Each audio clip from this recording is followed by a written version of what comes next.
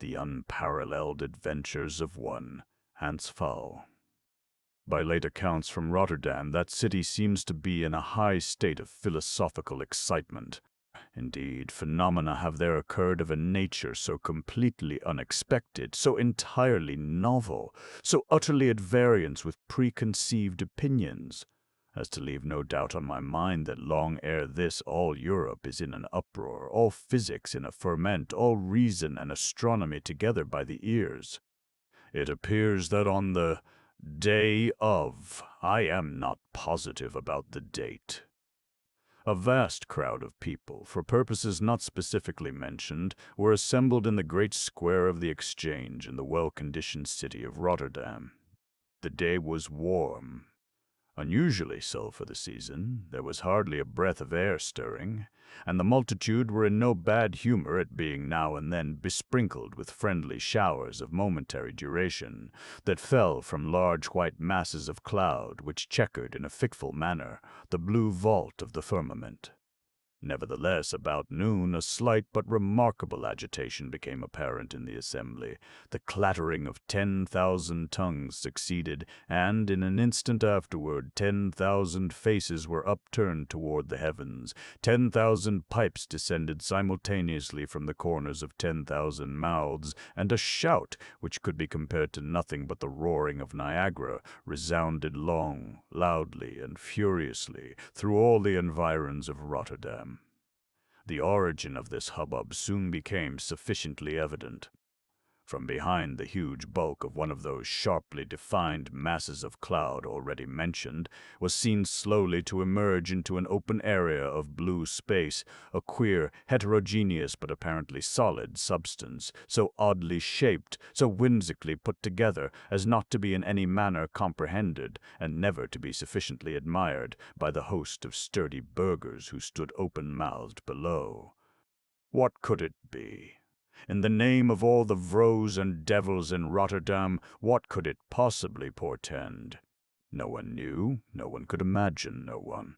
Not even the burgomaster Mynheer Superbus von Underdook had the slightest clue by which to unravel the mystery, so, as nothing more reasonable could be done, everyone to a man replaced his pipe carefully in the corner of his mouth, and cocking up his right eye towards the phenomenon, puffed, paused, waddled about, and grunted significantly, then waddled back, grunted, paused, and finally puffed again, then waddled back, grunted, paused, and finally puffed again. In the meantime, however, lower and still lower toward the goodly city came the object of so much curiosity and the cause of so much smoke. In a very few minutes it arrived near enough to be accurately discerned. It appeared to be, yes, it was undoubtedly a species of balloon, but surely no such balloon had ever been seen in Rotterdam before. For who, let me ask, ever heard of a balloon manufactured entirely of dirty newspapers? No man in Holland, certainly, yet here, under the very noses of the people, or rather at some distance above their noses, was the identical thing in question, and composed, I have it on the best authority, of the precise material which no one had ever before known to be used for a similar purpose. It was an egregious insult to the good sense of the burghers of Rotterdam. As to the shape of the phenomenon, it was even still more reprehensible, being little or nothing better than a huge foolscap turned upside down. And this similitude was regarded as by no means lessened when, upon nearer inspection, there was perceived a large tassel depending from its apex, and, around the upper rim or base of the cone, a circle of little instruments resembling sheep bells, which kept up a continual tinkling to the tune of Betty Martin. But still worse, suspended by blue ribbons to the end of this fantastic machine, there hung, by way of car, an enormous drab beaver hat with a brim superlatively broad, and a hemispherical crown with a black band and a silver buckle. It is, however, somewhat remarkable that many citizens of Rotterdam swore to having seen the same hat repeatedly before, and indeed the whole assembly seemed to regard it with eyes of familiarity, while the Vrouw Gretel Fouwal, upon sight of it, uttered an exclamation of joyful surprise, and declared it to be the identical hat of her good man himself.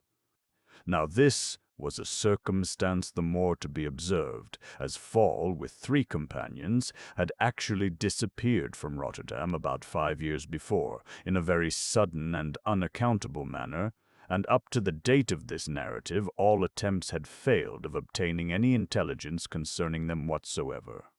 To be sure, some bones, which were thought to be human, mixed up with a quantity of odd-looking rubbish, had been lately discovered in a retired situation to the east of Rotterdam, and some people went so far as to imagine that in this spot a foul murder had been committed, and that the sufferers were in all probability Hans Faul and his associates. But to return. The balloon, for such no doubt it was, had now descended to within 100 feet of the earth, allowing the crowd below a sufficiently distinct view of the person of its occupant. This was, in truth, a very droll little somebody. He could not have been more than 2 feet in height, but this altitude, little as it was, would have been sufficient to destroy his equilibrium and tilt him over the edge of his tiny car, but for the intervention of a circular rim reaching as high as the breast and rigged on to the cords of the balloon. The body of the little man was more than proportionately broad, giving to his entire figure a rotundity highly absurd. His feet, of course, could not be seen at all, although a horny substance of suspicious nature was occasionally protruded through a rent in the bottom of the car, or to speak more properly, in the top of the hat. His hands were enormously large. His hair was extremely gray and collected into a queue behind.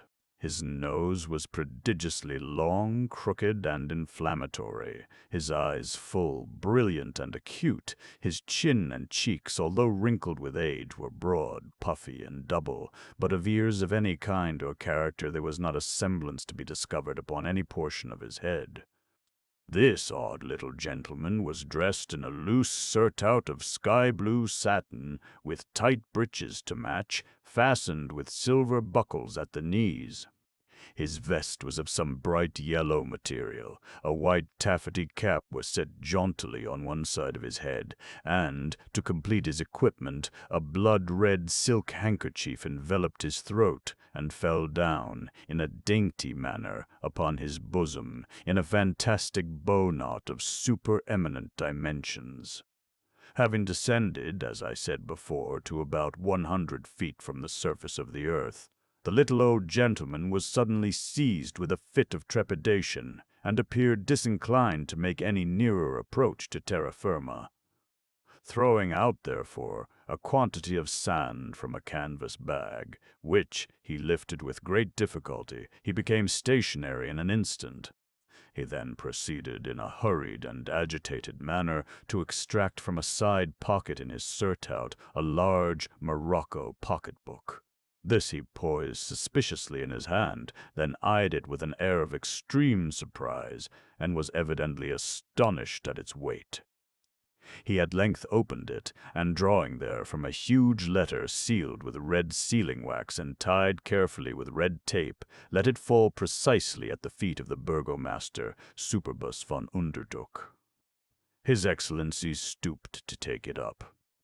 But the aeronaut, still greatly discomposed, and having apparently no farther business to detain him in Rotterdam, began at this moment to make busy preparations for departure, and it being necessary to discharge a portion of ballast to enable him to reascend, the half-dozen bags which he threw out, one after another, without taking the trouble to empty their contents, tumbled, every one of them, most unfortunately upon the back of the burgomaster, and rolled him over and over no less than 21 times, in the face of every man in Rotterdam.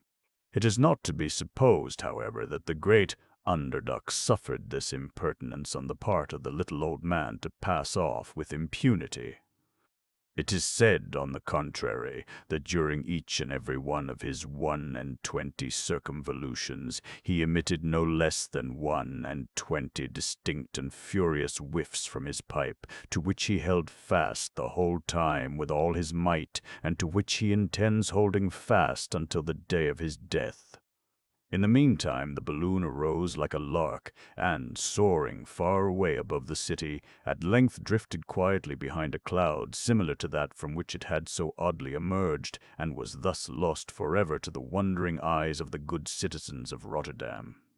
All attention was now directed to the letter, the descent of which and the consequences attending thereupon had proved so fatally subversive of both person and personal dignity to His Excellency, the illustrious Burgomaster Mynheer Superbus von Underduk.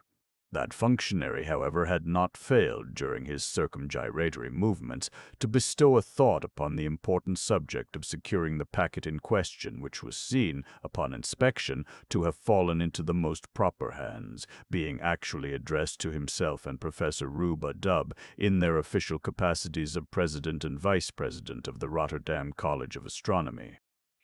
It was accordingly opened by those dignitaries upon the spot, and found to contain the following extraordinary and indeed very serious communication. To their Excellencies von Underduk and Dub, President and Vice President of the States College of Astronomers in the city of Rotterdam. Your Excellencies may perhaps be able to remember an humble artisan by name Hans Pfaall, and by occupation a mender of bellows, who, with 3 others, disappeared from Rotterdam about 5 years ago, in a manner which must have been considered by all parties at once sudden and extremely unaccountable. If, however, it so please your Excellencies, I, the writer of this communication, am the identical Hans Pfaall himself.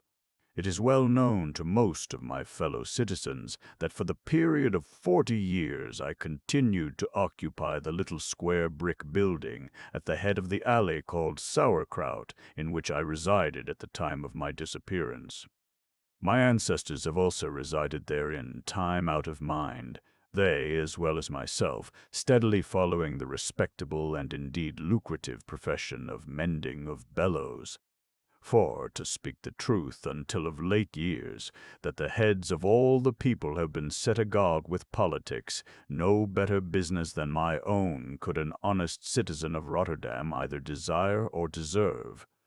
Credit was good, employment was never wanting, and on all hands there was no lack of either money or goodwill. But, as I was saying, we soon began to feel the effects of liberty and long speeches and radicalism and all that sort of thing. People who were formerly the very best customers in the world had now not a moment of time to think of us at all. They had, so they said, as much as they could do to read about the revolutions and keep up with the march of intellect and the spirit of the age. If a fire wanted fanning, it could readily be fanned with a newspaper, and as the government grew weaker, I have no doubt that leather and iron acquired durability in proportion, for in a very short time there was not a pair of bellows in all Rotterdam that ever stood in need of a stitch or required the assistance of a hammer. This was a state of things not to be endured. I soon grew as poor as a rat, and, having a wife and children to provide for, my burdens at length became intolerable, and I spent hour after hour in reflecting upon the most convenient method of putting an end to my life.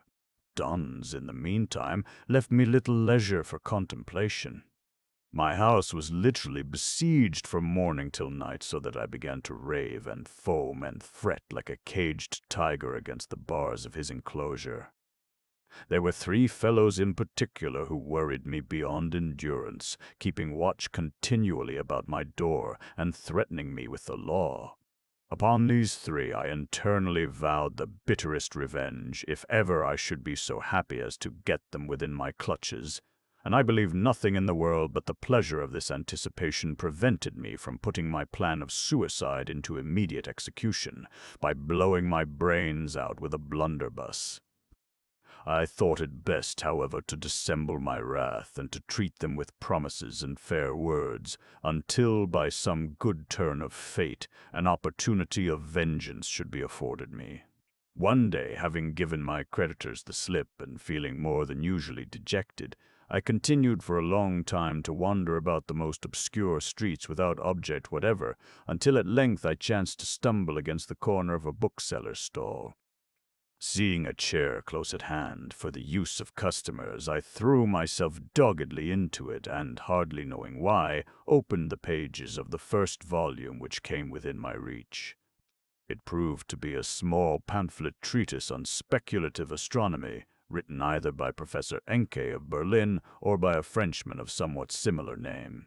I had some little tincture of information on matters of this nature, and soon became more and more absorbed in the contents of the book, reading it actually through twice before I awoke to a recollection of what was passing around me.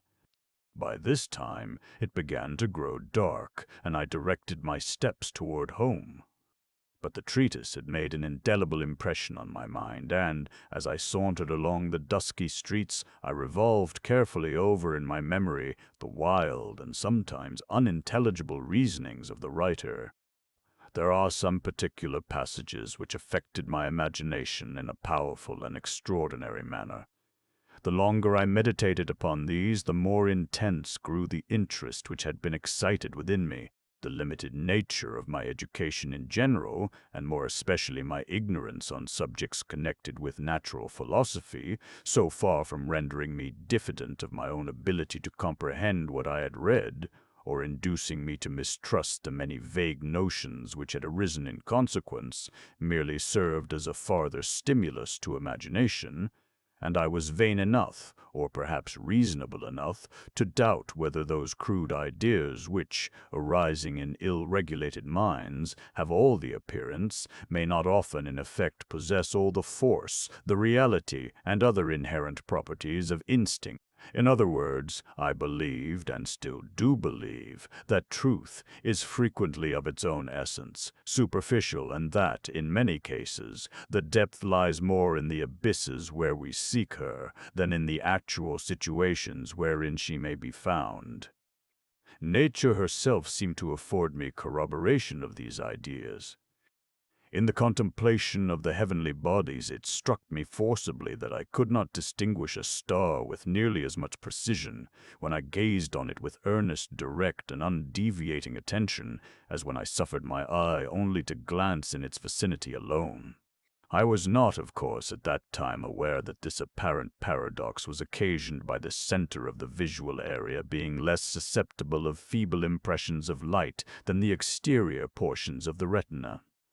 This knowledge, and some of another kind, came afterwards in the course of an eventful 5 years, during which I have dropped the prejudices of my former humble situation in life, and forgotten the bellows, mender in far different occupations. But at the epoch of which I speak, the analogy which a casual observation of a star offered to the conclusions I had already drawn struck me with the force of positive confirmation, and I then finally made up my mind to the course which I afterwards pursued. It was late when I reached home, and I went immediately to bed. My mind, however, was too much occupied to sleep, and I lay the whole night buried in meditation. Arising early in the morning, and contriving again to escape the vigilance of my creditors, I repaired eagerly to the bookseller's stall, and laid out what little ready money I possessed in the purchase of some volumes of mechanics and practical astronomy. Having arrived at home safely with these, I devoted every spare moment to their perusal, and soon made such proficiency in studies of this nature as I thought sufficient for the execution of my plan. In the intervals of this period, I made every endeavor to conciliate the 3 creditors who had given me so much annoyance. In this I finally succeeded, partly by selling enough of my household furniture to satisfy a moiety of their claim, and partly by a promise of paying the balance upon completion of a little project which I told them I had in view, and for assistance in which I solicited their services. By these means, for they were ignorant men, I found little difficulty in gaining them over to my purpose. Matters being thus arranged, I contrived, by the aid of my wife, and with the greatest secrecy and caution, to dispose of what property I had remaining, and to borrow, in small sums, under various pretenses, and without paying any attention to my future means of repayment, no inconsiderable quantity of ready money. With the means thus accruing, I proceeded to procure, at intervals, cambric muslin, very fine, in pieces of 12 yards each, twine, a lot of the varnish of caoutchouc, a large and deep basket of wickerwork, made to order, and several other articles necessary in the construction and equipment of a balloon of extraordinary dimensions. This I directed my wife to make up as soon as possible, and gave her all requisite information as to the particular method of proceeding.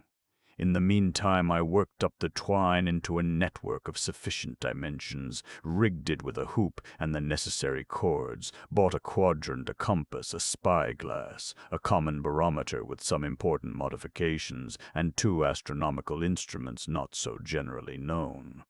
I then took opportunities of conveying by night to a retired situation east of Rotterdam 5 iron-bound casks to contain about 50 gallons each, and one of a larger size, 6 tinned ware tubes, 3 inches in diameter, properly shaped, and 10 feet in length, a quantity of a particular metallic substance, or semi-metal, which I shall not name, and a dozen demijohns of a very common acid. The gas to be formed from these latter materials is a gas never yet generated by any other person than myself, or at least never applied to any similar purpose. The secret I would make no difficulty in disclosing, but that it of right belongs to a citizen of Nantes in France, by whom it was conditionally communicated to myself. The same individual submitted to me, without being at all aware of my intentions, a method of constructing balloons from the membrane of a certain animal, through which substance any escape of gas was nearly an impossibility. I found it, however, altogether too expensive, and was not sure, upon the whole, whether cambric muslin with a coating of gum caoutchouc was not equally as good. I mention this circumstance because I think it probable that hereafter the individual in question may attempt a balloon ascension with the novel gas and material I have spoken of, and I do not wish to deprive him of the honor of a very singular invention. On the spot which I intended each of the smaller casks to occupy respectively during the inflation of the balloon, I privately dug a hole 2 feet deep, the holes forming in this manner a circle 25 feet in diameter. In the center of this circle, being the station designed for the large cask, I also dug a hole 3 feet in depth. In each of the 5 smaller holes I deposited a canister containing 50 pounds, and in the larger one a keg holding 150 pounds of cannon powder. These, the keg and canisters, I connected in a proper manner with covered trains, and having let into one of the canisters the end of about 4 feet of slow match, I covered up the hole and placed the cask over it, leaving the other end of the match protruding about an inch and barely visible beyond the cask. I then filled up the remaining holes and placed the barrels over them in their destined situation. Besides the articles above enumerated, I conveyed to the depot, and there secreted, one of M. Grimm's improvements upon the apparatus for condensation of the atmospheric air. I found this machine, however, to require considerable alteration before it could be adapted to the purposes to which I intended making it applicable. But, with severe labor and unremitting perseverance, I at length met with entire success in all my preparations. My balloon was soon completed. It would contain more than 40,000 cubic feet of gas, would take me up easily, I calculated, with all my implements, and, if I managed rightly, with 175 pounds of ballast into the bargain. It had received 3 coats of varnish, and I found the cambric muslin to answer all the purposes of silk itself, quite as strong and a good deal less expensive. Everything being now ready, I exacted from my wife an oath of secrecy in relation to all my actions from the day of my first visit to the bookseller's stall, and promising, on my part, to return as soon as circumstances would permit, I gave her what little money I had left, and bade her farewell. Indeed, I had no fear on her account. She was what people call a notable woman, and could manage matters in the world without my assistance. I believe, to tell the truth, she always looked upon me as an idle boy, a mere make-weight, good for nothing but building castles in the air, and was rather glad to get rid of me. It was a dark night when I bade her good-bye, and taking with me, as aides de camp, the 3 creditors who had given me so much trouble, we carried the balloon, with the car and accoutrements, by a roundabout way, to the station where the other articles were deposited. We there found them all unmolested, and I proceeded immediately to business. It was the 1st of April. The night, as I said before, was dark. There was not a star to be seen, and a drizzling rain, falling at intervals, rendered us very uncomfortable. But my chief anxiety was concerning the balloon, which, in spite of the varnish with which it was defended, began to grow rather heavy with the moisture. The powder also was liable to damage. I therefore kept my 3 duns working with great diligence, pounding down ice around the central cask and stirring the acid in the others. They did not cease, however, importuning me with questions as to what I intended to do with all this apparatus, and expressed much dissatisfaction at the terrible labor I made them undergo. They could not perceive, so they said, what good was likely to result from their getting wet to the skin merely to take a part in such horrible incantations. I began to get uneasy, and worked away with all my might, for I verily believe the idiots supposed that I had entered into a compact with the devil, and that, in short, what I was now doing was nothing better than it should be. I was, therefore, in great fear of their leaving me altogether. I contrived, however, to pacify them by promises of payment of all scores in full, as soon as I could bring the present business to a termination. To these speeches they gave, of course, their own interpretation, fancying, no doubt, that at all events I should come into possession of vast quantities of ready money, and provided I paid them all I owed, and a trifle more in consideration of their services, I dare say they cared very little what became of either my soul or my carcass. In about 4 hours and a half I found the balloon sufficiently inflated. I attached the car, therefore, and put all my implements in it, not forgetting the condensing apparatus, a copious supply of water, and a large quantity of provisions such as pemmican, in which much nutriment is contained in comparatively little bulk. I also secured in the car a pair of pigeons and a cat. It was now nearly daybreak, and I thought it high time to take my departure. Dropping a lighted cigar on the ground, as if by accident, I took the opportunity, in stooping to pick it up, of igniting privately the piece of slow match, whose end, as I said before, protruded a very little beyond the lower rim of one of the smaller casks. This maneuver was totally unperceived on the part of the 3 duns, and, jumping into the car, I immediately cut the single cord which held me to the earth, and was pleased to find that I shot upward, carrying with all ease 175 pounds of leaden ballast, and able to have carried up as many more.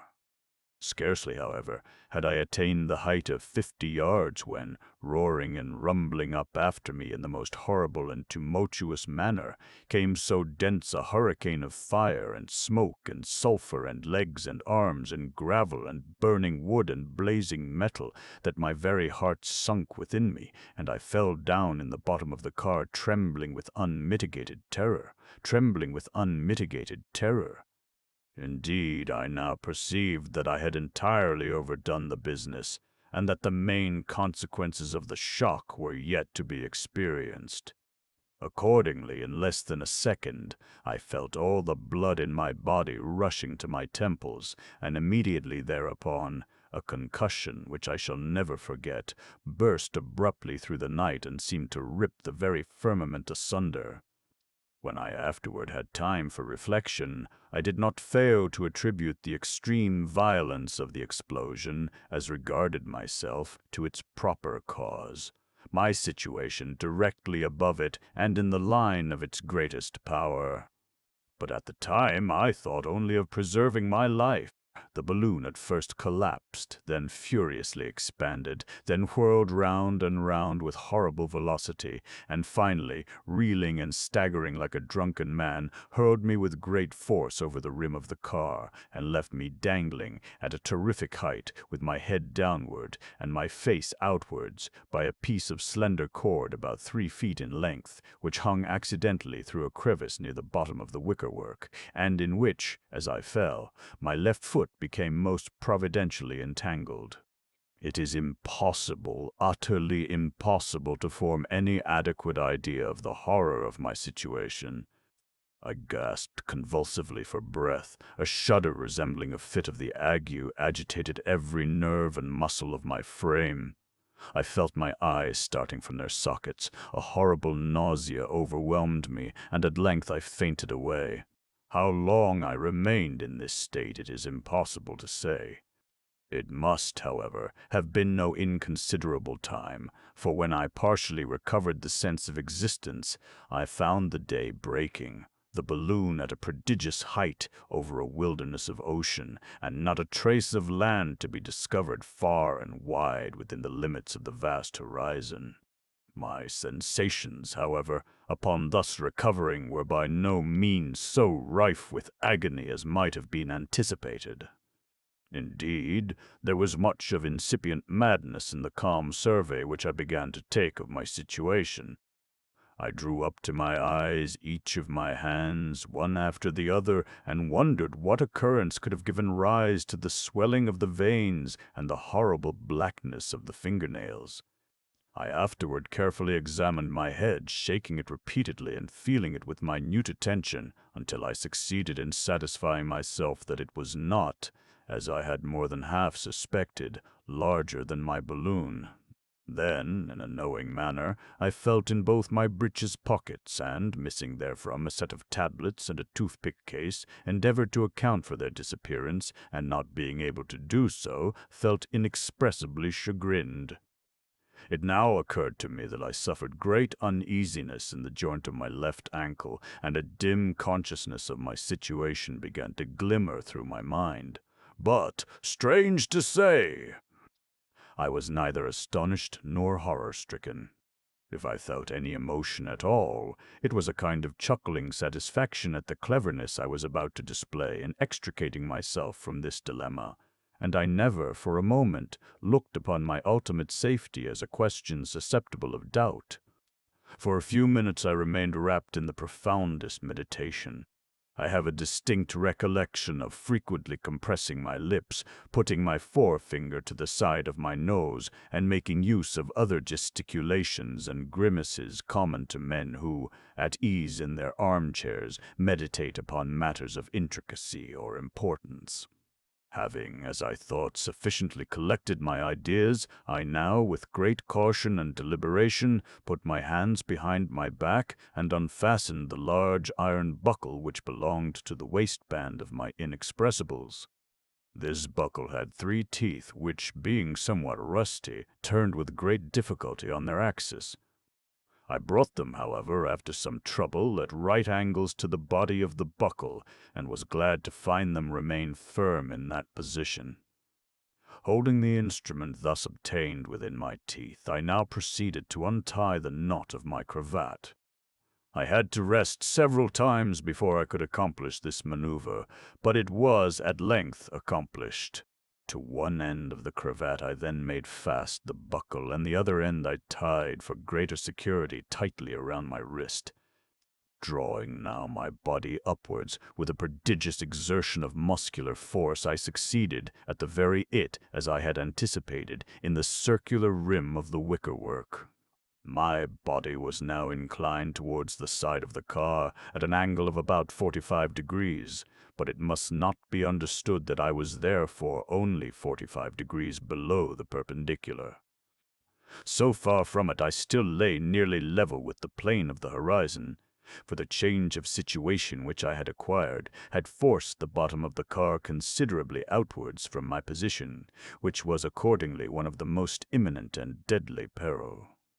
It should be remembered, however, that when I fell in the first instance from the car, if I had fallen with my face turned toward the balloon, instead of turned outwardly from it as it actually was, or if, in the second place, the cord by which I was suspended had chanced to hang over the upper edge, instead of through a crevice near the bottom of the car, I say it may be readily conceived that, in either of these supposed cases, I should have been unable to accomplish even as much as I had now accomplished, and the wonderful adventures of Hans Pfaall would have been utterly lost to posterity. I had therefore every reason to be grateful.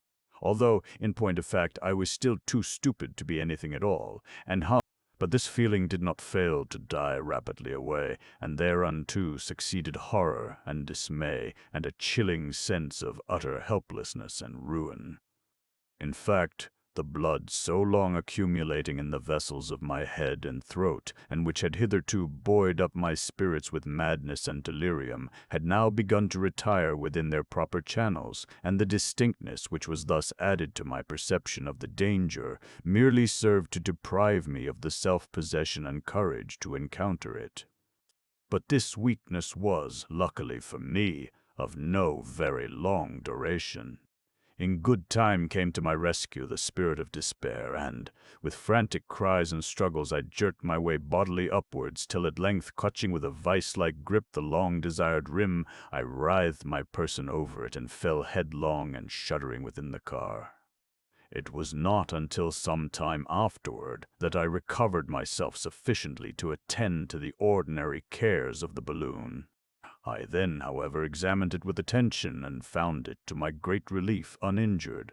My implements were all safe, and fortunately I had lost neither ballast nor provisions. Indeed, I had so well secured them in their places that such an accident was entirely out of the question. Looking at my watch, I found it 6 o'clock. I was still rapidly ascending, and my barometer gave a present altitude of 3¾ miles. Immediately beneath me in the ocean lay a small black object, slightly oblong in shape, seemingly about the size, and in every way bearing a great resemblance to one of those childish toys called a domino. Bringing my telescope to bear upon it, I plainly discerned it to be a British 94-gun ship, close-hauled, and pitching heavily in the sea with her head to the WSWS. Besides this ship, I saw nothing but the ocean and the sky, and the sun which had long arisen. It is now high time that I should explain to your excellencies the object of my perilous voyage. Your excellencies will bear in mind that distressed circumstances in Rotterdam had at length driven me to the resolution of committing suicide. It was not, however, that to life itself I had any positive disgust, but that I was harassed beyond endurance by the adventitious miseries attending my situation. In this state of mind, wishing to live, yet wearied with life, the treatise at the stall of the bookseller opened a resource to my imagination. I then finally made up my mind. I determined to depart, yet live to leave the world, yet continue to exist. In short, to drop enigmas I resolved, let what would ensue, to force a passage, if I could, to the moon. Now, lest I should be supposed more of a madman than I actually am, I will detail, as well as I am able, the considerations which led me to believe that an achievement of this nature, although without doubt difficult and incontestably full of danger, was not absolutely, to a bold spirit, beyond the confines of the possible. The moon's actual distance from the earth was the first thing to be attended to. Now, the mean or average interval between the centers of the two planets is 59,9643 of the earth's equatorial radii, or only about 237,000 miles.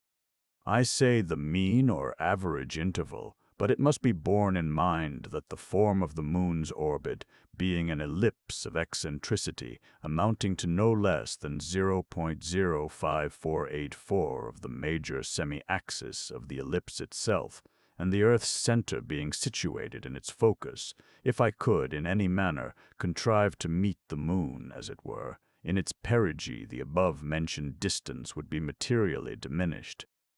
But, to say nothing at present of this possibility, it was very certain that, at all events, from the 237,000 miles, I would have to deduct the radius of the Earth, say 4,000, and the radius of the Moon, say 1,080, in all 5,080, leaving an actual interval to be traversed, under average circumstances, of 231,920 miles.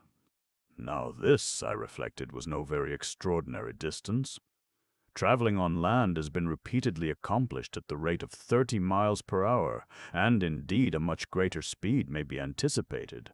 But even at this velocity it would take me no more than 22 days to reach the surface of the moon. There were, however, many particulars inducing me to believe that my average rate of traveling might possibly very much exceed that of 30 miles per hour, and as these considerations did not fail to make a deep impression upon my mind, I will mention them more fully hereafter. The next point to be regarded was a matter of far greater importance. From indications afforded by the barometer, we find that, in ascensions from the surface of the Earth, we have, at the height of 1,000 feet, left below us about 1/30th of the entire mass of atmospheric air, that at 10,600 we have ascended through nearly 1/3, and that at 18,000, which is not far from the elevation of Cotopaxi, we have surmounted 1/2 the material, or, at all events, 1/2 the ponderable, body of air incumbent upon our globe.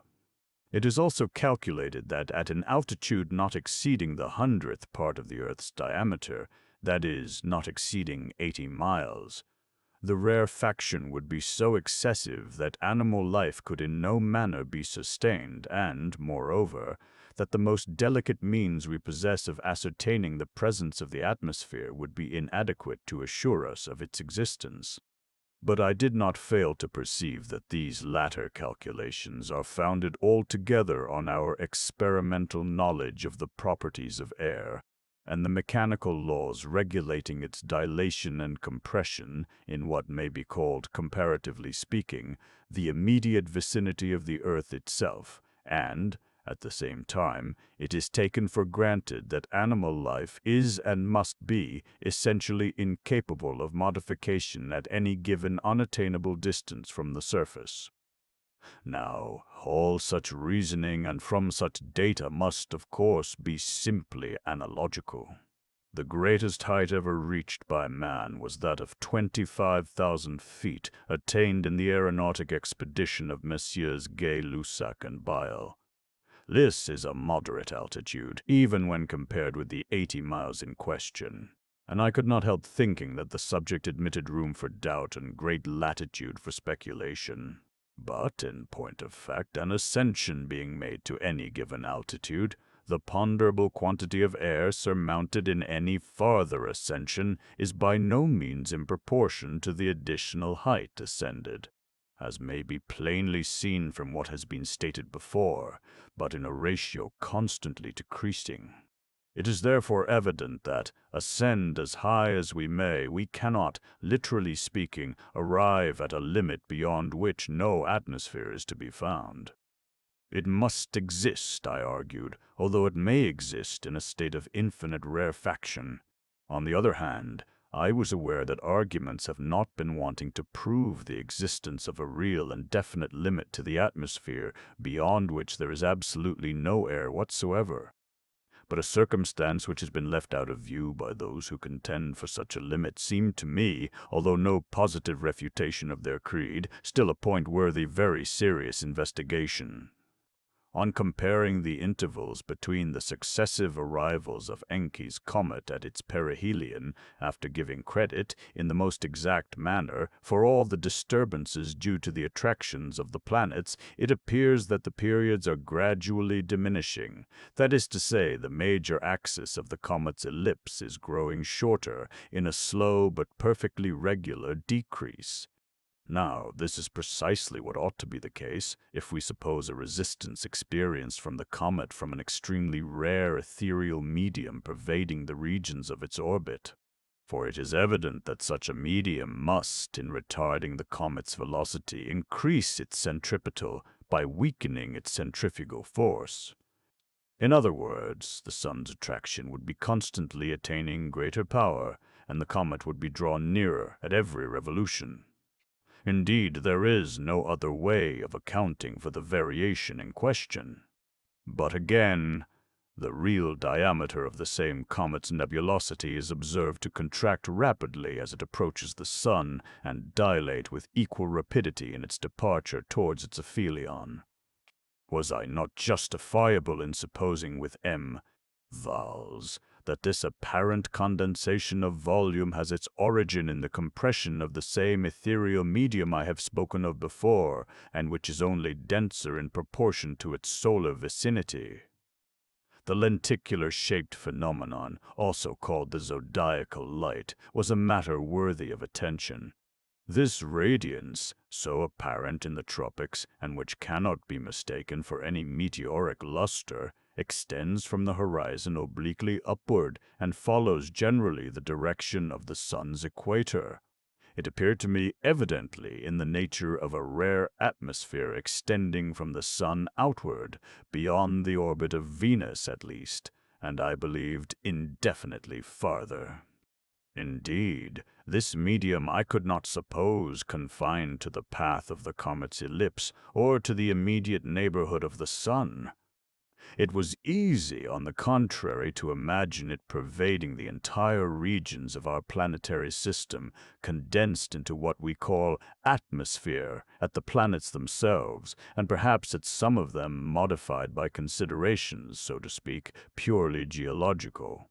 Having adopted this view of the subject, I had little further hesitation. Granting that on my passage I should meet with atmosphere essentially the same as at the surface of the earth, I conceived that, by means of the very ingenious apparatus of M. Grimm, I should readily be enabled to condense it in sufficient quantity for the purposes of respiration. This would remove the chief obstacle in a journey to the moon. I had indeed spent some money and great labor in adapting the apparatus to the object intended, and confidently looked forward to its successful application, if I could manage to complete the voyage within any reasonable period. This brings me back to the rate at which it might be possible to travel. It is true that balloons, in the first stage of their ascensions from the earth, are known to rise with a velocity comparatively moderate. Now, the power of elevation lies altogether in the superior lightness of the gas in the balloon compared with the atmospheric air, and, at first sight, it does not appear probable that, as the balloon acquires altitude and consequently arrives successively in atmospheric strata of densities rapidly diminishing, I say, it does not appear at all reasonable that, in this, its progress upwards, the original velocity should be accelerated.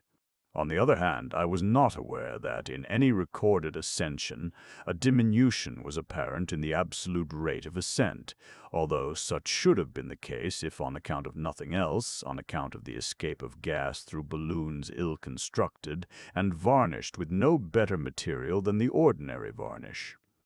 It seemed, therefore, that the effect of such escape was only sufficient to counterbalance the effect of some accelerating power. I now considered that, provided in my passage I found the medium I had imagined, and provided that it should prove to be actually and essentially what we denominate atmospheric air, it could make comparatively little difference at what extreme state of rarefaction I should discover it. That is to say, in regard to my power of ascending, for the gas in the balloon would not only be itself subject to rarefaction partially similar, in proportion to the occurrence of which I could suffer an escape of so much as would be requisite to prevent explosion, but, being what it was, would, at all events, continue specifically lighter than any compound whatever. In the meantime, the force of gravitation would be constantly diminishing in proportion to the squares of the distances, and thus, with a velocity prodigiously accelerating, I should at length arrive in those distant regions where the force of the Earth's attraction would be superseded by that of the moon. In accordance with these ideas, I did not think it worth while to encumber myself with more provisions than would be sufficient for a period of 40 days. There was still, however, another difficulty, which occasioned me some little disquietude. It has been observed that in balloon ascensions to any considerable height, besides the pain attending respiration, great uneasiness is experienced about the head and body, often accompanied with bleeding at the nose and other symptoms of an alarming kind, and growing more and more inconvenient in proportion to the altitude attained. This was a reflection of a nature somewhat startling. Was it not probable that these symptoms would increase indefinitely, or at least until terminated by death itself? I finally thought not. Their origin was to be looked for in the progressive removal of the customary atmospheric pressure upon the surface of the body, and consequent distension of the superficial blood vessels, not in any positive disorganization of the animal system, as in the case of difficulty in breathing, where the atmospheric density is chemically insufficient for the due renovation of blood in a ventricle of the heart. Unless for default of this renovation, I could see no reason, therefore, why life could not be sustained even in a vacuum, for the expansion and compression of chest, commonly called breathing, is action purely muscular, and the cause, not the effect, of respiration. In a word, I conceived that, as the body should become habituated to the want of atmospheric pressure, the sensations of pain would gradually diminish, and to endure them while they continued, I relied with confidence upon the iron hardihood of my constitution. Thus, may it please your excellencies, I have detailed some, though by no means all, the considerations which led me to form the project of a lunar voyage. I shall now proceed to lay before you the result of an attempt so apparently audacious in conception, and, at all events, so utterly unparalleled in the annals of mankind.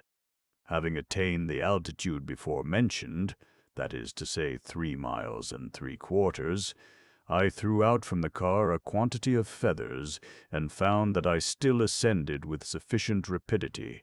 There was, therefore, no necessity for discharging any ballast. I was glad of this, for I wished to retain with me as much weight as I could carry, for reasons which will be explained in the sequel. I as yet suffered no bodily inconvenience, breathing with great freedom, and feeling no pain whatever in the head.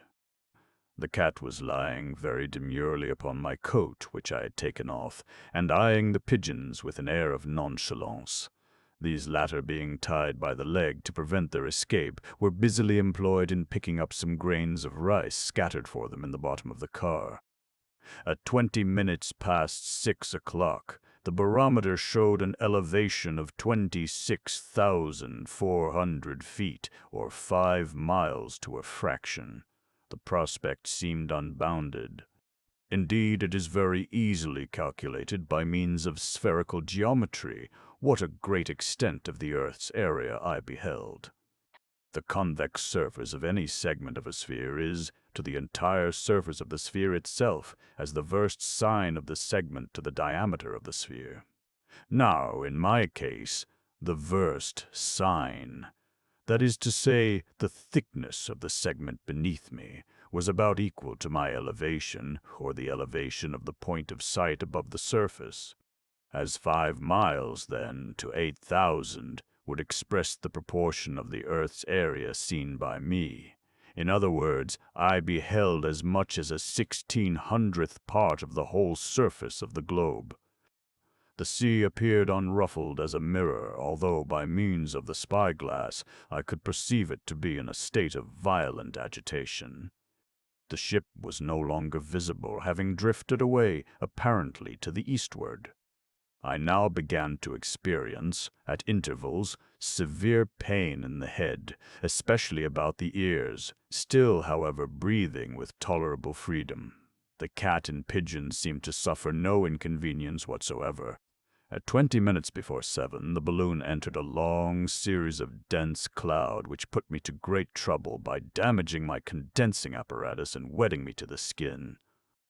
This was, to be sure, a singular rencontre, for I had not believed it possible that a cloud of this nature could be sustained at so great an elevation. I thought it best, however, to throw out 2 5-pound pieces of ballast, reserving still a weight of 165 pounds. Upon so doing, I soon rose above the difficulty, and perceived immediately that I had obtained a great increase in my rate of ascent. In a few seconds after my leaving the cloud, a flash of vivid lightning shot from one end of it to the other, and caused it to kindle up throughout its vast extent like a mass of ignited and glowing charcoal. This, it must be remembered, was in the broad light of day. No fancy may picture the sublimity which might have been exhibited by a similar phenomenon taking place amid the darkness of the night. Hell itself might have been found a fitting image. Even as it was, my hair stood on end, while I gazed afar down within the yawning abysses, letting imagination descend, as it were, and stalk about in the strange vaulted halls and ruddy gulfs and red ghastly chasms of the hideous and unfathomable fire. I had indeed made a narrow escape. Had the balloon remained a very short while longer within the cloud, that is to say, had not the inconvenience of getting wet determined me to discharge the ballast, inevitable ruin would have been the consequence. Such perils, although little considered, are perhaps the greatest which must be encountered in balloons. I had by this time, however, attained too great an elevation to be any longer uneasy on this head. I was now rising rapidly, and by 7 o'clock the barometer indicated an altitude of no less than 9 miles and a half. I began to find great difficulty in drawing my breath. My head, too, was excessively painful, and, having felt for some time a moisture about my cheeks, I at length discovered it to be blood, which was oozing quite fast from the drums of my ears. My eyes, also, gave me great uneasiness. Upon passing the hand over them, they seemed to have protruded from their sockets in no inconsiderable degree, and all objects in the car, and even the balloon itself, appeared distorted to my vision. These symptoms were more than I had expected, and occasioned me some alarm. At this juncture, very imprudently, and without consideration, I threw out from the car 3 5-pound pieces of ballast. The accelerated rate of ascent thus obtained carried me too rapidly, and without sufficient gradation, into a highly rarefied stratum of the atmosphere, and the result had nearly proved fatal to my expedition and to myself. I was suddenly seized with a spasm which lasted for more than 5 minutes, and even when this, in a measure, ceased, I could catch my breath only at long intervals, and in a gasping manner, bleeding all the while copiously at the nose and ears, and even slightly at the eyes.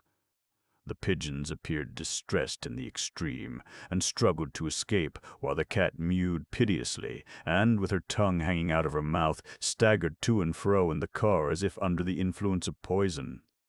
I now too late discovered the great rashness of which I had been guilty in discharging the ballast, and my agitation was excessive. I anticipated nothing less than death, and death in a few minutes. The physical suffering I underwent contributed also to render me nearly incapable of making any exertion for the preservation of my life. I had, indeed, little power of reflection left, and the violence of the pain in my head seemed to be greatly on the increase. Thus I found that my senses would shortly give way altogether, and I had already clutched one of the valve ropes with the view of attempting a descent, when the recollection of the trick I had played, the 3 creditors, and the possible consequences to myself, should I return, operated to deter me for the moment. I lay down in the bottom of the car, and endeavored to collect my faculties. In this I so far succeeded as to determine upon the experiment of losing blood. Having no lancet, however, I was constrained to perform the operation in the best manner I was able, and finally succeeded in opening a vein in my right arm with the blade of my penknife. The blood had hardly commenced flowing when I experienced a sensible relief, and by the time I had lost about half a moderate basin full, most of the worst symptoms had abandoned me entirely.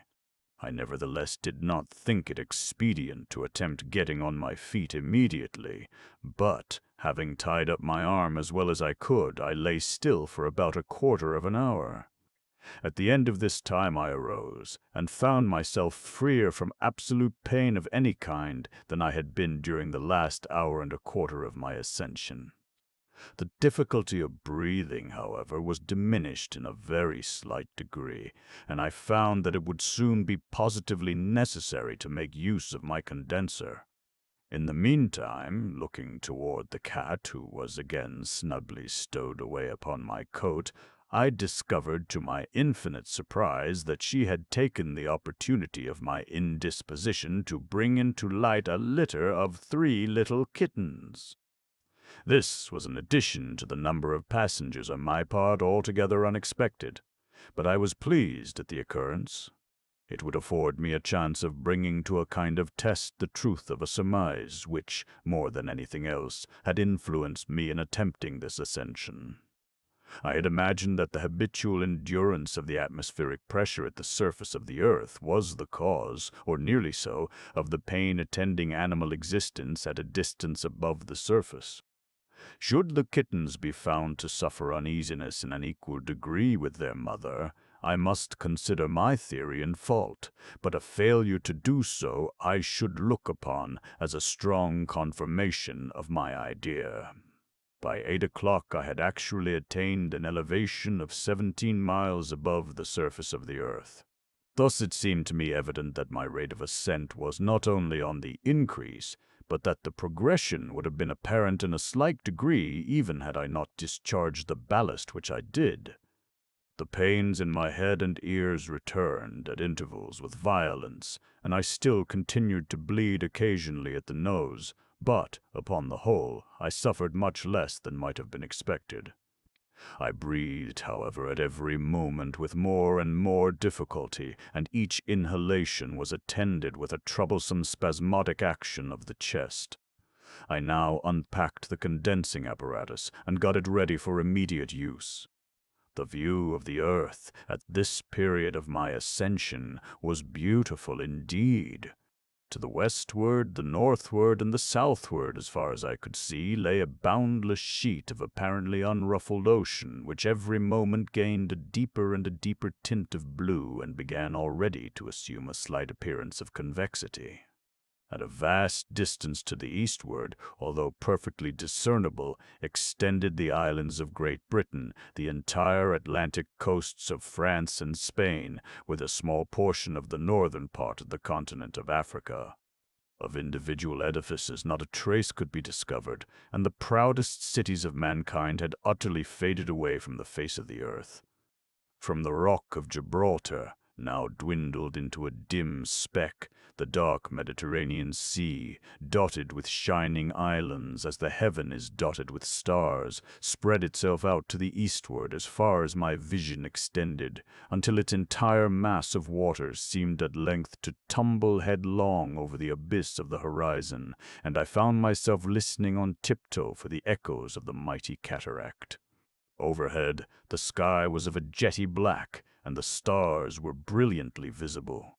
The pigeons about this time seeming to undergo much suffering, I determined upon giving them their liberty. I first untied one of them, a beautiful gray mottled pigeon, and placed him upon the rim of the wickerwork.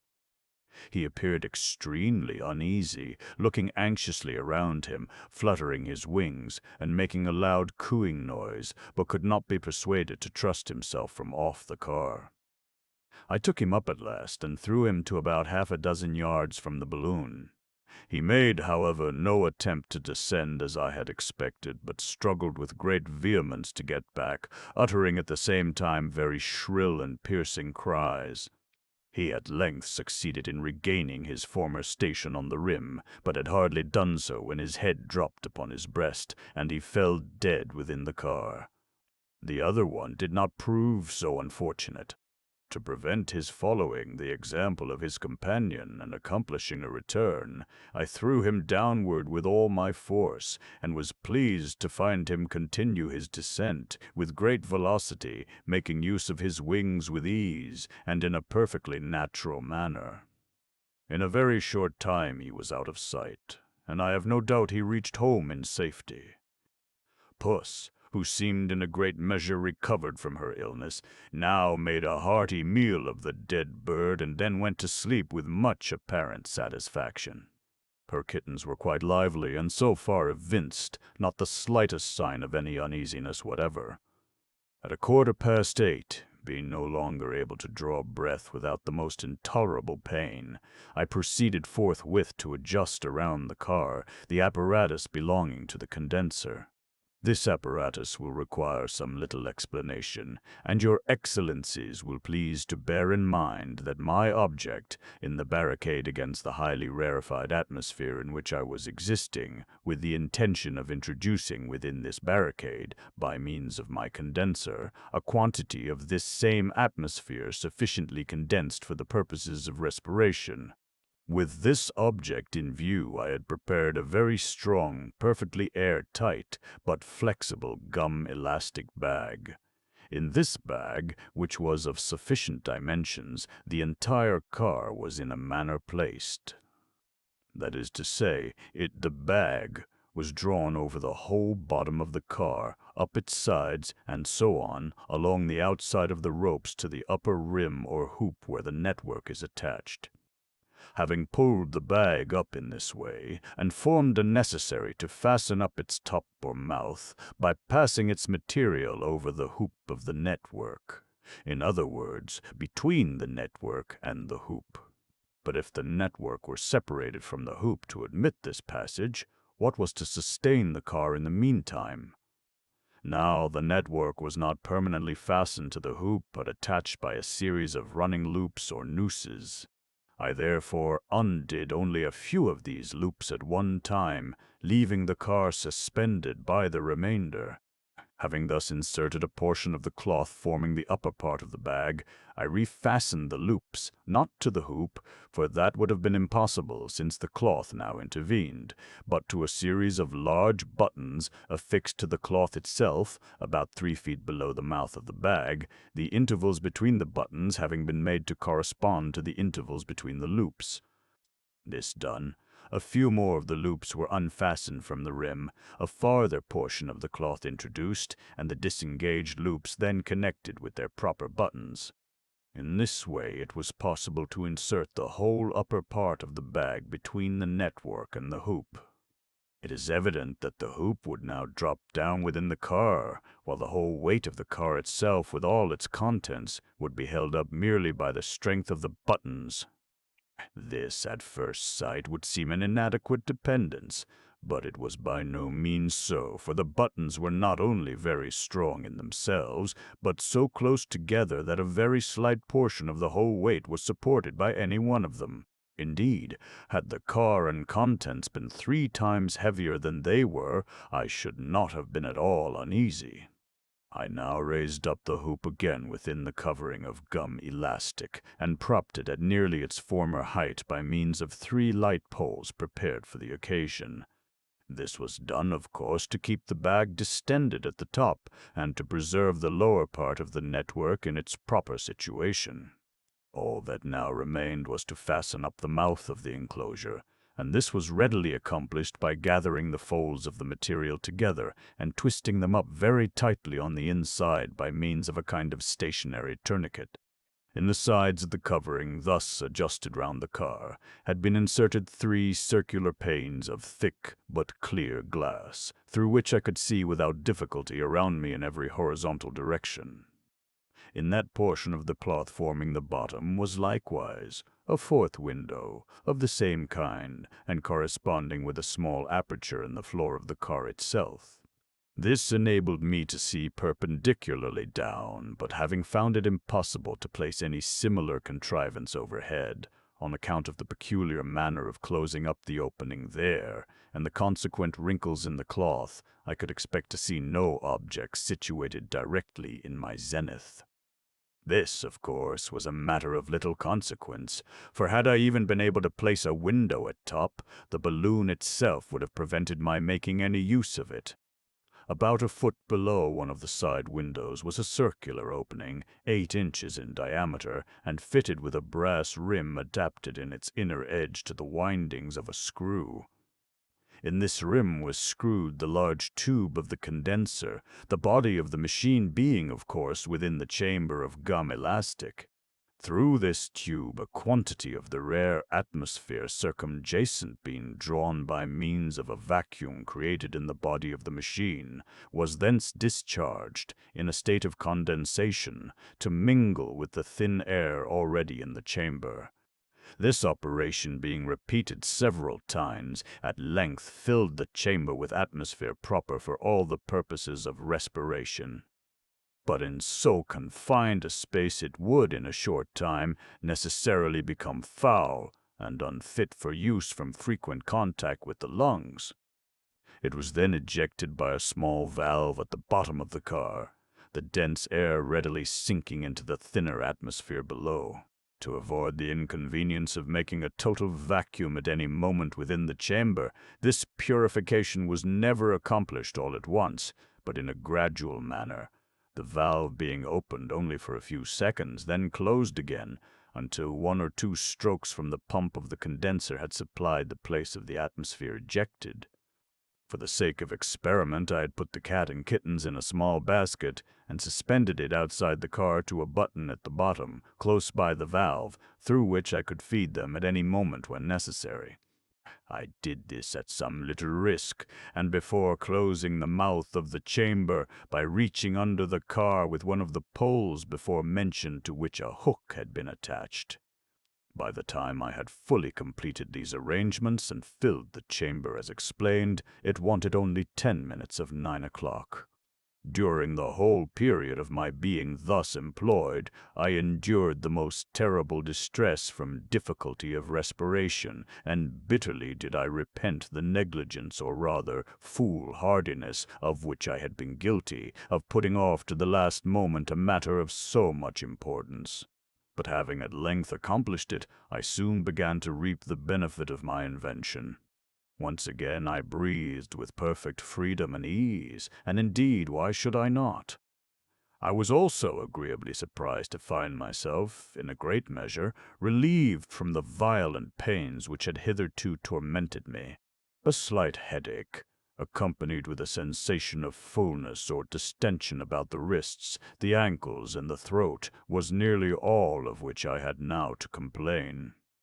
Thus it seemed evident that a greater part of the uneasiness attending the removal of atmospheric pressure had actually worn off as I had expected, and that much of the pain endured for the last 2 hours should have been attributed altogether to the effects of a deficient respiration.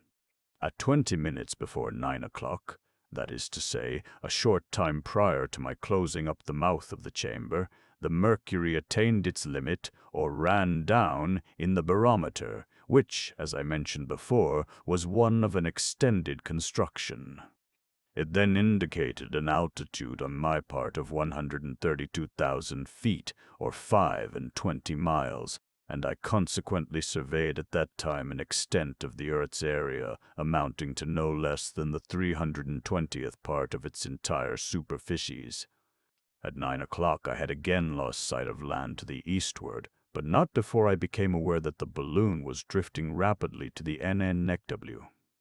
The convexity of the ocean beneath me was very evident indeed, although my view was often interrupted by the masses of cloud which floated to and fro. I observed now that even the lightest vapors never rose to more than 10 miles above the level of the sea.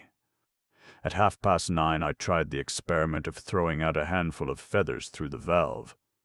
They did not float as I had expected, but dropped down perpendicularly, like a bullet, en masse, and with the greatest velocity, being out of sight in a very few seconds. I did not at first know what to make of this extraordinary phenomenon, not being able to believe that my rate of ascent had, of a sudden, met with so prodigious an acceleration. But it soon occurred to me that the atmosphere was now far too rare to sustain even the feathers, that they actually fell, as they appeared to do, with great rapidity, and that I had been surprised by the united velocities of their descent and my own elevation. By 10 o'clock I found that I had very little to occupy my immediate attention. Affairs went swimmingly, and I believed the balloon to be going upward with a speed increasing momently, although I had no longer any means of ascertaining the progression of the increase. I suffered no pain or uneasiness of any kind, and enjoyed better spirits than I had at any period since my departure from Rotterdam, busying myself now in examining the state of my various apparatus, and now in regenerating the atmosphere within the chamber. This latter point I determined to attend to at regular intervals of 40 minutes, more on account of the preservation of my health than from so frequent a renovation being absolutely necessary. In the meanwhile I could not help making anticipations. Fancy reveled in the wild and dreamy regions of the moon. Imagination, feeling herself for once unshackled, roamed at will among the ever-changing wonders of a shadowy and unstable land. Now there were hoary and time-honored forests, and craggy precipices, and waterfalls tumbling with a loud noise into abysses without a bottom. Then I came suddenly into still noonday solitudes, where no wind of heaven ever intruded, and where vast meadows of poppies and slender lily-looking flowers spread themselves out a weary distance, all silent and motionless forever. Then again I journeyed far down away into another country, where it was all one dim and vague lake with a boundary line of clouds. And out of this melancholy water arose a forest of tall eastern trees, like a wilderness of dreams.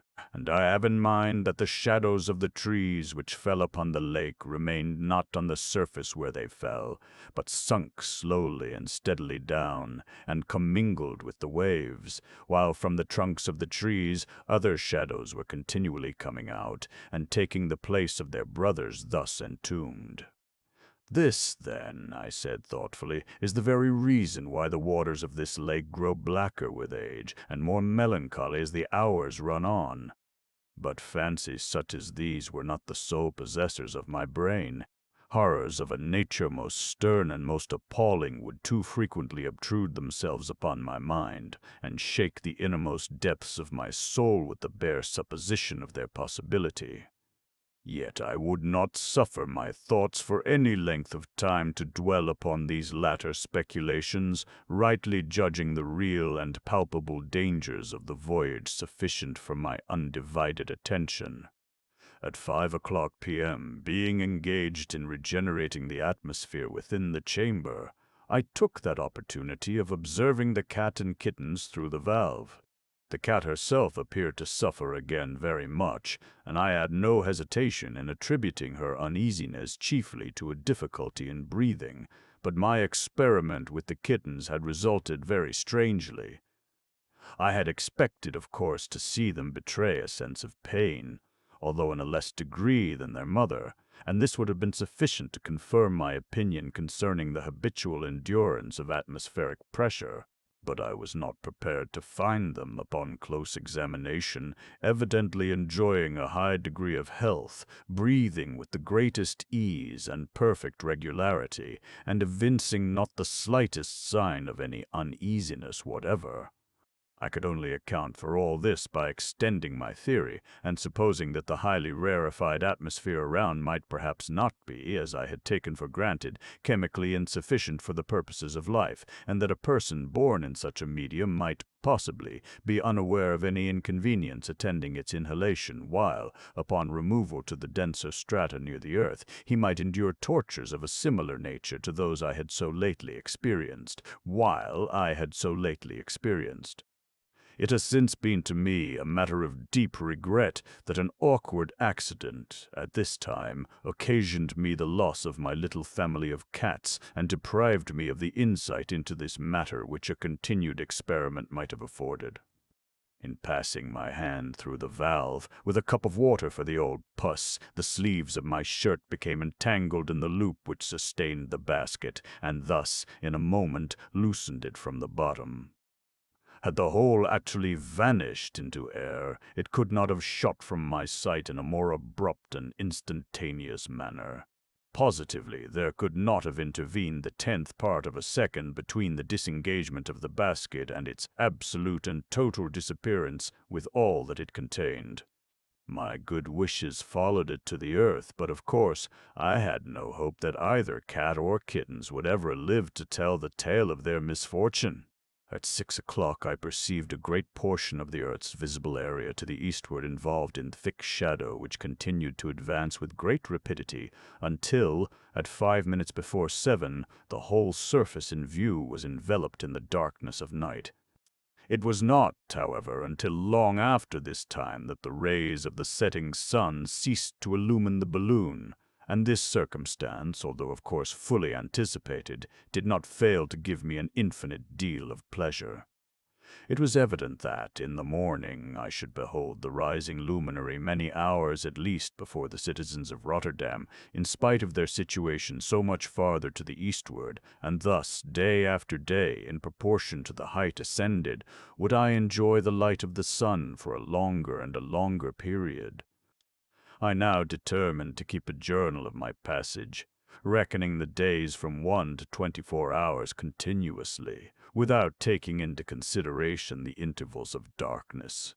At 10 o'clock, feeling sleepy, I determined to lie down for the rest of the night, but here a difficulty presented itself which, obvious as it may appear, had escaped my attention up to the very moment of which I am now speaking. If I went to sleep as I proposed, how could the atmosphere in the chamber be regenerated in the interim? To breathe it for more than an hour at the farthest would be a matter of impossibility, or, if even this term could be extended to an hour and a quarter, the most ruinous consequences might ensue. The consideration of this dilemma gave me no little disquietude, and it will hardly be believed that, after the dangers I had undergone, I should look upon this business in so serious a light as to give up all hope of accomplishing my ultimate design, and finally make up my mind to the necessity of a descent. But this hesitation was only momentary. I reflected that man is the veriest slave of custom, and that many points in the routine of his existence are deemed essentially important, which are only so at all by his having rendered them habitual. It was very certain that I could not do without sleep, but I might easily bring myself to feel no inconvenience from being awakened at intervals of an hour during the whole period of my repose. It would require but 5 minutes at most to regenerate the atmosphere in the fullest manner, and the only real difficulty was to contrive a method of arousing myself at the proper moment for so doing. But this was a question which, I am willing to confess, occasioned me no little trouble in its solution. To be sure, I had heard of the student who, to prevent his falling asleep over his books, held in one hand a ball of copper, the din of whose descent into a basin of the same metal on the floor beside his chair served effectually to startle him up if, at any moment, he should be overcome with drowsiness. My own case, however, was very different indeed, and left me no room for any similar idea, for I did not wish to keep awake but to be aroused from slumber at regular intervals of time. I at length hit upon the following expedient, which, simple as it may seem, was hailed by me, at the moment of discovery, as an invention fully equal to that of the telescope, the steam engine, or the art of printing itself. It is necessary to premise that the balloon, at the elevation now attained, continued its course upward with an even and undeviating ascent, and the car consequently followed with a steadiness so perfect that it would have been impossible to detect in it the slightest vacillation whatever. This circumstance favored me greatly in the project I now determined to adopt. My supply of water had been put on board in kegs containing 5 gallons each, and ranged very securely around the interior of the car. I unfastened one of these and, taking 2 ropes, tied them tightly across the rim of the wickerwork from one side to the other, placing them about a foot apart and parallel so as to form a kind of shelf, upon which I placed the keg and steadied it in a horizontal position. About 8 inches immediately below these ropes, and 4 feet from the bottom of the car, I fastened another shelf, but made of thin plank, being the only similar piece of wood I had.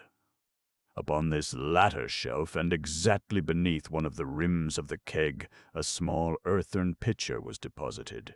I now bored a hole in the end of the keg over the pitcher, and fitted in a plug of soft wood, cut in a tapering or conical shape. This plug I pushed in or pulled out, as might happen, until, after a few experiments, it arrived at that exact degree of tightness at which the water oozing from the hole and falling into the pitcher below would fill the latter to the brim in the period of 60 minutes. This, of course, was a matter briefly and easily ascertained by noticing the proportion of the pitcher filled in any given time. Having arranged all this, the rest of the plan is obvious. My bed was so contrived upon the floor of the car as to bring my head, in lying down, immediately below the mouth of the pitcher. It was evident that, at the expiration of an hour, the pitcher, getting full, would be forced to run over, and to run over at the mouth, which was somewhat lower than the rim.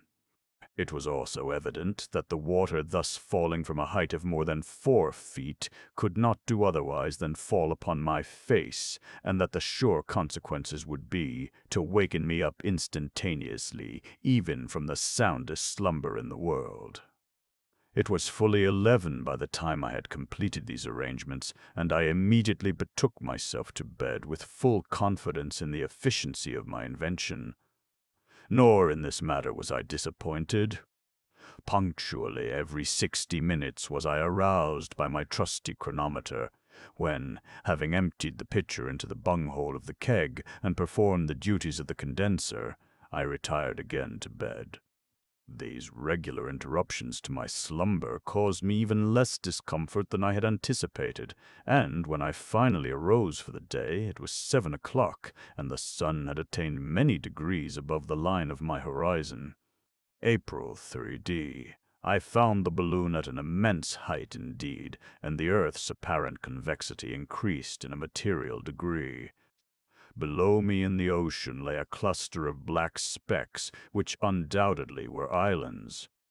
Far away to the northward I perceived a thin, white, and exceedingly brilliant line, or streak, on the edge of the horizon, and I had no hesitation in supposing it to be the sudden disk of the ices of the polar sea. My curiosity was greatly excited, for I had hopes of passing on much farther to the north, and might possibly, at some period, find myself placed directly above the pole itself. I now lamented that my great elevation would, in this case, prevent my taking as accurate a survey as I could wish. Much, however, might be ascertained. Nothing else of an extraordinary nature occurred during the day. My apparatus all continued in good order, and the balloon still ascended without any perceptible vacillation. The cold was intense, and obliged me to wrap up closely in an overcoat. When darkness came over the earth, I betook myself to bed, although it was for many hours afterward broad daylight all around my immediate situation.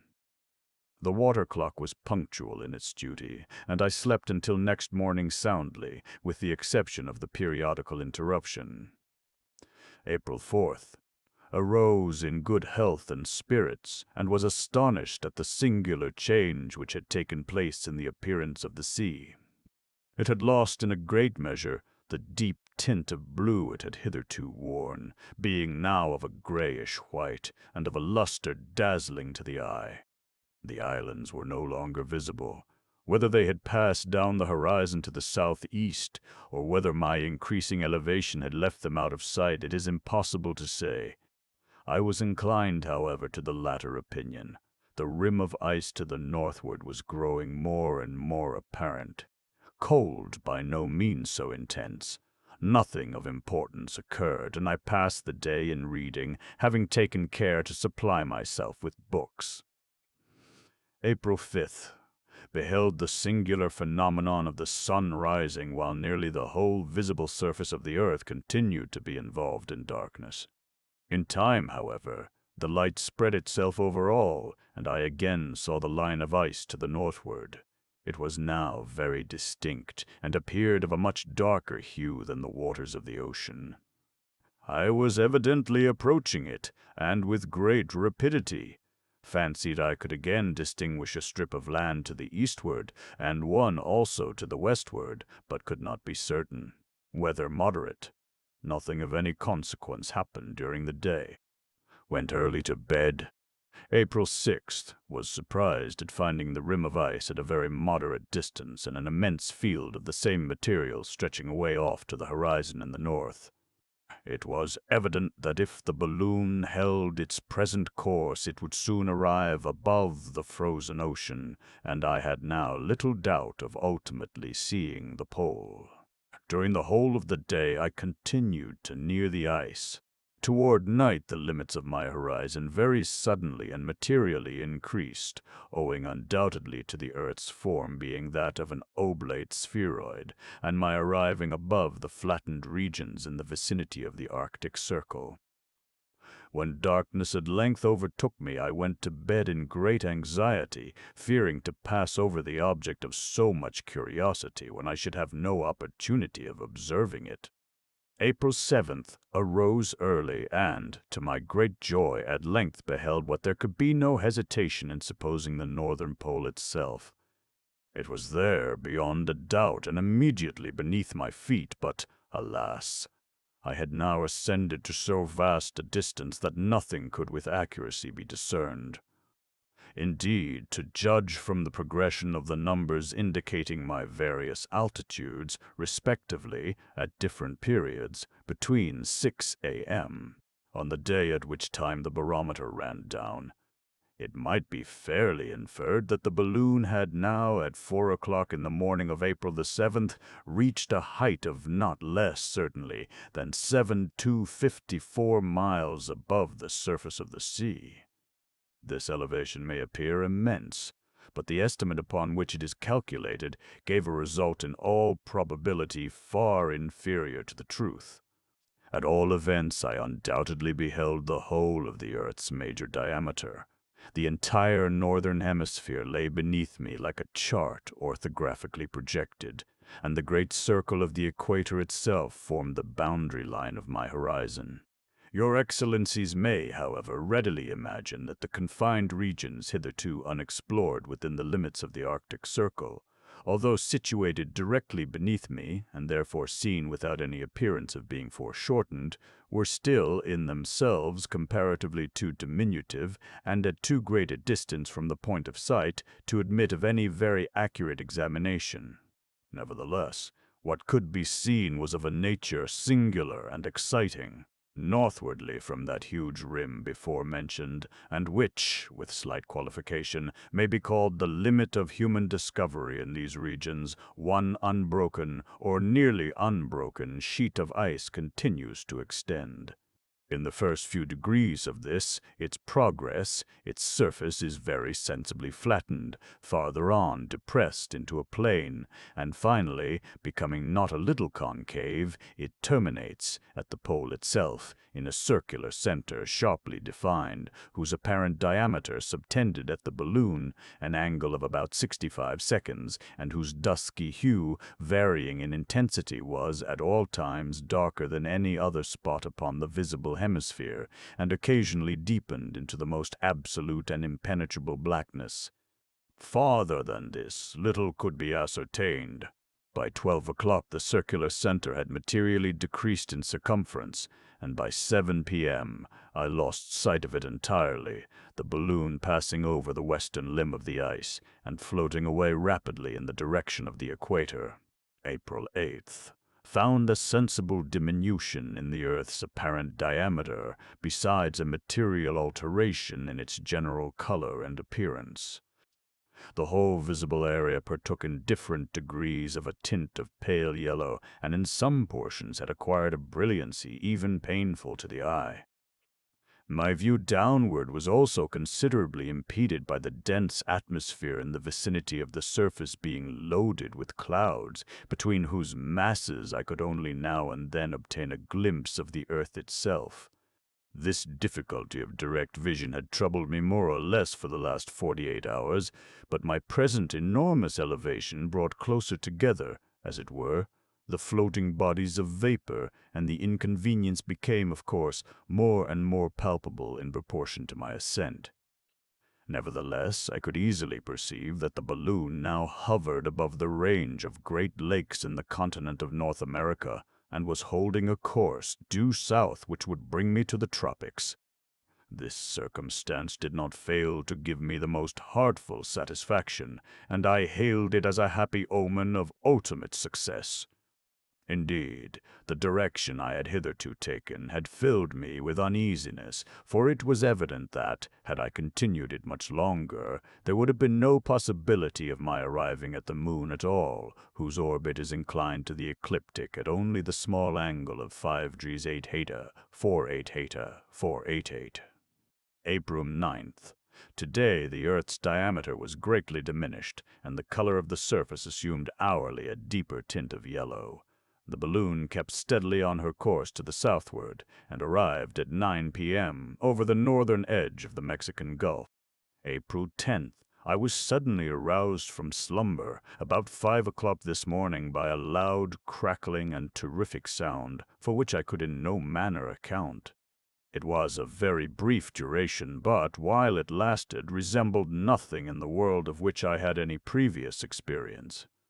It is needless to say that I became excessively alarmed, having, in the first instance, attributed the noise to the bursting of the balloon. I examined all my apparatus, however, with great attention, and could discover nothing out of order. Spent a great part of the day in meditating upon an occurrence so extraordinary, but could find no means whatever of accounting for it. Went to bed dissatisfied, and in a state of great anxiety and agitation. April 11th. Found a startling diminution in the apparent diameter of the earth, and a considerable increase, now observable for the first time, in that of the moon itself, which wanted only a few days of being full. It now required long and excessive labor to condense within the chamber sufficient atmospheric air for the sustenance of life. April 12th. A singular alteration took place in regard to the direction of the balloon, and although fully anticipated, afforded me the most unequivocal delight. Having reached, in its former course, about the 20th parallel of southern latitude, it turned off suddenly, at an acute angle, to the eastward, and thus proceeded throughout the day, keeping nearly, if not altogether, in the exact plane of the lunar ellipse. What was worthy of remark, a very perceptible vacillation in the car was a consequence of this change of route, a vacillation which prevailed, in a more or less degree, for a period of many hours. April 13th. Was again very much alarmed by a repetition of the loud crackling noise which terrified me on the 10th. Thought long upon the subject, but was unable to form any satisfactory conclusion. Great decrease in the earth's apparent diameter, which now subtended from the balloon, an angle of very little more than 25 degrees. The moon could not be seen at all, being nearly in my zenith. I still continued in the plane of the ellipse, but made little progress to the eastward. April 14th. Extremely rapid decrease in the diameter of the earth. Today I became strongly impressed with the idea that the balloon was now actually running up the line of apsides to the point of perigee. In other words, holding the direct course which would bring it immediately to the moon in that part of its orbit the nearest to the earth. The moon itself was directly overhead, and consequently hidden from my view. Great and long-continued labor necessary for the condensation of the atmosphere. April 15th. Not even the outlines of continents and seas could now be traced upon the earth with anything approaching distinctness. About 12 o'clock I became aware for the third time of that appalling sound which had so astonished me before. It now, however, continued for some moments and gathered intensity as it continued.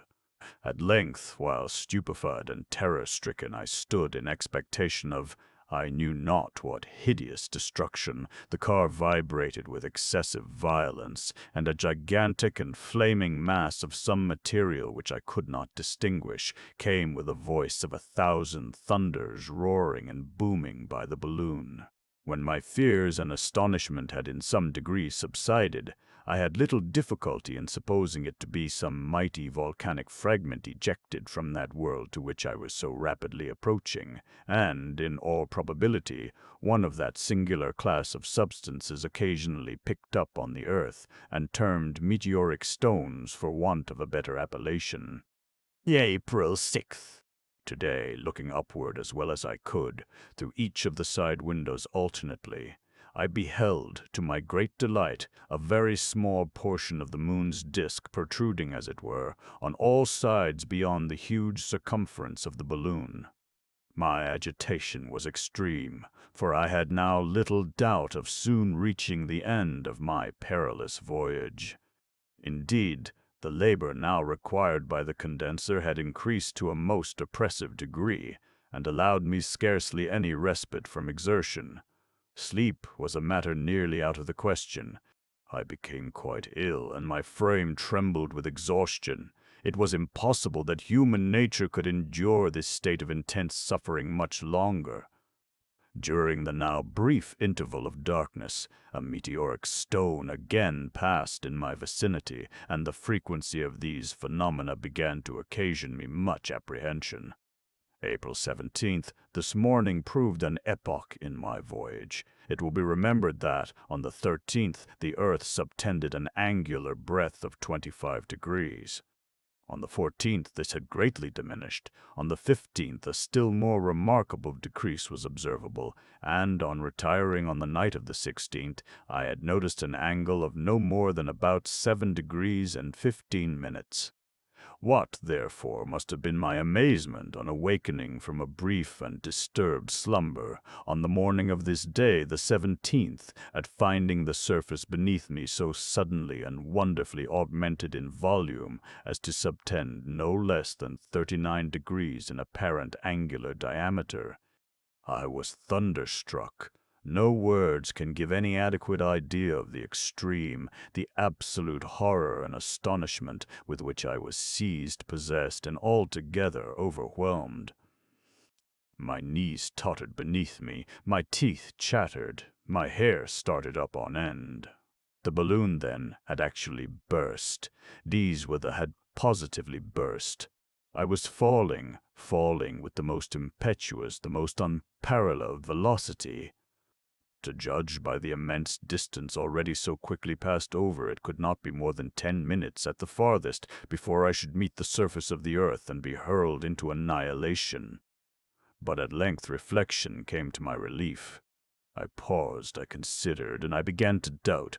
The matter was impossible. I could not in any reason have so rapidly come down. Besides, although I was evidently approaching the surface below me, it was with a speed by no means commensurate with the velocity I had at first so horribly conceived. This consideration served to calm the perturbation of my mind, and I finally succeeded in regarding the phenomenon in its proper point of view.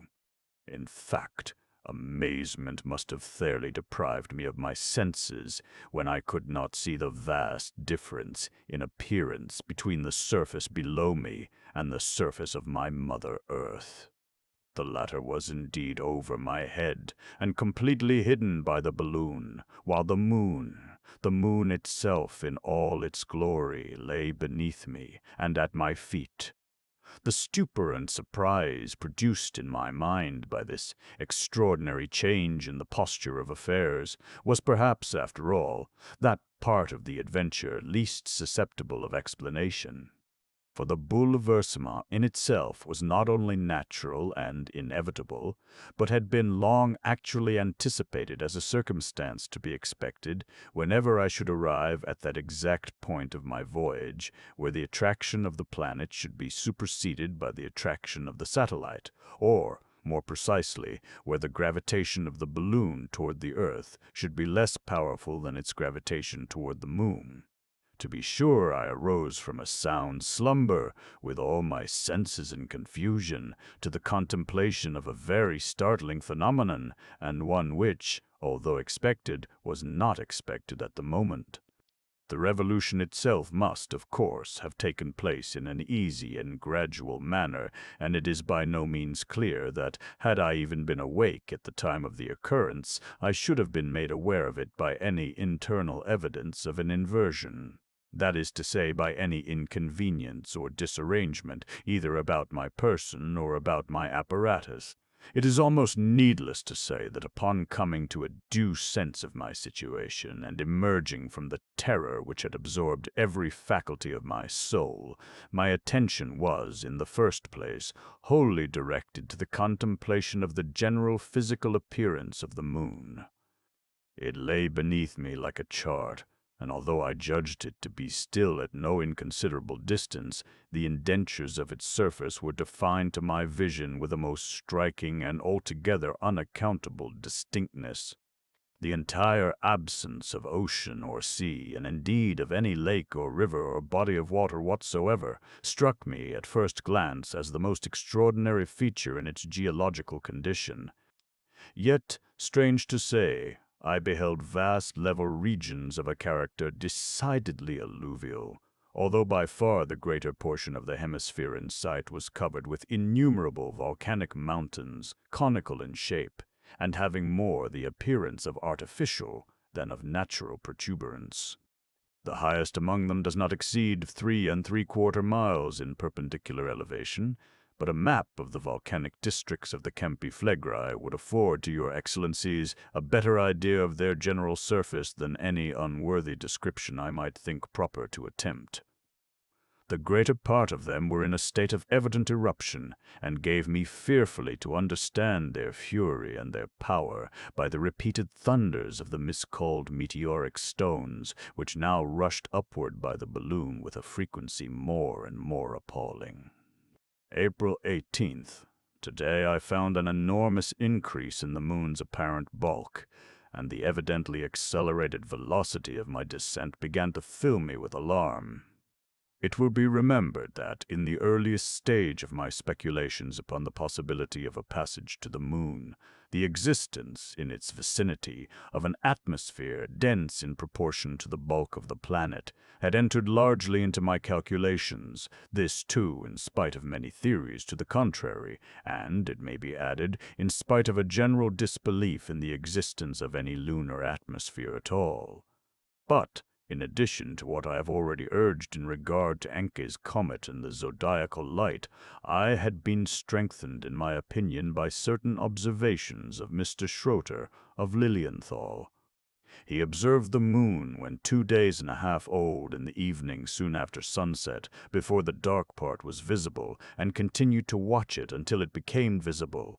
The two cusps appeared tapering in a very sharp, faint prolongation, each exhibiting its farthest extremity faintly illuminated by the solar rays, before any part of the dark hemisphere was visible. Soon afterward, the whole dark limb became illuminated. This prolongation of the cusps beyond the semicircle, I thought, must have arisen from the refraction of the sun's rays by the moon's atmosphere. I computed also the height of the atmosphere, which could refract light enough into its dark hemisphere to produce a twilight more luminous than the light reflected from the earth when the moon is about 32 degrees from the new to be 1,036 Paris feet. In this view, I suppose the greatest height capable of refracting the solar ray to be 5,036 feet. My ideas on this topic had also received confirmation by a passage in the 82nd volume of the Philosophical Transactions, in which it is stated that at an occultation of Jupiter's satellites, the indistinct and the fourth became indiscernible near the limb. Upon the resistance, or more properly upon the support of an atmosphere existing in the state of density imagined, I had, of course, entirely depended for the safety of my ultimate descent. Should I then, after all, prove to have been mistaken, I had in consequence nothing better to expect as a finale to my adventure than being dashed into atoms against the rugged surface of the satellite. And indeed, I had now every reason to be terrified. My distance from the moon was comparatively trifling, while the labor required by the condenser was diminished not at all, and I could discover no indication whatever of a decreasing rarity in the air. April 19th. This morning, to my great joy, about 9 o'clock, the surface of the moon being frightfully near, and my apprehensions excited to the utmost, the pump of my condenser at length gave evident tokens of an alteration in the atmosphere. By 10, I had reason to believe its density considerably increased. By 11, very little labor was necessary at the apparatus, and at 12 o'clock, with some hesitation, I ventured to unscrew the tourniquet, when, finding no inconvenience from having done so, I finally threw open the gum-elastic chamber and unrigged it from around the car. As might have been expected, spasms and violent headache were the immediate consequences of an experiment so precipitate and full of danger. But these and other difficulties attending respiration, as they were by no means so great as to put me in peril of my life, I determined to endure as I best could, in consideration of my leaving them behind me momently in my approach to the denser strata near the moon. This approach, however, was still impetuous in the extreme, and it soon became alarmingly certain that, although I had probably not been deceived in the expectation of an atmosphere dense in proportion to the mass of the satellite, still I had been wrong in supposing this density, even at the surface, at all adequate to the support of the great weight contained in the car of my balloon. Yet this should have been the case, and in an equal degree as at the surface of the earth, the actual gravity of bodies at either planet supposed in the ratio of the atmospheric condensation. That it was not the case, however, my precipitous downfall gave testimony enough. Why it was not so can only be explained by a reference to those possible geological disturbances to which I have formerly alluded. At all events, I was now close upon the planet, and coming down with the most terrible impetuosity. I lost not a moment, accordingly, in throwing overboard first my ballast, then my water kegs, then my condensing apparatus and gum-elastic chamber, and finally every article within the car. But it was all to no purpose. I still fell with horrible rapidity, and was now not more than half a mile from the surface. As a last resource, therefore, having got rid of my coat, hat, and boots, I cut loose from the balloon the car itself, which was of no inconsiderable weight. And thus, clinging with both hands to the network, I had barely time to observe that the whole country, as far as the eye could reach, was thickly interspersed with diminutive habitations, ere I tumbled headlong into the very heart of a fantastical-looking city, and into the middle of a vast crowd of ugly little people, who none of them uttered a single syllable, or gave themselves the least trouble to render me assistance, but stood, like a parcel of idiots, grinning in a I turned from them in contempt, and gazing upward at the earth so lately left, and left perhaps forever, beheld it like a huge, dull, copper shield, about 2 degrees in diameter, fixed immovably in the heavens overhead, and tipped on one of its edges with a crescent border of the most brilliant gold. No traces of land or water could be discovered, and the whole was clouded with variable spots, and belted with tropical and equatorial zones. Thus, may it please your excellencies, after a series of great anxieties, unheard-of dangers, and unparalleled escapes, I had, at length, on the 19th day of my departure from Rotterdam, arrived in safety at the conclusion of a voyage, undoubtedly the most extraordinary and the most momentous ever accomplished, undertaken, or conceived by any denizen of earth. But my adventures yet remain to be related. And indeed your excellencies may well imagine that, after a residence of 5 years upon a planet not only deeply interesting in its own peculiar character, but rendered doubly so by its intimate connection, in capacity of satellite, with the world inhabited by man, I may have intelligence for the private ear of the State's College of Astronomers of far more importance than the details, however wonderful, of the mere voyage which so happily concluded. This is in fact the case. I have much, very much, which it would give me the greatest pleasure to communicate, of a constant transfer of forge to sun, strun to hound, from the farthest, but the farn to tant to the farst strun ound to the farthest fronished fruns the sun to the people them sun to the use and portier from the variable zone of running water, of the people themselves, of their manners, customs, and particular individual individuale, of their peculiar physical construction, of their peculiar physiplanet, and the satellites and appendages in an atmosphere so peculiarly modified, of the runs of the use and properties of the moon regions with the use and properties of a satellite and property sesto, of the thefestestes of the moon with some partis testes rows of them. All this, and more, much more, would I most willingly detail. But, to be brief, I must have my reward. I am pining for a return to my family and to my home, and as the price of any farther communication on my part in consideration of the light which I have it in my power to throw upon many very important branches of physical and metaphysical science, I must solicit, through the influence of your honorable body, a pardon for the crime of which I have been guilty in the death of the creditors upon my departure from Rotterdam. This, then, is the object of the present paper. Its bearer, an inhabitant of the moon, whom I have prevailed upon and properly instructed to be my messenger to the earth, will await your excellency's pleasure, and return to me with the pardon in question, if it can in any manner be obtained. I have the honor to be, etc., your excellency's very humble servant, Hans Peafowl. Upon finishing the perusal of this very extraordinary document, Professor Rubadub, it is said, dropped his pipe upon the ground in the extremity of his surprise, and Mynheer Superbus von Underduk, having taken off his spectacles, wiped them, and deposited them in his pocket, so far forgot both himself and his dignity, as to turn round 3 times upon his heel in the quintessence of astonishment and admiration. There was no doubt about the matter. The pardon should be obtained. So at least swore with a round oath Professor Rub-a-Dub, and so finally thought the illustrious von Underduk, as he took the arm of his brother in science, and without saying a word began to make the best of his way home to deliberate upon the measures to be adopted.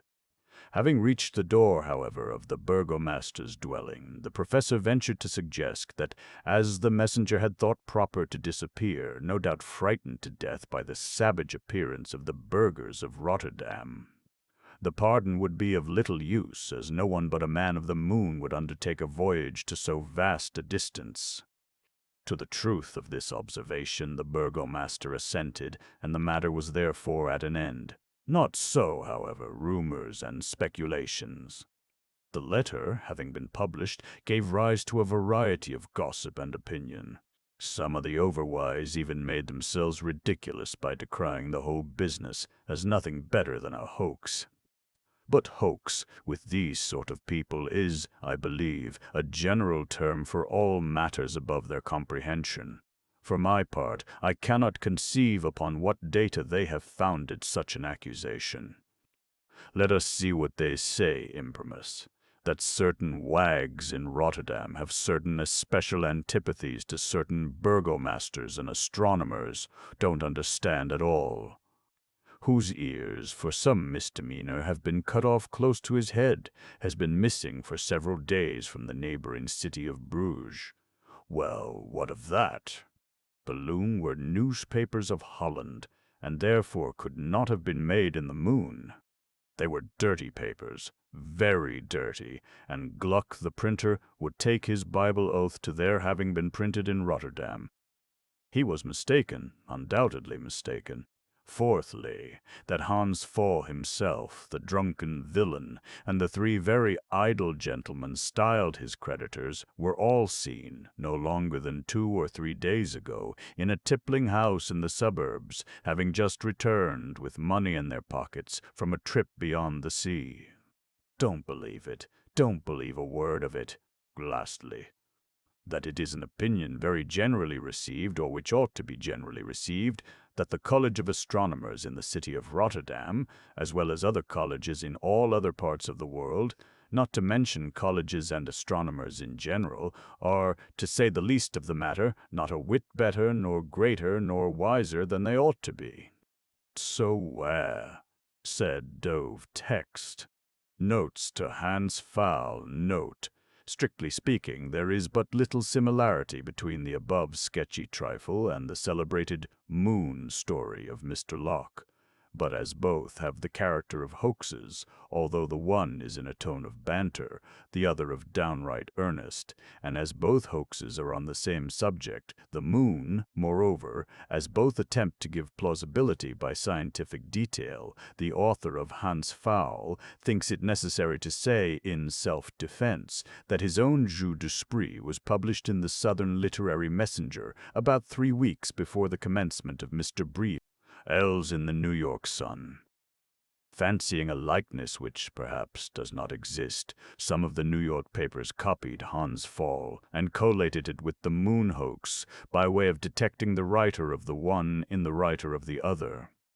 As many more persons were actually gulled by the moon hoax than would be willing to acknowledge the fact, it may here afford some little amusement to show why no one should have been deceived, to point out those particulars of the story which should have been sufficient to establish its real character. Indeed, however rich the imagination displayed in this ingenious fiction, it wanted much of the force which might have been given it by a more scrupulous attention to facts and to general analogy. That the public were misled, even for an instant, merely proves the gross ignorance which is so generally prevalent upon subjects of an astronomical nature. The moon's distance from the earth is, in round numbers, 240,000 miles. If we desire to ascertain how near, apparently, a lens would bring the satellite or any distant object, we, of course, have but to divide the distance by the magnifying, or, more strictly, by the space-penetrating power of the glass. Mr. L makes his lens have a power of 42,000 times. By this divide 240,000, the moon's real distance, and we have 5 miles and 5/7 as the apparent distance. No animal at all could be seen so far, much less the minute points particularized in the story. Mr. L speaks about Sir John Herschel's perceiving flowers, the papaver rus, etc., and even detecting the color and the shape of the eyes of small birds. Shortly before, too, he has himself observed that the lens would not render perceptible objects of less than 18 inches in diameter, but even this, as I have said, is giving the glass by far too great power. It may be observed, in passing, that this prodigious glass is said to have been moulded at the glass house of Messrs. Hartley and Grant in Dumbarton, but Messrs. H. and G.'s establishment had ceased operations for many years previous to the publication of the hoax. On page 13, pamphlet edition, speaking of a hairy veil over the eyes of a species of bison, the author says, "It immediately occurred to the acute mind of Dr. Herschel that this was a providential contrivance to protect the eyes of the animal from the great extremes of light and darkness to which all the inhabitants of our side of the moon are periodically subjected." But this cannot be thought a very acute observation of the doctor's. The inhabitants of our side of the moon have evidently no darkness at all, so there can be nothing of the extremes mentioned. In the absence of the sun, they have a light from the earth equal to that of 13 full, unclouded moons. The topography throughout, even when professing to accord with Blunt's lunar chart, is entirely at variance with that or any other lunar chart, and even grossly at variance with itself. The points of the compass, too, are in inextricable confusion. the writer appearing to be ignorant that, on a lunar map, these are not in accordance with terrestrial points, the east being to the left, etc. Deceived, perhaps, by the vague titles, Mare Nubium, Mare Tranquillitatis, Mare Fecunditatis, etc., given to the dark spots by former astronomers, Mr. L. Pugh has entered into details regarding oceans and other large bodies of water in the moon, whereas there is no astronomical point more positively ascertained than that no such bodies exist there. In examining the boundary between light and darkness in the crescent or gibbous moon, where this boundary crosses any of the dark places, the line of division is found to be rough and jagged, but were these dark places liquid, it would evidently be even. The description of the wings of the man-bat on page 21 is but a literal copy of Peter Wilkins's account of the wings of his flying islanders. This simple fact should have induced suspicion, at least it might be thought. On page 23 we have the following. What a prodigious influence must our 13 times larger globe have exercised upon this satellite when an embryo in the womb of time, the passive subject of chemical affinity. This is very fine, but it should be observed that no astronomer would have made such remark, especially to any journal of science, for the Earth, in the sense intended, is not only 13 but 49 times larger than the Moon. A similar objection applies to the whole of the concluding pages, where, by way of introduction to some discoveries in Saturn, the philosophical correspondent enters into a minute schoolboy account of that planet, this to the Edinburgh Journal of Science.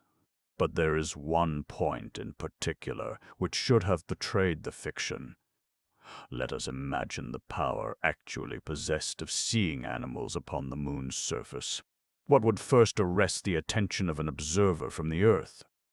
Certainly neither their shape, size, nor any other such peculiarity, so soon as their remarkable situation. They would appear to be walking, with heels up and head down, in the manner of flies on a ceiling. The real observer would have uttered an instant ejaculation of surprise, however prepared by previous knowledge. At the singularity of their position, the fictitious observer has not even mentioned the subject, but speaks of seeing the entire bodies of such creatures, when it is demonstrable that he could have seen only the diameter of their heads. It might as well be remarked in conclusion that the size, and particularly the powers of the man-bats, for example, their ability to fly in so rare an atmosphere, if indeed the moon have any, with most of the other fancies in regard to animal and vegetable existence, are at variance generally with all analogical reasoning on these themes, and that analogy here will often amount to conclusive demonstration. It is perhaps scarcely necessary to add that all the suggestions attributed to Brewster and Herschel in the beginning of the article about a transfusion of artificial light through the focal object of vision, etc., etc., belong to that species of figurative writing which comes, most properly, under the denomination of rigmarole. There is a real and very definite limit to optical discovery among the stars, a limit whose nature need only be stated to be understood. If, indeed, the casting of large lenses were all that is required, man's ingenuity would ultimately prove equal to the task, and we might have them of any size demanded. But, unhappily, in proportion to the increase of size in the lens and consequently of space-penetrating power, is the diminution of light from the object by diffusion of its rays. And for this evil there is no remedy within human ability, for an object is seen by means of that light alone which proceeds from itself, whether direct or reflected. Thus, the only artificial light which could avail Mr. Locke would be some artificial light which he should be able to throw, not upon the focal object of vision, but upon the real object to be viewed, to wit, upon the moon. It has been easily calculated that when the light proceeding from a star becomes so diffused as to be as weak as the natural light proceeding from the whole of the stars in a clear and moonless night, then the star is no longer visible for any practical purpose. The Earl of Ross's telescope, lately constructed in England, has a speculum with a reflecting surface of 4,071 square inches, the Herschel telescope having one of only 1/8 The metal of the Earl of Ross's is 6 feet diameter. It is 5 inches thick at the edges and 5 at the center. The weight is 3 tons. The focal length is 50 feet. I have lately read a singular and somewhat ingenious little book, whose title page runs thus: L'homme dans la l'avenir ou le voyage chimérique fait au monde de la l'avenir, nouvellement de la l'avenir González, adventorier espagnol, autrement de le courrier volant. Mis en notre langue par J.B.D. et Paris, chez François Piot, près la fontaine de Saint-Benoît, et chez J. Gognard, aux premières, piliers de la grande allée du palais, proche les consultations, MDCXLVI, pp. 76. The writer professes to have translated his work from the English of one Mr. Davidson, although there is a terrible ambiguity in the statement. J.N.I.U., says he, l'original de Monsieur Davison me dessine de mieux vers ça qui soit un champ au jour. Oui, dans la connaissance des belles lettres et surtout de la philosophie naturelle. Je lui ai cette obligation entre les autres de me avoir non seulement mis en main ce livre en anglais, mais encore le manuscrit du siècle. Thomas Denon, gentilhomme écossois, rare, recommandable pour sa vertu, sur la version duquel joie a tiré le plan de la mienne. After some irrelevant adventures, much in the manner of Gil Blas, and which occupy the first 30 pages, the author relates that, being ill during a sea voyage, the crew abandoned him, together with a Negro servant, on the island of St. Helena. To increase the chances of obtaining food, the two separate and live as far apart as possible. This brings about a training of birds to serve the purpose of carrier pigeons between them. By and by, these are taught to carry parcels of some weight, and this weight is gradually increased. At length the idea is entertained of uniting the force of a great number of the birds, with a view to raising the author himself. A machine is contrived for the purpose, and we have a minute description of it, which is materially helped out by a steel engraving. Here we perceive the Signor Gonzalez, with point ruffles and a huge periwig, seated astride something which resembles very closely a broomstick, and borne aloft by a multitude of wild swans, ganzas, who had strings reaching from their tails to the machine. The main event detailed in the Signor's narrative depends upon a very important fact, of which the reader is kept in ignorance until near the end of the book. The ganzas, with whom he had become so familiar, were not really denizens of St. Helena, but of the moon. Thence it had been their custom, time out of mind, to migrate annually to some portion of the earth.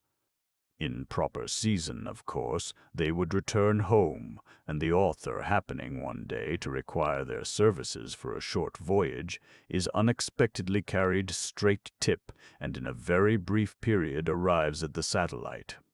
Here he finds, among other odd things, that the people enjoy extreme happiness, that they have no law, that they die without pain, that they are from 10 to 30 feet in height, that they live 5,000 years, that they have an emperor called Irdonosaur, and that they can jump 60 feet high, when being out of the gravitating influence, they fly about with fans.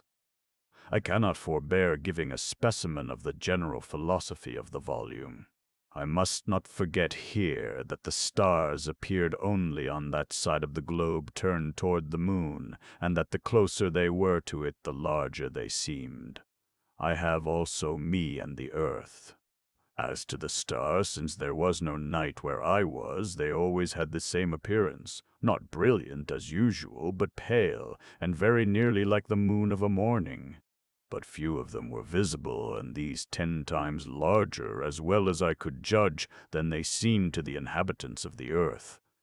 The moon, which wanted 2 days of being full, was of a terrible bigness.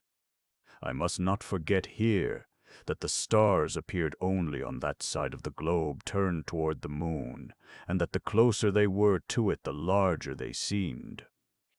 I have also to inform you that, whether it was calm weather or stormy, I found myself always immediately between the moon and the earth.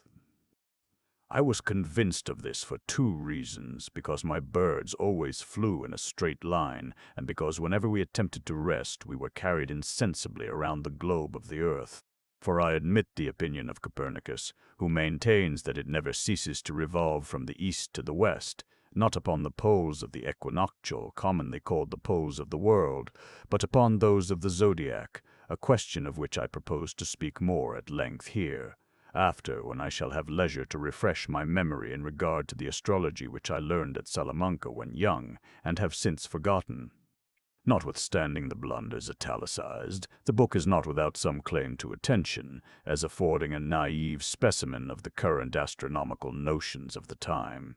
One of these assumed that the gravitating power extended but a short distance from the Earth's surface, and, accordingly, we find our voyager carried insensibly around the globe, etc. There have been other voyages to the moon, but none of higher merit than the one just mentioned. That of Bergerac is utterly meaningless.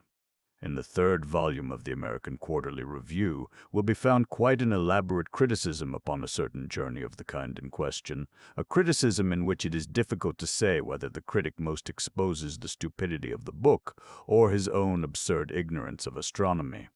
I forget the title of the work, but the means of the voyage are more deplorably ill-conceived than are even the ganzas of our friend the Signor Gonzales. The adventurer, in digging the earth, happens to discover a peculiar metal for which the moon has a strong attraction, and straightway constructs of it a box, which, when cast loose from its terrestrial fastenings, flies with him forthwith to the satellite. The flight of Thomas O'Rourke is a jeu d'esprit not altogether contemptible, and has been translated into German. Thomas, the hero, was, in fact, the gamekeeper of an Irish peer, whose eccentricities gave rise to the tale. The flight is made on an eagle's back, from Hungry Hill, a lofty mountain at the end of Bantry Bay. In these various brochures the aim is always satirical, the theme being a description of Lunarian customs as compared with ours. In none is there any effort at plausibility in the details of the voyage itself. The writers seem in each instance to be utterly uninformed in respect to astronomy. In Hans Pfaall, the design is original, inasmuch as regards an attempt at verisimilitude in the application of scientific principles so far as the whimsical nature of the subject would permit, to the actual passage between the earth and the moon. The zodiacal light is probably what the ancients called Trebes, emercent Trebes quos docos vocant. Pliny, Lib. 2, p. 26. Since the original publication of Hans Pfaall, I find that Mr. Green, of Nassau balloon notoriety, and other late aeronauts deny the assertions of Humboldt in this respect, and speak of a decreasing inconvenience, precisely in accordance with the theory here urged in a mere spirit of banter. Hevelius writes that he has several times found, in skies perfectly clear, when even stars of the 6th and 7th magnitude were conspicuous, that at the same altitude of the moon, at the same elongation from the earth, and with one and the same excellent telescope, the moon and its maculae did not appear equally lucid at all times. From the circumstances of the observation, it is evident that the cause of this phenomenon is not either in our air, in the tube, in the moon, or in the eye of the spectator, but must be looked for in something, an atmosphere.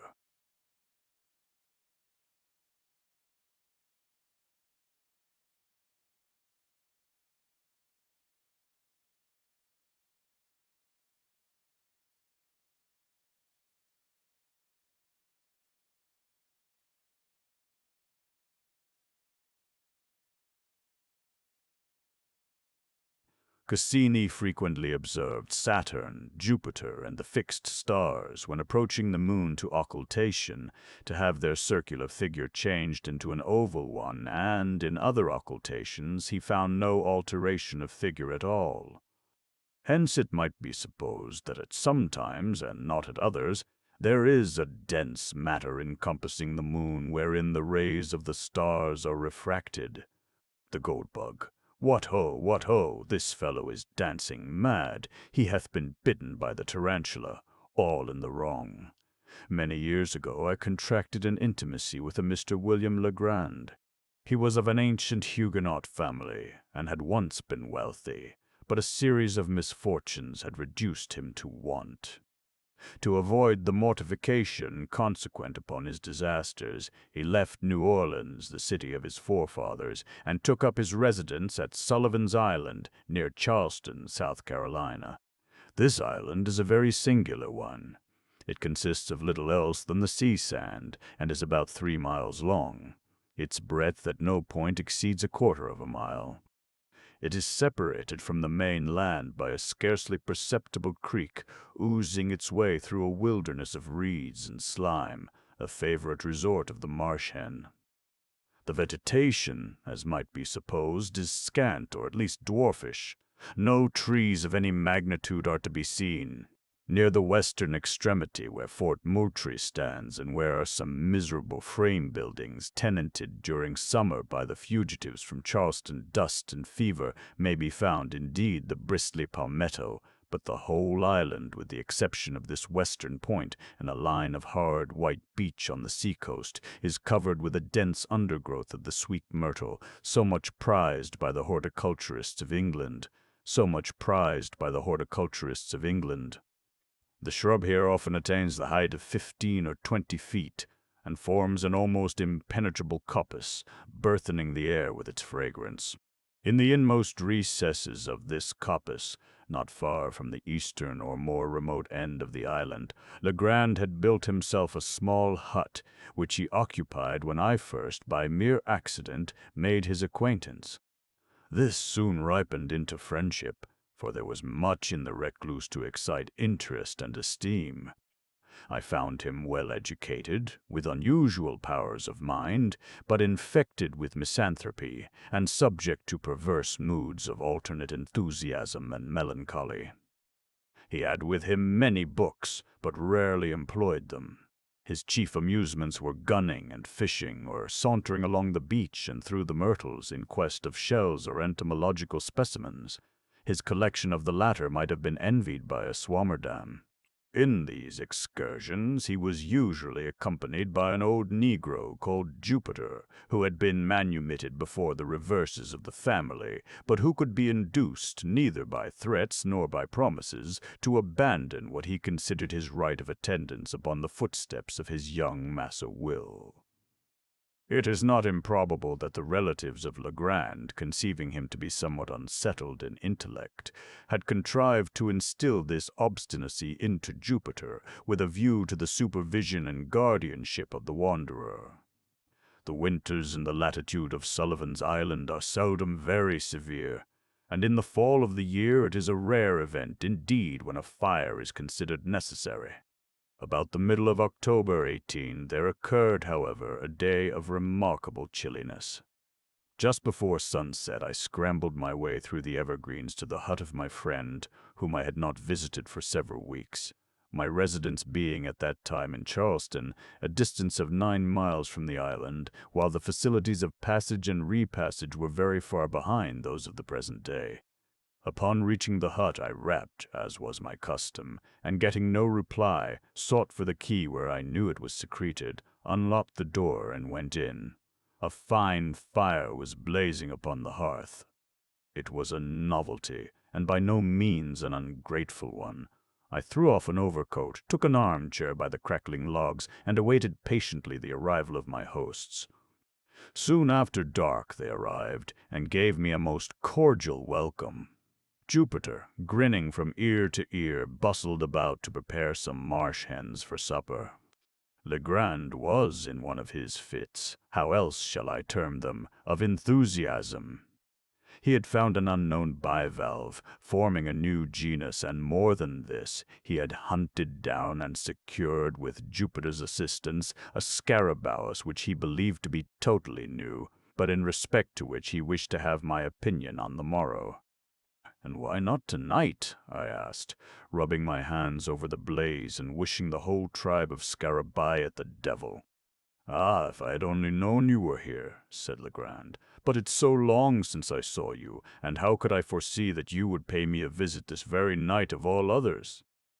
As I was coming home, I met Lieutenant G from the fort, and, very foolishly, I lent him the bug, so it will be impossible for you to see it until the morning.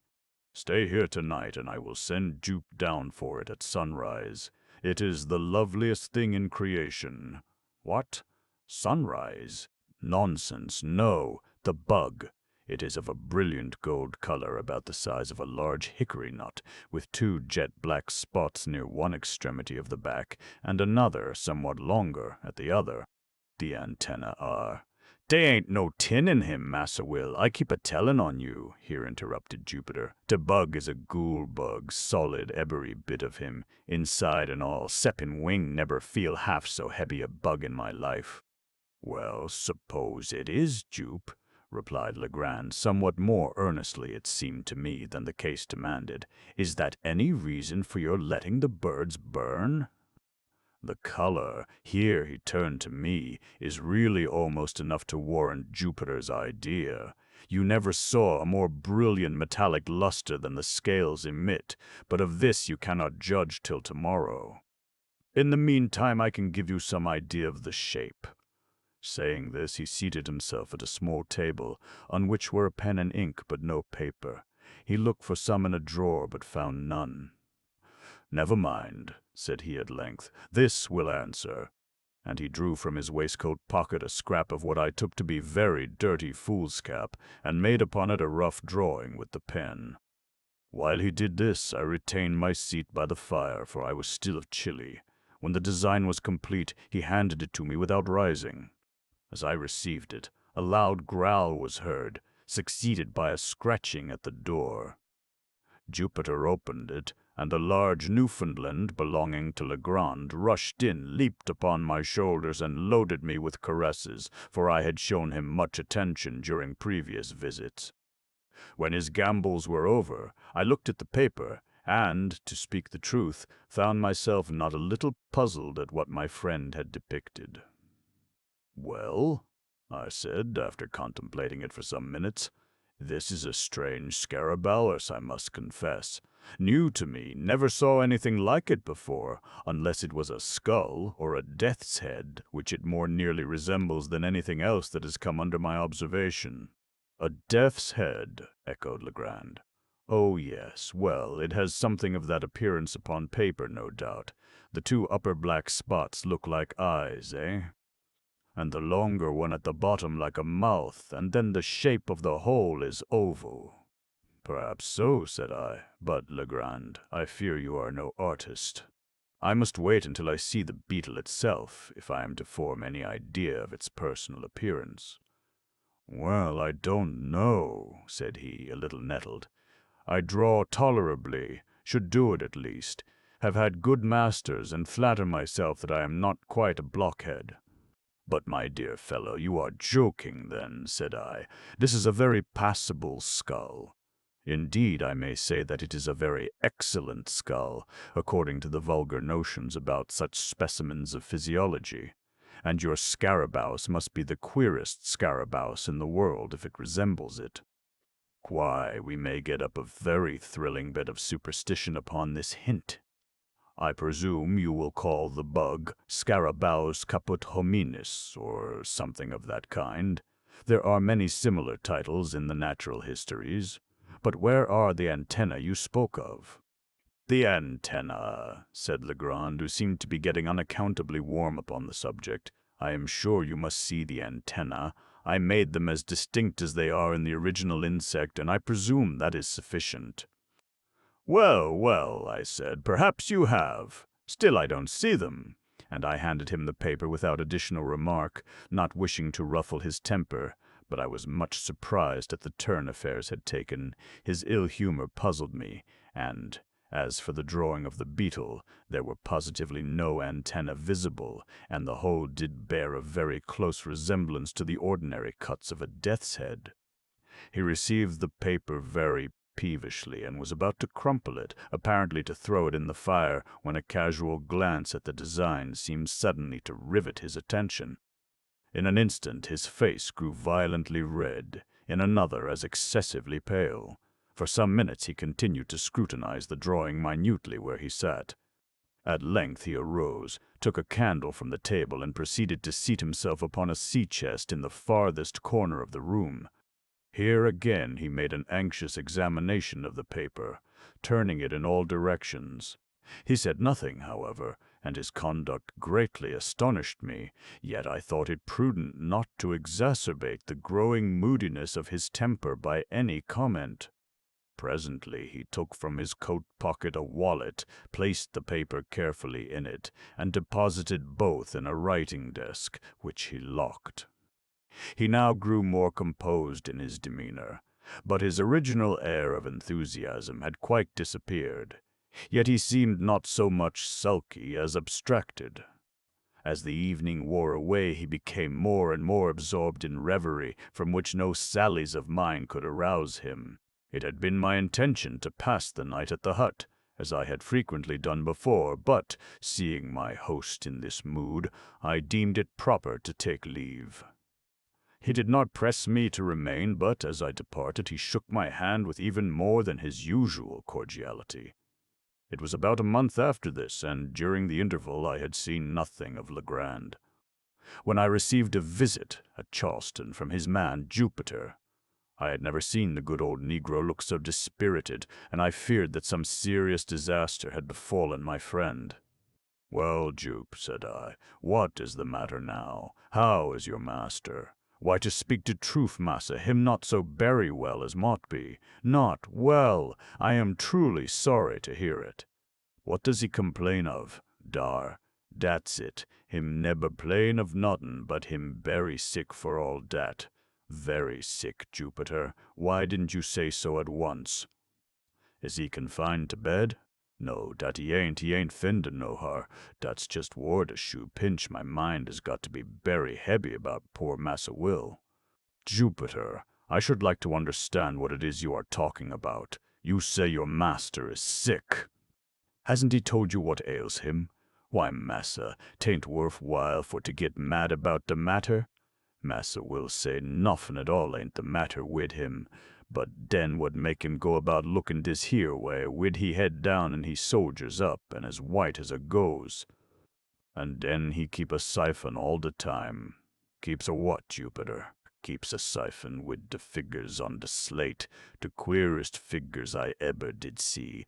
I say gittin' to be skeered, I tell you, hob for to keep mighty tight eye upon him no overs. T'other day he give me slip for the sun up and was gone de whole ob de blessed day. I had a big stick ready cut for to give him deuced good beating when he did come. But I's a sich a fool dat I hadn't a heart arter all. He looked so berry poorly." "Eh? What?" "Ah, yes. Upon the whole, I think you had better not be too severe with the poor fellow. Don't flog him, Jupiter. He can't very well stand it. But can you form no idea of what has occasioned this illness, or rather, this change of conduct? Has anything unpleasant happened since I saw you?" "No, massa. Dey ain't been noffin unpleasant since den. 'Twas 'fore den, I'm feared. 'Twas de berry day you was dere." "How? What do you mean?" "Why, massa, I mean de bug dere now." "The what?" "De bug. I'm berry sartin dat massa wa been bit somewhere about de head by dat goor bug." "And what cause have you, Jupiter, for such a supposition?" "Claws enough, massa, and muff too. I never did see sick a deuced bug. He kick and he bite every ting what come near him. Massa Will cotch him fust, but had for to let him go again mighty quick, I tell you. Den was de time he must 'a got de bite. I did not to look o' the bug muff myself, nohow, so I wouldn't take hold of him wid my finger, but I cotch him wid a piece of paper dat I found. I wrap him up in de paper and stuff piece of it in he mouth. Dat was de way. And you think, then, that your master was really bitten by the beetle, and that the bite made him sick? I do no think nothing about it. I knows it. What make him dream 'bout de ghoul so much, if 'tain't 'cause he bit by de ghoul bug, is heard 'bout dem ghoul bugs for dis. But how do you know he dreams about gold? How I know? Why, 'cause he talk about it in his sleep, that's how I knows. Well, Jupe, perhaps you are right, but to what fortunate circumstance am I to attribute the honor of a visit from you today? What de matter, massa? Did you bring any message from Mr. Legrand? No, massa, I bring dis here pissel, and here Jupiter handed me a note which ran thus: My dear, why have I not seen you for so long a time? I hope you have not been so foolish as to take offense at any little brusquerie of mine, but no, that is improbable. Since I saw you, I have had great cause for anxiety. I have something to tell you, yet scarcely know how to tell it, or whether I should tell it at all. I have not been quite well for some days past, and poor old Jupe annoys me, almost beyond endurance, by his well-meant attentions. Would you believe it? He had prepared a huge stick the other day with which to chastise me for giving him the slip and spending the day solus among the hills on the mainland. I verily believe that my ill looks alone saved me a flogging. I have made no addition to my cabinet since we met. If you can in any way make it convenient, come over with Jupiter. Do come. I wish to see you tonight upon business of importance. I assure you that it is of the highest importance. Ever yours, William Legrand. There was something in the tone of this note which gave me great uneasiness. Its whole style differed materially from that of Legrand. What could he be dreaming of? What new crotchet possessed his excitable brain? What business of the highest importance could he possibly have to transact? Jupiter's account of him boded no good. I dreaded lest the continued pressure of misfortune had, at length, fairly unsettled the reason of my friend.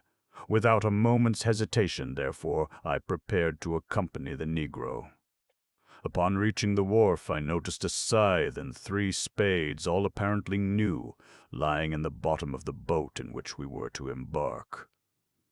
"What is the meaning of all this, Jupe?" I inquired. "Him scythe, massa, and spade." "Very true, but what are they doing here? Him de scythe and de spade what Massa Will sis pon my buying for him in de town, and de debil's own lot of money I had to gib for him. But what, in the name of all that is mysterious, is your Massa Will going to do with scythes and spades? That's more than I know, and devil take me if I don't believe 'tis more than he know too, but it's all come up do bug." Finding that no satisfaction was to be obtained of Jupiter, whose whole intellect seemed to be absorbed by the bug, I now stepped into the boat and made sail. With a fair and strong breeze, we soon ran into the little cove to the northward of Fort Moultrie, and a walk of some 2 miles brought us to the hut. It was about 3 in the afternoon when we arrived. Legrand had been awaiting us in eager expectation. He grasped my hand with a nervous empressment which alarmed me and strengthened the suspicions already entertained. His countenance was pale even to ghastliness, and his deep-set eyes glared with unnatural luster. After some inquiries respecting his health, I asked him, not knowing what better to say, if he had yet obtained a scarabaeus from Lieutenant G. "Oh, yes," he replied, coloring violently. "I got it from him the next morning. Nothing should tempt me to part with that scarabaeus." "Do you know that Jupiter is quite right about it?" "In what way?" I asked, with a sad foreboding at heart. in supposing it to be a bug of real gold. He said this with an air of profound seriousness, and I felt inexpressibly shocked. "This bug is to make my fortune," he continued with a triumphant smile, "to reinstate me in my family possessions. Is it any wonder, then, that I prize it? Since fortune has thought fit to bestow it upon me, I have only to use it properly, and I shall arrive at the gold of which it is the index. Jupiter, bring me that Scarabaeus." "What, de bug, massa? I'd rudder not go for trouble dat bug. You musses get him for your own self." Hereupon Legrand arose with a grave and stately air, and brought me the beetle from a glass case in which it was enclosed. It was a beautiful Scarabaeus, and, at that time, unknown to naturalists, of course, a great prize in a scientific point of view. There were 2 round black spots near one extremity of the back, and a long one near the other. The scales were exceedingly hard and glossy, with all the appearance of burnished gold. The weight of the insect was very remarkable, and, taking all things into consideration, I could hardly blame Jupiter for his opinion respecting it. But what to make of Legrand's concordance with that opinion, I could not, for the life of me, tell. "I sent for you," said he in a grandiloquent tone, "when I might have your counsel and assistance in furthering the views of fate and of the bug." "My dear Legrand," I cried, interrupting him, "you are certainly unwell, and had better use some little precautions. You shall go to bed, and I will remain with you a few days until you get over this. You are feverish, and—" "Feel my pulse," said he. I felt it, and, to say the truth, found not the slightest indication of fever.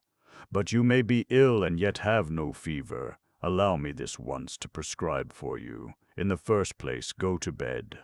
In the next—" "You are mistaken," he interposed. "I am as well as I can expect to be under the excitement which I suffer.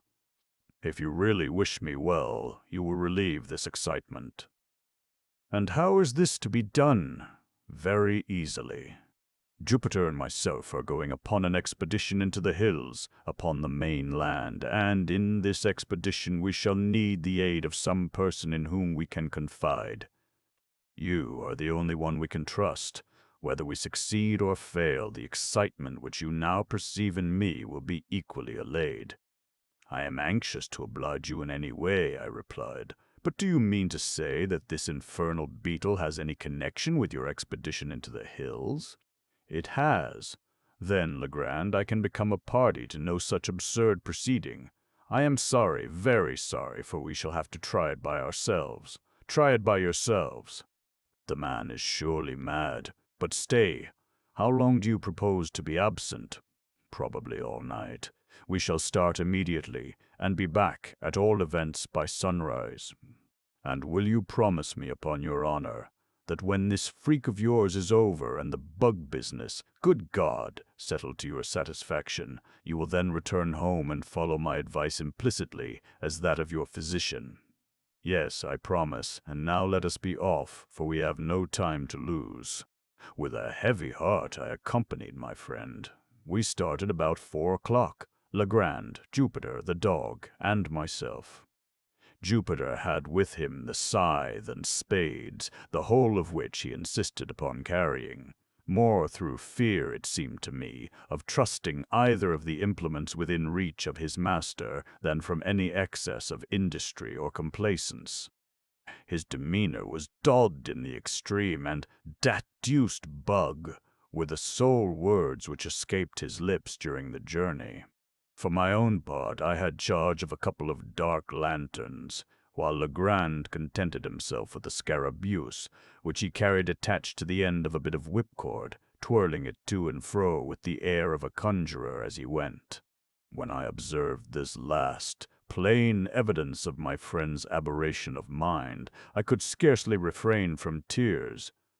I thought it best, however, to humor his fancy, at least for the present, or until I could adopt some more energetic measures with a chance of success. In the meantime, I endeavored, but all in vain, to sound him in regard to the object of the expedition. Having succeeded in inducing me to accompany him, he seemed unwilling to hold conversation upon any topic of minor importance, and to all my questions vouchsafed no other reply than, "We shall see." We crossed the creek at the head of the island by means of a skiff, and, ascending the high grounds on the shore of the main land, proceeded in a northwesterly direction through a tract of country excessively wild and desolate, where no trace of a human footstep was to be seen. Legrand led the way with decision, pausing only for an instant here and there to consult what appeared to be certain landmarks of his own contrivance upon a former occasion. In this manner we journeyed for about 2 hours, and the sun was just setting when we entered a region infinitely more dreary than any yet seen. It was a species of tableland near the summit of an almost inaccessible hill, densely wooded from base to pinnacle, and interspersed with huge crags that appeared to lie loosely upon the soil, and in many cases were prevented from precipitating themselves into the valleys below, merely by the support of the trees against which they reclined. Deep ravines, in various directions, gave an air of still sterner solemnity to the scene. The natural platform to which we had clambered was thickly overgrown with brambles, through which we soon discovered that it would have been impossible to force our way but for the scythe, and Jupiter, by direction of his master, proceeded to clear for us a path to the foot of an enormously tall tulip tree, which stood, with some 8 or 10 oaks upon the level, and far surpassed them all, and all other trees which I had then ever seen, in the beauty of its foliage and form, in the wide spread of its branches, and in the general majesty of its appearance. When we reached this tree, Legrand turned to Jupiter and asked him if he thought he could climb it. The old man seemed a little staggered by the question, and for some moments made no reply. At length he approached the huge trunk, walked slowly around it, and examined it with minute attention. When he had completed his scrutiny, he merely said, "Yes, massa, Jup climb any tree he ever see in he life. Then up with you as soon as possible, for it will soon be too dark to see what we are about." "How far must go up, massa?" inquired Jupiter. "Get up the main trunk first, and then I will tell you which way to go, and here, stop. Take this beetle with you." "De bug, Massa Will, de goola bug," cried the negro, drawing back in dismay. "What for must tote a bug way up de tree? Den if I do." "If you are afraid, Jupe, a great big negro like you, to take hold of a harmless little dead beetle, why you can carry it up by this string. But if you do not take it up with you in some way, I shall be under the necessity of breaking your head with this shovel." "What de matter now, massa?" said Jupe, evidently shamed into compliance. "Always want for to raise fuss wid old nigger. Was only funnin' anyhow. Me feared de bug." "What I care for, de bug." Here he took cautiously hold of the extreme end of the string, and, maintaining the insect as far from his person as circumstances would permit, prepared to ascend the tree.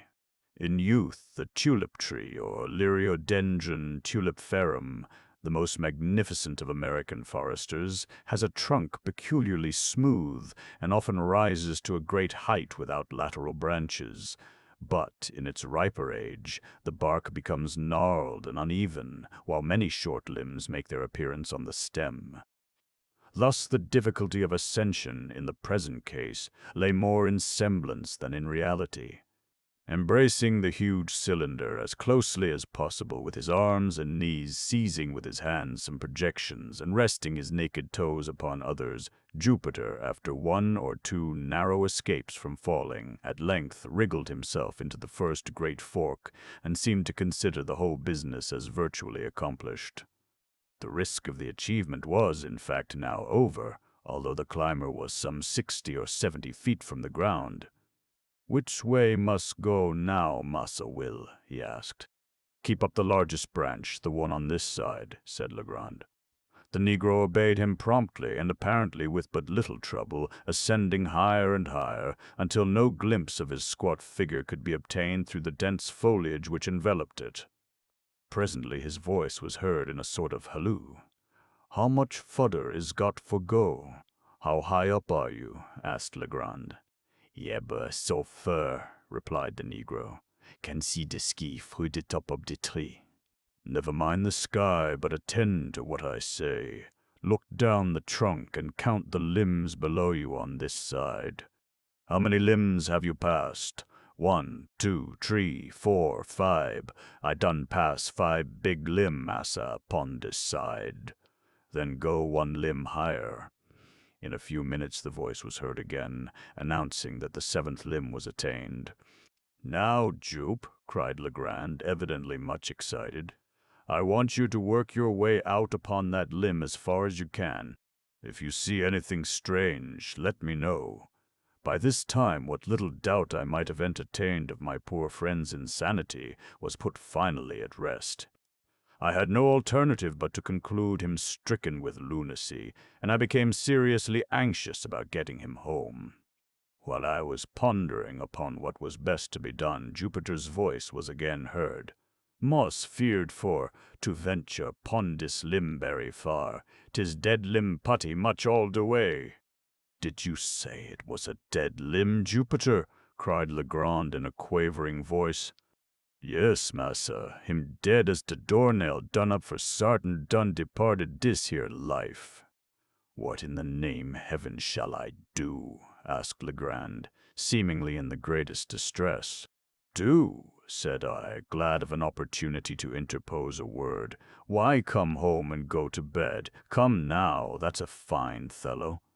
It's getting late, and, besides, you remember your promise."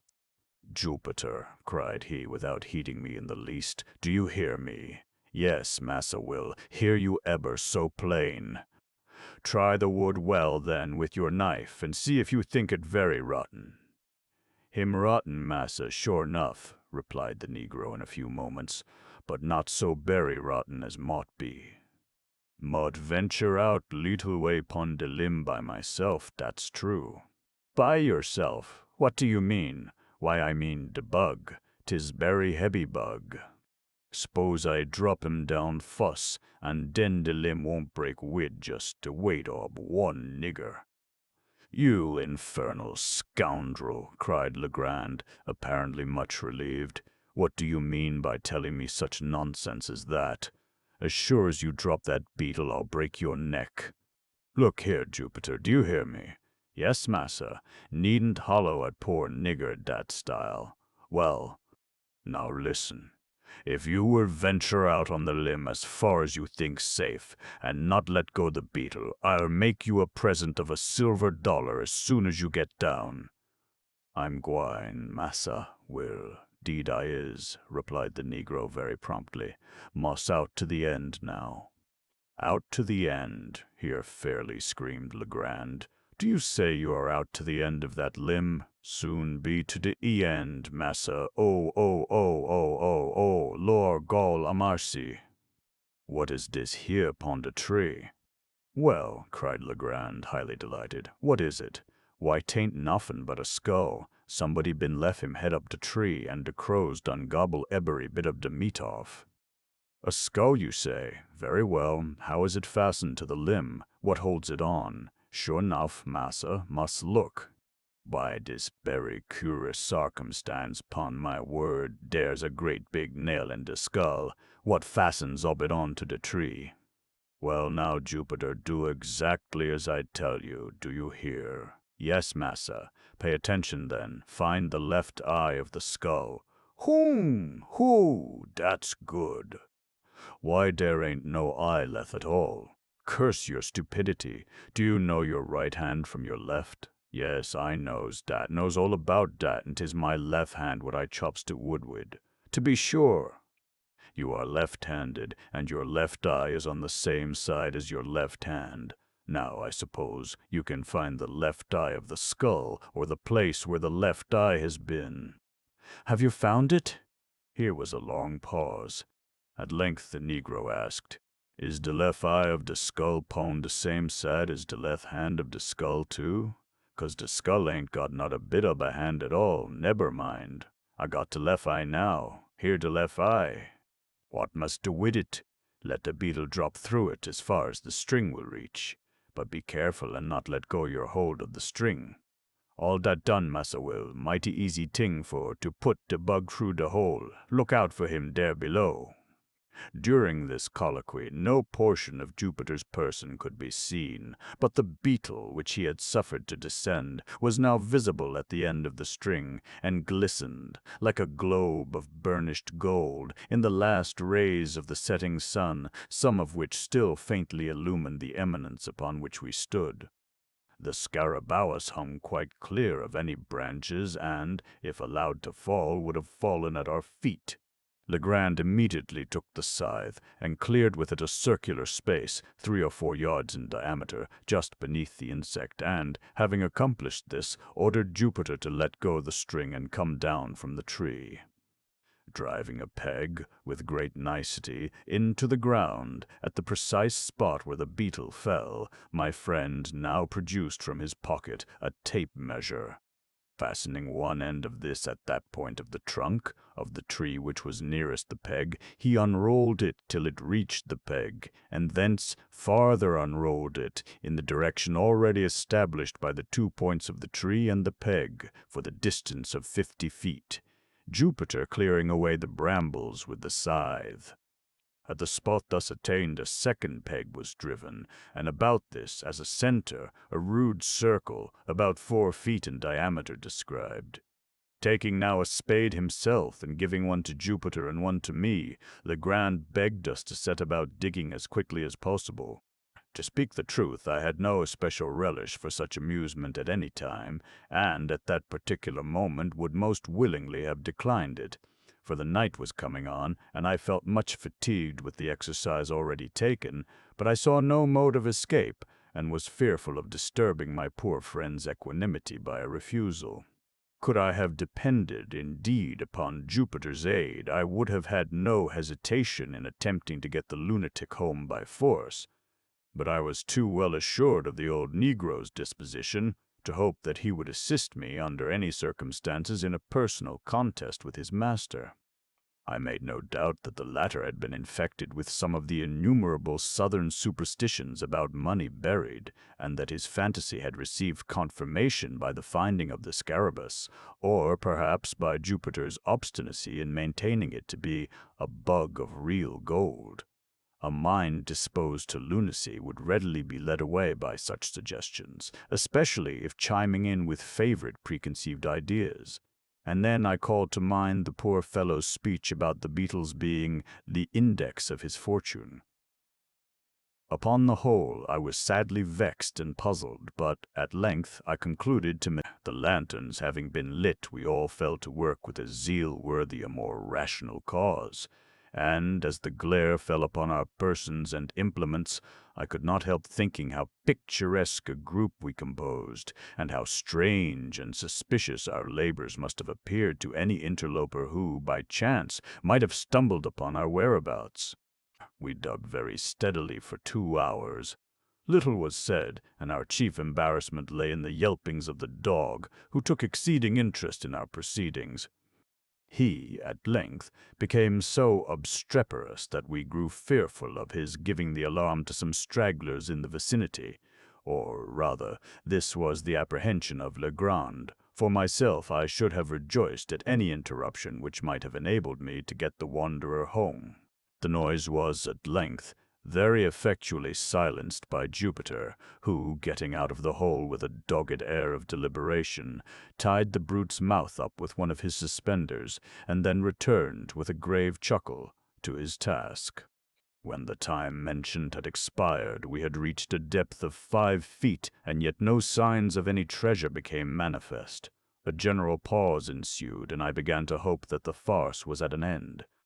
Legrand, however, although evidently much disconcerted, wiped his brow thoughtfully and recommenced. We had excavated the entire circle of 4 feet diameter, and now we slightly enlarged the limit and went to the farther depth of 2 feet.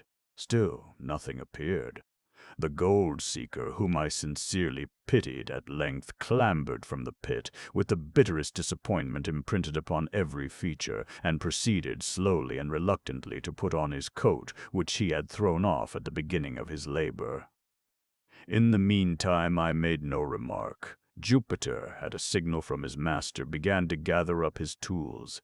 This done, and the dog having been unmuzzled, we turned in profound silence towards home. We had taken, perhaps, a dozen steps in this direction when, with a loud oath, Legrand strode up to Jupiter and seized him by the collar. The astonished negro opened his eyes and mouth to the fullest extent, let fall the spades, and fell upon his knees. "You scoundrel," said Legrand, hissing out the syllables from between his clenched teeth. "You infernal black villain, speak, I tell you. Answer me this instant, without prevarication. Which is your left eye?" "Oh, my golly, Massa Will." "Ain't this here my left eye for sartain?" roared the terrified Jupiter, placing his hand upon his right organ of vision, and holding it there with a desperate pertinacity, as if in immediate dread of his master's attempt at a gouge. "I thought so. I knew it." "Hurrah!" vociferated Legrand, letting the negro go and executing a series of curvets and caracoles, much to the astonishment of his valet, who, arising from his knees, looked, mutely, from his master to myself, and then from myself to his master. "Come, we must go back," said the latter. "The game's not up yet," and he again led the way to the tulip tree. "Jupiter," said he when we reached its foot, "come here. Was the skull nailed to the limb with the face outwards, or with the face to the limb?" "The face was out, massa, so dat the crows could get at the eyes good, without any trouble." "Well, then, was it this eye or that through which you dropped the beetle?" Here Legrand touched each of Jupiter's eyes. "'Twas dis eye, massa, de left eye, jis as you tell me, and here it was his right eye that the negro indicated." "That will do. We must try it again.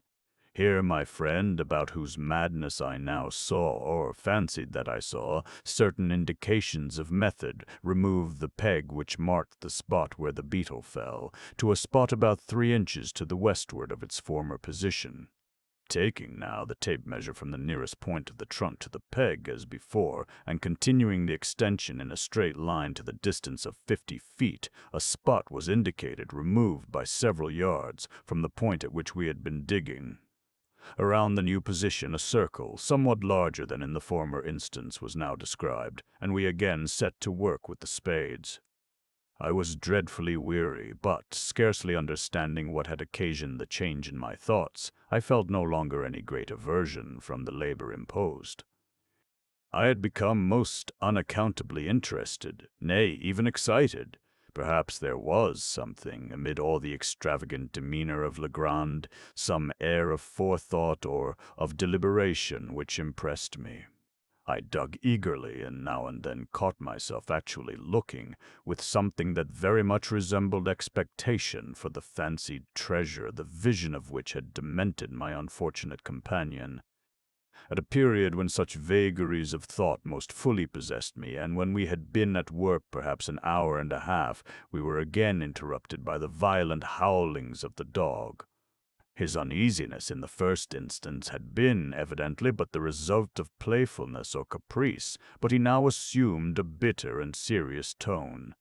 Upon Jupiter's again attempting to muzzle him, he made furious resistance, and, leaping into the hole, tore up the mold frantically with his claws.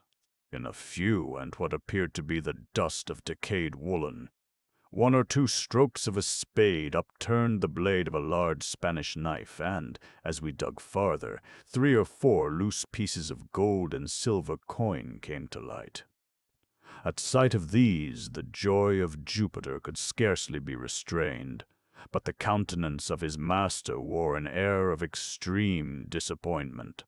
He urged us, however, to continue our exertions, and the words were hardly uttered when I stumbled and fell forward, having caught the toe of my boot in a large ring of iron that lay half buried in the loose earth. We now worked in earnest, and never did I pass 10 minutes of more intense excitement. During this interval we had fairly unearthed an oblong chest of wood, which, from its perfect preservation and wonderful hardness, had plainly been subjected to some mineralizing process, perhaps that of the bichloride of mercury. This box was 3 feet and a half long, 3 feet broad, and 2.5 feet deep. It was firmly secured by bands of wrought iron riveted and forming a kind of open trellis work over the whole. On each side of the chest, near the top, were 3 rings of iron, 6 in all, by means of which a firm hold could be obtained by 6 persons. Our utmost united endeavors served only to disturb the coffer very slightly in its bed. We at once saw the impossibility of removing so great a weight. Luckily, the sole fastenings of the lid consisted of 2 sliding bolts. These we drew back, trembling and panting with anxiety. In an instant, a treasure of incalculable value lay gleaming before us. As the rays of the lanterns fell within the pit, there flashed upwards a glow and a glare from a confused heap of gold and of jewels that absolutely dazzled our eyes. I shall not pretend to describe the feelings with which I gazed. Amazement was, of course, predominant. Legrand appeared exhausted with excitement, and spoke very few words. Jupiter's countenance wore for some minutes as deadly a pallor as it is possible, in nature of things, for any Negro's visage to assume. He seemed stupefied, thunderstricken.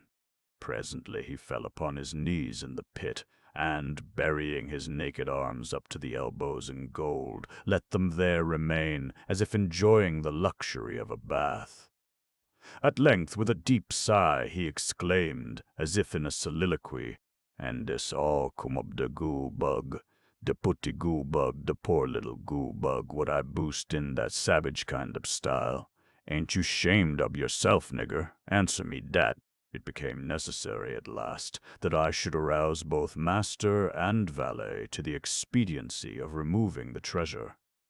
It was growing late, and it behooved us to make exertion, that we might get everything housed before daylight. It was difficult to say what should be done, and much time was spent in deliberation, so confused were the ideas of all. We finally lightened the box by removing 2/3 of its contents, when we were enabled, with some trouble, to raise it from the hole. The articles taken out were deposited among the brambles, and the daub left to guard them, with strict orders from Jupiter neither, upon any pretence, to stir from the spot, nor to open his mouth until our return.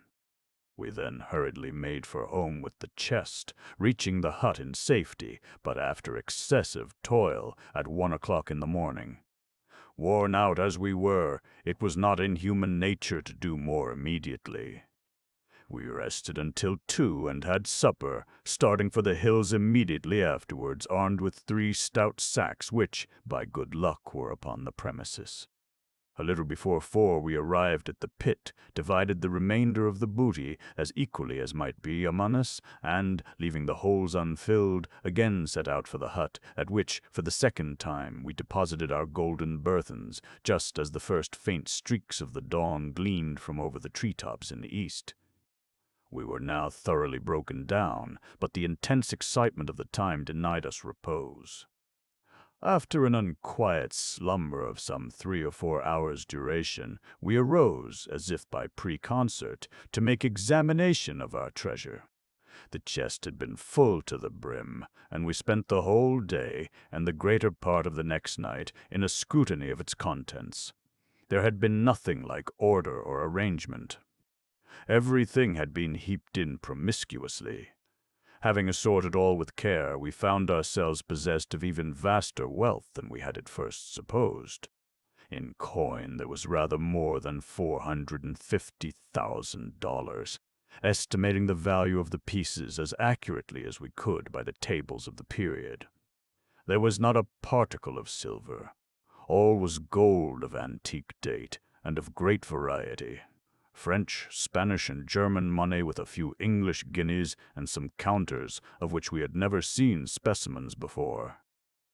There were several very large and heavy coins, so worn that we could make nothing of their inscriptions. There was no American money. The value of the jewels we found more difficulty in estimating. There were diamonds, some of them exceedingly large and fine, 110 in all, and not one of them small, 18 rubies of remarkable brilliancy, 310 emeralds, all very beautiful, and 21 sapphires with an opal. These stones had all been broken from their settings and thrown loose in the chest.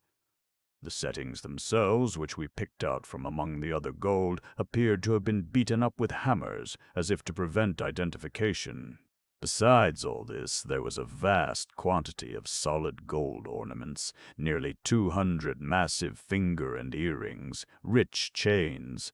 30 of these, if I remember, 83 very large and heavy crucifixes, 5 gold censers of great value, a prodigious golden punch bowl, ornamented with richly chased vine leaves and bacchanalian figures, with 2 sword handles exquisitely embossed, and many other smaller articles which I cannot recollect.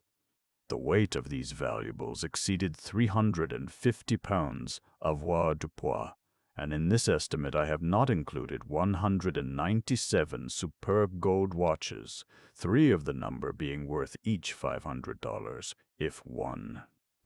Many of them were very old, and as timekeepers valueless, the works having suffered more or less from corrosion. But all were richly jeweled and in cases of great worth. We estimated the entire contents of the chest that night at $1.5 million, and upon the subsequent disposal of the trinkets and jewels, a few being retained for our own use. It was found that we had greatly undervalued the treasure. Mo! When at length we had concluded our examination, and the intense excitement of the time had in some measure subsided, Legrand, who saw that I was dying with impatience for a solution of this most extraordinary riddle, entered into a full detail of all the circumstances connected with it. "You remember," said he, "the night when I handed you the rough sketch I had made of the Scarabaeus. You recollect also that I became quite vexed at you for insisting that my drawing resembled a death's head. When you first made this assertion, I thought you were jesting, but afterwards I called to mind the peculiar spots on the back of the insect, and admitted to myself that your remark had some little foundation in fact. Still, the sneer at my graphic powers irritated me, for I am considered a good artist, and therefore, when you handed me the scrap of parchment, I was about to crumple it up and throw it angrily into the fire." "The scrap of paper, you mean?" said I. "No, it had much of the appearance of paper, and at first I supposed it to be such, but when I came to draw upon it, I discovered it, at once, to be a piece of very thin parchment. It was quite dirty, you remember. Well, as I was in the very act of crumpling it up, my glance fell upon the sketch at which you had been looking, and you may imagine my astonishment when I perceived, in fact, the figure of a death's head just where, it seemed to me, I had made the drawing of the beetle. For a moment I was too much amazed to think with accuracy. I knew that my design was very different in detail from this, although there was a certain similarity in general outline. Presently I took a candle and, seating myself at the other end of the room, proceeded to scrutinize the parchment more closely. Upon turning it over, I saw my own sketch upon the reverse, just as I had made it. My first idea now was mere surprise at the really remarkable similarity of outline, at the singular coincidence involved in the fact that, unknown to me, there should have been a skull upon the other side of the parchment, immediately beneath my figure of the Scarabaeus, and that this skull, not only in outline but in size, should so closely resemble my drawing. I say the singularity of this coincidence absolutely stupefied me for a time. This is the usual effect of such coincidences. The mind struggles to establish a connection, a sequence of cause and effect, and, being unable to do so, suffers a species of temporary paralysis. But when I recovered from this stupor, there dawned upon me gradually a conviction which startled me even far more than the coincidence. I began distinctly, positively, to remember that there had been no drawing upon the parchment when I made my sketch of the scarabaeus. I became perfectly certain of this, for I recollected turning up first one side and then the other in search of the cleanest spot. Had the skull been then there, of course I could not have failed to notice it. Here was indeed a mystery which I felt it impossible to explain, but even at that early moment there seemed to glimmer, faintly, within the most remote and secret chambers of my intellect, a glow-worm-like conception of that truth which last night's adventure brought to so magnificent a demonstration. I arose at once, and putting the parchment securely away, dismissed all farther reflection until I should be alone. When you had gone, and when Jupiter was fast asleep, I betook myself to a more methodical investigation of the affair, in the come into my possession. The spot where we discovered the scarabaeus was on the coast of the main land, about a mile eastward of the island, and but a short distance above high water mark. Upon my taking hold of it, it gave me a sharp bite, which caused me to let it drop. Jupiter, with his accustomed caution before seizing the insect which had flown towards him, looked about him for a leaf or something of that nature by which to take hold of it. It was at this moment that his eyes, and mine also, fell upon the scrap of parchment, which I then supposed to be paper. It was lying half buried in the sand, a corner sticking up. Near the spot where we found it, I observed the remnants of the hull of what appeared to have been a ship's long boat. The wreck seemed to have been there for a very great while, for the resemblance to boat timbers could scarcely be traced. Well, Jupiter picked up the parchment, wrapped the beetle in it, and gave it to me. Soon afterwards we turned to go home, and on the way met Lieutenant G.W. I showed him the insect, and he begged me to let him take it to the fort. Upon my consenting, he thrust it forthwith into his waistcoat pocket, without the parchment in which it had been wrapped, and which I had continued to hold in my hand during his inspection. Perhaps he dreaded my changing my mind, and thought it best to make sure of the prize at once. You know how enthusiastic he is on all subjects connected with natural history. At the same time, without being conscious of it, I must have deposited the parchment in my own pocket.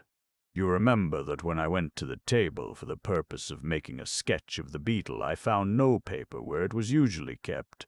I looked in the drawer and found none there. I searched my pockets, hoping to find an old letter, when my hand fell upon the parchment. I thus detail the precise mode in which it came into my possession, for the circumstances impressed me with peculiar force. No doubt you will think me fanciful, but I had already established a kind of connection. I had put together two links of a great chain. There was a boat lying upon a sea-coast, and not far from the boat was a parchment, not a paper, with a skull depicted upon it. You will, of course, ask, where is the connection? I reply that the skull, or death's head, is the well-known emblem of the pirate. The flag of the death's head is hoisted in all engagements. I have said that the scrap was parchment and not paper. Parchment is durable, almost imperishable. Matters of little moment are rarely consigned to parchment, since, for the mere ordinary purposes of drawing or writing, it is not nearly so well adapted as paper. This reflection suggested some meaning, some relevancy in the death's head. I did not fail to observe, also, the form of the parchment. Although one of its corners had been, by some accident, destroyed, it could be seen that the original form was oblong. It was just such a slip indeed as might have been chosen for a memorandum, for a record of something to be long remembered and carefully preserved. But, I interposed, you say that the skull was not upon the parchment when you made the drawing of the beetle. How then do you trace any connection between the boat and the skull, since this latter, according to your own admission, must have been designed, God only knows how or by whom, at some period subsequent to your sketching the scarabaeus? Hereupon turns the whole mystery, although the secret at this point I had comparatively little difficulty in solving. My steps were sure and could afford but a single result. I reasoned, for example, thus. When I drew the scarabus, there was no skull apparent upon the parchment. When I had completed the drawing, I gave it to you, and observed you narrowly until you returned it. You, therefore, did not design the skull, and no one else was present to do it. Then it was not done by human agency, and nevertheless it was done. At this stage of my reflections I endeavored to remember, and did remember, with entire distinctness, every incident which occurred about the period in question. The weather was chilly, oh rare and happy accident, and a fire was blazing upon the hearth. I was heated with exercise and sat near the table. You, however, had drawn a chair close to the chimney. Just as I placed the parchment in your hand, and as you were in the act of inspecting it, Wolf, the Newfoundland, entered and leaped upon your shoulders. With your left hand you caressed him and kept him off, while your right, holding the parchment, was permitted to fall listlessly between your knees and in close proximity to the fire. At one moment I thought the blaze had caught it, and was about to caution you, but before I could speak, you had withdrawn it and were engaged in its examination. When I considered all these particulars, I doubted not for a moment that heat had been the agent in bringing to light upon the parchment the skull which I saw designed upon it. You are well aware that chemical preparations exist, and have existed time out of mind, by means of which it is possible to write upon either paper or vellum, so that the characters shall become visible only when subjected to the action of fire. Zafra, digested in aqua regia and diluted with 4 times its weight of water, is sometimes employed. A green tint results. The regulus of cobalt, dissolved in spirit of nitre, gives a red. These colors disappear at longer or shorter intervals after the material written upon cools, but again become apparent upon the reapplication of heat.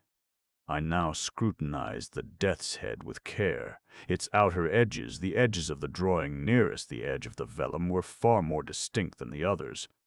It was clear that the action of the caloric had been imperfect or unequal.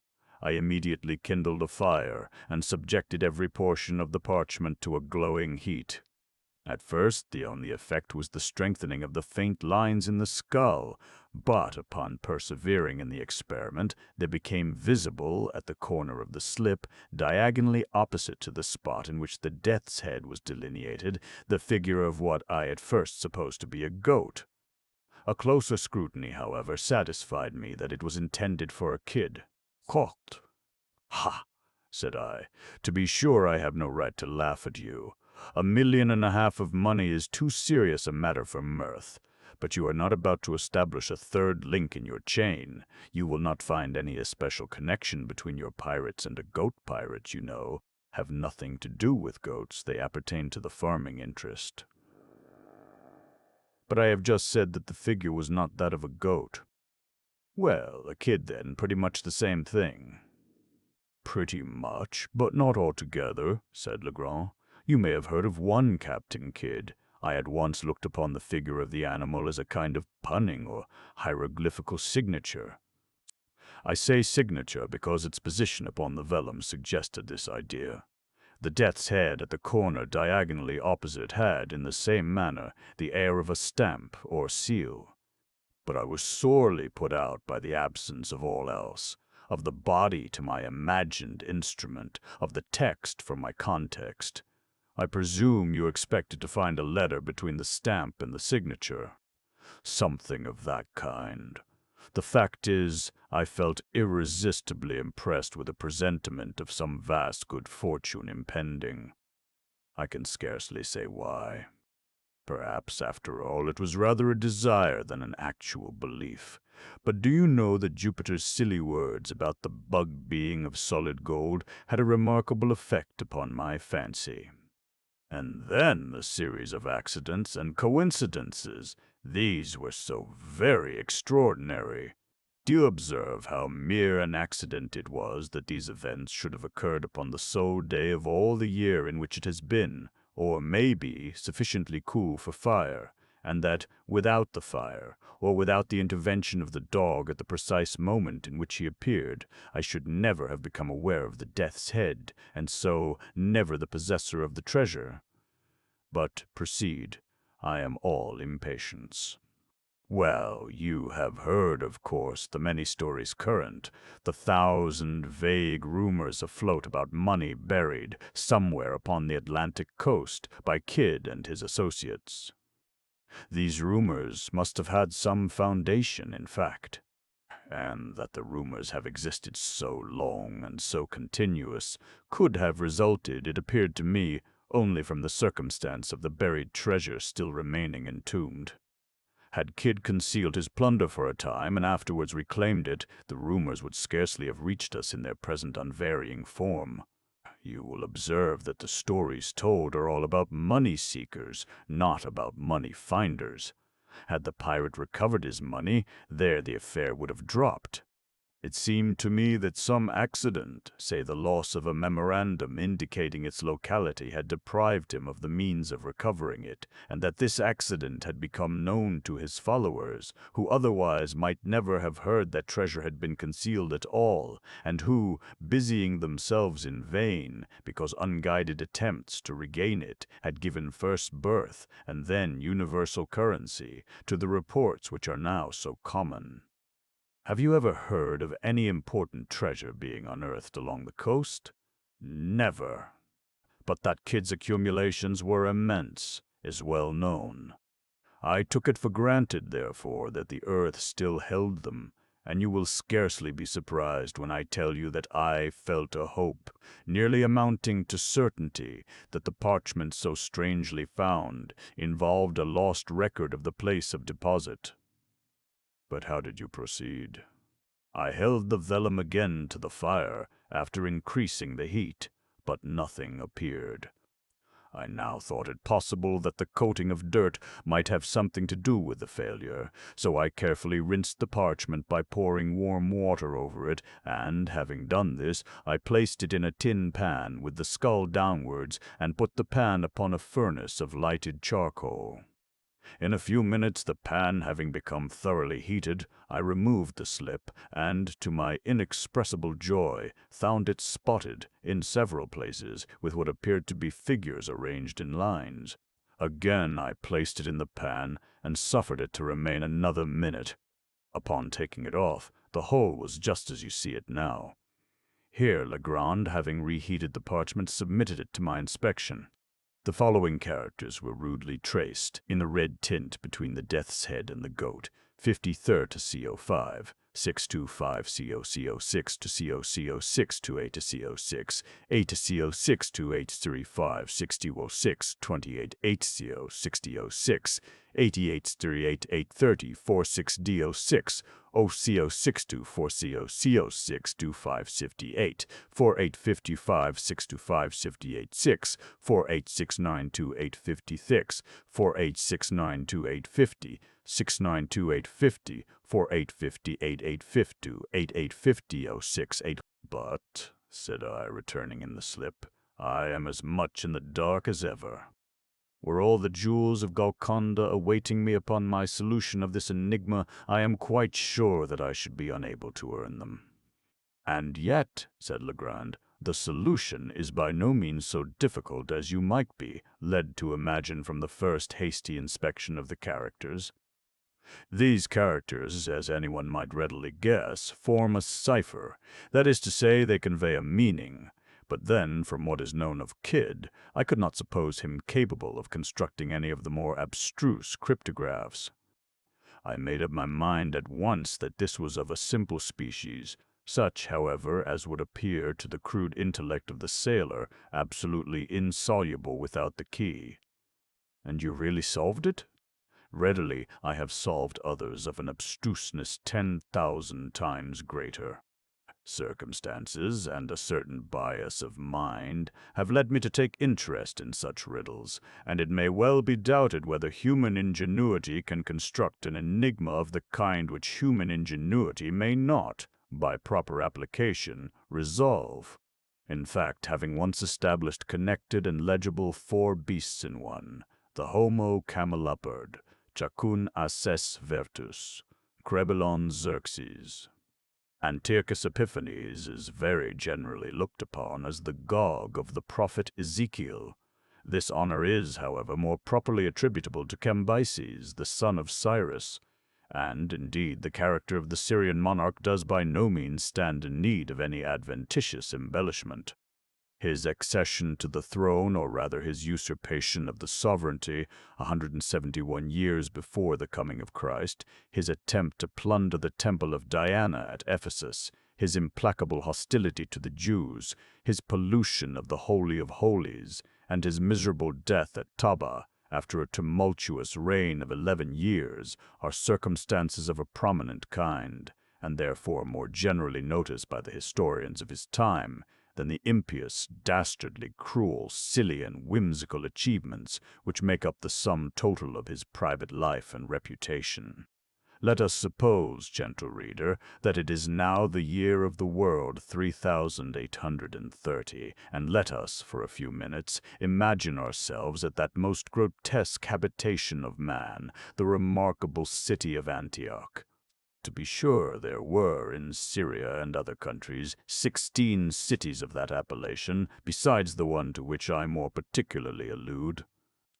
But ours is that which went by the name of Antiochia, Epidaphne, from its vicinity to the little village of Daphne, where stood a temple to that divinity. It was built, although about this matter there is some dispute, by Seleucus Nicanor, the first king of the country after Alexander the Great, in memory of his father Antiochus, and became immediately the residence of the Syrian monarchy. In the flourishing times of the Roman Empire, it was the ordinary station of the prefect of the eastern provinces, and many of the emperors of the Queen City, among whom may be mentioned especially Varus and Valens, spent here the greater part of their time. But I perceive we have arrived at the city itself. Let us ascend this battlement and throw our eyes upon the town and neighboring country. What broad and rapid river is that which forces its way with innumerable falls through the mountainous wilderness, and finally through the wilderness of buildings? That is the Orontes, and it is the only water in sight, with the exception of the Mediterranean, which stretches like a broad mirror about 12 miles off to the southward. Everyone has seen the Mediterranean, but let me tell you, there are few who have had a peep at Antioch. By few, I mean few who, like you and me, have had at the same time the advantages of a modern education. Therefore cease to regard that sea, and give your whole attention to the mass of houses that lie beneath us. You will remember that it is now the year of the world 3830. Were it later, for example, were it the year of our Lord 1845, we should be deprived of this extraordinary spectacle. In the 19th century, Antioch is, that is to say, Antioch will be, in a lamentable state of decay. It will have been, by that time, totally destroyed, at 3 different periods, by 3 successive earthquakes. Indeed, to say the truth, what little of its former self may then remain will be found in so desolate and ruinous a state that the patriarch shall have removed his residence to Damascus. Whoa, this is well. I see you profit by my advice, and are making the most of your time in inspecting the premises, in satisfying your eyes with the memorials and the things of fame that most renown this city. I beg pardon, I had forgotten that Shakespeare will not flourish for 1750 years to come. But does not the appearance of Epidaphne justify me in calling it grotesque? It is well fortified, and in this respect is as much indebted to nature as to art. Very true. There are a prodigious number of stately palaces. There are. And the numerous temples, sumptuous and magnificent, may bear comparison with the most lauded of antiquity. All this I must acknowledge. Still there is an infinity of mud huts and abominable hovels.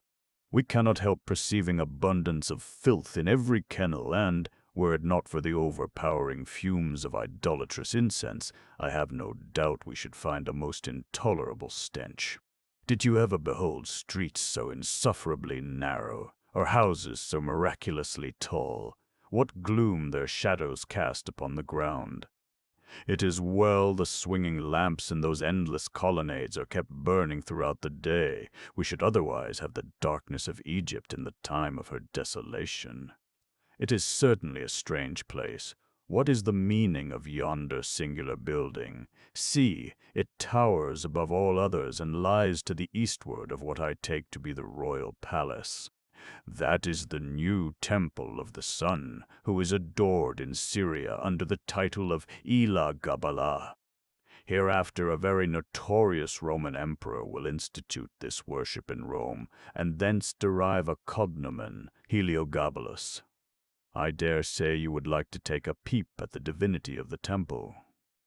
You need not look up at the heavens. His sonship is not there, at least not the sonship adored by the Syrians. That deity will be found in the interior of yonder building.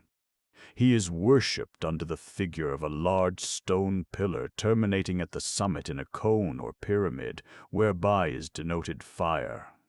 Hark, behold, who can those ridiculous beings be, half naked, with their faces painted, shouting and gesticulating to the rabble? Some few are mountebanks. Others, more particularly, belong to the race of philosophers.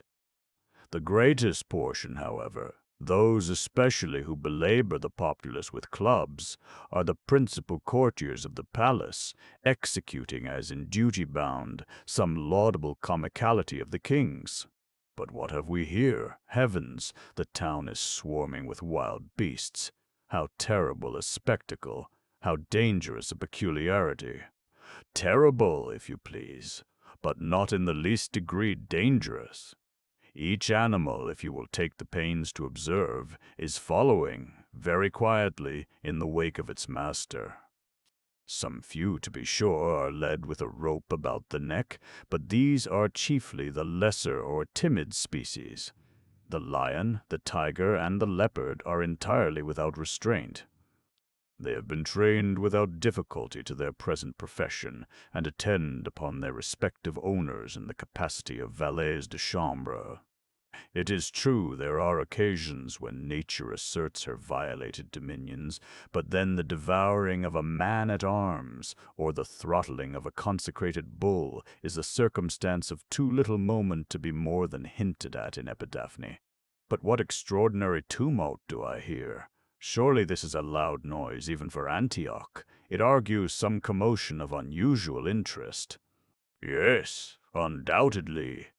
The king has ordered some novel spectacle, some gladiatorial exhibition at the hippodrome, or perhaps the massacre of the Scythian prisoners, or the conflagration of his new palace, or the tearing down of a handsome temple, or indeed a bonfire of a few Jews. The uproar increases. Shouts of laughter ascend the skies. The air becomes dissonant with wind instruments, and horrible with clamor of a million throats. Let us descend, for the love of fun, and see what is going on. This way, be careful. Here we are in the principal street, which is called the Street of Timarchus. The sea of people is coming this way, and we shall find a difficulty in stemming the tide. They are pouring through the alley of Heraclides, which leads directly from the palace. Therefore the king is most probably among the rioters. Yes, I hear the shouts of the herald proclaiming his approach in the pompous phraseology of the East. We shall have a glimpse of his person as he passes by the temple of Ashima. Let us ensconce ourselves in the vestibule of the sanctuary. He will be here anon. In the meantime, let us survey this image. What is it? Oh, it is the god Ashima in proper person. You perceive, however, that he is neither a lamb, nor a goat, nor a satyr, neither has he much resemblance to the Pan of the Arcadians. Yet all these appearances have been given, I beg pardon, will be given by the learned of future ages, to the Ashima of the Syrians. Put on your spectacles and tell me what it is. What is it? Bless me, it is an ape. True, a baboon, but by no means the less a deity. His name is a derivation of the Greek simia. What great fools are antiquarians! But see, yonder scampers a ragged little urchin. Where is he going? What is he bawling about? What does he say? Oh, he says the king is coming in triumph, that he is dressed in state, that he has just finished putting to death with his own hand 1,000 chained Israelitish prisoners. For this exploit the ragamuffin is lauding him to the skies. Hark, here comes a troop of a similar description. They have made a Latin hymn upon the valor of the king, and are singing it as they go. Mille, mille, mille, mille, mille, mille. Decolavimus onus homo, mille, mille, mille, decolavimus. Mil, mil, mil, mil, vivat, qui mil, mil occidit, tantum vini habet nemo, quantum sanguinis effudit, which may be thus paraphrased.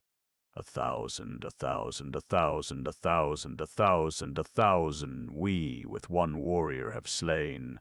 1,000, 1,000, 1,000, 1,000, sing 1,000 over again. Soho, let us sing long life to our king who knocked over 1,000 so fine. Soho, let us roar, he has given us more red gallons of gore than all Syria can furnish of wine.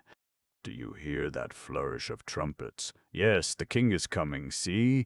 The people are aghast with admiration, and lift up their eyes to the heavens in reverence. He comes, he is coming. There he is. Who? Where? The king? Do not behold him, cannot say that I perceive him. Then you must be blind. Very possible. Still I see nothing but a tumultuous mob of idiots and madmen who are busy in prostrating themselves before a gigantic cameleopard and endeavoring to obtain a kiss of the animal's hoofs. See, the beast has very justly kicked one of the rabble over, and another, and another, and another. Indeed, I cannot help admiring the animal for the excellent use he is making of his feet. Rabble indeed! Why, these are the noble and free citizens of Epidaphne. Beasts, did you say? Take care that you are not overheard. Do you not perceive that the animal has the visage of a man? Why, my dear sir, that cameleopard is no other than Antiochus Epiphanes, Antiochus the Illustrious, king of Syria, and the most potent of all the autocrats of the East. It is true that he is entitled at times Antiochus Epimanes, Antiochus the madman. But that is because all people have not the capacity to appreciate his merits. It is also certain that he is at present ensconced in the hide of a beast, and is doing his best to play the part of a cameleopard. But this is done for the better sustaining his dignity as king. Besides, the monarch is of gigantic stature, and the dress is therefore neither unbecoming nor overlarge. We may, however, presume he would not have adopted it but for some occasion of a special state. Such, you will allow, is the massacre of 1,000 Jews. With how superior a dignity the monarch perambulates on all fours! His tail, you perceive, is held aloft by his two principal concubines, Eline and Argele, and his whole appearance would be infinitely prepossessing, were it not for the protuberance of his eyes, which will certainly start out of his head, and the queer color of his face, which has become nondescript from the quantity of wine he has swallowed. Let us follow him to the hippodrome, whither he is proceeding, and listen to the song of triumph which he is commencing. Who is king but Epiphanes? Say, do you know? Who is king but Epiphanes? Bravo, dravo! There is none but Epiphanes. No, there is none. So tear down the temples and put out the sun. Well and strenuously sung. The populace are hailing him Prince of Poets, as well as Glory of the East, Delight of the Universe, and Most Remarkable of Cameleopards. They have encored his effusion, and do you hear? He is singing it over again. When he arrives at the Hippodrome, he will be crowned with the poetic wreath in anticipation of his victory at the approaching Olympics. But, good Jupiter, what is the matter in the crowd behind us? Behind us, did you say? I perceive. My friend, it is well that you spoke in time. Let us get into a place of safety as soon as possible. Here, let us conceal ourselves in the arch of this aqueduct, and I will inform you presently of the origin of the commotion. It has turned out as I have been anticipating. The singular appearance of the cameleopard and the head of a man has, it seems, given offense to the notions of propriety entertained, in general, by the wild animals domesticated in the city. A mutiny has been the result, and, as is usual upon such occasions, all human efforts will be of no avail in quelling the mob. Several of the Syrians have already been devoured, but the general voice of the four-footed patriots seems to be for eating up the cameleopard. The Prince of Poets, therefore, is upon his hinder legs, running for his life. His courtiers have left him in the lurch, and his concubines have followed so excellent an example. Delight of the universe, thou art in a sad predicament. Glory of the East, thou art in danger of mastication. Therefore never regard so piteously thy tale. It will undoubtedly be draggled in the mud, and for this there is no help. Look not behind thee, then, at its unavoidable degradation, but take courage, ply thy legs with vigor, and scud for the hippodrome. Remember that thou art Antiochus Epiphanes. Antiochus the illustrious, also Prince of Poets, Glory of the East, Delight of the Universe, and Most Remarkable of Cameleopards. Heavens, what a power of speed thou art displaying! What a capacity for leg bail thou art developing! Run, Prince! Bravo, Epiphanes! Well done, Cameleopard, glorious Antiochus! He runs, he leaps, he flies. Like an arrow from a catapult, he approaches the hippodrome. He leaps, he shrieks, he is there. This is well, for hadst thou, Glory of the East, been half a not a bear's cub in Epidaphne, that would not have had a nibble at thy carcass. Let us be off. Let us take our departure, for we shall find our delicate modern ears unable to endure the vast uproar which is about to commence in celebration of the king's escape. Listen. It has already commenced. See, the whole town is topsy-turvy. Surely this is the most populous city of the East. What a wilderness of people, what a jumble of all ranks and ages, what a multiplicity of sects and nations, what a variety of costumes. What a babel of languages, what a screaming of beasts, what a tinkling of instruments, what a parcel of philosophers. Come, let us be off. Stay a moment. I see a vast hubbub in the hippodrome. What is the meaning of it, I beseech you? That. Oh, nothing. The noble and free citizens of Epidaphne being, as they declare, well satisfied of the faith, valor, wisdom, and divinity of their king, and having, moreover, been eye-witnesses of his late superhuman agility, do think it no more than their duty to invest his brows, in addition to the poetic crown, with the wreath of victory in the footrace, a wreath which it is evident he must obtain at the celebration of the next Olympiad, and which, therefore, they now give him in advance. Footnotes. Four beasts, Flavius Vospicus says, that the hymn here introduced was sung by the rabble upon the occasion of Aurelian in the Sarmatic War, having slain with his own hand 950 of the enemy. The murders, in the Rue Morgue, what song the sirens sang, or what name Achilles assumed when he hid himself among women, although puzzling questions, are not beyond all conjecture. Sir Thomas Browne. The mental features discoursed of as the analytical are, in themselves, but little susceptible of analysis. We appreciate them only in their effects. We know of them, among other things, that they are always to their possessor, when inordinately possessed, a source of the liveliest enjoyment. As the strong man exults in his physical ability, delighting in such exercises as call his muscles into action, so glories the analyst in that moral activity which disentangles. He derives pleasure from even the most trivial occupations bringing his talent into play. He is fond of enigmas, of conundrums, of hieroglyphics, exhibiting in his solutions of each a degree of acumen which appears to the ordinary apprehension preternatural. His results, brought about by the very soul and essence of method, have, in truth, the whole air of intuition. The faculty of resolution is possibly much invigorated by mathematical study, and especially by that highest branch of it which, unjustly, and merely on account of its retrograde operations, has been called, as if par excellence, analysis. Yet to calculate is not in itself to analyze. A chess player, for example, does the one without effort at the other. It follows that the game of chess, in its effects upon mental character, is greatly misunderstood. I am not now writing a treatise, but simply prefacing a somewhat peculiar narrative by observations very much at random. I will, therefore, take occasion to assert that the higher powers of the reflective intellect are more decidedly and more usefully tasked by the unostentatious game of draughts than by all the elaborate frivolity of chess.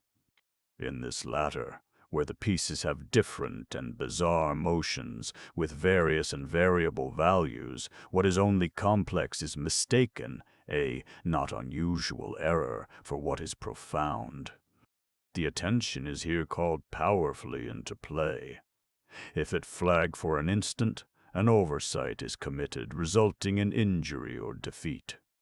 The possible moves being not only manifold but involute, the chances of such oversights are multiplied, and in 9 cases out of 10 it is the more concentrative rather than the more acute player who conquers. In drafts, on the contrary, where the moves are unique and have but little variation, the probabilities of inadvertence are diminished, and the mere attention being left comparatively unemployed, what advantages are obtained by either party are obtained by superior acumen. To be less abstract, let us suppose a game of draughts where the pieces are reduced to 4 kings, and where, of course, no oversight is to be expected. It is obvious that here the victory can be decided, the players being at all equal, only by some recherché movement, the result of some strong exertion of the intellect.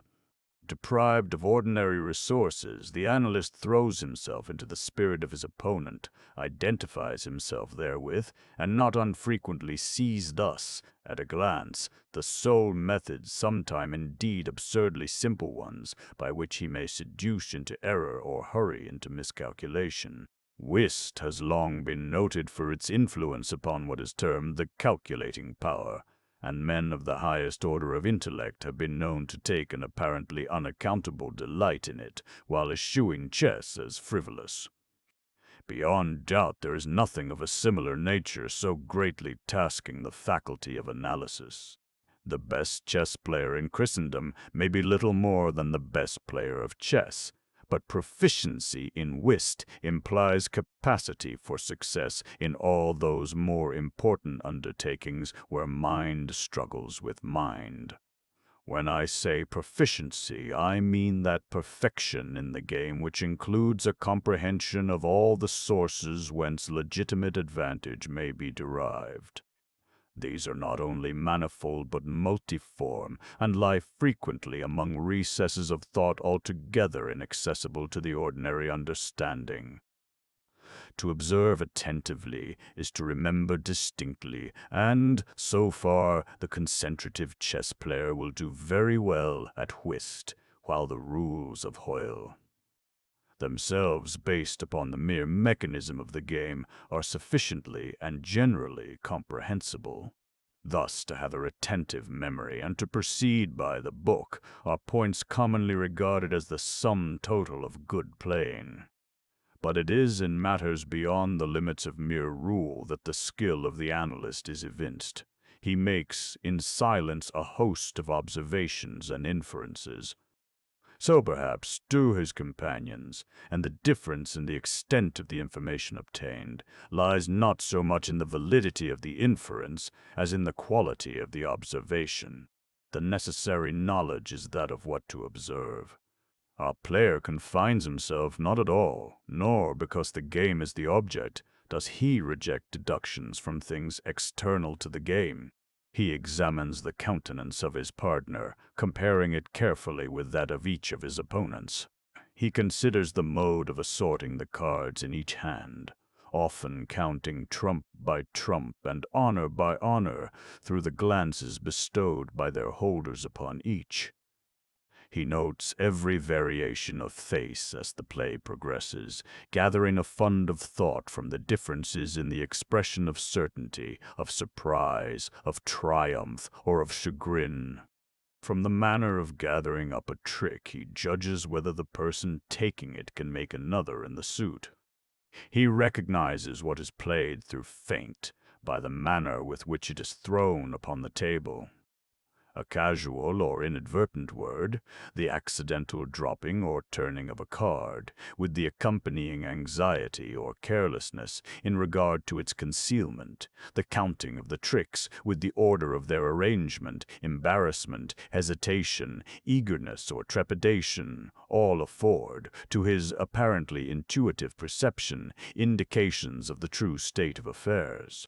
The first 2 or 3 rounds having been played, he is in full possession of the contents of each hand, and thenceforward puts down his cards with as absolute a precision of purpose as if the rest of the party had turned outward the faces of their own.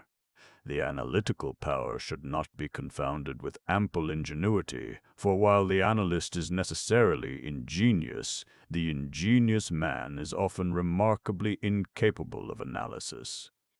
The constructive or combining power by which ingenuity is usually manifested, and to which the phrenologists, I believe erroneously, have assigned a separate organ, supposing it a primitive faculty, has been so frequently seen in those whose intellect bordered otherwise upon idiocy, as to have attracted general observation among writers on morals. Between ingenuity and the analytic ability there exists a difference, far greater, indeed, than that between the fancy and the imagination, but of a character very strictly analogous. It will be found, in fact, that the ingenious are always fanciful, and the truly imaginative never otherwise than analytic. The narrative which follows will appear to the reader somewhat in the light of a commentary upon the propositions just advanced. Residing in Paris during the spring and part of the summer of 18, I there became acquainted with a Monsieur C. Auguste Dupin. This young gentleman was of an excellent, indeed of an illustrious family, but by a variety of untoward events had been reduced to such poverty that the energy of his character succumbed beneath it, and he ceased to bestir himself in the world, or to care for the retrieval of his fortunes. By courtesy of his creditors, there still remained in his possession a small remnant of his patrimony, and, upon the income arising from this, he managed, by means of a rigorous economy, to procure the necessaries of life without troubling himself about its superfluities. Books, indeed, were his sole luxuries, and in Paris these are easily obtained. Our first meeting was at an obscure library in the Rue Morgue, where the accident of our both being in search of the same very rare and very remarkable volume brought us into closer communion. We saw each other again and again. I was deeply interested in the little family history which he detailed to me with all that candor which a Frenchman indulges whenever mere self is his theme. I was astonished, too, at the vast extent of his reading, and, above all, I felt my soul enkindled within me by the wild fervor and the vivid freshness of his imagination. Seeking in Paris the objects I then sought, I felt that the society of such a man would be to me a treasure beyond price, and this feeling I frankly confided to him.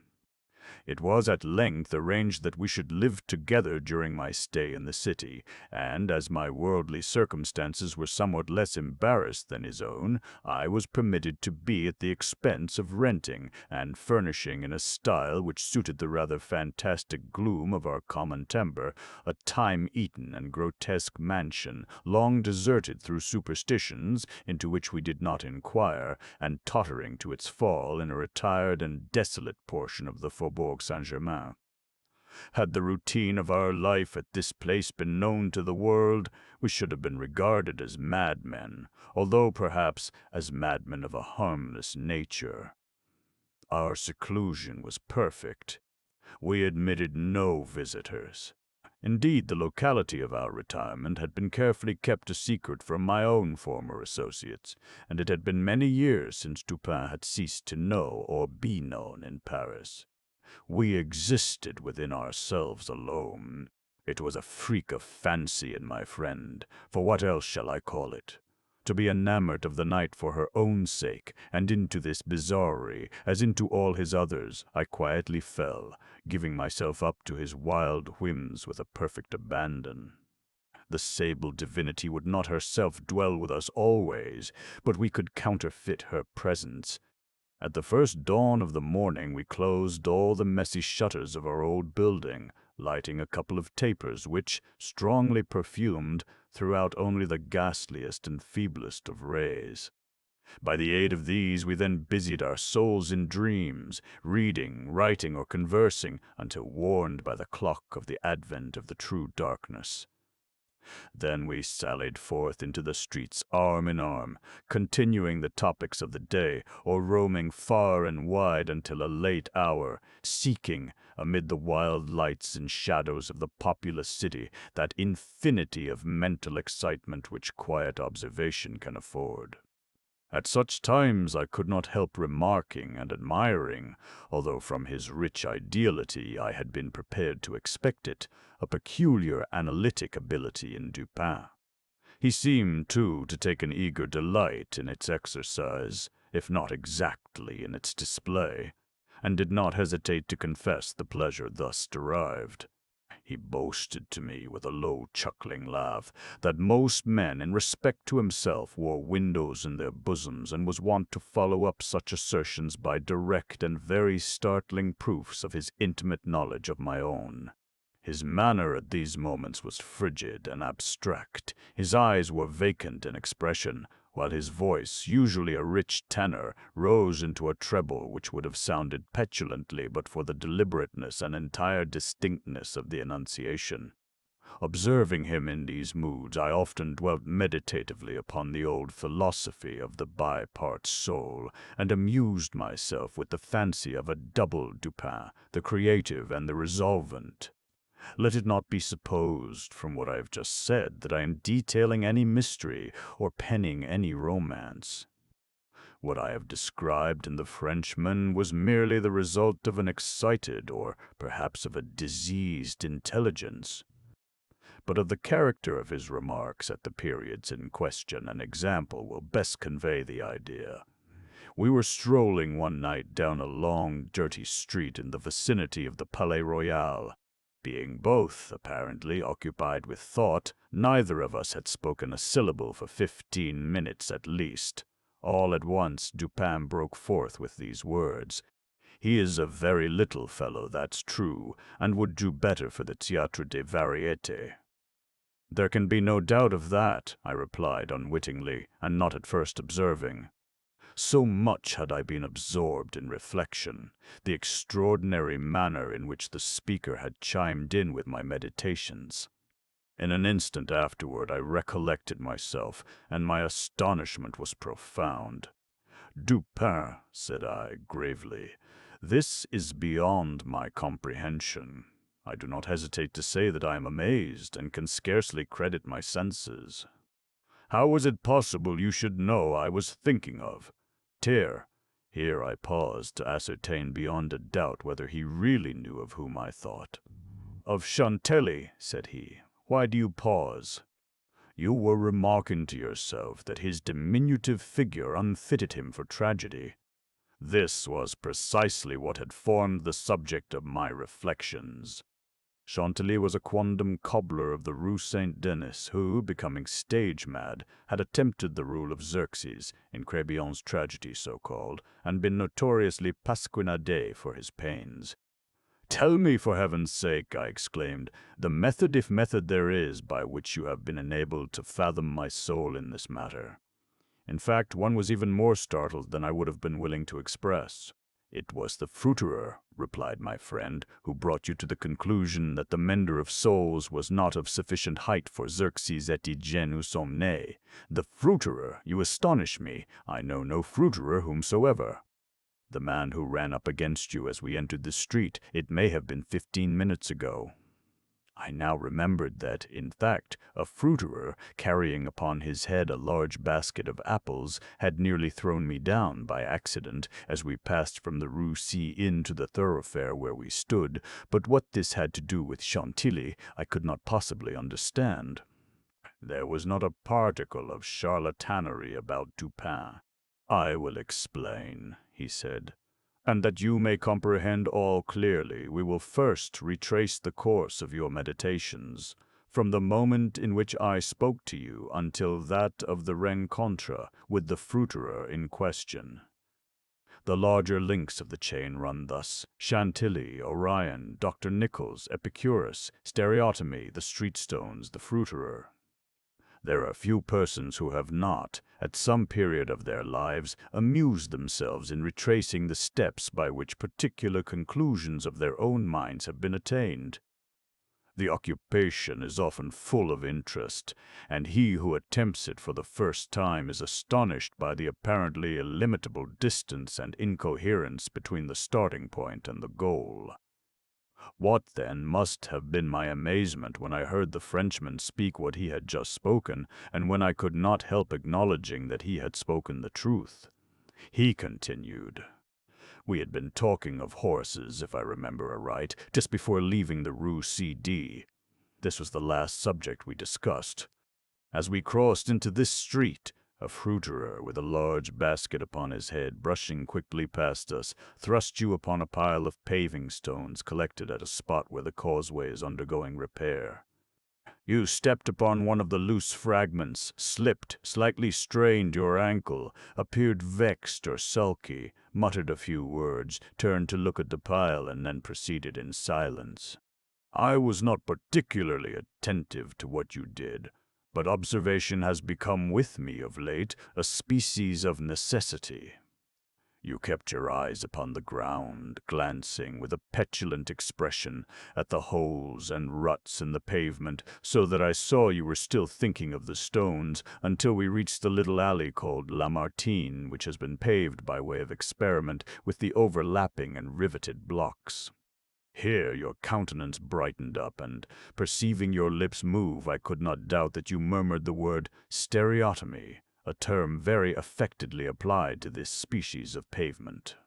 I knew that you could not say to yourself stereotomies without being brought to think of atomies, and thus of the theories of Epicurus.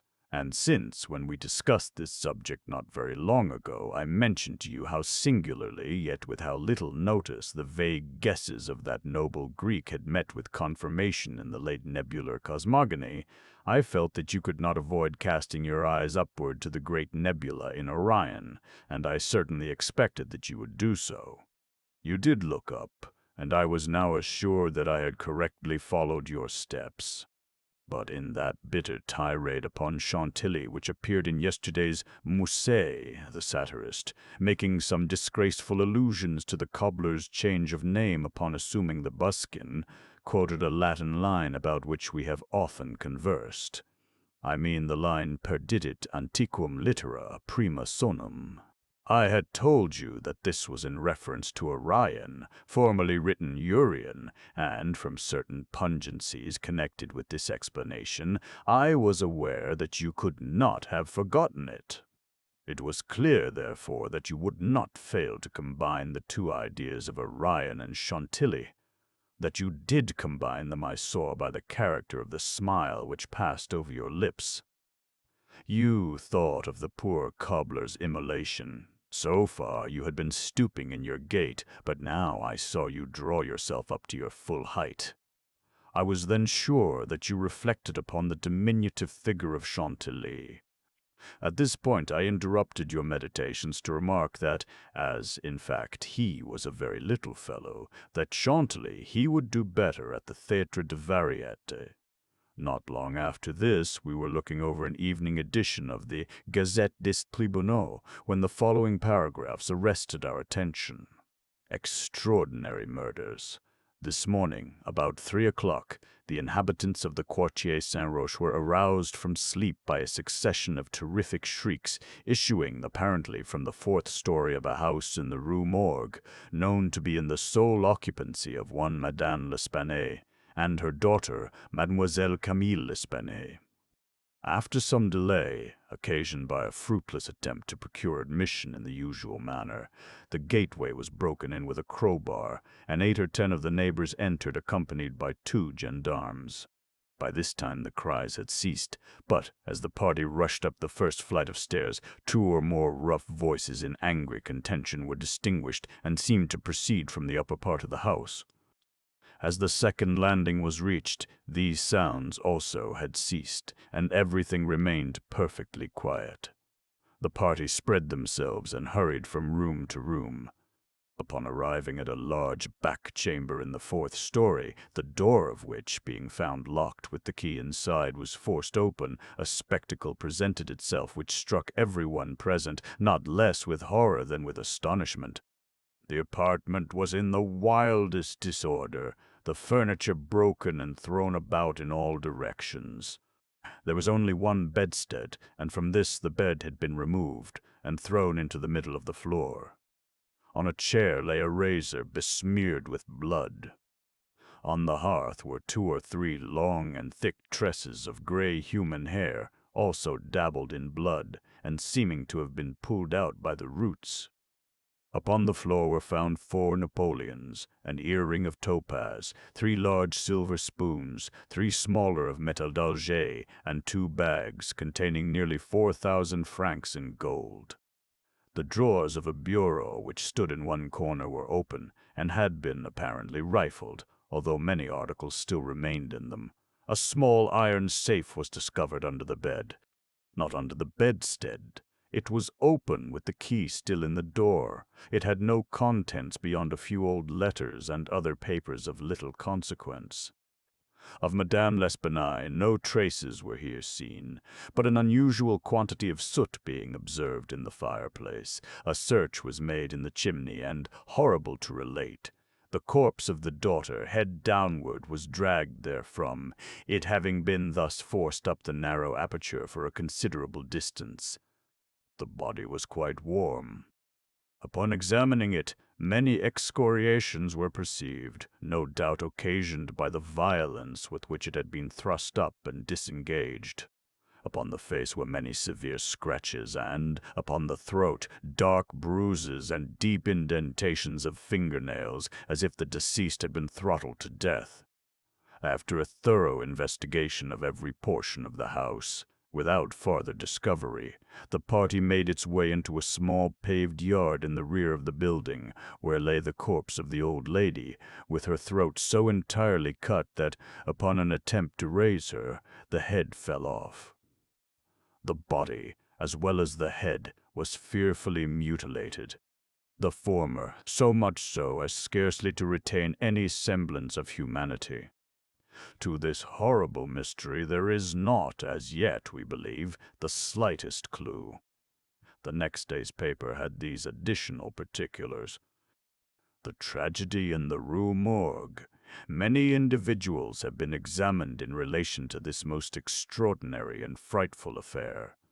The word affair has not yet in France that levity of import which it conveys with us, but nothing whatever has transpired to throw light upon it. We give below all the material testimony elicited. Pauline Dubourg, laundress, deposes that she has known both the deceased for 3 years, having washed for them during that period. The old lady and her daughter seemed on good terms, very affectionate towards each other. They were excellent pay, could not speak in regard to their mode or means of living, believed that Madame L.L. told fortunes for a living, was reputed to have money put by, never met any persons in the house when she called for the clothes or took them home, was sure that they had no servant in employ. There appeared to be no furniture in any part of the building except in the fourth story. Pierre Moreau, tobacconist, deposes that he has been in the habit of selling small quantities of tobacco and snuff to Madame L'Espanaye for nearly 4 years. Was born in the neighborhood and has always resided there. The deceased and her daughter had occupied the house in which the corpses were found for more than 6 years. It was formerly occupied by a jeweler who underlet the upper rooms to various persons. The house was the property of Madame L. She became dissatisfied with the abuse of the premises by her tenant and moved into them herself, refusing to let any portion. The old lady was childish. Witness had seen the daughter some 5 or 6 times during the 6 years.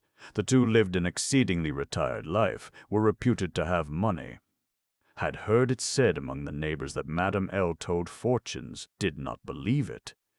Had never seen any person enter the door except the old lady and her daughter, a porter once or twice, and a physician some 8 or 10 times.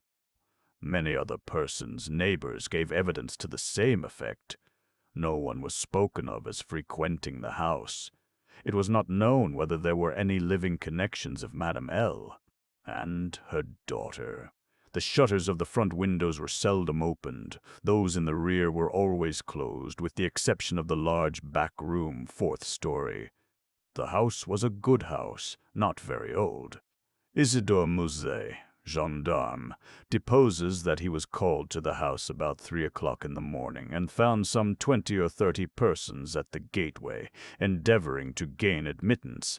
Forced it open at length with a bayonet, not with a crowbar. Had but little difficulty in getting it open on account of its being a double or folding gate and bolted neither at bottom nor top. The shrieks were continued until the gate was forced, and then suddenly ceased. They seemed to be screams of some person, or persons in great agony, were loud and drawn out, not short and quick. Witness led the way upstairs. Upon reaching the first landing, heard 2 voices in loud and angry contention. The one a gruff voice, the other much shriller, a very strange voice. Could distinguish some words of the former, which was that of a Frenchman. Was positive that it was not a woman's voice. Could distinguish the words sacré and diable. The shrill voice was that of a foreigner. Could not be sure whether it was the voice of a man or of a woman. Could not make out what was said, but believed the language to be Spanish. The state of the room and of the bodies was described by this witness as we described them yesterday. Henri Duval, a neighbor and by trade a silversmith, deposes that he was one of the party who first entered the house. Corroborates the testimony of Musset in general. As soon as they forced an entrance, they reclosed the door to keep out the crowd, which collected very fast, notwithstanding the lateness of the hour. The shrill voice, this witness thinks, was that of an Italian, was certain it was not French, could not be sure that it was a man's voice. It might have been a woman's. Was not acquainted with the Italian language. You could not distinguish the words, but was convinced by the intonation that the speaker was an Italian. Knew Madame L. and her daughter. Had conversed with both frequently. Was sure that the shrill voice was not that of either of the deceased. Odenheimer, restaurateur.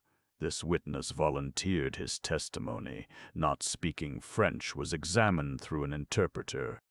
Is a native of Amsterdam. Was passing the house at the time of the shrieks. They lasted for several minutes, probably 10. They were long and loud, very awful and distressing. Was one of those who entered the building. Corroborated the previous evidence in every respect but one. Was sure that the shrill voice was that of a man, of a Frenchman. Could not distinguish the words uttered. They were loud and quick, unequal, spoken apparently in fear as well as in anger. The voice was harsh, not so much shrill as harsh. Could not call it a shrill voice. The gruff voice said repeatedly, "Sacré, diable," and once "Mon Dieu." Jules Mignaud, banker of the firm of Mignaud at Files, Rue de la Reine, is the elder Mignaud. Madame L'Espanaye had some property, had opened an account with his banking house in the spring of the year, 8 years previously, made frequent deposits in small sums, had checked for nothing until the 3rd day before her death, when she took out in person the sum of 4,000 francs. This sum was paid in gold, and a clerk went home with the money. Adolphe Lebon, clerk to Mignaud at Files, deposes that on the day in question, about noon, he accompanied Madame L'Espanaye to her residence with the 4,000 francs, put up in 2 bags. Upon the door being opened, Mademoiselle L. appeared and took from his hands one of the bags, while the old lady relieved him of the other. He then bowed and departed. Did not see any person in the street at the time. It is a by-street, very lonely. William Bird, tailor, deposes that he was one of the party who entered the house, is an Englishman, has lived in Paris 2 years, was one of the first to ascend the stairs. Heard the voices in contention. The gruff voice was that of a Frenchman. Could make out several words, but cannot now remember all. Heard distinctly, "Sacré" and "Mon Dieu." There was a sound at the moment as if of several persons struggling, a scraping and scuffling sound. The shrill voice was very loud, louder than the gruff one. Is sure that it was not the voice of an Englishman, appeared to be that of a German. Might have been a woman's voice. Does not understand German. 4 of the above-named witnesses, being recalled, deposed that the door of the chamber in which was found the body of Mademoiselle L. was locked on the inside when the party reached it.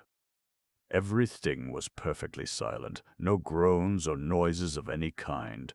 Upon forcing the door, no person was seen. The windows, both of the back and front room, were down and firmly fastened from within. A door between the 2 rooms was closed, but not locked.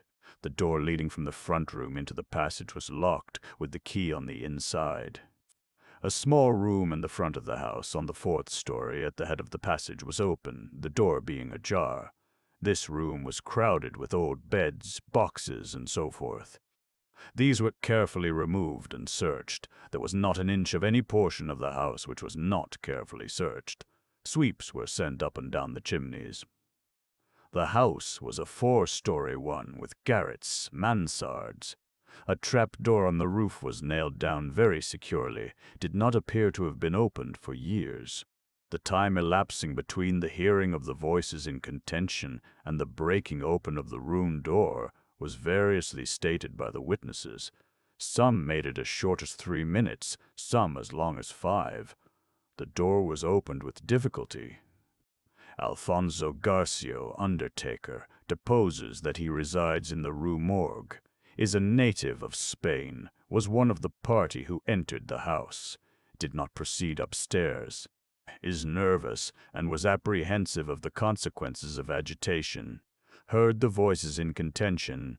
The gruff voice was that of a Frenchman, could not distinguish what was said. The shrill voice was that of an Englishman, is sure of this. Does not understand the English language, but judges by the intonation. Alberto Montani, confectioner, deposes that he was among.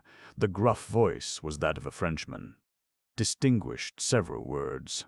The speaker appeared to be expostulating. Could not make out the words of the shrill voice, spoke quick and unevenly, thinks it the voice of a Russian, corroborates the general testimony, is an Italian. Never conversed with a native of Russia.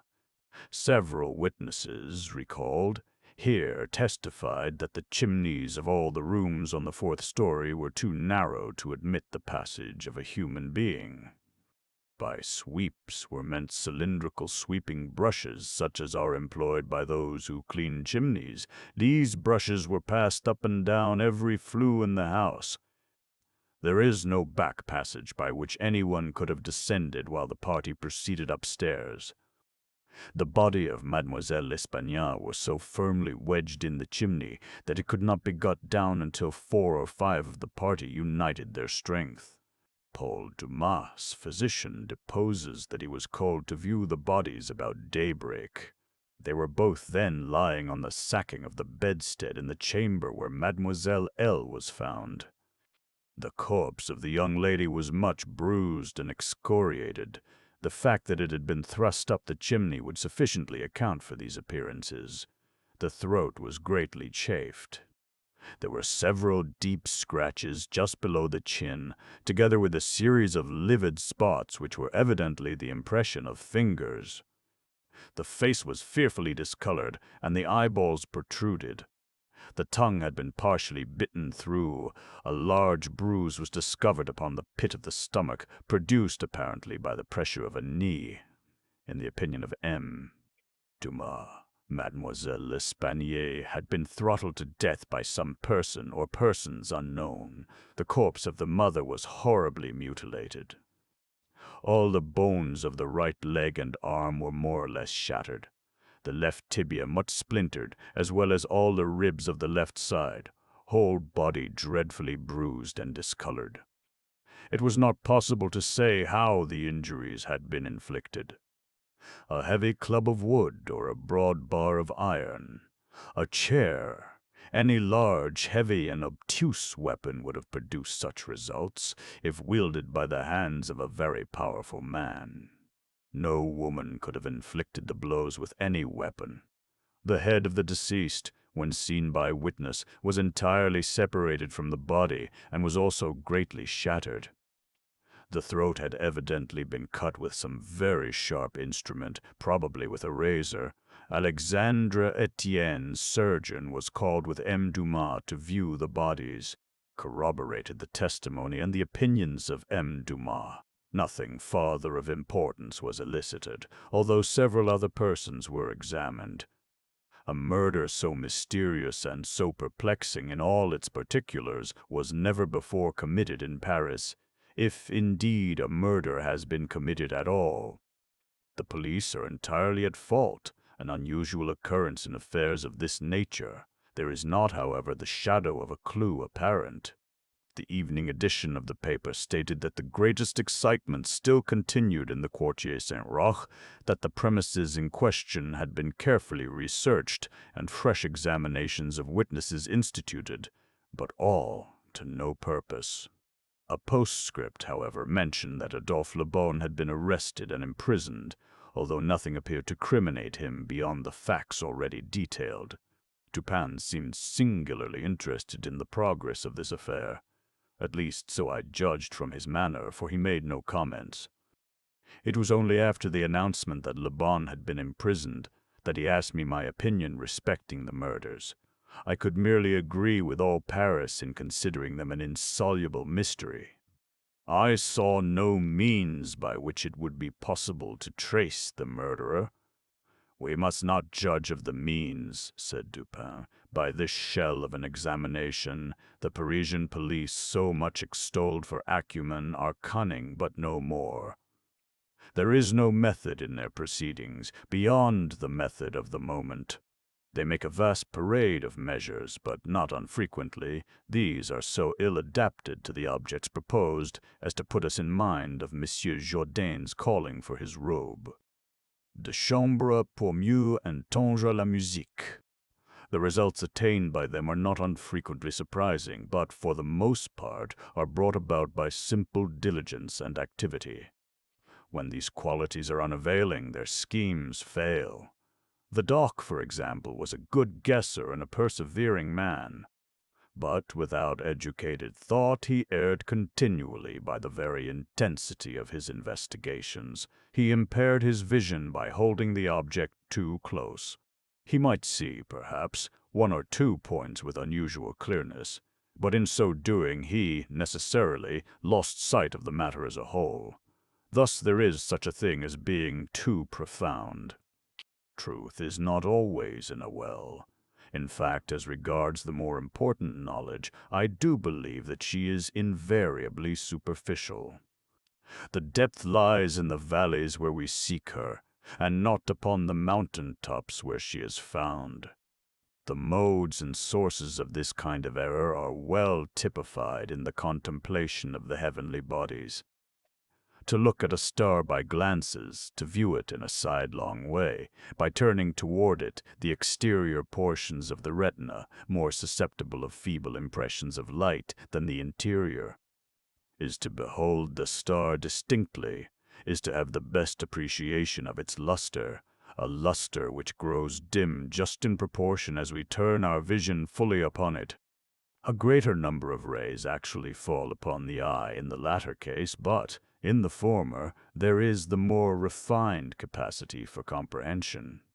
By undue profundity we perplex and enfeeble thought, and it is possible to make even Venus herself vanish from the firmament by a scrutiny too sustained, too concentrated, or too direct. As for these murders, let us enter into some examinations for ourselves before we make up an opinion respecting them. An inquiry will afford us amusement. I thought this an odd term, so applied, but said nothing. And besides, Le Bon once rendered me a service for which I am not ungrateful. We will go and see the premises with our own eyes. I know G., the prefect of police, and shall have no difficulty in obtaining the necessary permission. The permission was obtained, and we proceeded at once to the Rue Morgue. This is one of those miserable thoroughfares which intervene between the Rue Richelieu and the Rue Saint-Roch. It was late in the afternoon when we reached it, as this quarter is at a great distance from that in which we resided. The house was readily found, for there were still many persons gazing up at the closed shutters with an objectless curiosity from the opposite side of the way. It was an ordinary Parisian house with a gateway, on one side of which was a glazed watch-box with a sliding panel in the window, indicating a loge de concierge. Before going in, we walked up the street, turned down an alley, and then, again turning, passed in the rear of the building. Dupin, meanwhile, examining the whole neighborhood, as well as the house, with a minuteness of attention for which I could see no possible object. Retracing our steps, we came again to the front of the dwelling, rang, and, having shown our credentials, were admitted by the agents in charge.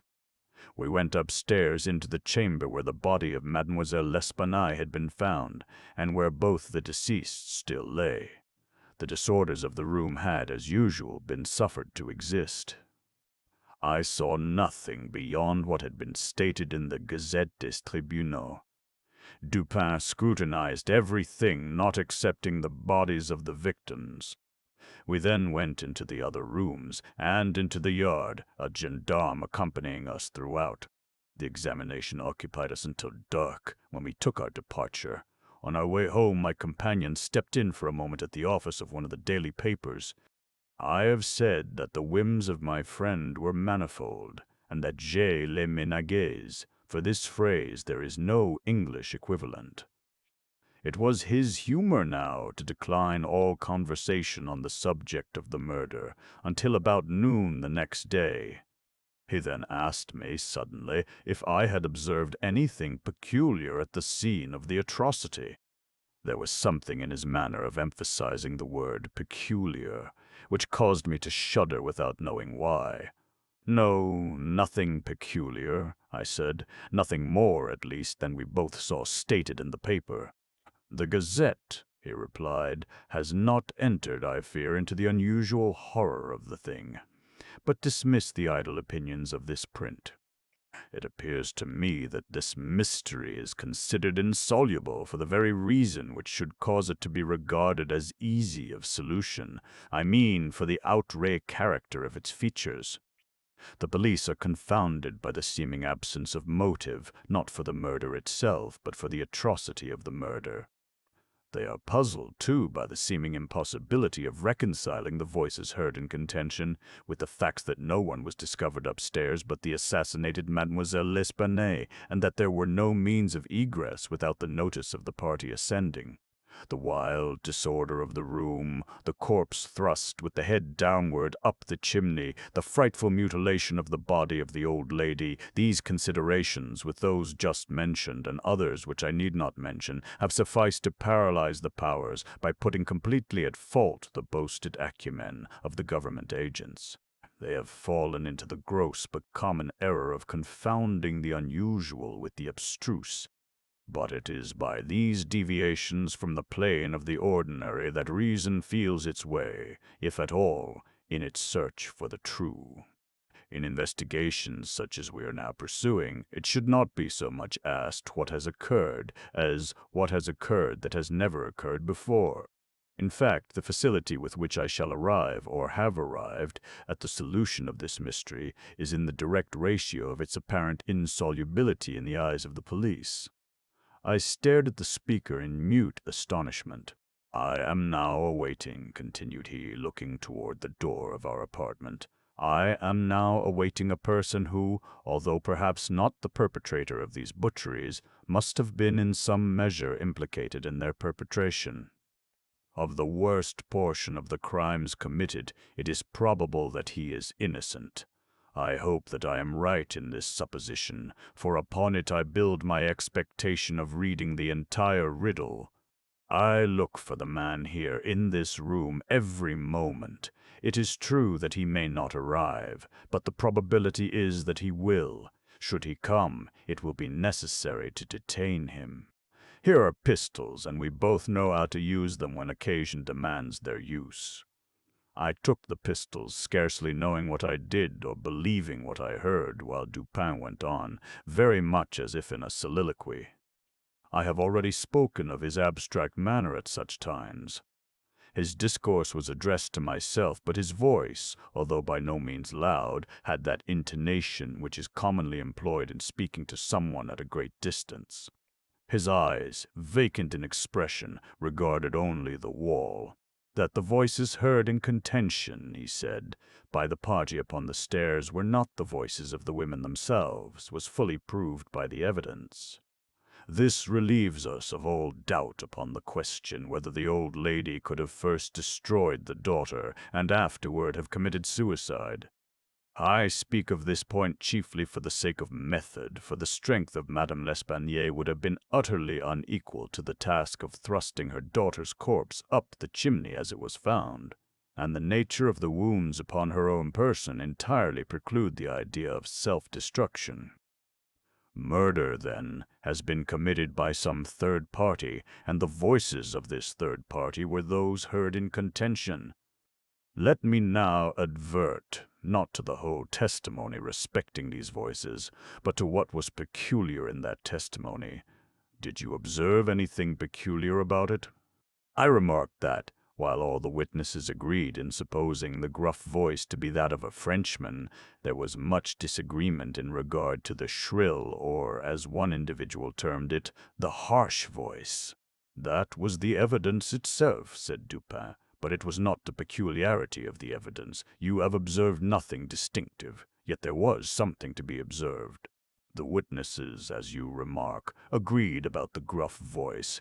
They were here unanimous. But in regard to the shrill voice, the peculiarity is not that they disagreed, but that, while an Italian, an Englishman, a Spaniard, a Hollander, and a Frenchman attempted to describe it, each one spoke of it as that of a foreigner. Each is sure that it was not the voice of one of his own countrymen. Each likens it, not to the voice of an individual of any nation with whose language he is conversant, but the converse. The Frenchman supposes it the voice of a Spaniard, and might have distinguished some words had he been acquainted with the Spanish. The Dutchman maintains it to have been that of a Frenchman, but we find it stated that not understanding French this witness was examined through an interpreter. The Englishman thinks it the voice of a German, and does not understand German. The Spaniard is sure that it was that of an Englishman, but judges by the intonation altogether, as he has no knowledge of the English. The Italian believes it the voice of a Russian, but has never conversed with a native of Russia. A second Frenchman differs, moreover, with the first, and is positive that the voice was that of an Italian, but not being You will say that it might have been the voice of an Asiatic, of an African.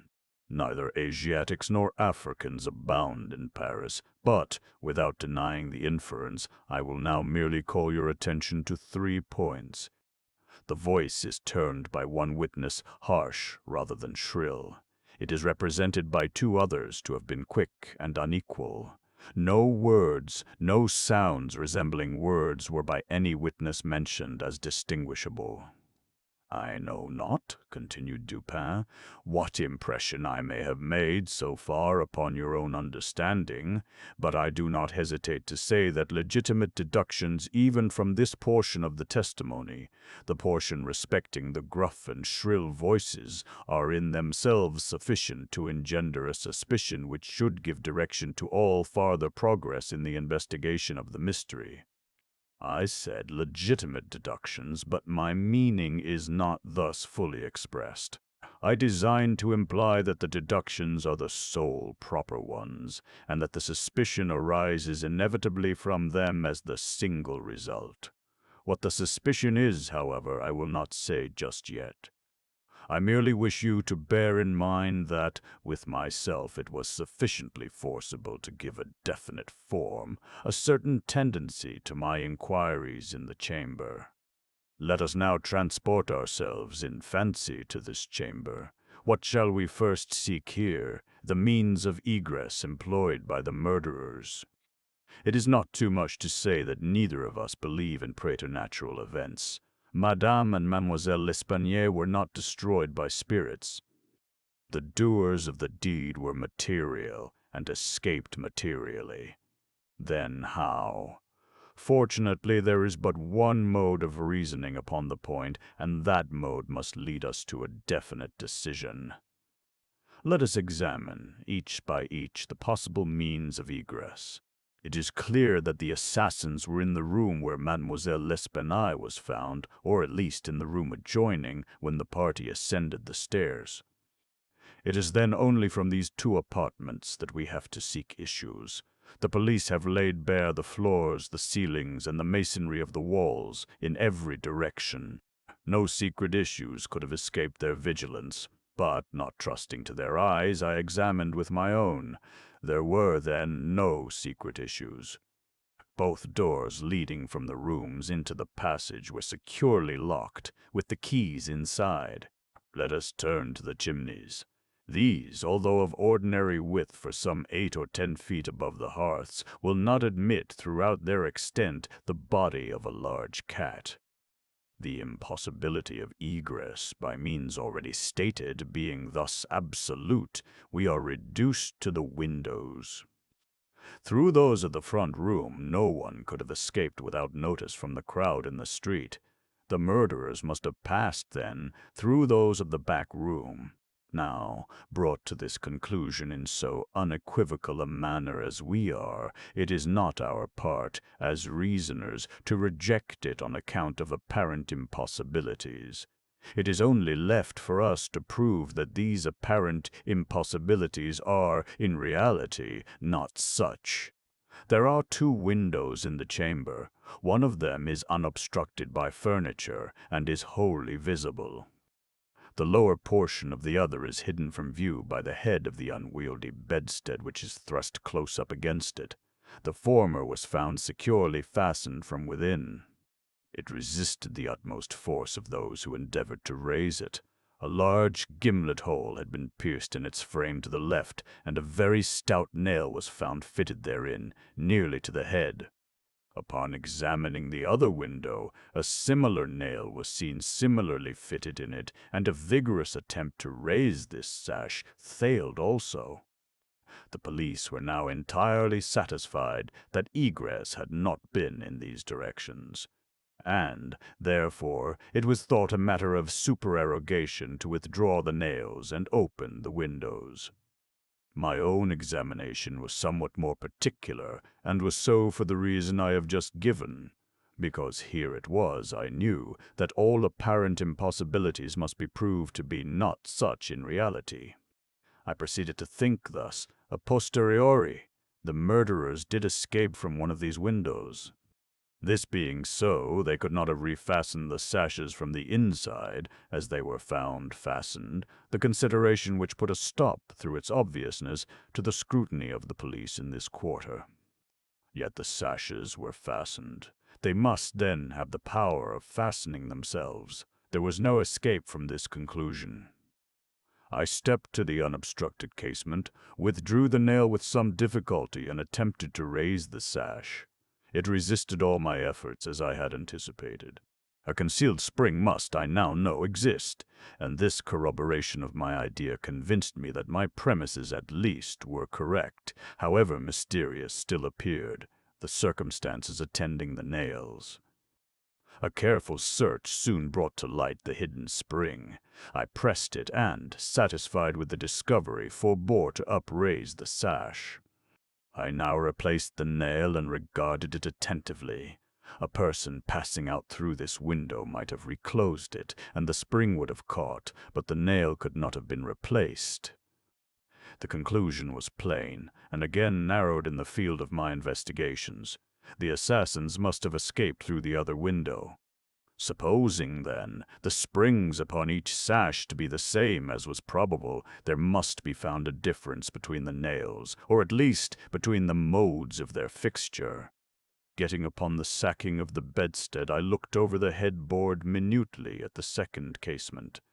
Passing my hand down behind the board, I readily discovered and pressed the spring, which was, as I had supposed, identical in character with its neighbor. I now looked at the nail. It was as stout as the other, and apparently fitted in the same manner, driven in nearly up to the head. You will say that I was puzzled, but if you think so, you must have misunderstood the nature of the inductions. To use a sporting phrase, I had not been once at fault. The scent had never for an instant been lost. There was no flaw in any link of the chain. I had traced the secret to its ultimate result, and that result was the nail. It had, I say, in every respect, the appearance of its fellow in the other window, but this fact was an absolute nullity. Conclusive as it might seem to be when compared with the consideration that here, at this point, terminated the clue. "There must be something wrong," I said, "about the nail." I touched it, and the head, with about 1/4 of an inch of the shank, came off in my fingers. The rest of the shank was in the gimlet hole where it had been broken off. The fracture was an old one, for its edges were encrusted with rust, and had apparently been accomplished by the blow of a hammer, which had partially embedded, in the top of the bottom sash, the head portion of the nail. I now carefully replaced this head portion in the indentation whence I had taken it, and the resemblance to a perfect nail was complete. The fissure was invisible. Pressing the spring, I gently raised the sash for a few inches. The head went up with it, remaining firm in its bed. I closed the window, and the semblance of the whole nail was again perfect. The riddle, so far, was now unriddled. The assassin had escaped through the window which looked upon the bed, dropping of its own accord upon his exit, or perhaps purposely closed. It had become fastened by the spring, and it was the retention of this spring which had been mistaken by the police for that of the nail, farther inquiry being thus considered unnecessary. The next question is that of the mode of descent. Upon this point I had been satisfied in my walk with you around the building. About 5.5 feet from the casement in question there runs a lightning rod. From this rod it would have been impossible for anyone to reach the window itself, to say nothing of entering it. I observed, however, that the shutters of the 4th story were of the peculiar kind called by Parisian carpenters ferrades, a kind rarely employed at the present day, but frequently seen upon very old mansions at Lyons and Bordeaux. They are in the form of an ordinary door, a single, not a folding door, except that the lower half is latticed or worked in open trellis, thus affording an excellent hold for the hands. In the present instance, these shutters are fully 3.5 feet broad. When we saw them from the rear of the house, they were both about half open, that is to say, they stood off at right angles from the wall. It is probable that the police, as well as myself, examined the back of the tenement, but if so, in looking at these ferrads in the line of their breadth, as they must have done, they did not perceive this great breadth itself, or, at all events, failed to take it into due consideration. In fact, having once satisfied themselves that no egress could have been made in this quarter, they would naturally bestow here a very cursory examination. It was clear to me, however, that the shutter belonging to the window at the head of the bed would, if swung fully back to the wall, reach to within 2 feet of the lightning rod.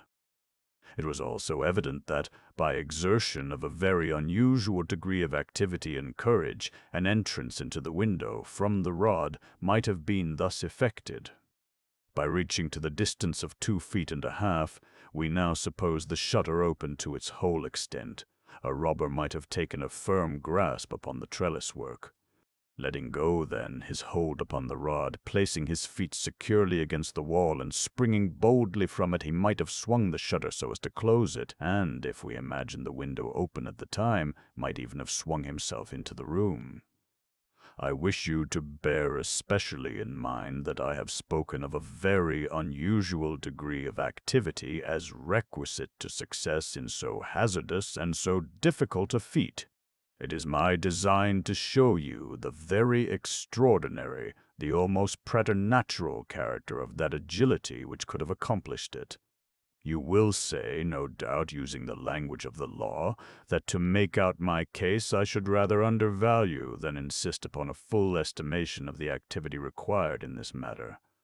This may be the practice in law, but it is not the usage of reason. My ultimate object is only the truth. My immediate purpose is to lead you to place in juxtaposition that very unusual activity of which I have just spoken with that very peculiar shrill or harsh and unequal voice, about whose nationality no 2 persons could be found to agree, and in whose utterance no syllabification could be detected. At these words, a vague and half-formed conception of the meaning of Dupin flitted over my mind. I seemed to be upon the verge of comprehension without power to comprehend, as men at times find themselves upon the brink of remembrance without being able, in the end, to remember. My friend went on with his discourse. "You will see," he said, "that I have shifted the question from the mode of egress to that of ingress. It was my design to convey the idea that both were effected in the same manner at the same point. Let us now revert to the interior of the room. Let us survey the appearances here. The drawers of the bureau, it is said, had been rifled, although many articles of apparel still remained within them. The conclusion here is absurd. It is a mere guess, a very silly one, and no more. How are we to know that the articles found in the drawers were not all these drawers had originally contained? Madame L'Espanaye and her daughter lived an exceedingly retired life, saw no company, seldom went out, had little use for numerous changes of habiliment. Those found were at least of as good quality as any likely to be possessed by these ladies. If a thief had taken any, why did he not take the best? Why did he not take all? In a word, why did he abandon 4,000 francs in gold to encumber himself with a bundle of linen? The gold was abandoned. Nearly the whole sum mentioned by Monsieur Mignot, the banker, was discovered in bags upon the floor.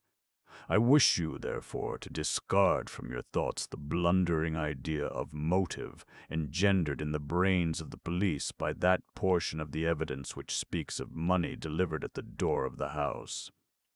Coincidences 10 times as remarkable as this, the delivery of the money and murder committed within 3 days upon the party receiving it, happened to all of us every hour of our lives, without attracting even momentary notice.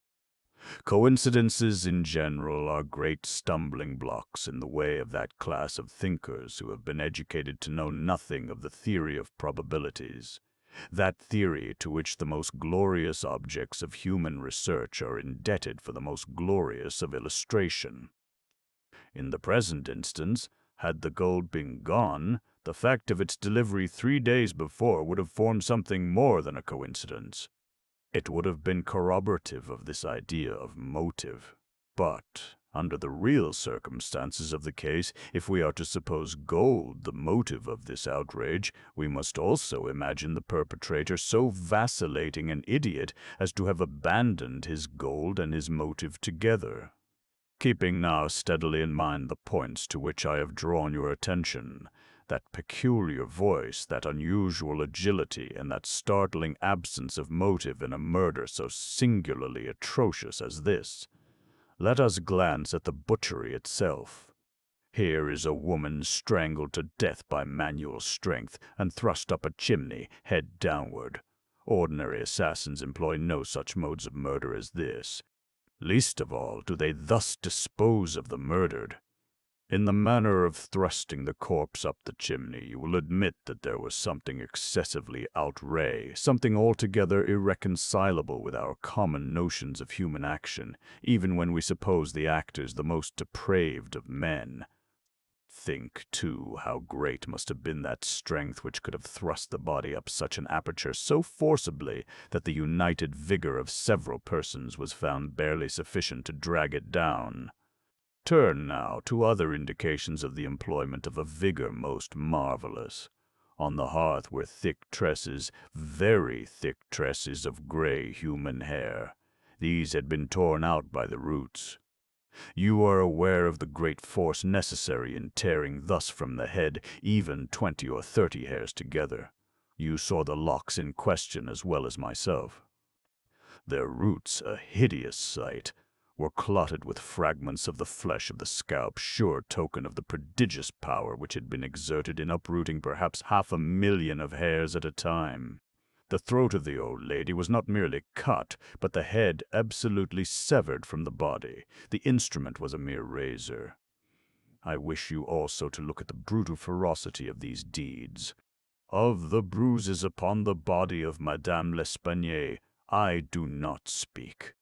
Monsieur Dumas and his worthy coadjutor, Monsieur Etienne, have pronounced that they were inflicted by some obtuse instrument, and so far these gentlemen are very correct. The obtuse instrument was clearly the stone pavement in the yard, upon which the victim had fallen from the window which looked in upon the bed. This idea, however simple it may now seem, escaped the police for the same reason that the breadth of the shutters escaped them, because, by the affair of the nails, their perceptions had been hermetically sealed against the possibility of the windows having ever been opened at all. If now, in addition to all these things, you have properly reflected upon the odd disorder of the chamber, we have gone so far as to combine the ideas of an agility astounding, a strength superhuman, a ferocity brutal, a butchery without motive, a grotesquerie in horror, absolutely alien from humanity, and a voice foreign in tone to the ears of men of many nations, and devoid of all distinct or intelligible syllabification. What result, then, has ensued? What impression have I made upon your fancy? I felt a creeping of the flesh as Dupin asked me the question. A madman, I said, has done this deed, some raving maniac, escaped from a neighboring maison de santé. In some respects, he replied, your idea is not irrelevant.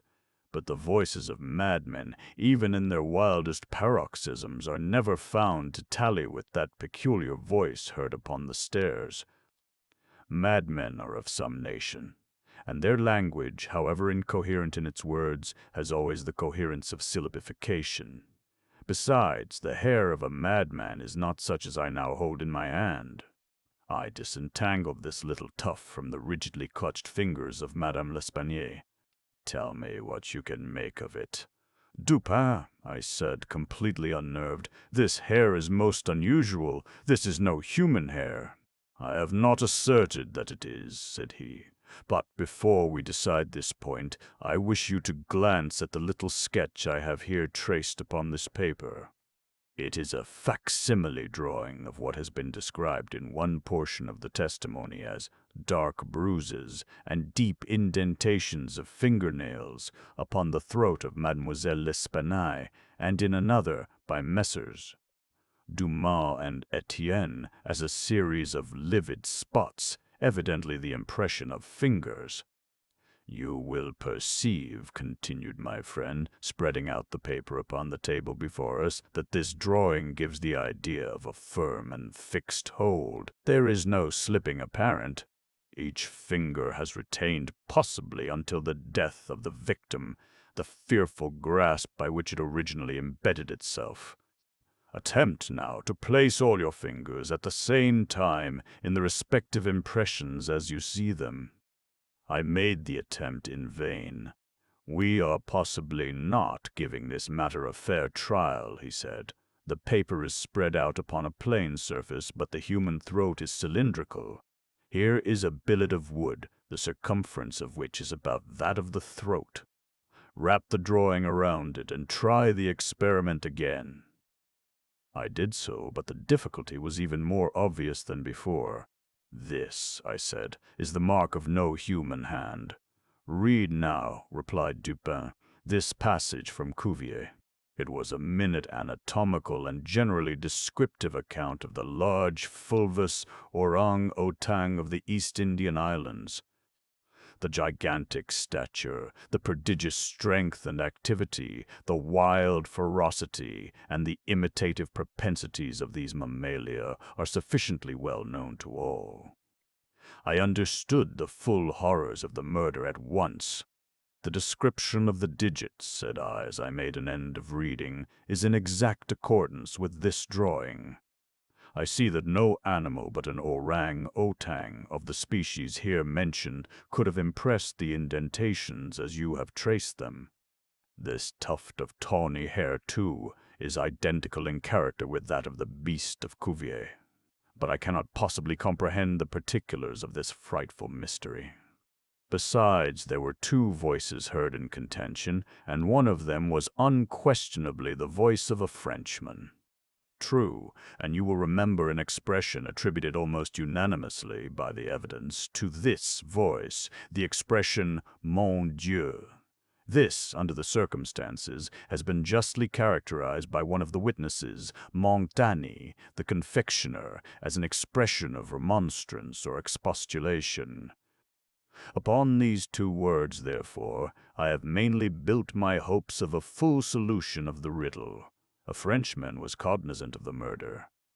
It is possible, indeed it is far more than probable, that he was innocent of all participation in the bloody transactions which took place.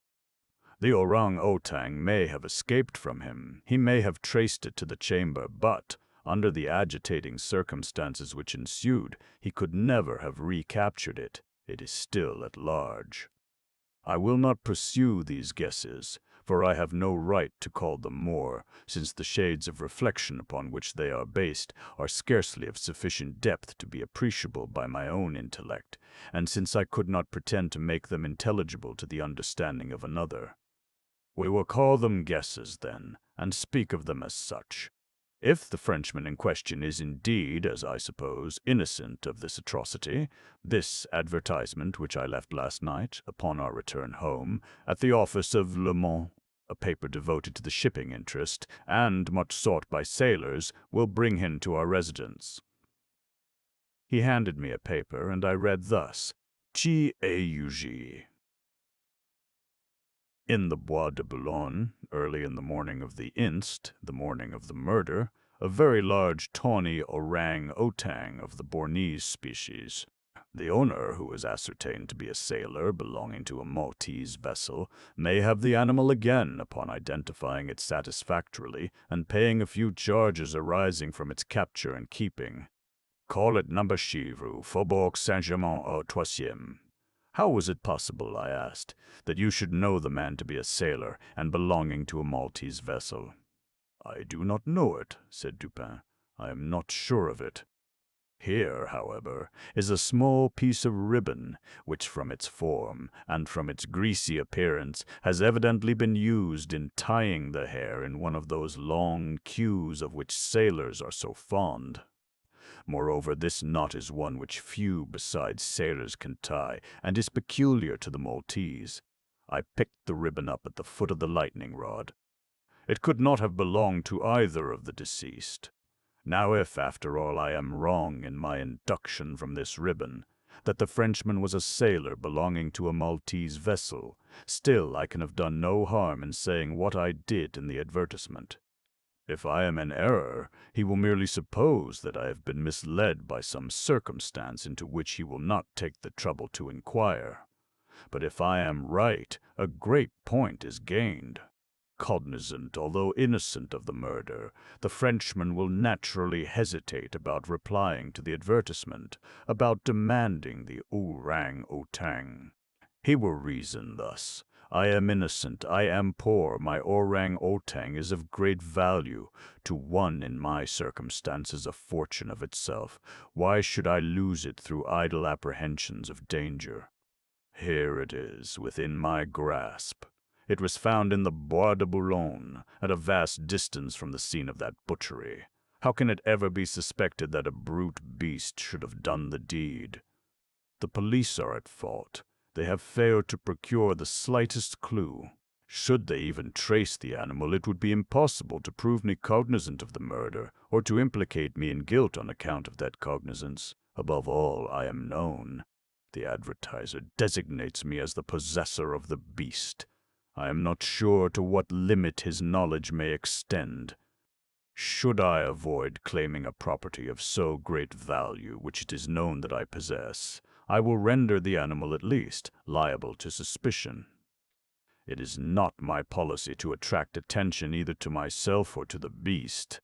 I will answer the advertisement, get the orang-outang, and keep it close until this matter has blown over. At this moment we heard a step upon the stairs. "Be ready," said Dupin, "with your pistols, but neither use them nor show them until at a signal from myself." The front door of the house had been left open, and the visitor had entered without ringing and advanced several steps upon the staircase. Now, however, he seemed to hesitate. Presently we heard him descending. Dupin was moving quickly to the door when we again heard him coming up. He did not turn back a second time, but stepped up with decision and rapped at the door of our chamber. "Come in," said Dupin in a cheerful and hearty tone.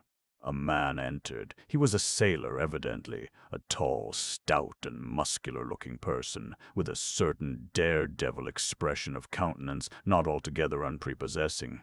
His face, greatly sunburnt, was more than half hidden by whisker and mustachio. He had with him a huge oaken cudgel, but appeared to be otherwise unarmed. He bowed awkwardly and bade us "good evening" in French accents, which, although somewhat neufchâtelish, were still sufficiently indicative of a Parisian origin. "Sit down, my friend," said Dupin. "I suppose you have called about the orang-outang. Upon my word, I almost envy you the possession of him, a remarkably fine and no doubt a very valuable animal. How old do you suppose him to be?" The sailor drew a long breath, with the air of a man relieved of some intolerable burden, and then replied in an assured tone, "I have no way of telling, but he can't be more than 4 or 5 years old." "Have you got him here?" "Oh, no, we had no conveniences for keeping him here. He is at a livery stable in the Rue Morgue, just by. You can get him in the morning." "Of course you are prepared to identify the property?" "To be sure I am, sir." "I shall be sorry to part with him," said Dupin. "I don't mean that you should be at all this trouble for nothing, sir," said the man. "Couldn't expect it. I'm very willing to pay a reward for the finding of the animal, that is to say, anything in reason." "Well," replied my friend, "that is all very fair, to be sure. Let me think, what should I have? Oh, I will tell you. My reward shall be this. You shall give me all the information in your power about these murders in the Rue Morgue." Dupin said the last words in a very low tone and very quietly. Just as quietly, too, he walked toward the door, locked it, and put the key in his pocket. He then drew a pistol from his bosom and placed it, without the least flurry, upon the table. The sailor's face flushed up as if he were struggling with suffocation. He started to his feet and grasped his cudgel, but the next moment he fell back into his seat, trembling violently and with the countenance of death itself. He spoke not a word. I pitied him from the bottom of my heart. "My friend," said Dupin in a kind tone, "you are alarming yourself unnecessarily. You are indeed. We mean you no harm whatever. I pledge you the honor of a gentleman and of a Frenchman that we intend you no injury. I perfectly well know that you are innocent of the atrocities in the Rue Morgue. It will not do, however, to deny that you are in some measure implicated in them.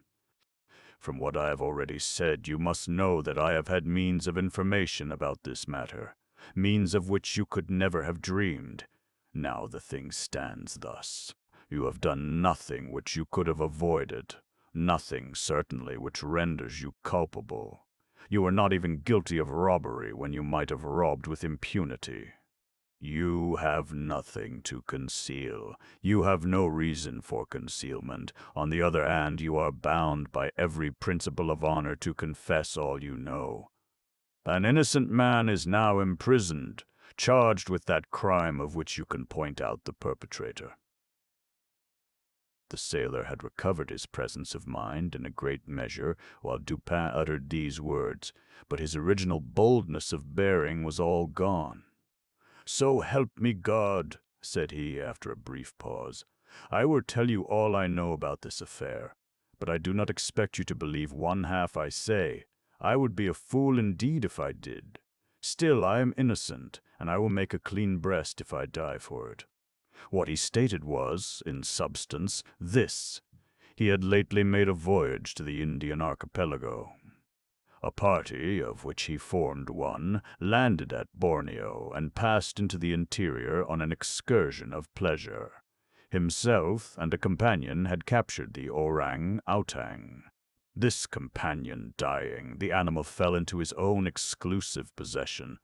After great trouble occasioned by the intractable ferocity of his captive during the home voyage, he at length succeeded in lodging it safely at his own residence in Paris, where, not to attract toward himself the unpleasant curiosity of his neighbors, he kept it carefully secluded until such time as it should recover from a wound in the foot received from a splinter on board ship. His ultimate design was to sell it. Returning home from some sailor's frolic the night, or rather in the morning of the murder, he found the beast occupying his own bedroom, into which it had broken from a closet adjoining, where it had been, as was thought, securely confined. Razor in hand and fully lathered, it was sitting before a looking-glass, attempting the operation of shaving, in which it had no doubt previously watched its master through the keyhole of the closet. Terrified at the sight of so dangerous a weapon in the possession of an animal so ferocious and so well able to use it, the man, for some moments, was at a loss what to do. He had been accustomed, however, to quiet the creature, even in its fiercest moods, by the use of a whip, and to this he now resorted. Upon sight of it, the orang-outang sprang at once through the door of the chamber, down the stairs, and thence through a window, unfortunately open, into the street. The Frenchman followed in despair, the ape, razor still in hand, occasionally stopping to look back and gesticulate at its pursuer, until the latter had nearly come up with it. It then again made off. In this manner the chase continued for a long time.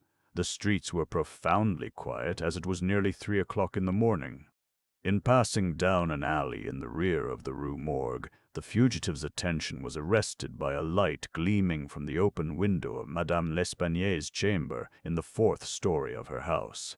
Rushing to the building, it perceived the lightning rod, clambered up with inconceivable agility, grasped the shutter which was thrown fully back against the wall, and, by its means, swung itself directly upon the headboard of the bed.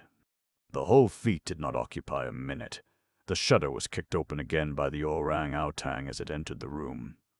The sailor, in the meantime, was both rejoiced and perplexed. He had strong hopes of now recapturing the brute, as it could scarcely escape from the trap into which it had ventured, except by the rod, where it might be intercepted as it came down. On the other hand, there was much cause for anxiety as to what it might do in the house. This latter reflection urged the man still to follow the fugitive. A lightning rod is ascended without difficulty, especially by a sailor, but when he had arrived as high as the window, which lay far to his left, his career was stopped. The most that he could accomplish was to reach over so as to obtain a glimpse of the interior of the room. At this glimpse he nearly fell from his hold through excess of horror. Now it was that those hideous shrieks arose upon the night, which had startled from slumber the inmates of the Rue Morgue. Madame L'Espanaye and her daughter, habited in their night-clothes, had apparently been occupied in arranging some papers in the iron chest already mentioned, which had been wheeled into the middle of the room. It was open, and its contents lay beside it on the floor. The victims must have been sitting with their backs toward the window, and from the time elapsing between the ingress of the beast and the screams, it seems probable that it was not immediately perceived. The flapping to of the shutter would naturally have been attributed to the wind. As the sailor looked in, the gigantic animal had seized Madame L'Espanaye by the hair, which was loose as she had been combing it, and was flourishing the razor about her face in imitation of the motions of a barber.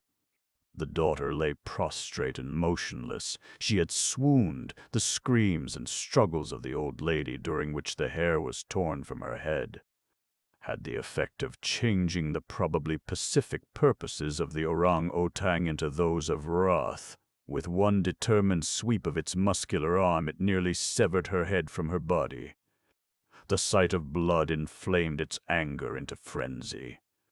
Gnashing its teeth and flashing fire from its eyes, it flew upon the body of the girl and embedded its fearful talons in her throat, retaining its grasp until she expired.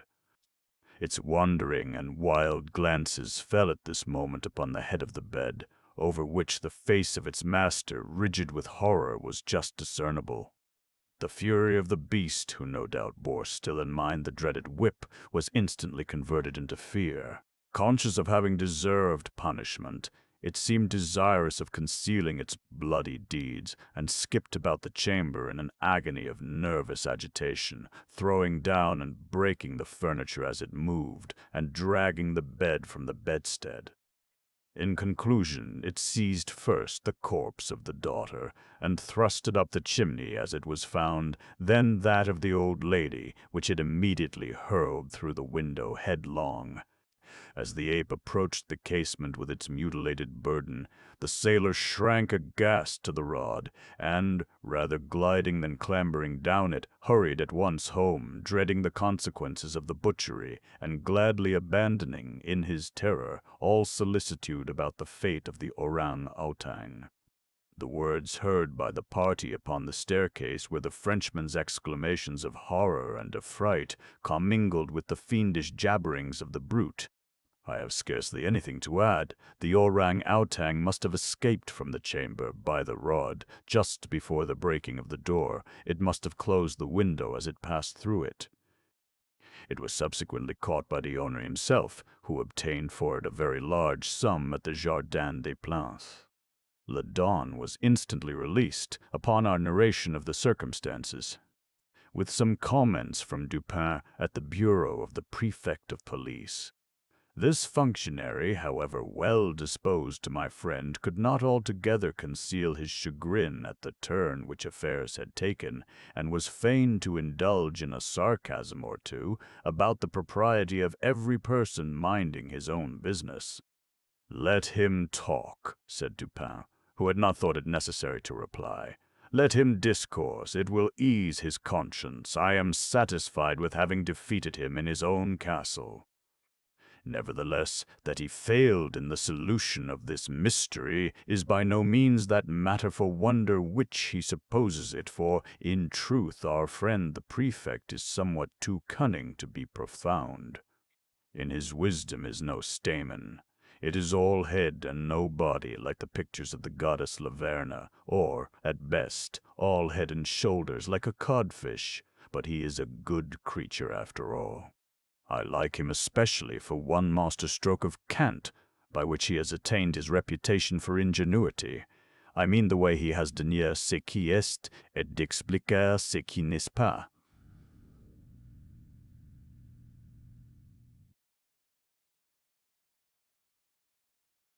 Eski au Nivel Heloise, The Mystery of Rue Morgue, a sequel to The Murders in the Rue Morgue.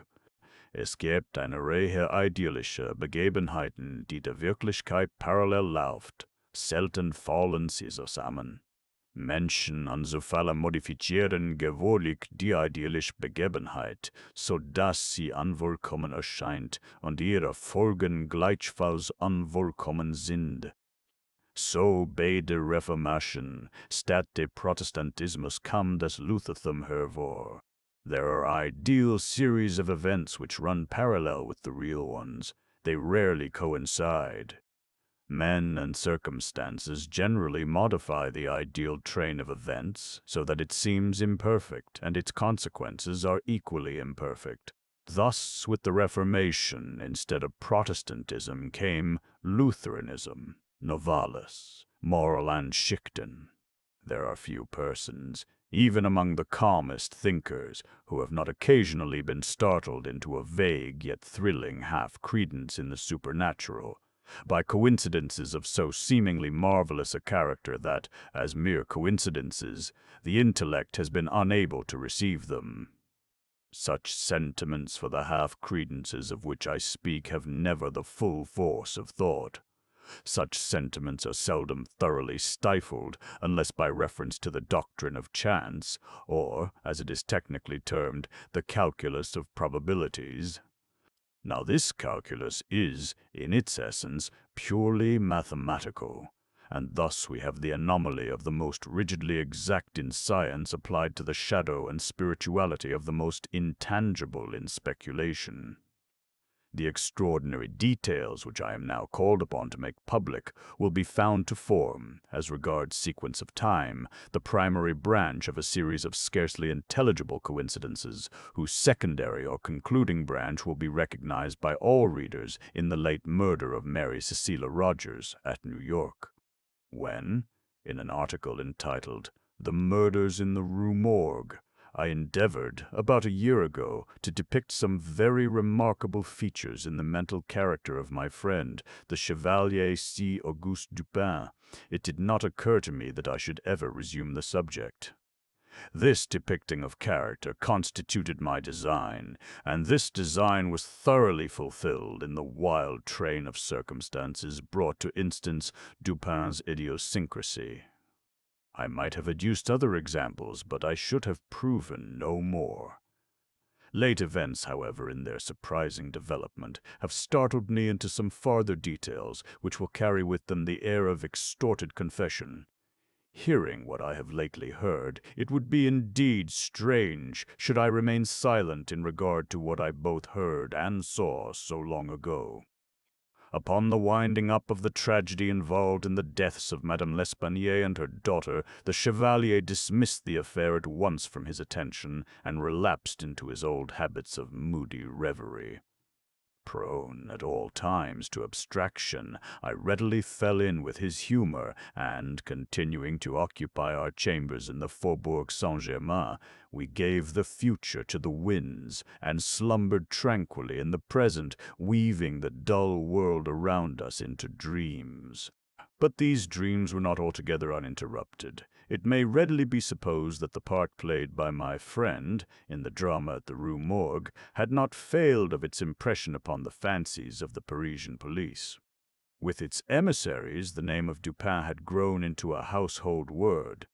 The simple character of those inductions by which he had disentangled the mystery never having been explained even to the prefect or to any other individual than myself, of course, it is not surprising that the affair was regarded as little less than miraculous, or that the Chevalier's analytical abilities acquired for him the credit of intuition.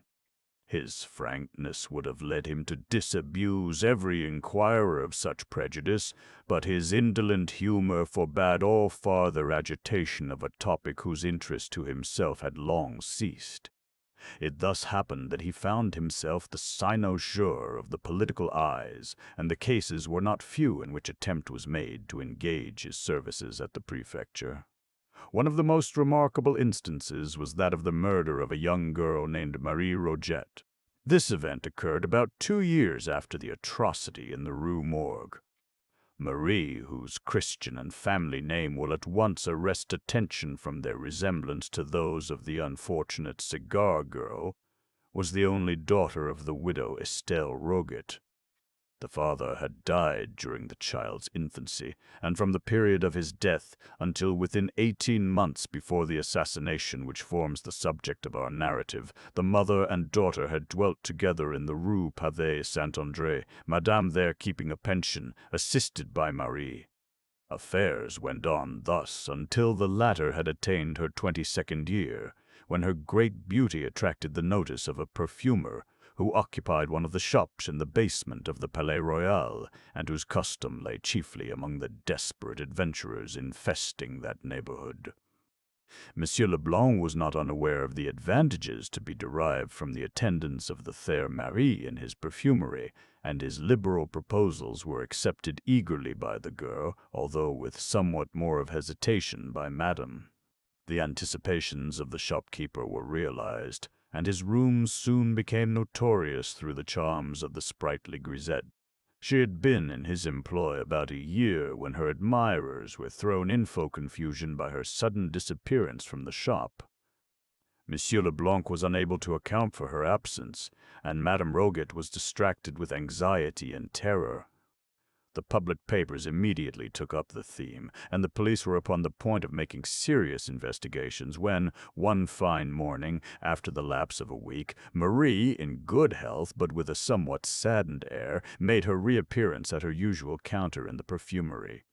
All inquiry, except that of a private character, was of course immediately hushed. Monsieur Leblanc professed total ignorance, as before. Marie, with Madame, replied to all questions that the last week had been spent at the house of a relation in the country. Thus the affair died away, and was generally forgotten, for the girl, ostensibly to relieve herself from the impertinence of curiosity, soon bade a final adieu to the perfumer, and sought the shelter of her mother's residence in the Rue Pavée Saint-André. It was about 5 months after this return home that her friends were alarmed by her sudden disappearance for the second time. 3 days elapsed, and nothing was heard of her. On the 4th, her corpse was found floating in the Seine near the shore, which is opposite the quartier of the Rue Saint-André, and at a point not very far distant from the secluded neighborhood of the Barrière du Roule.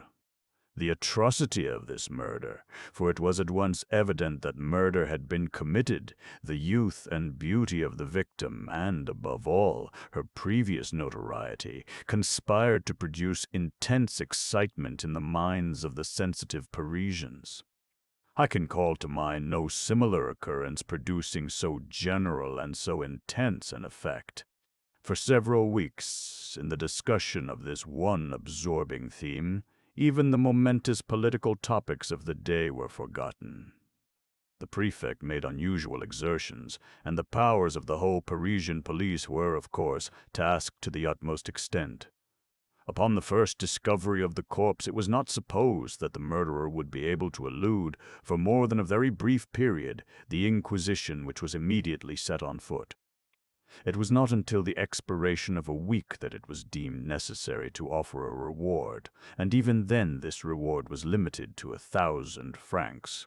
In the meantime, the investigation proceeded with vigor, if not always with judgment, and numerous individuals were examined to no purpose, while, owing to the continual absence of all clue to the mystery, the popular excitement greatly increased.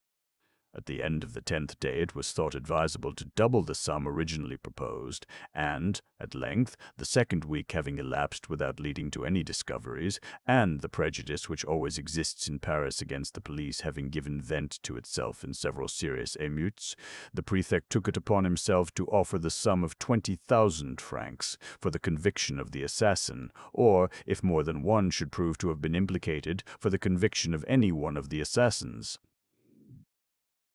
In the proclamation setting forth this reward, a full pardon was promised to any accomplice who should come forward in evidence against his fellow, and to the whole, the entire reward thus stood at no less than 30,000 francs, which will be regarded as an extraordinary sum when we consider the humble condition of the girl and the great frequency in large cities of such atrocities as the one described. No one doubted now that the mystery of this murder would be immediately brought to light. But although in one or two instances arrests were made which promised elucidation, yet nothing was elicited which could implicate the parties suspected, and they were discharged forthwith. Strange as it may appear, that without any light being thrown upon the subject, before even a rumor of the events which had so agitated the public mind reached the ears of Dupin and myself. Engaged in researches which absorbed our whole attention, it had been nearly a month since either of us had gone abroad, or received a visitor, or more than glanced at the leading political articles in one of the daily papers. The first intelligence of the murder was brought us by G. in person. He called upon us early in the afternoon of the 13th of July, 18, and remained with us until late in the night. He had been piqued by the failure of all his endeavors to ferret out the assassins. His reputation, so he said with a peculiarly Parisian air, was at stake. Even his honor was concerned. The eyes of the public were upon him, and there was really no sacrifice which he would not be willing to make for the development of the mystery. He concluded a somewhat droll speech with a compliment upon what he was pleased to term the tact of Dupin, and made him a direct and certainly a liberal proposition, the precise nature of which I do not feel myself at liberty to disclose, but which has no bearing upon the proper subject of my narrative. The compliment my friend rebutted as best he could, but the proposition he accepted at once, although its advantages were altogether provisional. This point being settled, the prefect broke forth at once into explanations of his own views, interspersing them with long comments upon the evidence, of which latter we were not yet in possession. He discoursed much, and beyond doubt learnedly, while I hazarded an occasional suggestion as the night wore drowsily away. Dupin, sitting steadily in his accustomed armchair, was the embodiment of respectful attention. He wore spectacles during the whole interview, and an occasional signal glance beneath their green glasses sufficed to convince me that he slept not the less soundly, because silently, throughout the 7 or 8 leaden-footed hours which immediately preceded the departure of the prefect. In the morning I procured at the prefecture a full report of all the evidence elicited, and, at the various newspaper offices, a copy of every paper in which, from first to last, had been freed from all that was positively disproved. This mass of information stood thus. Marie Rugged left the residence of her mother in the Rue Pavée Saint-André about 9 o'clock in the morning of Sunday, June the 22nd, 18. In going out, she gave notice to a Monsieur Jacques Saint-Eustache, and to him only, of her intention to spend the day with an aunt who resided in the Rue des Drômes. The Rue des Drômes is a short and narrow but populous thoroughfare, not far from the banks of the river, and at a distance of some 2 miles in the most direct course possible from the pension of Madame Roget. Saint, Contact, or Field and Dogs. Eustache was the accepted suitor of Marie, and lodged, as well as took his meals, at the pension. He was to have gone for his betrothed at dusk, and to have escorted her home. In the afternoon, however, it came on to rain heavily, and, supposing that she would remain all night at her aunt's, as she had done under similar circumstances before, he did not think it necessary to keep his promise. As night drew on, Madame Roguette, who was an infirm old lady 70 years of age, was heard to express a fear that she should never see Marie again, but this observation attracted little attention at the time. On Monday it was ascertained that the girl had not been to the Rue des Drômes, and when the day elapsed without tidings of her, a tardy search was instituted at several points in the city and its environs. It was not, however, until the 4th day from the period of disappearance that anything satisfactory was ascertained respecting her. On this day, Wednesday, the 25th of June, a Monsieur Beauvais, who, with a friend, had been making inquiries for Marie near the Barrière du Roule, on the shore of the Seine, which is opposite the Rue Pavée-Santé, André was informed that a corpse had just been towed ashore by some fishermen, who had found it floating in the river. Upon seeing the body, Beauvais, after some hesitation, identified it as that of the perfumery girl. His friend recognized it more promptly. The face was suffused with dark blood, some of which issued from the mouth. No foam was seen, as in the case of the merely drowned. There was no discoloration in the cellular tissue. About the throat were bruises and impressions of fingers. The arms were bent over on the chest and were rigid. The right hand was clenched, the left partially open. On the left wrist were 2 circular excoriations, apparently the effect of ropes, or of a rope in more than one volution. A part of the right wrist also was much chafed, as well as the back throughout its extent, but more especially at the shoulder blades. In bringing the body to the shore, the fisherman had attached to it a rope, but none of the excoriations had been affected by this. The flesh of the neck was much swollen.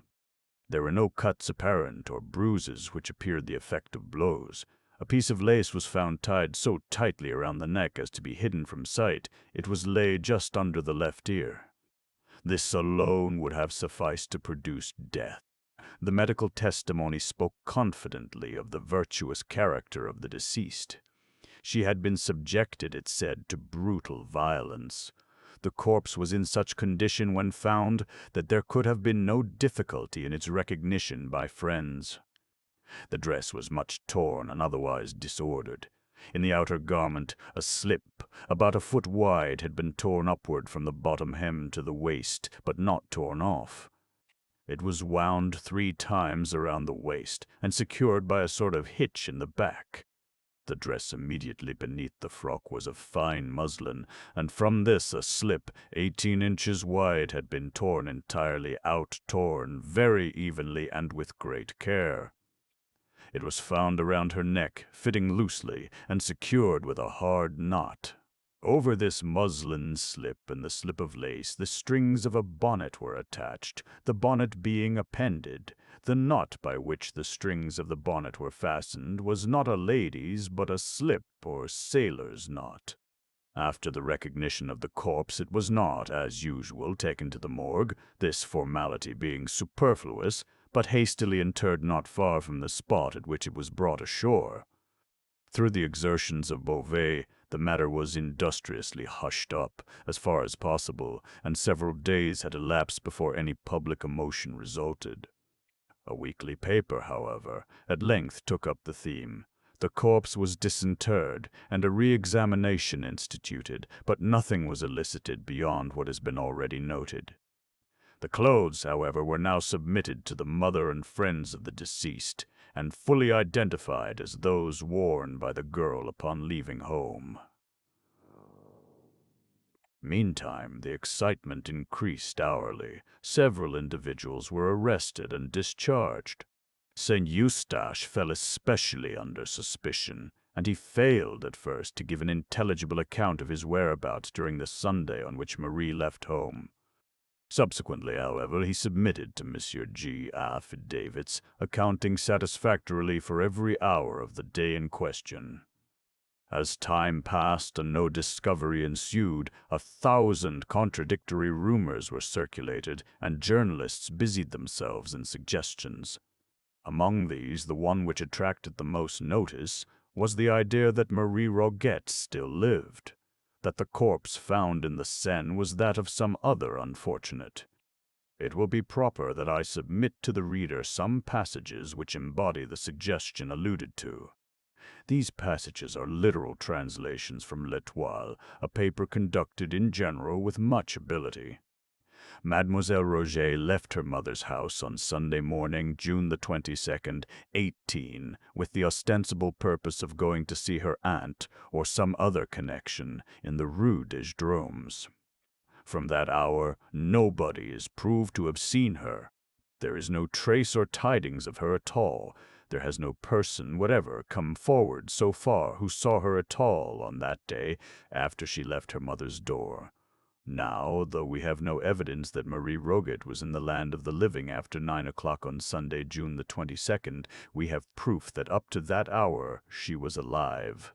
On Wednesday noon at 12, a female body was discovered afloat on the shore of the Barrière de Roule.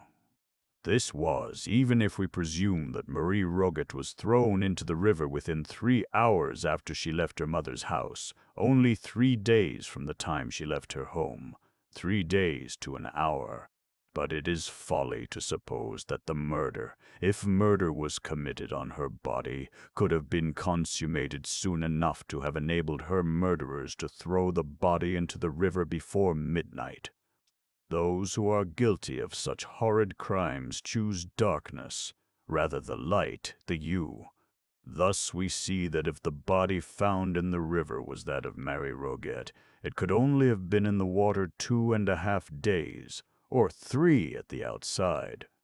All experience has shown that drowned bodies, or bodies thrown into the water immediately after death by violence, require from 6 to 10 days for decomposition to take place to bring them to the top of the water. Even where a cannon is fired over a corpse, and it rises before at least 5 or 6 days' immersion, it sinks again, if let alone. Now we ask, what was there in this case to cause a departure from the ordinary course of nature? If the body had been kept in its mangled state on shore until Tuesday night, some trace would be found on shore of the murderers. It is a doubtful point, also, whether the body would be so soon afloat, even were it thrown in after having been dead 2 days. And, furthermore, it is exceedingly improbable that any villains who had committed such a murder as is here supposed would have thrown the body in without weight to sink it, when such a precaution could have so easily been taken. The editor here proceeds to argue that the body must have been in the water, not 3 days merely, but at least 5 times 3 days, because it was so far decomposed that Beauvais had great difficulty in recognizing it. This latter point, however, was fully disproved. I continue the translation. What, then, are the facts on which Beauvais says that he has no doubt the body was that of Marie Roget? He ripped up the gown sleeve and says he found marks which satisfied him of the identity. The public generally supposed those marks to have consisted of some description of scars. He rubbed the arm and found hair upon it, something as indefinite, we think, as can readily be imagined, as little conclusive as finding an arm in the sleeve. Beauvais did not return that night, but sent word to Madame Roget at 7 o'clock on Wednesday evening that an investigation was still in progress respecting her daughter. If we allow that Madame Roget, from her age and grief, could not go over, which is allowing a great deal, there certainly must have been someone who would have thought it worth while to go over and attend the investigation if they thought the body was that of Marie. Nobody went over. There was nothing said or heard about the matter in the Rue Pavée Saint-André that reached even the occupants of the same building. St. Eustache, the lover and intended husband of Marie, who boarded in her mother's house, deposes that he did not hear of the discovery of the body of his intended until the next morning, when Beauvais came into his chamber and told him of it. For an item of news like this, it strikes us, it was very coolly received.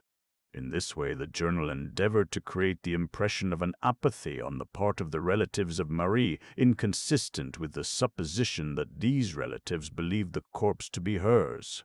Its insinuations amount to this, that Marie, with the connivance of her friends, had absented herself from the city for reasons involving a charge against her chastity, and that these friends, upon the discovery of a corpse in the Seine, somewhat resembling that of the girl, had availed themselves of the opportunity to impress the public with the belief of her death. But L'Etoile was again over-hasty.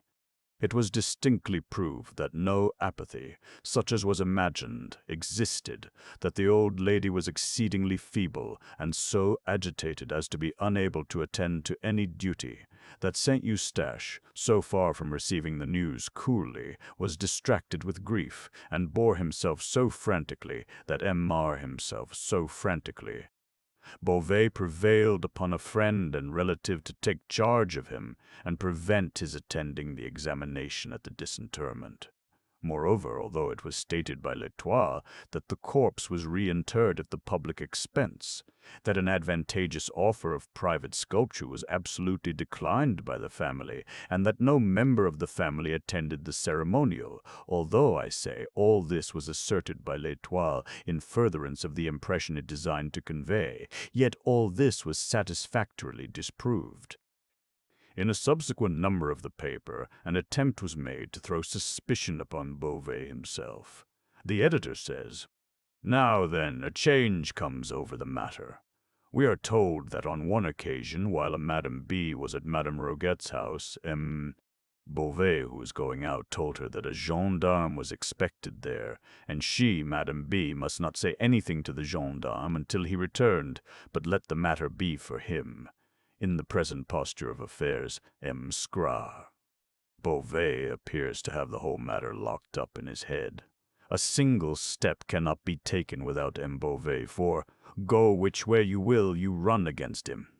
For some reason he determined that nobody shall have anything to do with the proceedings but himself, and he has elbowed the male relatives out of the way, according to their representations, in a very singular manner. He seems to have been very much averse to permitting the relatives to see the body. By the following fact, some color was given to the suspicion thus thrown upon Beauvais. A visitor at his office, a few days prior to the girl's disappearance, and during the absence of its occupant, had observed a rose in the keyhole of the door, and the name Marie inscribed upon a slate which hung near at hand. The general impression, so far as we were enabled to glean it from the newspapers, seemed to be that Marie had been the victim of a gang of desperadoes, that by these she had been borne across the river, maltreated and murdered.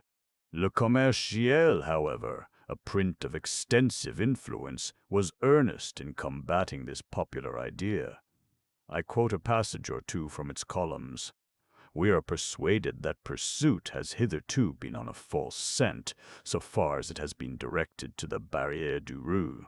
It is impossible that a person so well known to thousands as this young woman was, should have passed 3 blocks without someone having seen her, and anyone who saw her would have remembered it, for she interested all who knew her.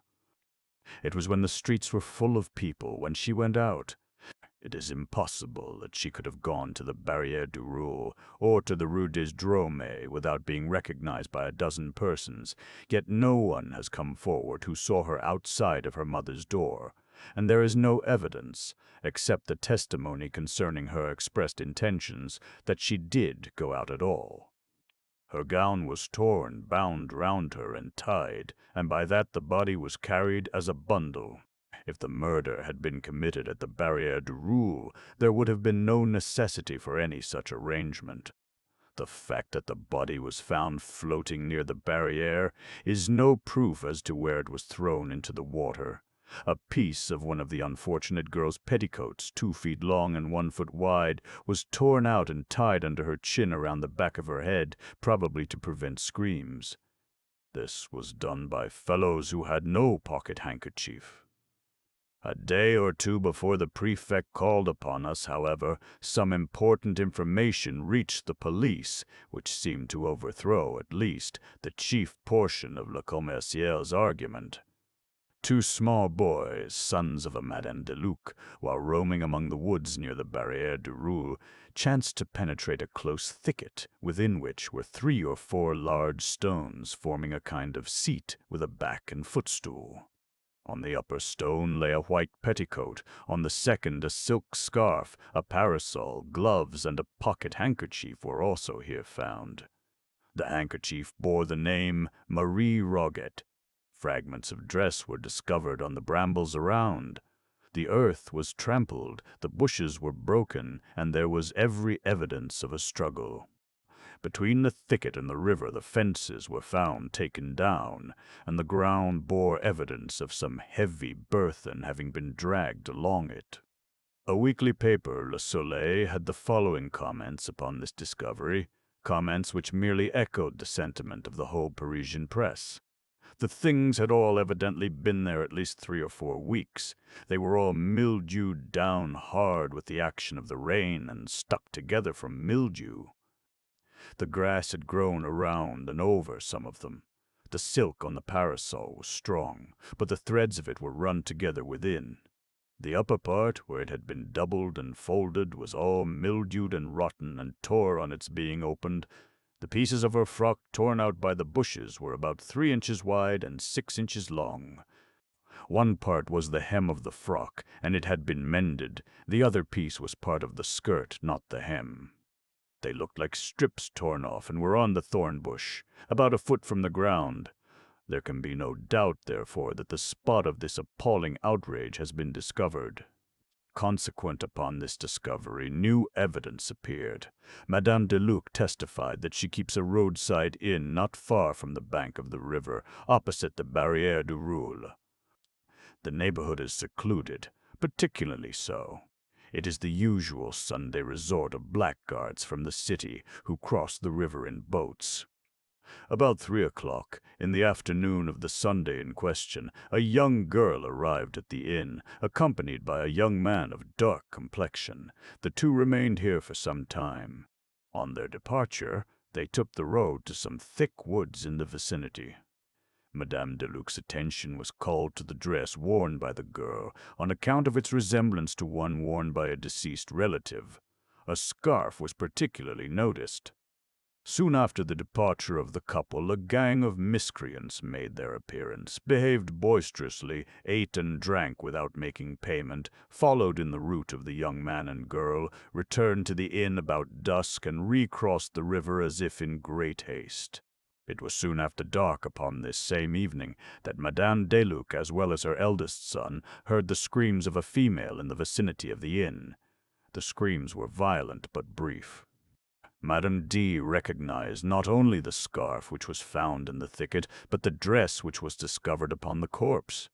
An omnibus driver, Valence, now also testified that he saw Marie Roget cross a ferry on the Seine, on the Sunday in question, in company with a young man of dark complexion.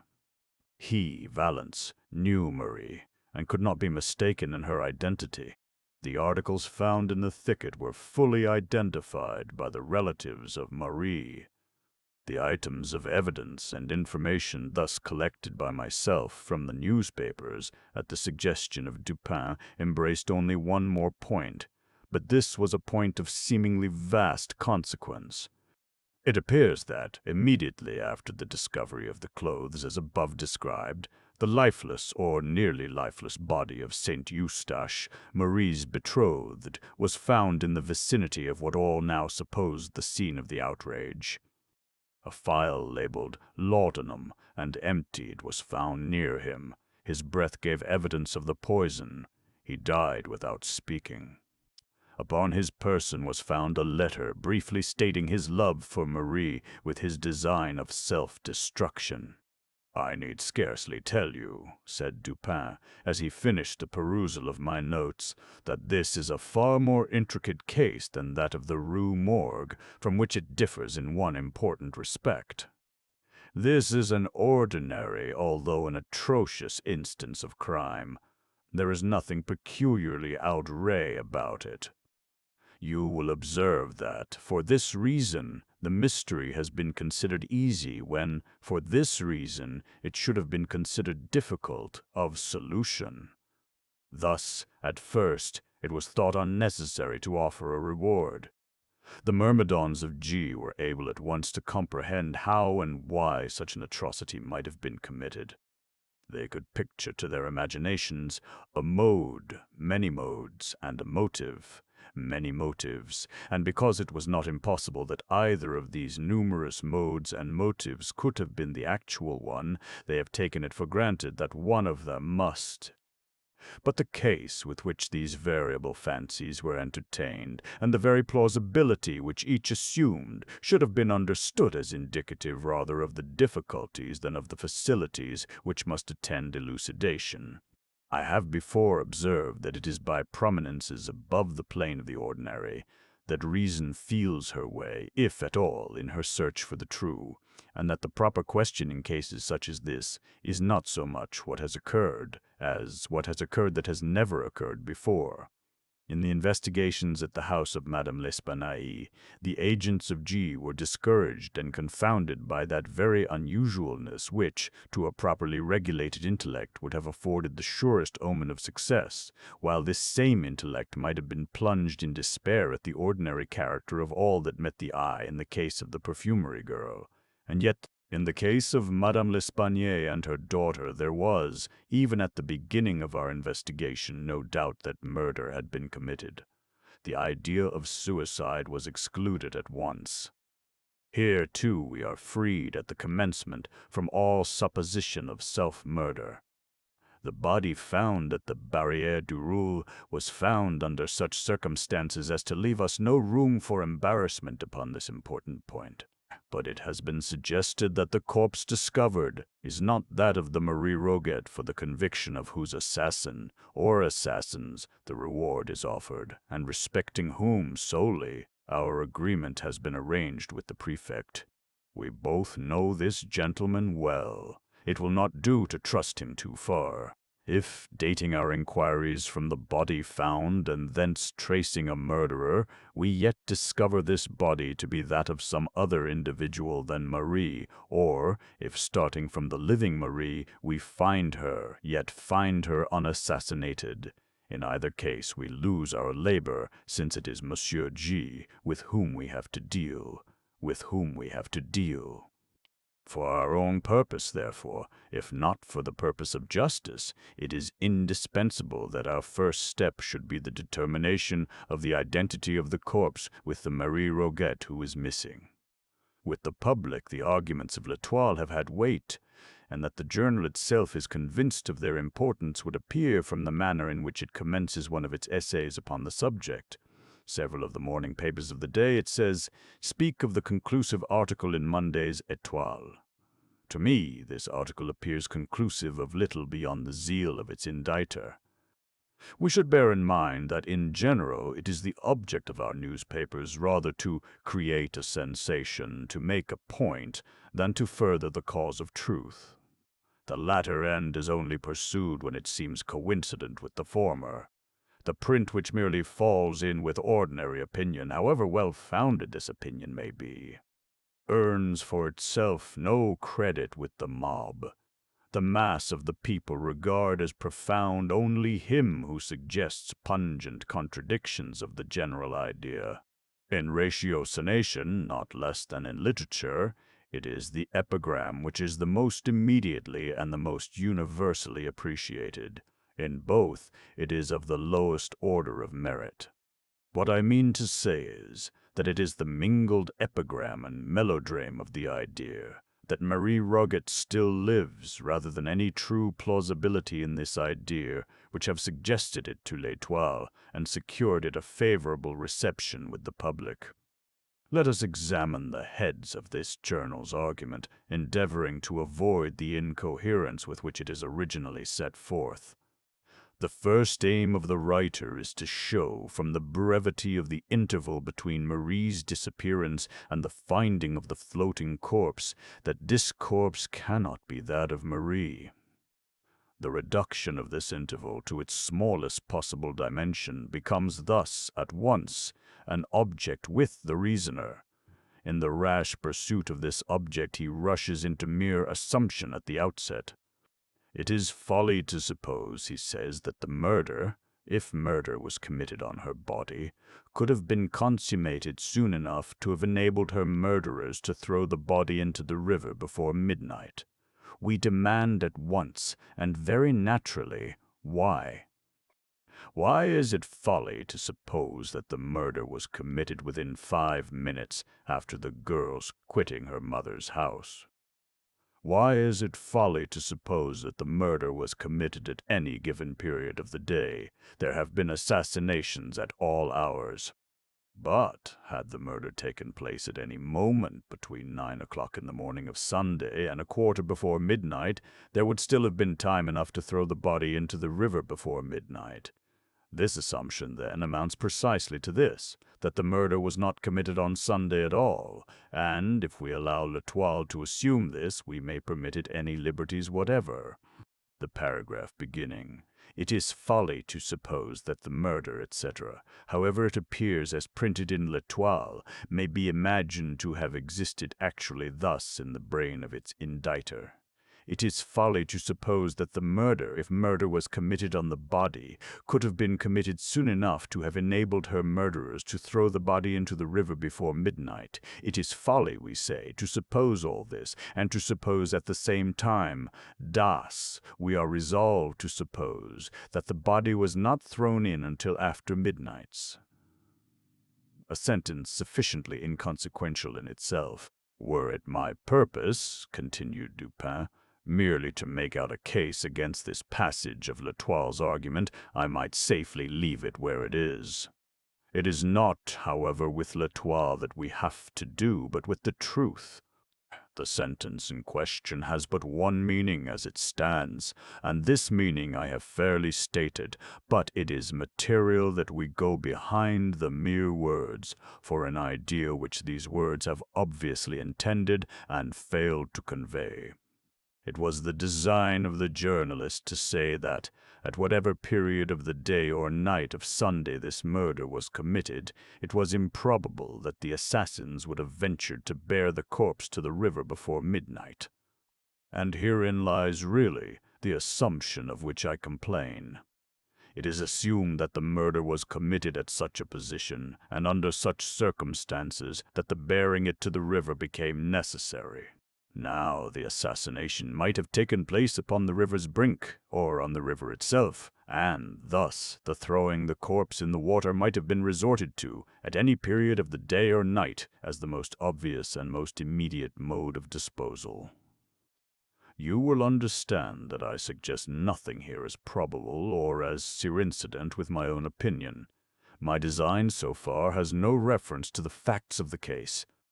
I wish merely to caution you against the whole tone of L'Etoile's suggestion by calling your attention to its ex parte character at the outset. Having prescribed thus a limit to suit its own preconceived notions, having assumed that, if this were the body of Marie, it could have been in the water but a very brief time, the journal goes on to say, "All experience has shown that drowned bodies, or bodies thrown into the water immediately after death by violence, require from 6 to 10 days for sufficient decomposition to take place to bring them to the top of the water. Even when a cannon is fired over a corpse and it rises before at least 5 or 6 days' immersion, it sinks again if let alone." These assertions have been tacitly received by every paper in Paris, with the exception of Le Moniteur. This latter print endeavors to combat that portion of the paragraph which has reference to drowned bodies only, by citing some 5 or 6 instances in which the bodies of individuals known to be drowned were found floating after the lapse of less time than is insisted upon by L'Etoile. But there is something excessively unphilosophical in the attempt on the part of Le Moniteur to rebut the general assertion of L'Etoile by a citation of particular instances militating against that assertion. Had it been possible to adduce 50 instead of 5 examples of bodies found floating at the end of 2 or 3 days, these 50 examples could still have been properly regarded only as exceptions to L'Etoile's rule, until such time as the rule itself should be confuted. Admitting the rule, and this Le Moniteur does not deny, insisting merely upon its exceptions, the argument of L'Etoile is suffered to remain in full force, for this argument does not pretend to involve more than a question of the probability of the body having risen to the surface in less than 3 days, and this probability will be in favor of L'Etoile's position until the instances so childishly adduced shall be sufficient in number to establish an antagonistical rule. You will see at once that all argument upon this head should be urged, if at all, against the rule itself, and for this end we must examine the rationale of the rule. Now, the human body in general is neither much lighter nor much heavier than the water of the Seine. That is to say, the specific gravity of the human body, in its natural condition, is about equal to the bulk of fresh water which it displaces. The bodies of fat and fleshy persons with small bones, and of women generally, are lighter than those of the lean and large-boned, and of men, and the specific gravity of the water of a river is somewhat influenced by the presence of the tide from sea. But leaving this tide out of question, it may be said that very few human bodies will sink at all, even in fresh water, of their own accord. Almost anyone falling into a river will be enabled to float if he suffer the specific gravity of the water fairly to be adduced in comparison with his own. That is to say, if he suffer his whole person to be immersed, with as little exception as possible. The proper position for one who cannot swim is the upright position of the walker on land, with the head thrown fully back and immersed, the mouth and nostrils alone remaining above the surface. Thus circumstanced, we shall find that we float without difficulty and without exertion. It is evident, however, that the gravities of the body and of the bulk of water displaced are very nicely balanced, and that a trifle will cause either to preponderate. An arm, for instance, uplifted from the water, and thus deprived of its support, is an additional weight sufficient to immerse the whole head, while the accidental aid of the smallest piece of timber will enable us to elevate the head so as to look about. Now, in the struggles of one unused to swimming, the arms are invariably thrown upwards, while an attempt is made to keep the head in its usual perpendicular position. The result is the immersion of the mouth and nostrils, and the inception, during efforts to breathe while beneath the surface, of water into the lungs. Much is also received into the stomach, and the whole body becomes heavier by the difference between the weight of the air originally distending these cavities and that of the fluid which now fills them. This difference is sufficient to cause the body to sink as a general rule, but is insufficient in the cases of individuals with small bones and an abnormal quantity of flaccid or fatty matter. Such individuals float even after drowning. The corpse, being supposed at the bottom of the river, will there remain until, by some means, its specific gravity again becomes less than that of the bulk of water which it displaces. This effect is brought about by decomposition or otherwise. The result of decomposition is the generation of gas, distending the cellular tissues and all the cavities, and giving the puffed appearance which is so horrible. When this distension has so far progressed that the bulk of the corpse is materially increased without a corresponding increase of mass or weight, its specific gravity becomes less than that of the water displaced, and it forthwith makes its appearance at the surface.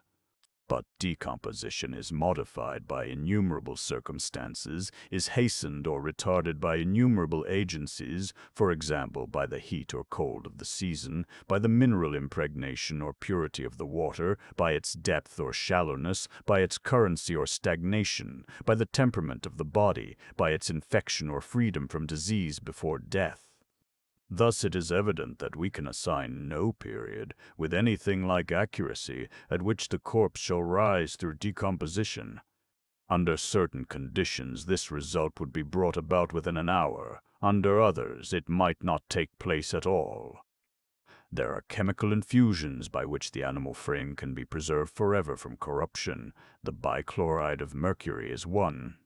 But apart from decomposition, there may be, and very usually is, a generation of gas within the stomach from the acetous fermentation of vegetable matter or within other cavities from other causes, sufficient to induce a distension which will bring the body to the surface. The effect produced by the firing of a cannon is that of simple vibration.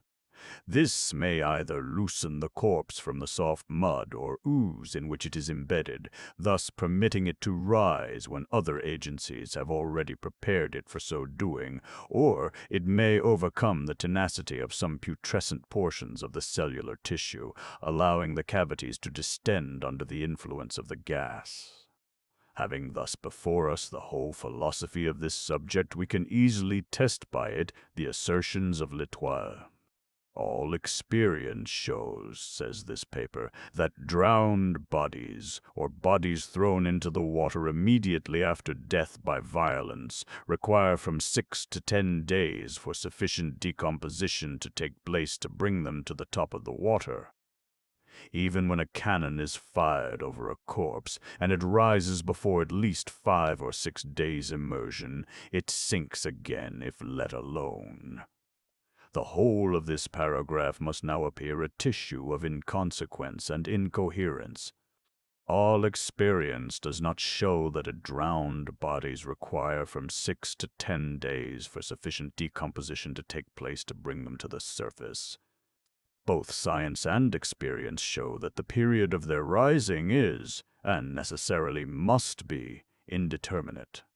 If, moreover, a body has risen to the surface through firing of cannon, it will not sink again if let alone, until decomposition has so far progressed as to permit the escape of the generated gas. But I wish to call your attention to the distinction which is made between drowned bodies and bodies thrown into the water immediately after death by violence.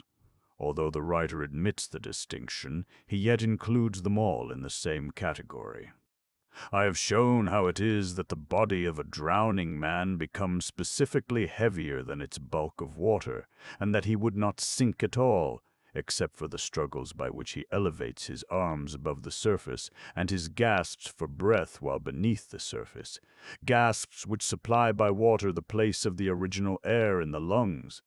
But these struggles and these gasps would not occur in the body thrown into the water immediately after death by violence. Thus, in the latter instance, the body, as a general rule, would not sink at all, a fact of which L'Etoile is evidently ignorant. When decomposition had proceeded to a very great extent, when the flesh had in a great measure left the bones, then, indeed, but not till then, should we lose sight of the corpse. And now what are we to make of the argument that the body found could not be that of Marie Roget, because, 3 days only having elapsed, this body was found floating? If drowned, being a woman, she might never have sunk, or having sunk might have reappeared in 24 hours or less.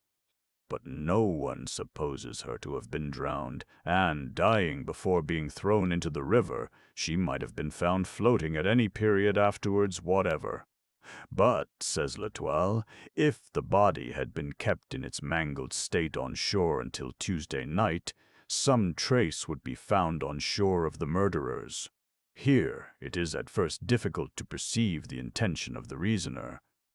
He means to anticipate what he imagines would be an objection to his theory, viz., that the body was kept on shore 2 days, suffering rapid decomposition, more rapid than if immersed in water. He supposes that, had this been the case, it might have appeared at the surface on the Wednesday, and thinks that only under such circumstances it could so have appeared. He is accordingly in haste to show that it was not kept on shore, for, if so, some trace would be found on shore of the murderers. I presume you smile at the sequitur. You cannot be made to see how the mere duration of the corpse on the shore could operate to multiply traces of the assassins, nor can I. And furthermore, it is exceedingly improbable, continues our journal, that any villains who had committed such a murder as is here supposed would have thrown the body in without weight to sink it, when such a precaution could have so easily been taken. Observe here the laughable confusion of thought. No one, not even L'Etoile, disputes the murder committed on the body found. The marks of violence are too obvious. It is our reasoner's object merely to show that this body is not Marie's. He wishes to prove that Marie is not assassinated, not that the corpse was not. Yet his observation proves only the latter point. Here is a corpse without weight attached. Murderers, casting it in, would not have failed to attach a weight. Therefore it was not thrown in by murderers. This is all which is proved, if anything is. The question of identity is not even approached, and L'Etoile has been at great pains merely to gainsay now what it has admitted only a moment before. We are perfectly convinced, it says, that the body found was that of a murdered female. Nor is this the sole instance, even in this division of his subject, where our reasoner unwittingly reasons against himself. His evident object, I have already said, is to reduce, as much as possible, the interval between Marie's disappearance and the finding of the corpse. Yet we find him urging the point that no person saw the girl from the moment of her leaving her mother's house. We have no evidence, he says, that Marie Roget was in the land of the living after 9 o'clock on Sunday, June the 22nd. As his argument is obviously an ex parte one, he should, at least, have left this matter out of sight, for had anyone been known to see Marie, say on Monday or on Tuesday, the interval in question would have been much reduced, and, by his own ratiocination, the probability much diminished of the corpse being that of the grisette. It is, nevertheless, amusing to observe that L'Etoile insists upon its point in the full belief of its furthering its general argument. Reperuse now that portion of this argument which has reference to the identification of the corpse by Beauvais. In regard to the hair upon the arm, L'Etoile has been obviously disingenuous. Beauvais, not being an idiot, could never have urged in identification of the corpse simply hair upon its arm. No arm is without hair.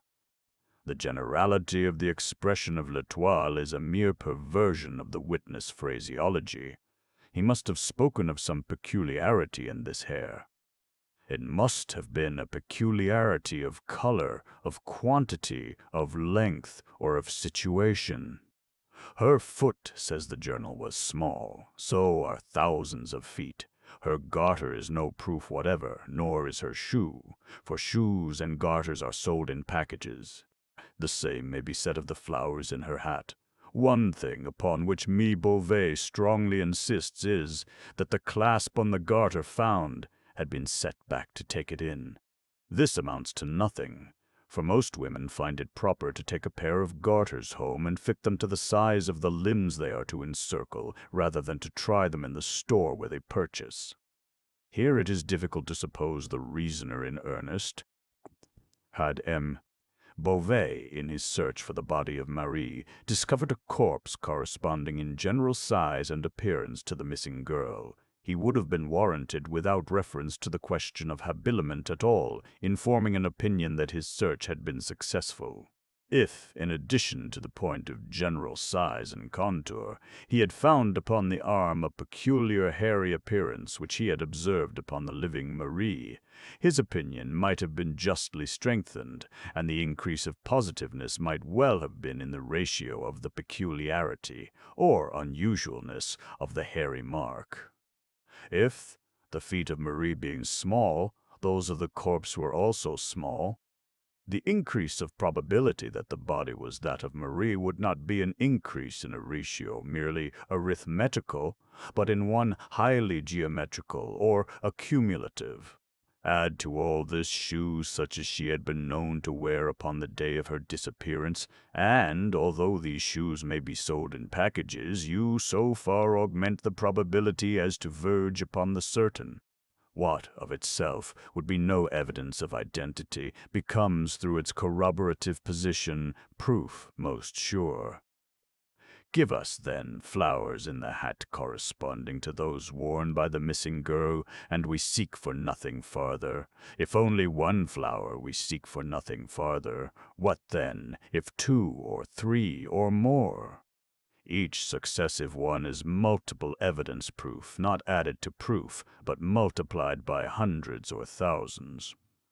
Let us now discover upon the deceased garters such as the living used, and it is almost folly to proceed. But these garters are found to be tightened by the setting back of a clasp in just such a manner as her own had been tightened by Marie shortly previous to her leaving home. It is now madness or hypocrisy to doubt. What L'Etoile says in respect to this abbreviation of the garters being an usual occurrence shows nothing beyond its own pertinacity in error. The elastic nature of the clasp garter is self-demonstration of the unusualness of the abbreviation. What is made to adjust itself must of necessity require foreign adjustment but rarely. It must have been by an accident, in its strictest sense, that these garters of Marie needed the tightening described. They alone would have amply established her identity. But it is not that the corpse was found to have the garters of the missing girl, or found to have her shoes, or her bonnet, or the flowers of her bonnet, or her feet, or a peculiar mark upon the arm, or her general size and appearance. It is that the corpse had each and all collectively. Could it be proved that the editor of L'Etoile really entertained a doubt under the circumstances, there would be no need in his case of a commission de lunatico inquirendo. He has thought it sagacious to echo the small talk of the lawyers who, for the most part, content themselves with echoing the rectangular precepts of the courts. I would here observe that very much of what is rejected as evidence by a court is the best of evidence to the intellect. For the court, guiding itself by the general principles of evidence, the recognized and booked principles, is averse from swerving at particular instances. And this steadfast adherence to principle, with rigorous disregard of the conflicting exception, is a sure mode of attaining the maximum of attainable truth in any long sequence of time. The practice, in mass, is therefore philosophical, but it is not the less certain that it engenders vast individual error. In respect to the insinuations leveled at Beauvais, you will be willing to dismiss them in a breath. You have already fathomed the true character of this good gentleman. He is a busybody, with much of romance and little of wit. Anyone so constituted will readily so conduct himself, upon occasion of real excitement, as to render himself liable to suspicion on the part of the over-acute or the ill-disposed. Beauvais, as it appears from your notes, had some personal interviews with the editor of L'Etoile, and offended him by venturing an opinion that the corpse, notwithstanding the theory of the editor, was, in sober fact, that of Marie. He persists, says the paper, in asserting the corpse to be that of Marie, but cannot give a circumstance, in addition to those which we have commented upon, to make others believe. Now, without re-adverting to the fact that stronger evidence to make others believe could never have been adduced, it may be remarked that a man may very well be understood to believe in a case of this kind, without the ability to advance a single reason for the belief of a second party. Nothing is more vague than impressions of individual identity. Each man recognizes his neighbor, yet there are few instances in which anyone is prepared to give a reason for his recognition. The editor of L'Etoile had no right to be offended at M. Beauvais' unreasoning belief. The suspicious circumstances which invest him will be found to tally much better with my hypothesis of romantic busybodyism than with the reasoner's suggestion of guilt. Once adopting the more charitable interpretation, we shall find no difficulty in comprehending the rose in the keyhole, the Maries upon the slate, the elbowing the male relatives out of the way, the aversion to permitting them to see the body, the caution given to Madame Bidarme that she must hold no conversation with the gendarme until his return, Beauvais, and lastly, his apparent determination that nobody should have anything to do with the proceedings except himself. It seems to me unquestionable that Beauvais was a suitor of Marie's, that she coquetted with him, and that he was ambitious of being thought to enjoy her. I shall say nothing more upon this point, and as the evidence fully rebuts the assertion of L'Etoile touching the matter of apathy on the part of the mother and other relatives, an apathy inconsistent with the supposition of their believing the corpse to be that of the perfumery girl, we shall now proceed as if the question of identity were settled to our perfect satisfaction. "And what," I here demanded, "do you think of the opinions of Le Commerciel?" "That, in spirit, they are far more worthy of attention than any which have been promulgated upon the subject. The deductions from the premises are philosophical and acute, but the premises, in 2 instances at least, are founded in imperfect observation. The Commerciel wishes to intimate that Marie was seized by some gang of low ruffians not far from her mother's door. It is impossible, it urges, that a person so well known to thousands as this young woman was should have passed 3 blocks without someone having seen her.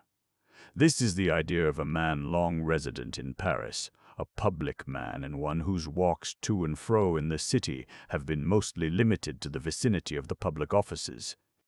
He is aware that he seldom passes so far as a dozen blocks from his own bureau without being recognized and accosted.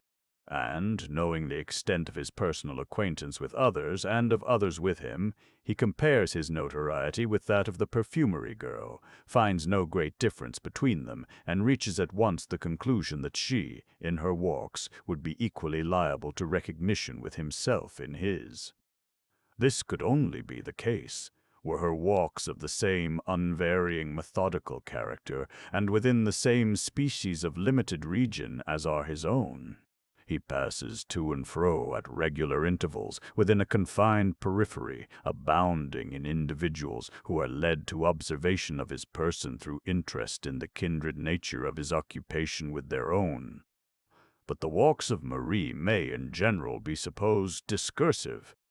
In this particular instance, it will be understood as most probable that she proceeded upon a route of more than average diversity from her accustomed ones. The parallel which we imagine to have existed in the mind of Le Commerciel would only be sustained in the event of the 2 individuals traversing the whole city. In this case, granting the personal acquaintances to be equal, the chances would be also equal that an equal number of personal rencounters would be made. For my own part, I should hold it not only as possible, but as very far more than probable, that Marie might have proceeded, at any given period, by any one of the many routes between her own residence and that of her aunt, without meeting a single individual whom she knew, or by whom she was known. In viewing this question in its full and proper light, we must hold steadily in mind the great disproportion between the personal acquaintances of even the most noted individual in Paris and the entire population of Paris itself. But whatever force there may still appear to be in the suggestion of Le Commerciel will be much diminished when we take into consideration the hour at which the girl went abroad. It was when the streets were full of people, says Le Commerciel, that she went out. But not so. It was at 9 o'clock in the morning. Now, at 9 o'clock of every morning in the week, with the exception of Sunday, the streets of the city are, it is true, thronged with people. At 9 on Sunday, the populace are chiefly within doors preparing for church. No observing person can have failed to notice the peculiarly deserted air of the town from about 8 until 10 on the morning of every Sabbath. Between 10 and 11 the streets are thronged, but not at so early a period as that designated. There is another point at which there seems a deficiency of observation on the part of Le Commerciel. A piece, it says, of one of the unfortunate girl's petticoats, 2 feet long and 1 foot wide, was torn out and tied under her chin and around the back of her head, probably to prevent screams. This was done by fellows who had no pocket handkerchiefs. Whether this idea is or is not well-founded, we will endeavor to see hereafter, but by fellows who have no pocket-handkerchiefs, the editor intends the lowest class of ruffians. These, however, are the very description of people who will always be found to have handkerchiefs even when destitute of shirts. You must have had occasion to observe how absolutely indispensable of late years to the thorough blackguard has become the pocket-handkerchief. And what are we to think, I asked, of the article in Le Soleil?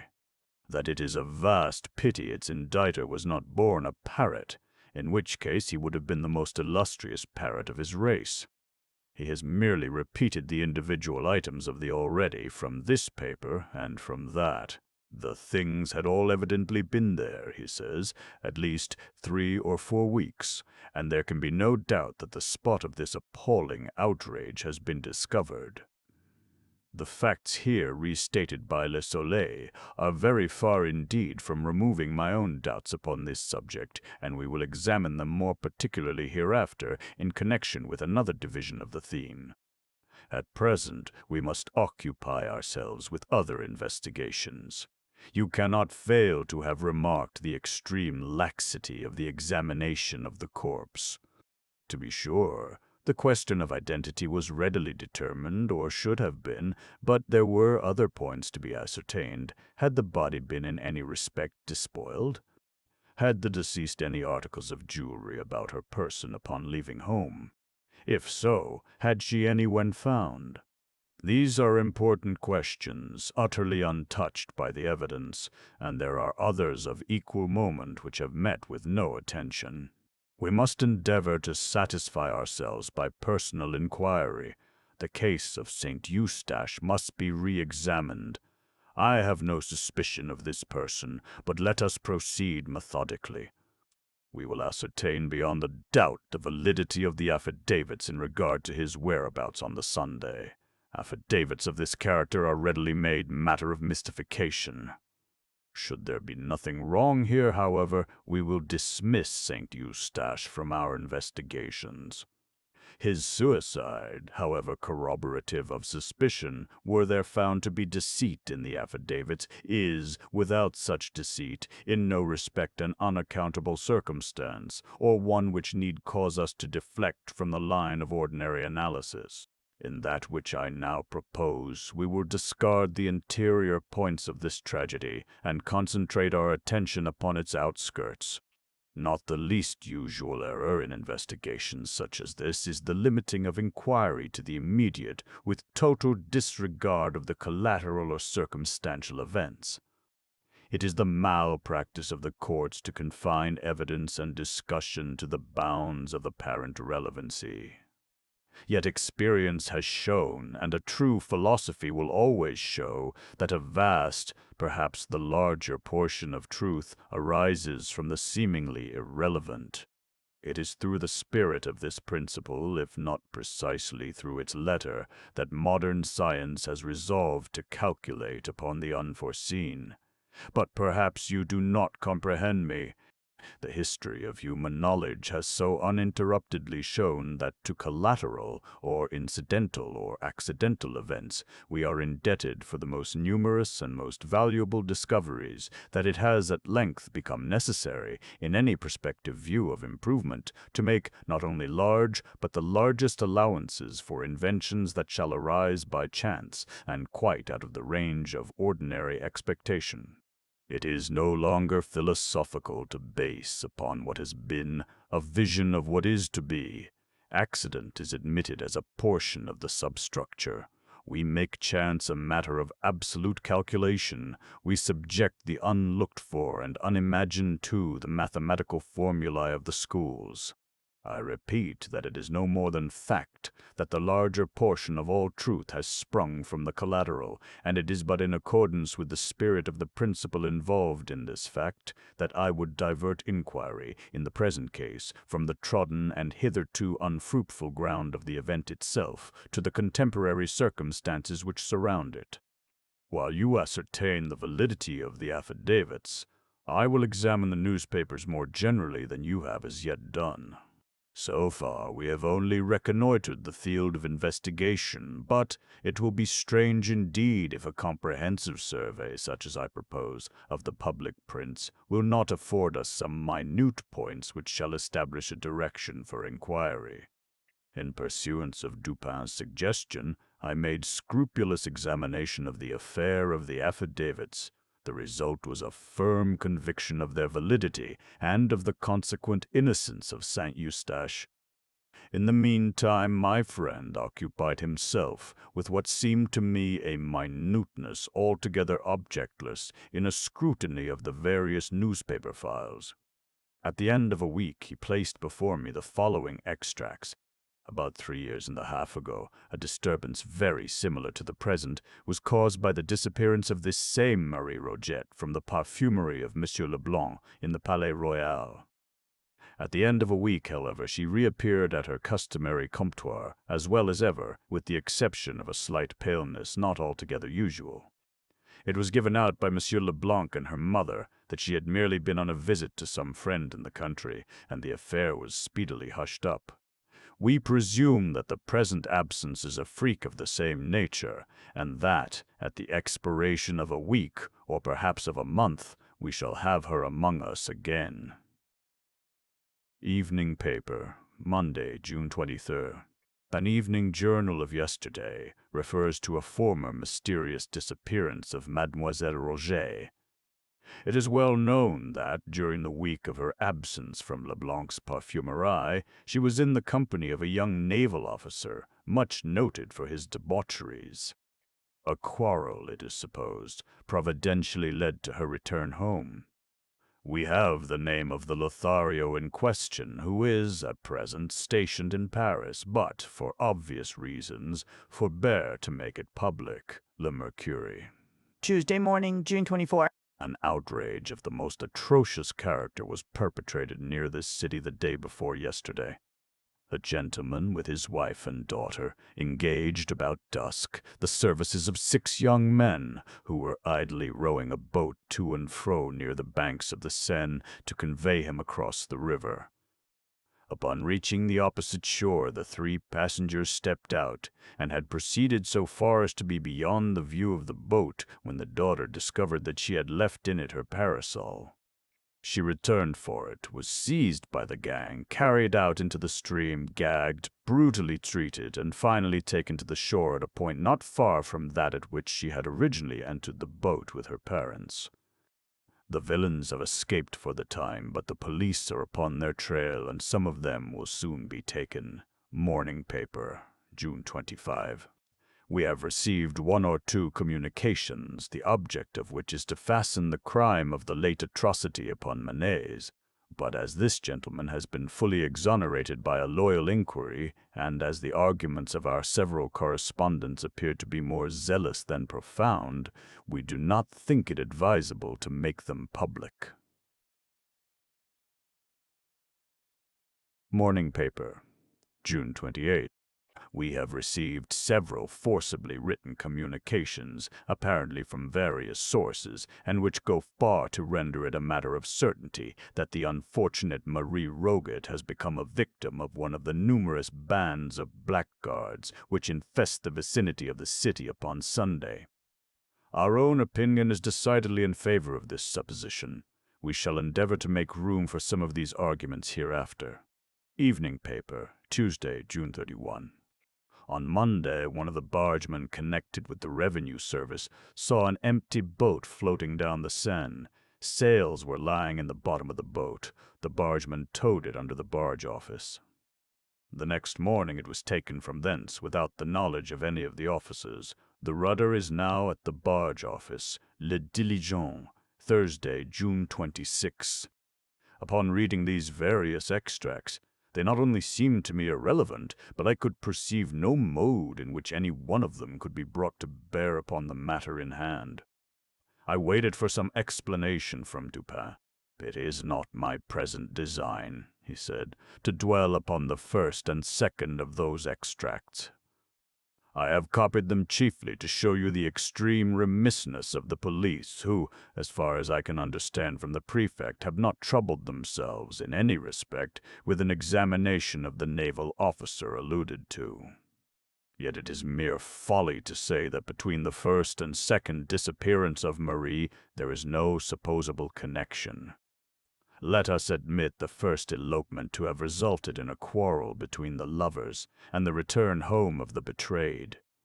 We are now prepared to view a second elopement, if we know that an elopement has again taken place, as indicating a renewal of the betrayer's advances, rather than as the result of new proposals by a second individual. We are prepared to regard it as a making up of the old amour, rather than as the commencement of a new one. The chances are 10 to 1 that he who had once eloped with Marie would again propose an elopement, rather than that she, to whom proposals of elopement had been made by one individual, should have them made to her by another. And here let me call your attention to the fact that the time elapsing between the months more than the general period of the cruises of our men of war. Had the lover been interrupted in his first villainy by the necessity of departure to sea, and had he seized the first moment of his return to renew the base designs not yet altogether accomplished, or not yet altogether accomplished by him? Of all these things we know nothing. You will say, however, that in the second instance there was no elopement as imagined. Certainly not. But are we prepared to say that there was not the frustrated design? Beyond St. Eustache and perhaps Beauvais we find no recognized, no open, no honorable suitors of Marie. Of none other is there anything said. Who, then, is the secret lover of whom the relatives, at least most of them, know nothing, but whom Marie meets upon the morning of Sunday, and who is so deeply in her confidence that she hesitates not to remain with him until the shades of the evening descend amid the solitary groves of the Barrière du Roule? Who is that secret lover, I ask, of whom, at least, most of the relatives know nothing? And what means the singular prophecy of Madame Roget on the morning of Marie's departure? I fear that I shall never see Marie again. But if we cannot imagine Madame Roget privy to the design of elopement, may we not at least suppose this design entertained by the girl? Upon quitting home, she gave it to be understood that she was about to visit her aunt in the Rue des Drômes, and St. Eustache was requested to call for her at dark. Now, at first glance, this fact strongly militates against my suggestion, but let us reflect. That she did meet some companion and proceed with him across the river, reaching the Barrière du Roule at so late an hour as 3 o'clock in the afternoon, is known. But in consenting so to accompany this individual, for whatever purpose, to her mother known or unknown, she must have thought of her expressed intention when leaving home, and of the surprise and suspicion aroused in the bosom of her affianced suitor, St. Eustache, when, calling for her, at the hour appointed, in the Rue des Drômes, he should find that she had not been there, and when, moreover, upon returning to the pension with this alarming intelligence, he should become aware of her continued absence from home. She must have thought of these things, I say. She must have foreseen the chagrin of St. Eustache, the suspicion of all. She could not have thought of returning to brave this suspicion, but the suspicion becomes a point of trivial importance to her, if we suppose her not intending to return. We may imagine her thinking thus: I am to meet a certain person for the purpose of elopement, or for certain other purposes known only to myself. It is necessary that there be no chance of interruption. There must be sufficient time given us to elude pursuit. I will give it to be understood that I shall visit and spend the day with my aunt at the Rue des Drômes. I will tell St. Eustache not to call for me until dark. In this way, my absence from home for the longest possible period, without causing suspicion or anxiety, will be accounted for, and I shall gain more time than in any other manner. If I bid St. Eustache call for me at dark, he will be sure not to call before, but If I wholly neglect to bid him call, my time for escape will be diminished, since it will be expected that I return the earlier, and my absence will the sooner excite anxiety. Now, if it were my design to return at all, if I had in contemplation merely a stroll with the individual in question, it would not be my policy to bid Saint Sain Eustache call, for calling he will be sure to ascertain that I have played him false, a fact of which I might keep him forever in ignorance, by leaving home without notifying him of my intention, by returning before dark, and by then stating that I had been to visit my aunt in the Rue des Drômes. But, as it is my design never to return, or not for some weeks, or not until certain concealments are effected, the gaining of time is the only point about which I need give myself any concern. You have observed in your notes that the most general opinion in relation to this sad affair is, and was from the first, that the girl had been the victim of a gang of blackguards. Now, the popular opinion under certain conditions is not to be disregarded. When arising of itself, when manifesting itself in a strictly spontaneous manner, we should look upon it as analogous with that intuition which is the idiosyncrasy of the individual man of genius. In 99 cases from the 100, I would abide by its decision, but it is important that we find no palpable traces of suggestion. The opinion must be rigorously the public's own, and the distinction is often exceedingly difficult to perceive and to maintain. In the present instance, it appears to me that this public opinion in respect to a gang has been superinduced by the collateral event which is detailed in the third of my extracts. All Paris is excited by the discovered corpse of Marie, a girl young, beautiful, and notorious. This corpse is found bearing marks of violence and floating in the river. But it is now made known that, at the very period, or about the very period, in which it is supposed that the girl was assassinated, an outrage similar in nature to that endured by the deceased, although less in extent, was perpetuated, by a gang of young ruffians, upon the person of a shoed, influenced the popular judgment in regard to the other unknown. This judgment awaited direction, and the known outrage seemed so opportunely to afford it. Marie, too, was found in the river, and upon this very river was this known outrage committed. The connection of the two events had about it so much of the palpable that the true wonder would have been a failure of the populace to appreciate and to seize it. But, in fact, the one atrocity known to be so committed is, if anything, evidence that the other, committed at a time nearly coincident, was not so committed. It would have been a miracle indeed if, while a gang of ruffians were perpetrating at a given locality a most unheard-of wrong, there should have been another similar gang in a similar locality, in the same city, under the same circumstances, with the same means and appliances, engaged in a wrong of precisely the same aspect, at precisely the same period of time. Yet in what, if not in this marvelous train of coincidence, does the accidentally suggested opinion of the populace call upon us to believe? Before proceeding farther, let us consider the supposed scene of the assassination in the thicket at the Barrière du Roule. This thicket, although dense, was in the close vicinity of a public road. Within were 3 or 4 large stones, forming a kind of seat with a back and footstool.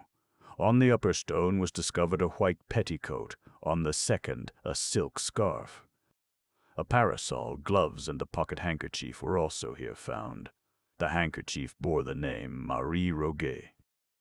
Fragments of dress were seen on the branches around. The earth was trampled, the bushes were broken, and there was every evidence of a violent struggle.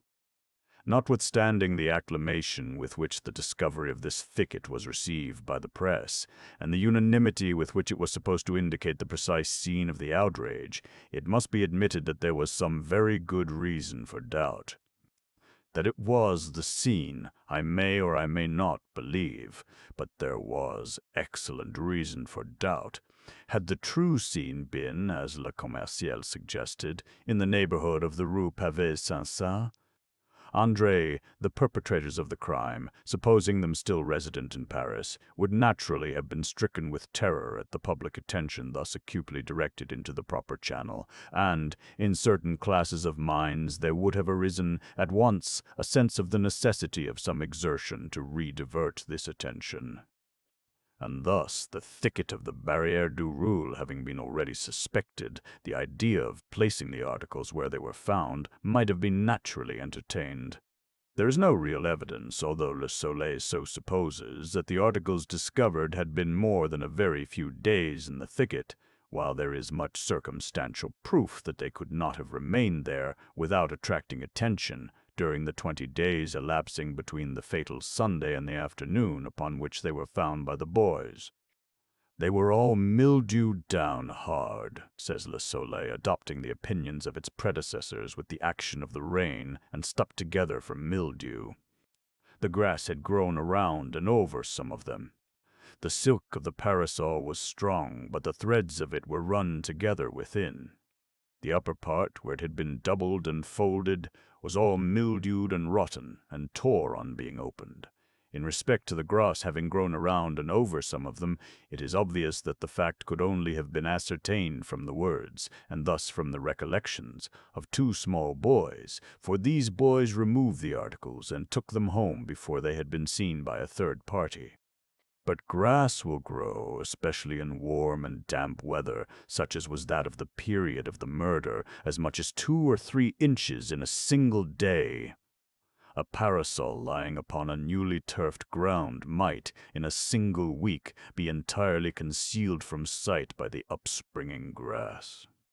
And touching that mildew upon which the editor of Le Soleil so pertinaciously insists, that he employs the word no less than 3 times in the brief paragraph just quoted, is he really unaware of the nature of this mildew? Is he to be told that it is one of the many classes of fungus, of which the most ordinary feature is its upspringing and decadence within 24 hours? Thus we see, at a glance, that what has been most triumphantly adduced in support of the idea that the articles had been for at least 3 or 4 weeks in the thicket is most absurdly null as regards any evidence of that fact. On the other hand, it is exceedingly difficult to believe that these articles could have remained in the thicket specified for a longer period than a single week, for a longer period than from one Sunday to the next. Those who know anything of the vicinity of Paris know the extreme difficulty of finding seclusion unless at a great distance from its suburbs. Such a thing as an unexplored or even an unfrequently visited recess amid its woods or groves is not for a moment to be imagined. Let anyone who, being at heart a lover of nature, is yet chained by duty to the dust and heat of this great metropolis, let any such one attempt, even during the weekdays, to slake his thirst for solitude amid the scenes of natural loveliness which immediately surround us. At every second step he will find the growing charm dispelled by the voice and personal intrusion of some ruffian or party of carousing blackguards. He will seek privacy amid the densest foliage, all in vain. Here are the very nooks where the unwashed most abound. Here are the temples most desecrate. With sickness of the heart, the wanderer will flee back to the polluted Paris as to a less odious, because less incongruous sink of pollution. But if the vicinity of the city is so beset during the working days of the week, how much more so on the Sabbath? It is now especially that, released from the claims of labor or deprived of the customary opportunities of crime, the town blackguard seeks the precincts of the town not through love of the rural, which in his heart he despises, but by way of escape from the restraints and conventionalities of society. He desires less the fresh air and the green trees than the utter license of the country. Here, at the roadside inn, or beneath the foliage of the woods, he indulges, unchecked by any eye except those of his boon companions, in all the mad excess of a counterfeit hilarity, the joint offspring of liberty and of rum. I say nothing more than what must be obvious to every dispassionate observer when I repeat that the circumstance of the articles in question having remained undiscovered for a longer period than from one Sunday to another in any thicket in the immediate neighborhood of Paris is to be looked upon as little less than miraculous. But there are not wanting other grounds for the suspicion that the articles were placed in the thicket with the view of diverting attention from the real scene of the outrage, and the articles. Collate this with the date of the fifth extract made by myself from the newspapers. You will find that the discovery followed almost immediately the urgent communications sent to the evening paper. These communications, although various and apparently from various sources, tended all to the same point, viz., the directing of attention to a gang as the perpetrators of the outrage, and to the neighborhood of the Barrière du Roule as its scene. Now here, of course, the suspicion is not that in consequence of these communications, or of the public attention by them directed, the articles were found by the boys. But the suspicion might and may well have been that the articles were not before found by the boys, for the reason that the articles had not before been in the thicket, having been deposited there only at so late a period as at the date or shortly prior to the date of the communication, by the guilty authors of these communications themselves. This thicket was an exceedingly singular one. It was unusually dense. Within its naturally walled enclosure were three extraordinary stones, forming a seat with a back and footstool. And this thicket, so full of a natural art, was in the immediate vicinity, within a few rods, of the dwelling of Madame Deluc, whose boys were in the habit of closely examining the shrubberies about them in search of the bark of the sassafras. Would it be a rash wager, a wager of 1,000 to 1, that a day never passed over the heads of these boys without finding at least one of them ensconced in the umbrageous hall and enthroned upon its natural throne? Those who would hesitate at such a wager have either never been boys themselves, or have forgotten the boyish nature. I repeat, it is exceedingly hard to comprehend how the articles could have remained in this thicket undiscovered for a longer period than 1 or 2 days, and that thus there is good ground for suspicion, in spite of the dogmatic ignorance of Le Soleil, that they were, at a comparatively late date, deposited where found. But there are still other and stronger reasons for believing them so deposited than any which I have as yet urged. And now, let me beg your notice to the highly artificial arrangement of the articles.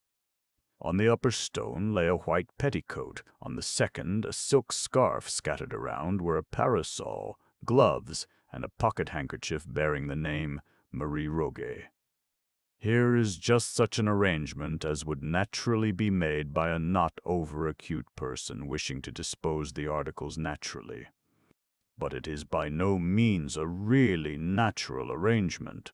I should rather have looked to see the things all lying on the ground and trampled underfoot.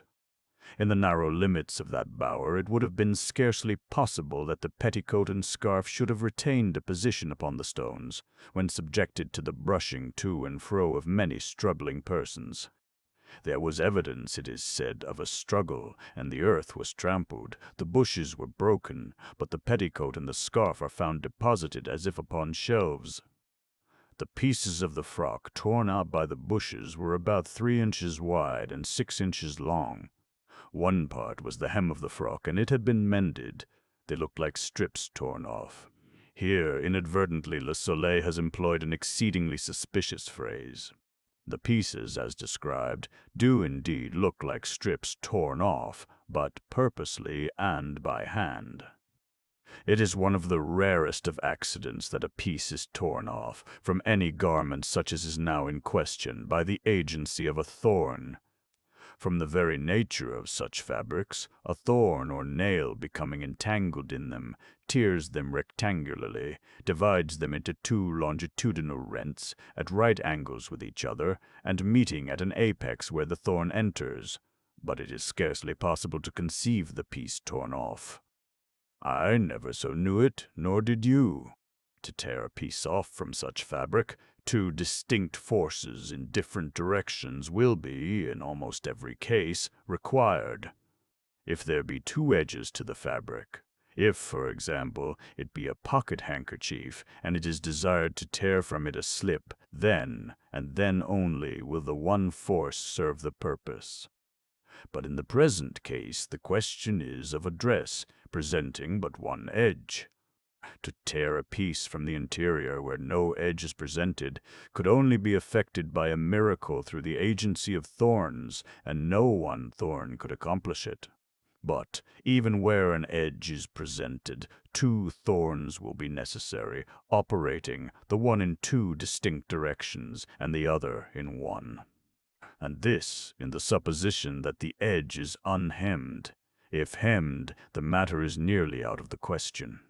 We thus see the numerous and great obstacles in the way of pieces being torn off through the simple agency of thorns, yet we are required to believe not only that one piece, but that many have been so torn.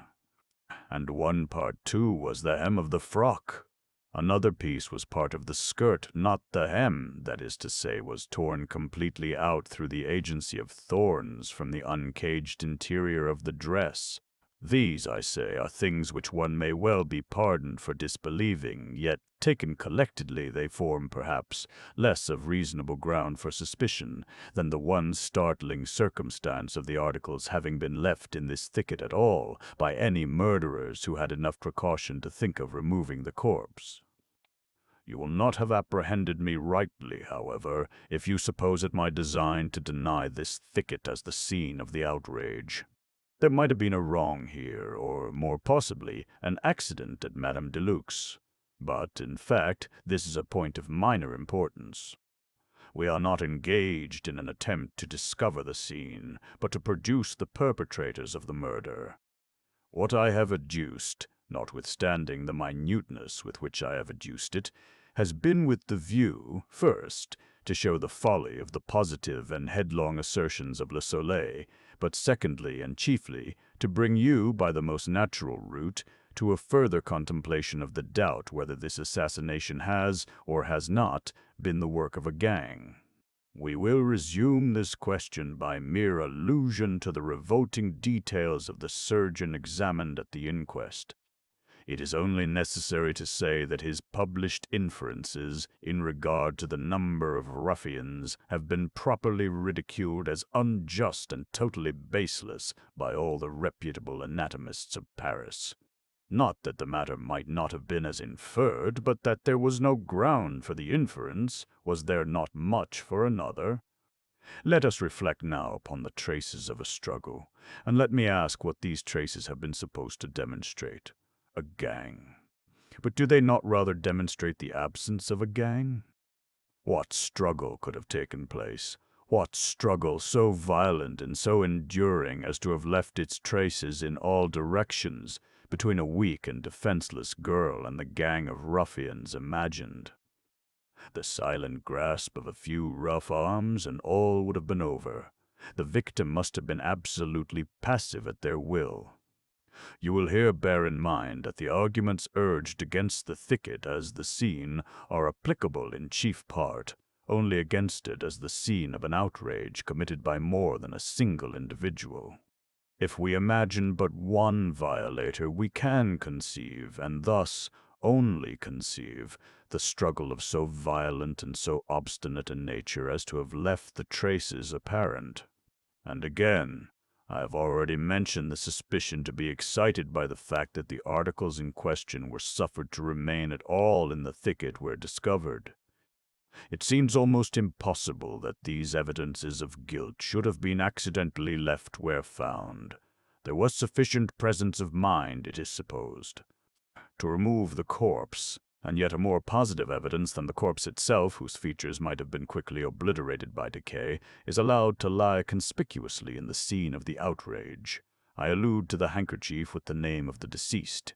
If this was accident, it was not the accident of a gang.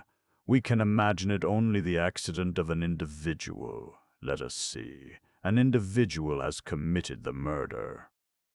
He is alone with the ghost of the departed. He is appalled by what lies motionless before him. The fury of his passion is over, and there is abundant room in his heart for the natural awe of the deed. His is none of that confidence which the presence of numbers inevitably inspires. He is alone with the dead. He trembles and is bewildered. Yet there is a necessity for disposing of the corpse. He bears it to the river, but leaves behind him the other evidences of guilt, for it is difficult, if not impossible, to carry all the burthen at once, and it will be easy to return for what is left. But in his toilsome journey to the water, his fears redouble within him. The sounds of life encompass his path. A dozen times he hears or fancies the step of an observer. Even the very lights from the city bewilder him. Yet in time and by long and frequent pauses of deep agony, he reaches the river's brink and disposes of his ghastly charge, perhaps through the medium of a boat. But now what treasure does the world hold? What threat of vengeance could it hold out, which would have power to urge the return of that lonely murderer over that toilsome and perilous path, to the thicket and its blood-chilling recollections? He returns not, let the consequences be what they may. He could not return if he would. His sole thought is immediate escape. He turns his back forever upon those dreadful shrubberies and flees as from the wrath to come. But how with a gang? Their number would have inspired them with confidence, if indeed confidence is ever wanting in the breast of the arrant blackguard, and of arrant blackguards alone are the supposed gangs ever constituted. Their number, I say, would have prevented the bewildering and unreasoning terror which I have imagined to paralyze the single man. Could we suppose an oversight in one, or two, or three, this oversight would have been remedied by a fourth. They would have left nothing behind them, for their number would have enabled them to carry all at once. There would have been no need of return. Consider now the circumstance that in the outer garment of the corpse when found, a slip, about a foot wide, had been torn upward from the bottom hem to the waist wound 3 times round the waist, and secured by a sort of hitch in the back. This was done with the obvious design of affording a handle by which to carry the body. But would any number of men have dreamed of resorting to such an expedient? To 3 or 4 the limbs of the corpse would have afforded not only a sufficient, but the best possible hold. The device is that of a single individual, and this brings us to the fact that between the thicket and the river, the rails of the fences were found taken down, and the ground bore evident traces of some heavy burden having been dragged along it.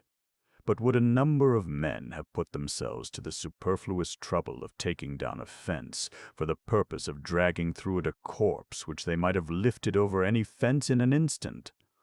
Would a number of men have so dragged a corpse at all as to have left evident traces of the dragging? And here we must refer to an observation of Le Commerciel, an observation upon which I have already in some measure commented. A piece, says this journal, of one of the unfortunate girl's petticoats was torn out and tied under her chin and around the back of her head, probably to prevent screams.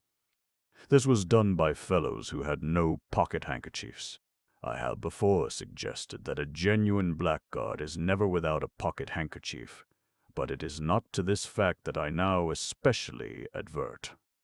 That it was not through want of a handkerchief for the purpose imagined by Le Commerciel that this bandage was employed is rendered apparent by the handkerchief left in the thicket, and that the object was not to prevent screams appears, also, from the bandage having been employed in preference to what would so much better have answered the purpose. but the language of the evidence speaks of the strip in question as found around the neck, fitting loosely and secured with a hard knot. These words are sufficiently vague, but differ materially from those of Le Commerciel. The slip was 18 inches wide, and therefore, although of muslin, would form a strong band when folded or rumpled longitudinally. And thus rumpled it was discovered. My inference is this. The solitary murderer, having borne the corpse for some distance, whether from the thicket or elsewhere, by means of the bandage hitched around its middle, found the weight in this mode of procedure too much for his strength. He resolved to drag the burthen. The evidence goes to show that it was dragged. With this object in view, it became necessary to attach something like a rope to one of the extremities. It could be best attached about the neck, where the head would prevent its slipping off. And now the murderer bethought him, unquestionably, of the bandage about the loins. He would have used this but for its volution about the corpse, the hitch which embarrassed it, and the reflection that it had not been torn off from the garment. It was easier to tear a new slip from the petticoat. He tore it, made it fast about the neck, and so dragged his victim to the brink of the river. That this bandage, only attainable with trouble and delay, and but imperfectly answering its purpose, that this bandage was employed at all, demonstrates that the necessity for its employment sprang from circumstances arising at a period when the handkerchief was no longer attainable, that is to say, arising, as we have imagined, after quitting the thicket. If the thicket it was, and on the road between the thicket and the river, but the evidence, you will say, of Madame Deluc points especially to the presence of a gang in the vicinity of the thicket, at or about the epoch of the murder. This I grant. I doubt if there were not a dozen gangs, such as described by Madame Deluc, in and about the vicinity of the Barrière du Haut at or about the period of this tragedy. But the gang which has drawn upon itself the pointed animadversion, although the somewhat tardy and very suspicious evidence of Madame Deluc is the only gang which is represented by that honest and scrupulous old lady as having eaten her cakes and swallowed her brandy, without putting themselves to the trouble of making her payment.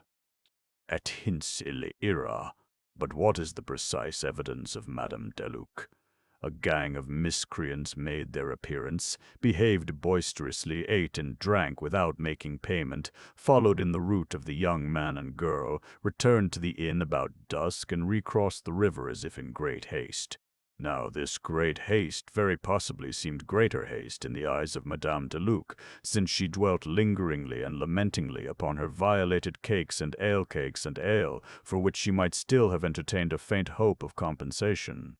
Why otherwise, since it was about dusk, should she make a point of the haste? It is no cause for wonder, surely, that even a gang of blackguards should make haste to get home, when a wide river is to be crossed in small boats, when storm impends, and when night approaches. I say approaches, for the night had not yet arrived. It was only about dusk that the indecent haste of these miscreants offended the sober eyes of Madame Deluc. But we are told that it was upon this very evening that Madame Deluc, as well as her eldest son, heard the screams of a female in the vicinity of the inn. And in what words does Madame Deluc designate the period of the evening at which these screams were heard? It was soon after dark, she says, but soon after dark is at least dark, and about dusk is as certainly daylight. Thus it is abundantly clear that the gang quitted the Barrière du Roule prior to the screams overheard by Madame Deluc. And although in all the many reports of the evidence, the relative expressions in question are distinctly and invariably employed just as I have employed them in this conversation with yourself, no notice whatever of the gross discrepancy has, as yet, been taken by any of the public journals or by any of the myrmidons of police. I shall add but one to the arguments against a gang, but this one has, to my own understanding at least, a weight altogether irresistible.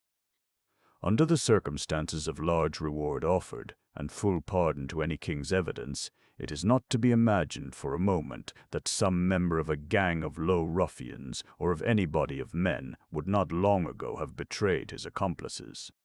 Each one of a gang so placed is not so much greedy of reward or anxious for escape as fearful of betrayal. He betrays eagerly and early that he may not himself be betrayed. That the secret has not been divulged is the very best of proof that it is in fact a secret.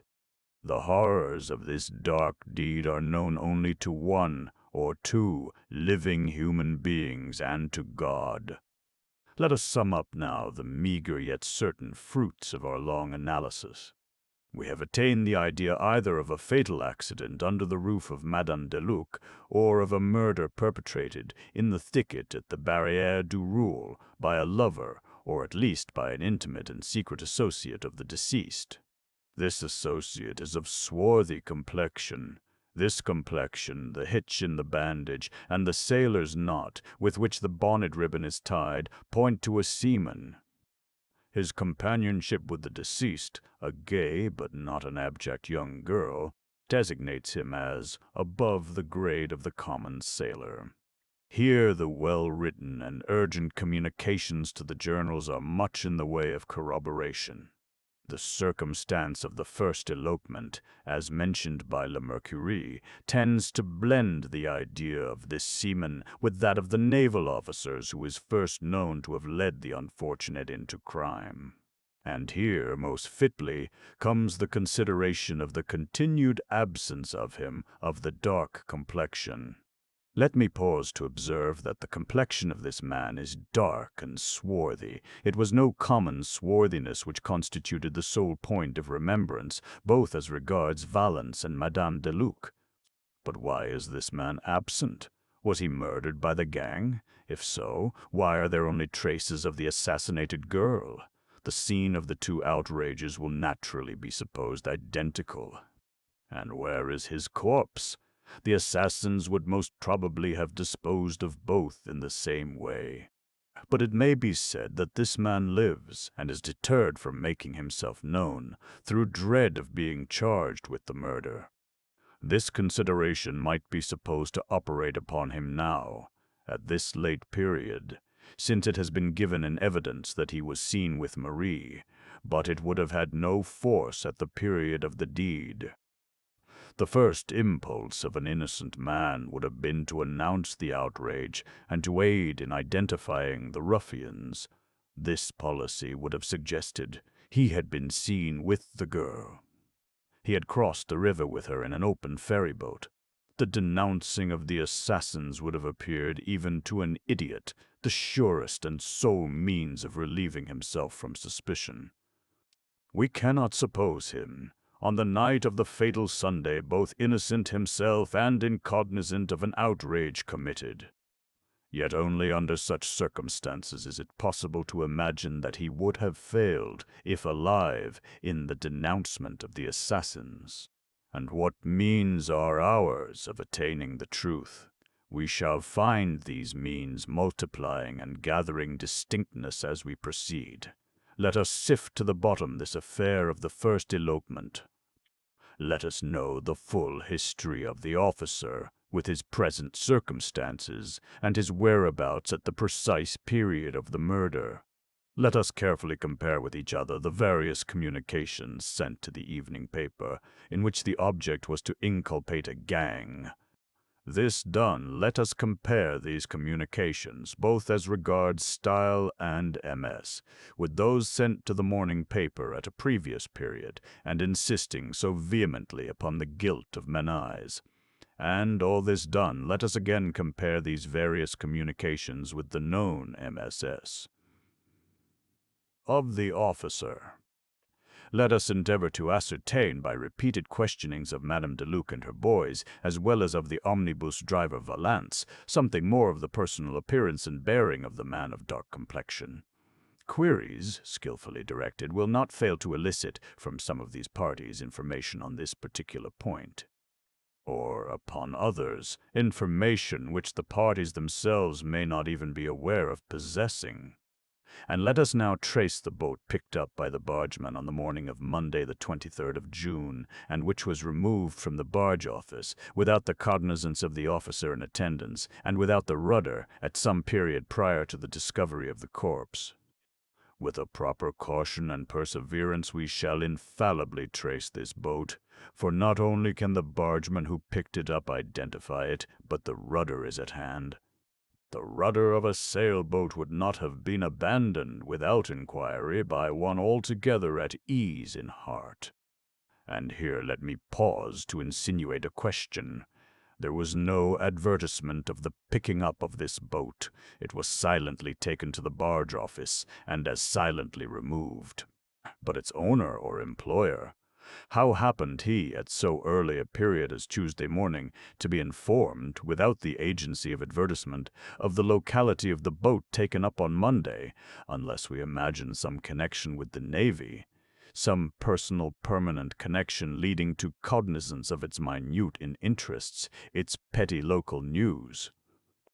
In speaking of the lonely assassin dragging his burden to the shore, I have already suggested the probability of his availing himself of a boat. Now we are to understand that Mary Roget was precipitated from a boat. This would naturally have been the case. The corpse could not have been trusted to the shallow waters of the shore. The peculiar marks on the back and shoulders of the victim tell of the bottom ribs of a boat. That the body was found without weight is also corroborative of the idea. If thrown from the shore, a weight would have been attached. We can only account for its absence by supposing the murderer to have neglected the precaution of supplying himself with it before pushing off. In the act of consigning the corpse to the water, he would unquestionably have noticed his oversight, but then no remedy would have been at hand. Any risk would have been preferred to a return to that accursed shore.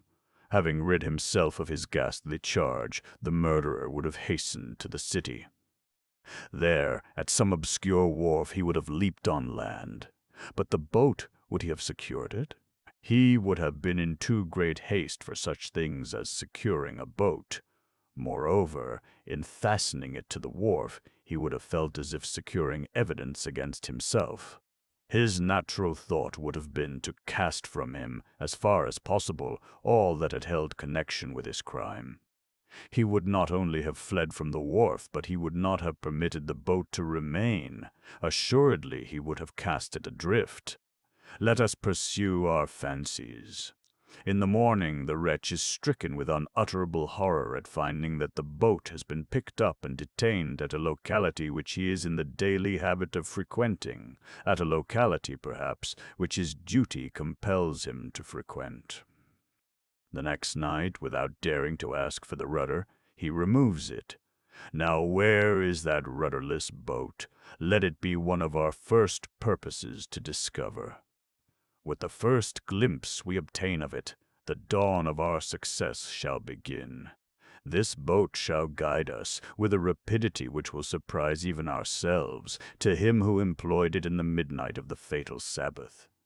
Corroboration will rise upon corroboration, and the murderer will be traced. For reasons which we shall not specify, but which to many readers will appear obvious, we have taken the liberty of here omitting from the MSS. Placed in our hands such portion as details the following up of the apparently slight clue obtained by Dupin. We feel it advisable only to state, in brief, that the result desired was brought to pass, and that the prefect fulfilled punctually, although with reluctance, the terms of his compact with the Chevalier. Mr. Poe's article concludes with the following words: Eads. It will be understood that I speak of coincidences, and no more. What I have said above upon this topic must suffice. In my own heart there dwells no faith in praeternature. That nature and its God are two, no man who thinks will deny. That the latter, creating the former, can, at will, control or modify it, is also unquestionable. I say at will, for the question is of will, and not, as the insanity of logic has assumed, of power. It is not that the deity cannot modify his laws, but that we insult him in imagining a possible necessity for modification. In their origin, these laws were fashioned to embrace all contingencies which could lie in the future. With God, all is now. I repeat, then, that I speak of these things only as of coincidences. And farther in what I relate, it will be seen that between the fate of the unhappy Mary Cecilia Rogers, so far as that fate is known, and the fate of one Mary Roget up to a certain epoch in her history, there has existed a parallel in the contemplation of whose wonderful exactitude the reason becomes embarrassed. I say all this will be seen.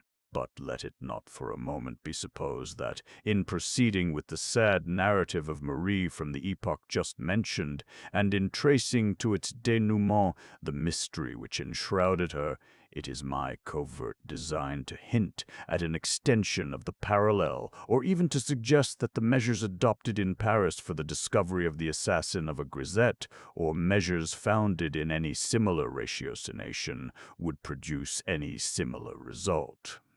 For, in respect to the latter branch of the supposition, it should be considered that the most trifling variation in the facts of the two cases might give rise to the most important miscalculations, by diverting thoroughly the two courses of events, very much as in arithmetic an error which, in its own individuality, may be inappreciable, produces at length, by dint of multiplication at all points of the process, a result enormously at variance with truth.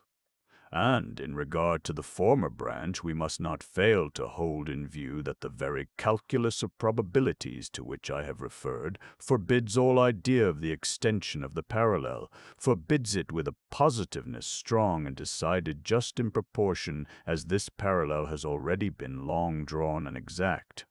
This is one of those anomalous propositions which, seemingly appealing to thought altogether apart from the mathematical, is yet one which only the mathematician can fully entertain. Nothing, for example, is more difficult than to convince the merely general reader that the fact of sixes having been thrown twice in succession by a player at dice is sufficient cause for betting the largest odds that sixes will not be thrown in the third attempt. A suggestion to this effect is usually rejected by the intellect at once. It does not appear that the two throws which have been completed, and which lie now absolutely in the past, can have influence upon the throw which exists only in the future. The chance for throwing sixes seems to be precisely as it was at any ordinary time. That is to say, subject only to the influence of the various other throws which may be made by the dice. And this is a reflection which appears so exceedingly obvious that attempts to controvert it are received more frequently with a derisive smile than with anything like respectful attention. The error here involved, a gross error redolent of mischief, I cannot pretend to expose within the limits assigned me at present, and with the philosophical it needs no exposure. It may be sufficient here to say that it forms one of an infinite series of mistakes which arise in the path of reason through her propensity for seeking truth in detail. Footnotes: Marie Roget. Upon the original publication of Marie Roget, the footnotes now appended were considered unnecessary, but the lapse of several years since the tragedy upon which the tale is based renders it expedient to give them, and also to say a few words in explanation of the general design. A young girl, Mary Cecilia Rogers, was murdered in the vicinity of New York, and, although her death occasioned an intense and long-enduring excitement, the mystery attending it had remained unsolved at the period when the present paper was written and published, November 1842. Herein, under pretense of relating the fate of a Parisian grisette, the author has followed in minute detail the essential, while merely paralleling the inessential facts of the real murder of Mary Rogers. Thus all argument founded upon the fiction is applicable to the truth, and the investigation of the truth was the object. The Mystery of Marie Roget was composed at a distance from the scene of the atrocity, and with no other means of investigation than the newspapers afforded. Thus much escaped the writer of which he could have availed himself had he been upon the spot and visited the localities. It may not be improper to record, nevertheless, that the confessions of two persons, one of them the Madame Deluc of the narrative, made, at different periods, long subsequent to the publication, confirmed in full not only the general conclusion, but absolutely all the chief hypothetical details by which that conclusion was attained. The nom de plume of von Hardenberg, Nassau Street, Anderson, the Hudson, Weehawken, Payne, Crommelin, the New York Mercury, the New York Brother Jonathan, edited by H. Hastings Weld, Esq., New York Journal of Commerce, Philadelphia, Saturday Evening Post, edited by C.I. Peterson, Esq., Adam. See Murders in the Rue Morgue, the New York Commercial Advertiser, edited by Call. Stone. A theory based on the qualities of an object will prevent its being unfolded according to its objects, and he who arranges topics in reference to their causes will cease to value them according to their results. Thus the jurisprudence of every nation will show that, when law becomes a science and a system, it ceases to be justice. The errors into which a blind devotion to principles of classification has led the common law will be seen by observing how often the legislature has been obliged to come forward to restore the equity its scheme had lost.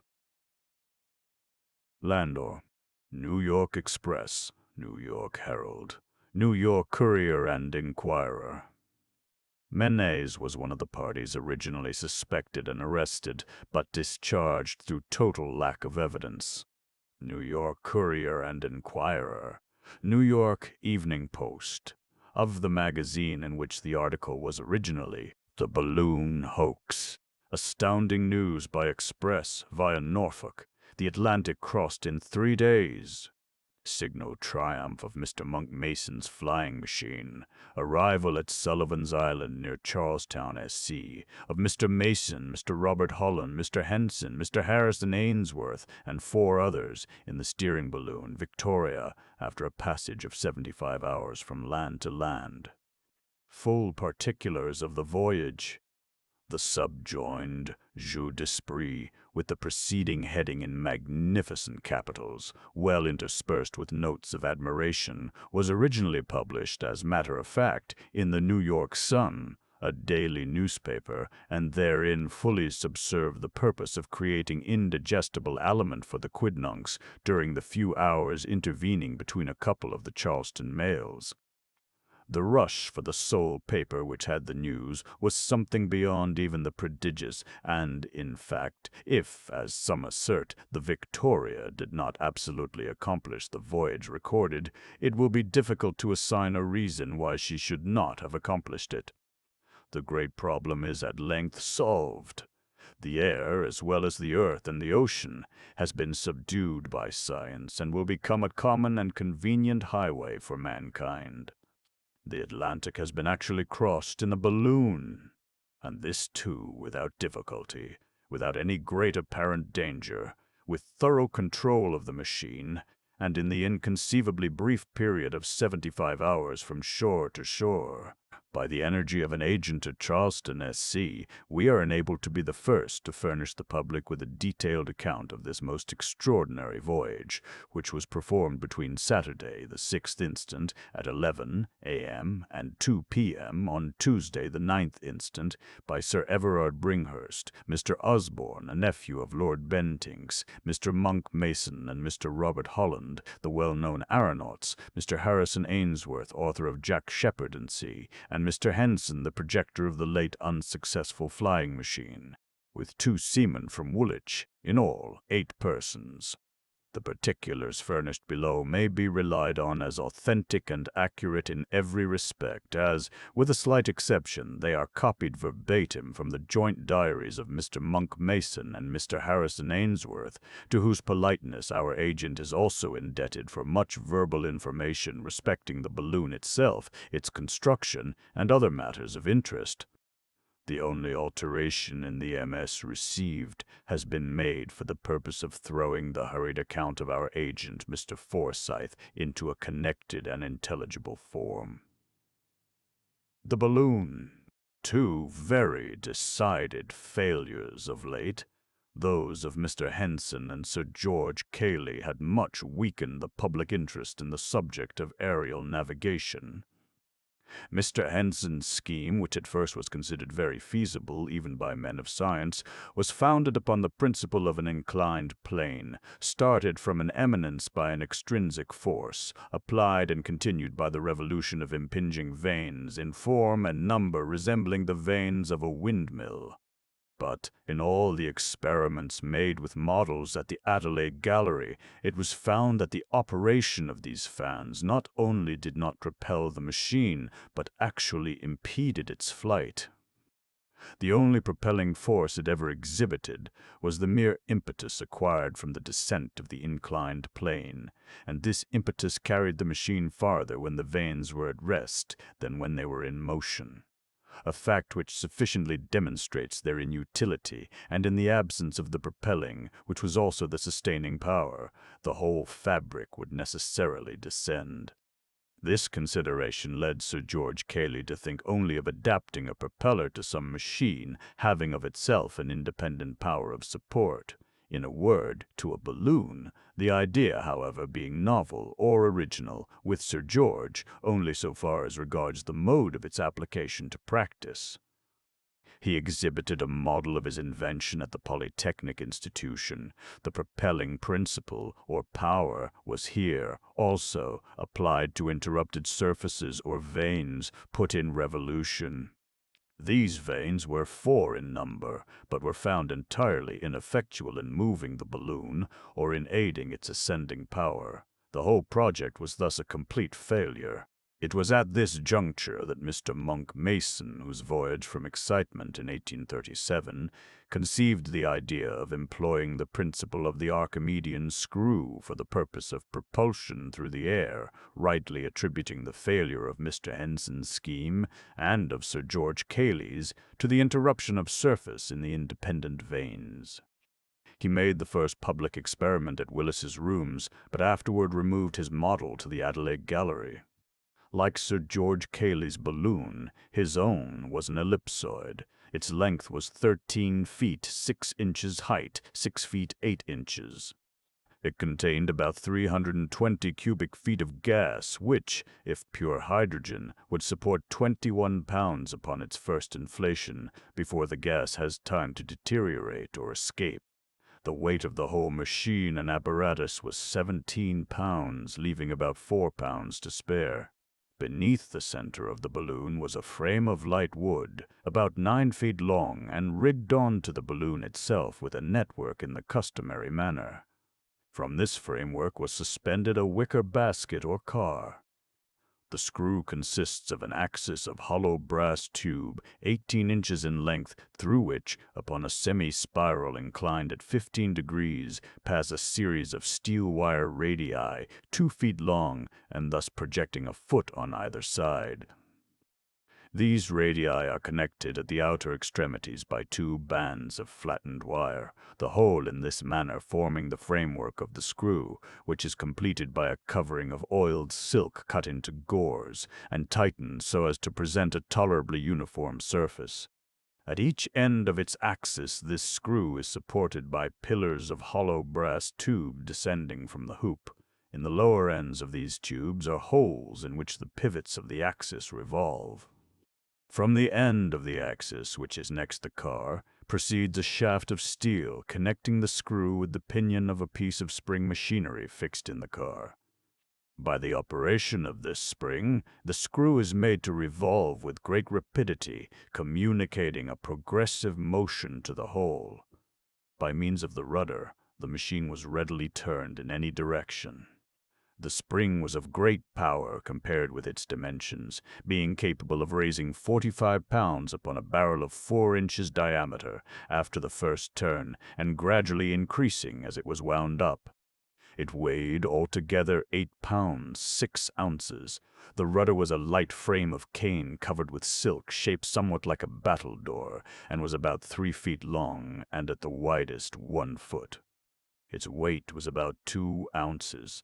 It could be turned flat and directed upwards or downwards as well as to the right or left, and thus enabled the aeronaut to transfer the resistance of the air which in an inclined position it must generate in its passage to any side upon which he might desire to act, thus determining the balloon in the opposite direction.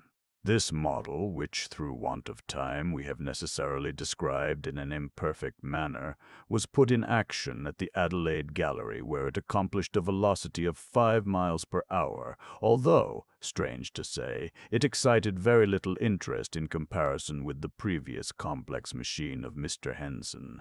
So resolute is the world to despise anything which carries with it an air of simplicity. To accomplish the great desideratum of aerial navigation, it was very generally supposed that some exceedingly complicated application must be made of some unusually profound principle in dynamics. So well satisfied, however, was Mr. Mason of the ultimate success of his invention that he determined to construct immediately, if possible, a balloon of sufficient capacity to test the question by a voyage of some extent, the original design being to cross the British Channel, as before in the Nassau balloon. To carry out his views, he solicited and obtained the patronage of Sir Everard Bringhurst and Mr. Osborne, 2 gentlemen well known for scientific acquirement and especially for the interest they have exhibited in the progress of aerostation. The project, at the desire of Mr. Osborne, was kept a profound secret from the public, the only persons entrusted with the design being those actually engaged in the construction of the machine, which was built under the superintendence of Mr. Mason, Mr. Holland, Sir Everard Bringhurst, and Mr. Osborne, at the seat of the latter gentleman near Penstruthal in Wales. Mr. Henson, accompanied by his friend Mr. Ainsworth, was admitted to a private view of the balloon on Saturday last, when the 2 gentlemen made final arrangements to be included in the adventure.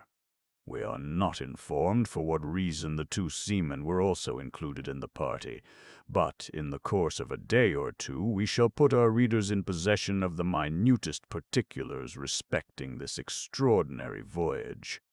The balloon is composed of silk, varnished with the liquid gum caoutchouc. It is of vast dimensions, containing more than 40,000 cubic feet of gas, but as coal gas was employed in place of the more expensive and inconvenient hydrogen, the supporting power of the machine, when fully inflated, and immediately after inflation, is not more than about 2,100 pounds. The coal gas is not only much less costly, but is easily procured and managed. For its introduction into common use for purposes of aerostation, we are indebted to Mr. Charles Green. Up to his discovery, the process of inflation was not only exceedingly expensive, but uncertain. 2, and even 3 days have frequently been wasted in futile attempts to procure a sufficiency of hydrogen to fill a balloon, from which it had great tendency to escape, owing to its extreme subtlety and its affinity for the surrounding atmosphere. In a balloon sufficiently perfect to retain its contents of coal gas unaltered in quantity or amount for 6 months, an equal quantity of hydrogen could not be maintained in equal purity for 6 weeks.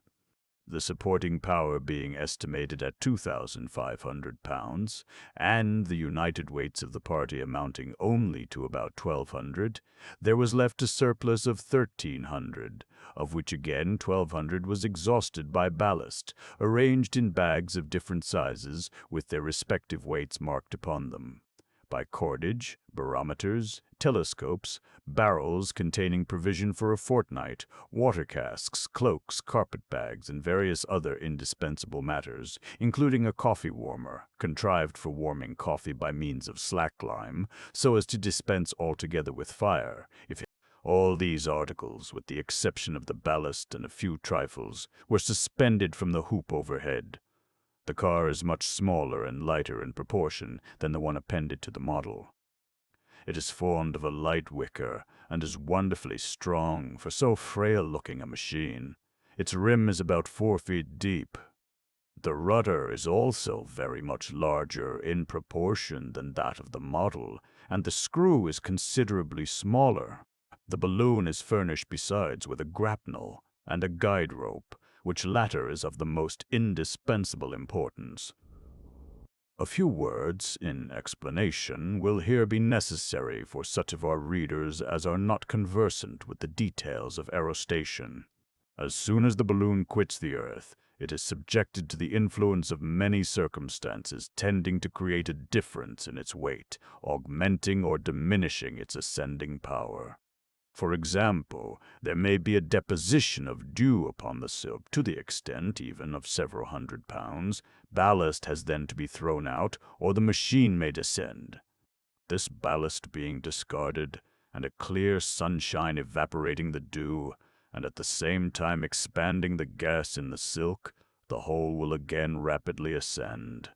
To check this ascent, the only recourse is, or rather was, until Mr. Green's invention of the guide rope, the permission of the escape of gas from the valve, but in the loss of gas is a proportionate general loss of ascending power, so that, in a comparatively brief period, the best constructed balloon must necessarily exhaust all its resources and come to the earth. This was the great obstacle to voyages of length.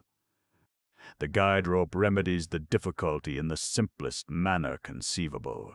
It is merely a very long rope which is suffered to trail from the car, and the effect of which is to prevent the balloon from changing its level in any material degree.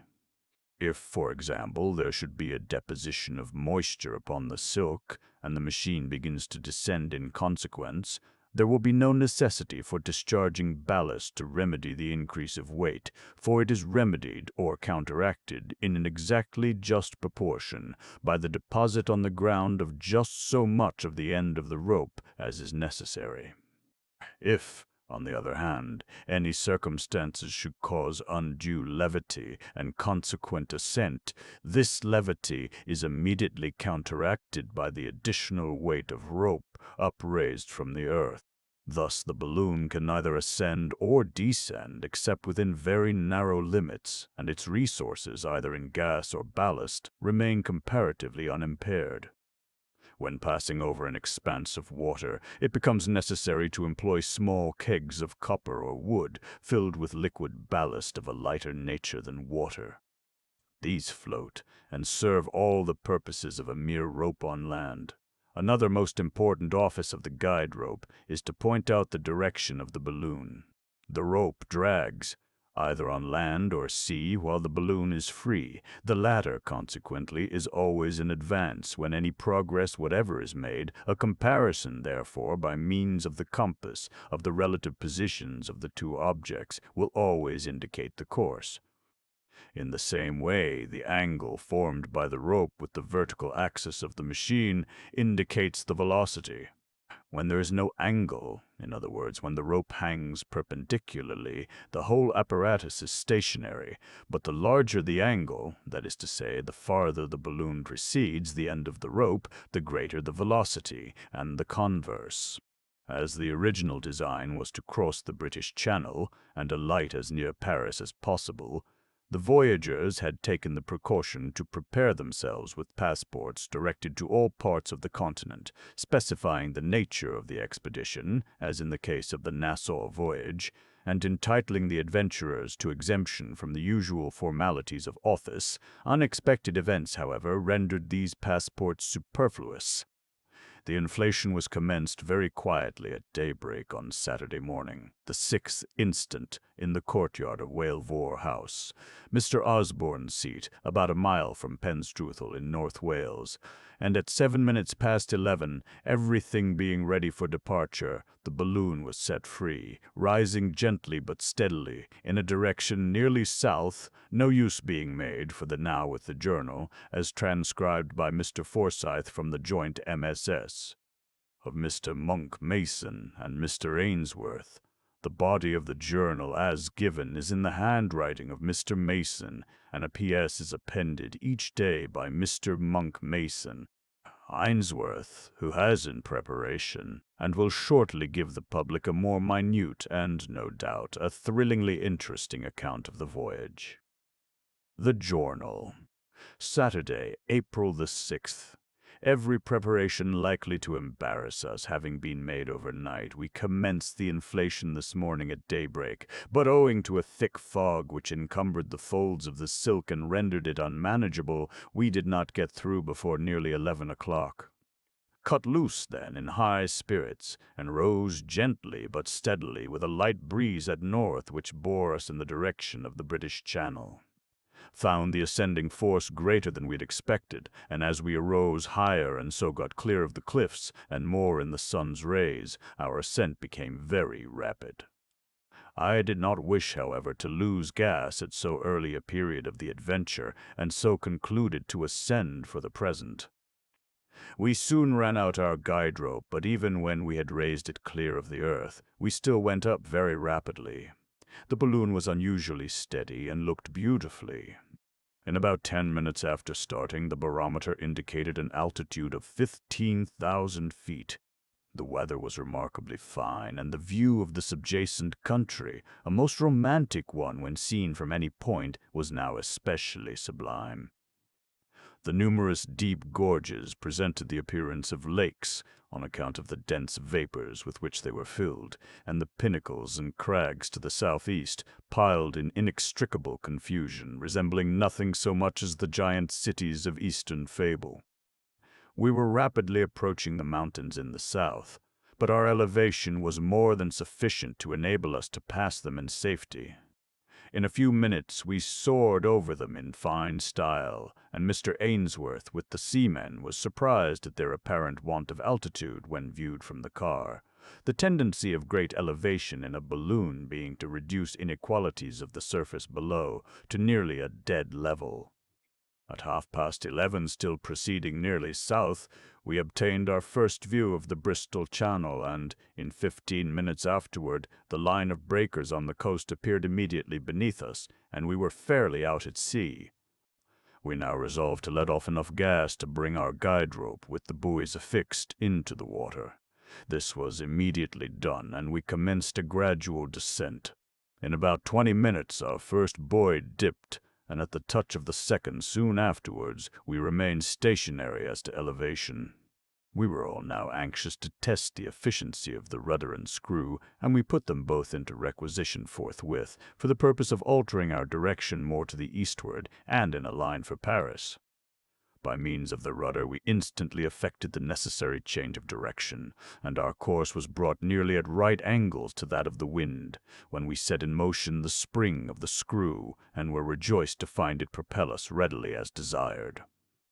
Upon this we gave 9 hearty cheers, and dropped in the sea a bottle enclosing a slip of parchment with a brief account of the principle of the invention. Hardly, however, had we done with our rejoicings, when an unforeseen accident occurred which discouraged us in no little degree. The steel rod connecting the spring with the propeller was suddenly jerked out of place at the car end by a swaying of the car through some movement of one of the 2 seamen we had taken up, and in an instant hung dangling out of reach from the pivot of the axis of the screw. While we were endeavoring to regain it, our attention being wind from the east, which bore us, with rapidly increasing force, towards the Atlantic, we soon found ourselves driving out to sea at the rate of not less, certainly, than 50 or 60 miles an hour, so that we came up with Cape Clear at some 40 miles to our north, before we had secured the rod, and had time to think what we were about. It was now that Mr. Ainsworth made an extraordinary, but to my fancy a by no means unreasonable or chimerical proposition, in which he was instantly seconded by Mr. Holland, viz., that we should take advantage of the strong gale which bore us on, and in place of beating back to Paris, make an attempt to reach the coast of North America. After slight reflection, I gave a willing assent to this bold proposition, which, strange to say, met with objection from the two seamen only. As the stronger party, however, we overruled their fears, and kept resolutely upon our course. We steered due west, but as the trailing of the buoys materially impeded our progress, and we had the balloon abundantly at command either for ascent or descent, we first threw out 50 pounds of ballast, and then wound up, by means of a windlass, so much of the rope as brought it quite clear of the sea. We perceived the effect of this maneuver immediately, in a vastly increased rate of progress, and, as the gale freshened, we flew with a velocity nearly inconceivable, the guide rope flying out behind the car, like a streamer from a vessel. It is needless to say that a very short time sufficed us to lose sight of the coast. We passed over innumerable vessels of all kinds, a few of which were endeavoring to beat up, but the most of them lying to. We occasioned the greatest excitement on board all, an excitement greatly relished by ourselves, and especially by our two men, who, now under the influence of a dram of Geneva, seemed resolved to give all scruple or fear to the wind. Many of the vessels fired signal guns, and in all we were saluted with loud cheers, which we heard with surprising distinctness, and the waving of caps and handkerchiefs. We kept on in this manner throughout the day with no material incident, and, as the shades of night closed around us, we made a rough estimate of the distance traversed. It could not have been less than 500 miles, and was probably much more. The propeller was kept in constant operation and, no doubt, aided our progress materially. As the sun went down, the gale freshened into an absolute hurricane, and the ocean beneath was clearly visible on account of its phosphorescence. The wind was from the east all night, and gave us the brightest omen of success. We suffered no little from cold, and the dampness of the atmosphere was most unpleasant, but the ample space in the car enabled us to lie down, and by means of cloaks and a few blankets we did sufficiently well. P.S. By Mr. Ainsworth, the last 9 hours have been unquestionably the most exciting of my life. I can conceive nothing more sublimating than the strange peril and novelty of an adventure such as this. May God grant that we succeed. I ask not success for mere safety to my insignificant person, but for the sake of human knowledge and for the vastness of the triumph. And yet the feat is only so evidently feasible that the sole wonder is why men have scrupled to attempt it before. One single gale such as now befriends us. Let such a tempest whirl forward a balloon for 4 or 5 days, these gales often last longer, and the voyager will be easily borne, in that period, from coast to coast. In view of such a gale, the broad Atlantic becomes a mere lake. I am more struck, just now, with the supreme silence which reigns in the sea beneath us, notwithstanding its agitation, than with any other phenomenon presenting itself. The waters give up no voice to the heavens. The immense flaming ocean writhes and is tortured uncomplainingly. The mountainous surges suggest the idea of innumerable dumb, gigantic fiends struggling in impotent agony. In a night such as is this to me, a man lives a whole century of ordinary life, nor would I forego this rapturous delight for that of a whole century of ordinary existence. Sunday, the 7th, Mr. Mason's M.S. This morning the gale by 10 had subsided to an 8 or 9 knot breeze for a vessel at sea, and bears us perhaps 30 miles per hour or more. It has veered, however, very considerably to the north, and now, at sundown, we are holding our course due west, principally by the screw and rudder, which answer their purposes to admiration. I regard the project as thoroughly successful, and the easy navigation of the air in any direction, not exactly in the teeth of a gale, as no longer problematical. We could not have made head against the strong wind of yesterday, but by ascending we might have got out of its influence, if requisite. Against a pretty stiff breeze, I feel convinced we can make our way with the propeller. At noon today, ascended to an elevation of nearly 25,000 feet by discharging ballast. Did this to search for a more direct current, but found none so favorable as the one we are now in. We have an abundance of gas to take us across this small pond, even should the voyage last 3 weeks. I have not the slightest fear for the result. The difficulty has been strangely exaggerated and misapprehended. I can choose my current, and should I find all currents against me, I can make very tolerable headway with the propeller. We have had no incidents worth recording. The night promises fair. P.S. By Mr. Ainsworth. I have little to record, except the fact to me quite a surprising one. That, at an elevation equal to that of Cotopaxi, I experienced neither very intense cold, nor headache, nor difficulty of breathing. Neither, I find, did Mr. Mason, nor Mr. Holland, nor Sir Everard. Mr. Osborne complained of constriction of the chest, but this soon wore off. We have flown at a great rate during the day, and we must be more than halfway across the Atlantic. We have passed over some 20 or 30 vessels of various kinds, and all seem to be delightfully astonished. Crossing the ocean in a balloon is not so difficult a feat after all.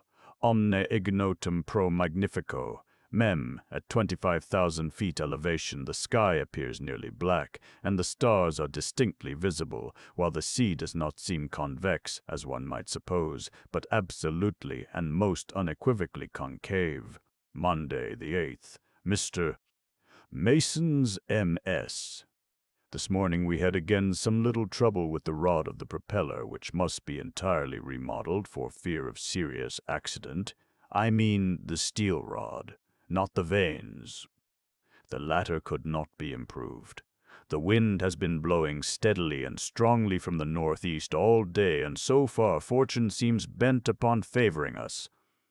Just before day we were all somewhat alarmed at some odd noises and concussions in the balloon, accompanied with the apparent rapid subsidence of the whole machine.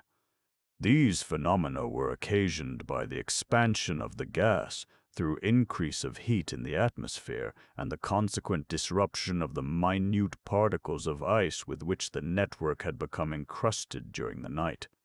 Threw down several bottles to the vessels below. Saw one of them picked up by a large ship, seemingly one of the New York line packets. Endeavored to make out her name, but could not be sure of it. Mr. Osborne's telescope made it out something like Atalanta. It is now 12 at night, and we are still going nearly west at a rapid pace.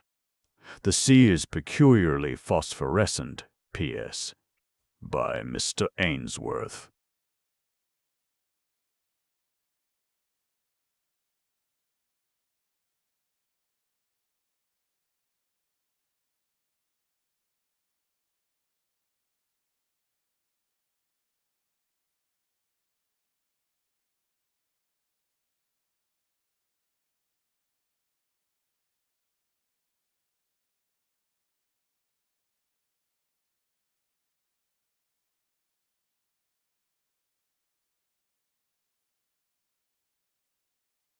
I have not slept since quitting Wheelvore, but can stand it no longer, and must take a nap. We cannot be far from the American coast. Tuesday, the 9th. Mr. Ainsworth's M.S. 1 p.m. We are in full view of the low coast of South Carolina. The great problem is accomplished. We have crossed the Atlantic fairly and easily crossed it in a balloon. God be praised! Who shall say that anything is impossible hereafter? The journal here ceases. Some particulars of the descent were communicated, however, by Mr. Ainsworth to Mr. Forsyth. It was nearly dead calm when the voyagers first came in view of the coast, which was immediately recognized by both the seamen and by Mr. Osborne. The latter gentleman having acquaintances at Fort Moultrie, it was immediately resolved to descend in its vicinity. The balloon was brought over the beach, the tide being out and the sand hard, smooth, and admirably adapted for a descent, and the grapnel let go, which took firm hold at once. The inhabitants of the island and of the fort thronged out, of course, to see the balloon, but it was with the greatest difficulty that anyone could be made to credit the actual voyage, the crossing of the Atlantic. The grapnel caught at 2 p.m. precisely, and thus the whole voyage was completed in 75 hours, or rather less, counting from shore to shore. No serious accident occurred. No real danger was at any time apprehended. The balloon was exhausted and secured without trouble, and when the MS, from which this narrative is compiled, was dispatched from Charleston, the party were still at Fort Moultrie. Their farther intentions were not ascertained, but we can safely promise our readers some additional information, either on Monday or in the course of the next day, at farthest. This is unquestionably the most stupendous, the most interesting, and the most important undertaking ever accomplished or even attempted by man. What magnificent events may ensue, it would be useless now to think of determining. Note: Mr. Ainsworth has not attempted to account for this phenomenon, which, however, is quite susceptible of explanation. A line dropped from an elevation of 25,000 feet perpendicularly to the surface of the earth, or sea, would form the perpendicular of a right-angled triangle, of which the base would extend from the right angle to the horizon, and the hypotenuse from the horizon to the balloon. But the 25,000 feet of altitude is little or nothing in comparison with the extent of the prospect. In other words, the base and hypotenuse of the supposed triangle would be so long when compared with the perpendicular that the two former may be regarded as nearly parallel. In this manner, the horizon of the aeronaut would appear to be on a level with the car.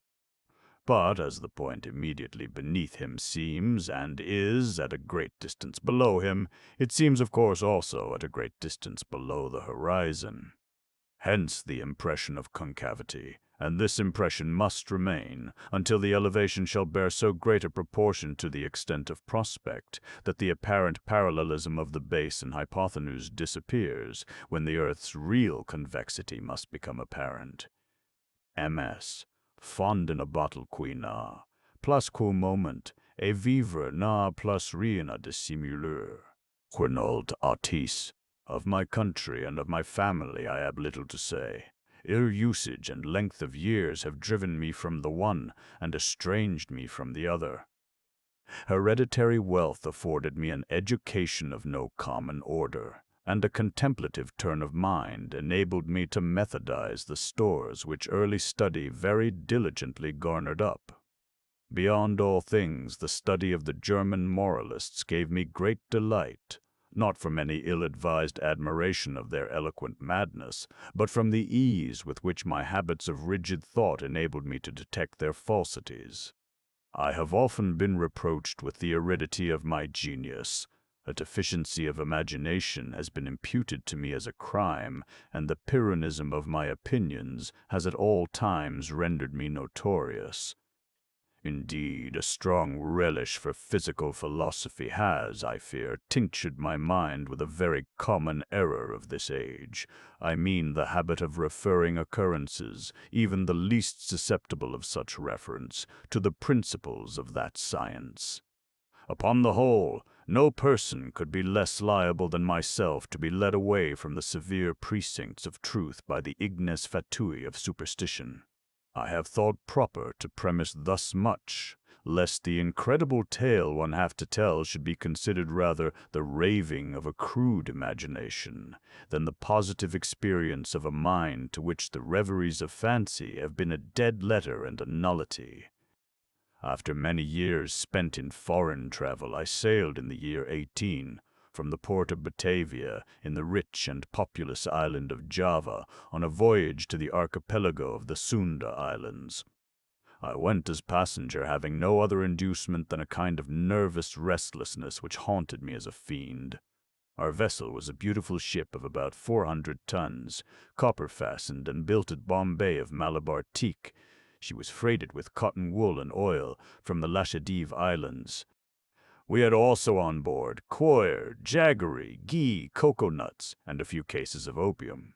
The stowage was clumsily done, and the vessel consequently crank. We got under way with a mere breath of wind, and for many days stood along the eastern coast of Java without any other incident to beguile the monotony of our course than the occasional meeting with some of the small grabs of the archipelago to which we were bound. One evening, leaning over the taffrail, I observed a very singular isolated cloud to the NW. It was remarkable as well for its color as from its being the first we had seen since our departure from Batavia. I watched it attentively until sunset, when it spread all at once to the eastward and westward, girting in the horizon with a narrow strip of vapor and looking like a long line of low beach. My notice was soon afterwards attracted by the dusky red appearance of the moon and the peculiar character of the sea. The latter was undergoing a rapid change, and the water seemed more than usually transparent. Although I could distinctly see the bottom, yet, heaving the lead, I found the ship in 15 fathoms. The air now became intolerably hot, and was loaded with spiral exhalations similar to those arising from heat iron.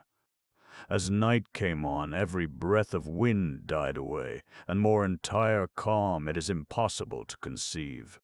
The flame of a candle burned upon the poop without the least perceptible motion, and a long hair held between the finger and thumb hung without the possibility of detecting a vibration. However, as the captain said, he could perceive no indication of danger, and as we were drifting in bodily to shore, he ordered the sails to be furled and the anchor let go. No watch was set, and the crew, consisting principally of Malays, stretched themselves deliberately upon deck.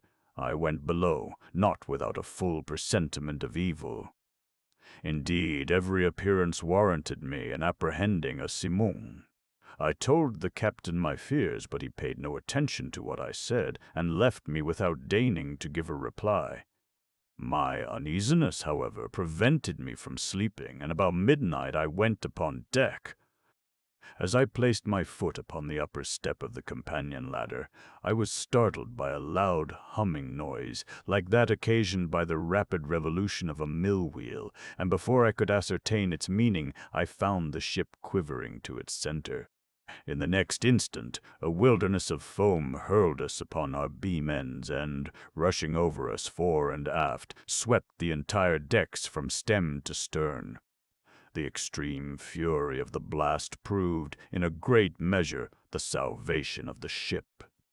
Although completely waterlogged, yet, as her masts had gone by the board, she rose, after a minute, heavily from the sea, and, staggering a while beneath the immense pressure of the tempest, finally righted. By what miracle I escaped destruction, it is impossible to say. Stunned by the shock of the water, I found myself, upon recovery, jammed in between the stern post and rudder. With great difficulty I gained my feet, and looking dizzily around was, at terrific, beyond the wildest imagination, was the whirlpool of mountainous and foaming ocean within which we were engulfed. After a while, I heard the voice of an old Swede who had shipped with us at the moment of our leaving port. I hallooed to him with all my strength, and presently he came reeling aft. We soon discovered that we were the sole survivors of the accident. All on deck, with the exception of ourselves, had been swept overboard. The captain and mates must have perished as they slept, for the cabins were deluged with water. Without assistance, we could expect to do little for the security of the ship, and our exertions were at first paralyzed by the momentary expectation of going down. Our cable had, of course, parted like pack-thread at the first breath of the hurricane, or we should have been instantaneously overwhelmed. We scudded with frightful velocity before the sea, and the water made clear breaches over us. The framework of our stern was shattered excessively, and in almost every respect we had received considerable injury, but to our extreme joy we found the pumps unchoked, and that we had made no great shifting of our ballast. The main fury of the blast had already blown over, and we apprehended little danger from the violence of the wind. But we looked forward to its total cessation with dismay, well believing that, in our shattered condition, we should inevitably perish in the tremendous swell which would ensue. But this very just apprehension seemed by no means likely to be soon verified. For 5 entire days and nights, during which our only subsistence was a small quantity of jaggery, procured with great difficulty from the forecastle, the hulk flew at a rate defying computation before rapidly succeeding flaws of wind, which, without equaling the first violence of the simoom, were still more terrific than any tempest I had before encountered. Our course for the first 4 days was, with trifling variations, SE and by S, and we must have run down the coast of New Holland. On the 5th day the cold became extreme, although the wind had hauled round a point more to the northward. The sun arose with a sickly yellow luster, and clambered a very few degrees above the horizon, emitting no decisive light. There were no clouds apparent, yet the wind was upon the increase, and blew with a fitful and unsteady fury. About noon, as nearly as we could guess, our attention was again arrested by the appearance of the sun. It gave out no light, properly so called, but a dull and sullen glow without reflection, as if all its rays were polarized. Just before sinking within the turgid sea, its central fires suddenly went out, as if hurriedly extinguished by some unaccountable power. It was a dim, sliver-like rim, alone as it rushed down the unfathomable ocean. We waited in vain for the arrival of the 6th day. That day to me has not yet arrived, to the Swede never did arrive. Thenceforward we were enshrouded in patchy darkness, so that we could not have seen an object at 20 paces from the ship. Eternal night continued to envelop us, all unrelieved by the phosphoric sea brilliancy to which we had been accustomed in the tropics. We observed, too, that, although the tempest continued to rage with unabated violence, there was no longer to be discovered the usual appearance of surf or foam which had hitherto attended us. All around were horror, and thick gloom, and a black sweltering desert of ebony. Superstitious terror crept by degrees into the spirit of the old Swede, and my own soul was wrapped up in silent wonder. We neglected all care of the ship as worse than useless, and securing ourselves as well as possible to the stump of the mizzenmast, looked out bitterly into the world of ocean. We had no means of calculating time, nor could we form any guess of our situation. We were, however, well aware of having made farther to the southward than any previous navigators, and felt great amazement at not meeting with the usual impediments of ice. In the meantime, every moment threatened to be our last. Every mountainous billow hurried to overwhelm us. The swell surpassed anything I had imagined possible, and that we were not instantly buried is a miracle. My companions spoke of the lightness of our cargo, and reminded me of the excellent qualities of our ship, but I could not help feeling the utter hopelessness of hope itself, and prepared myself gloomily for that death which I thought nothing could defer beyond an hour, as, with every knot of way the ship made, the swelling of the black stupendous seas became more dismally appalling.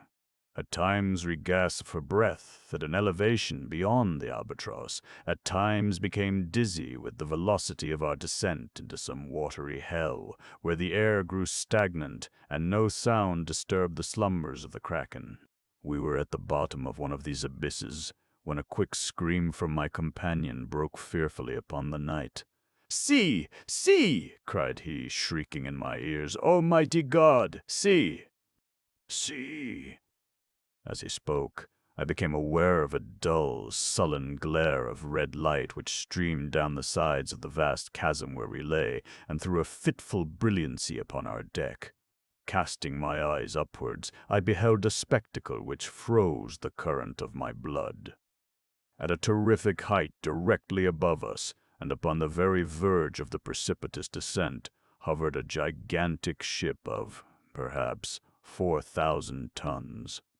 Although upreared upon the summit of a wave more than 100 times her own altitude, her apparent size exceeded that of any ship of the line or East Indiaman in existence. Her huge hull was of a deep, dingy black, unrelieved by any of the customary carvings of a ship.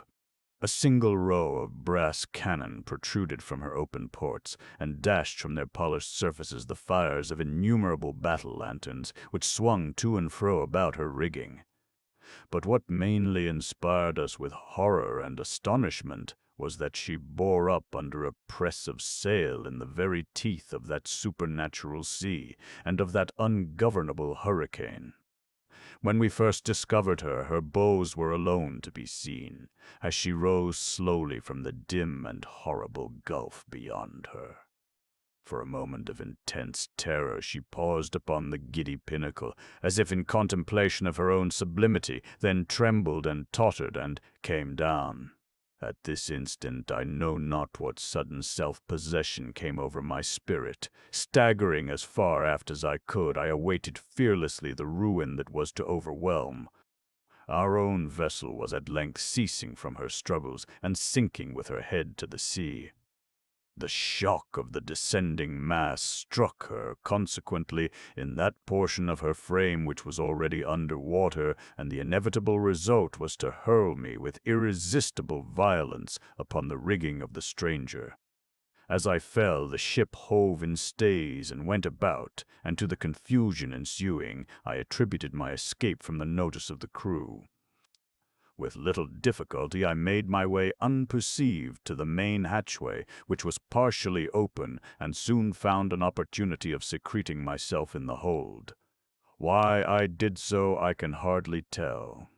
An indefinite sense of awe, which at first sight of the navigators of the ship had taken hold of my mind, was perhaps the principle of my concealment.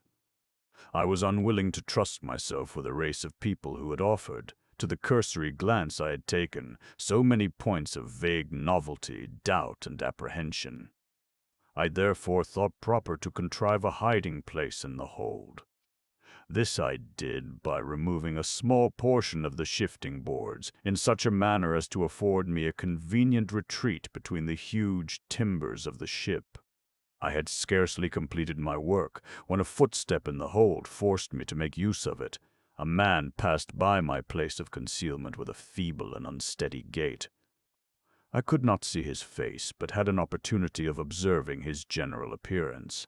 There was about it an evidence of great age and infirmity. His knees tottered beneath a load of years, and his entire frame quivered under the burthen. He muttered to himself in a low, broken tone some words of a language which I could not understand, and groped in a corner among a pile of singular-looking instruments and decayed charts of navigation. His manner was a wild mixture of the peevishness of second childhood and the solemn dignity of a god. He at length went on deck, and I saw him no more. A feeling, for which I have no name, has taken possession of my soul, a sensation which will admit of no analysis, to which the lessons of bygone times are inadequate, and for which I fear futurity itself will offer me no key. To a mind constituted like my own, the latter consideration is an evil. I know that I shall never be satisfied with regard to the nature of my conceptions.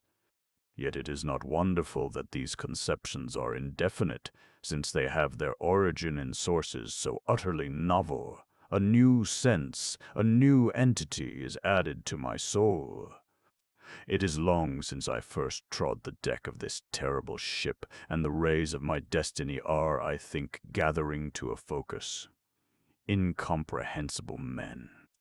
Wrapped up in meditations of a kind which I cannot divine, they pass me by unnoticed. Concealment is utter folly on my part, for the people will not see. It was but just now that I passed directly before the eyes of the mate. It was no long while ago that I ventured into the captain's own private cabin, and took thence the materials with which I write, and have written. I shall from time to time continue this journal. It is true that I may not find an opportunity of transmitting it to the world, but I will not fall to make the endeavor. At the last moment I will enclose the MS in a bottle and cast it within the sea. An incident has occurred which has given me new room for meditation. Are such things the operation of ungoverned chance? I had ventured upon deck and thrown myself down, without attracting any notice, among a pile of rattling stuff and old sails in the bottom of the yawl. While musing upon the singularity of my fate, I unwittingly daubed with a tar brush the edges of a neatly folded studding sail which lay near me on a barrel. The studding sail is now bent upon the ship, and the thoughtless touches of the brush are spread out into the word Discovery. I have made many observations lately upon the structure of the vessel. Although well armed, she is not, I think, a ship of war. Her rigging, build, and general equipment all negative a supposition of this kind. What she is not I can easily perceive, what she is I fear it is impossible to say.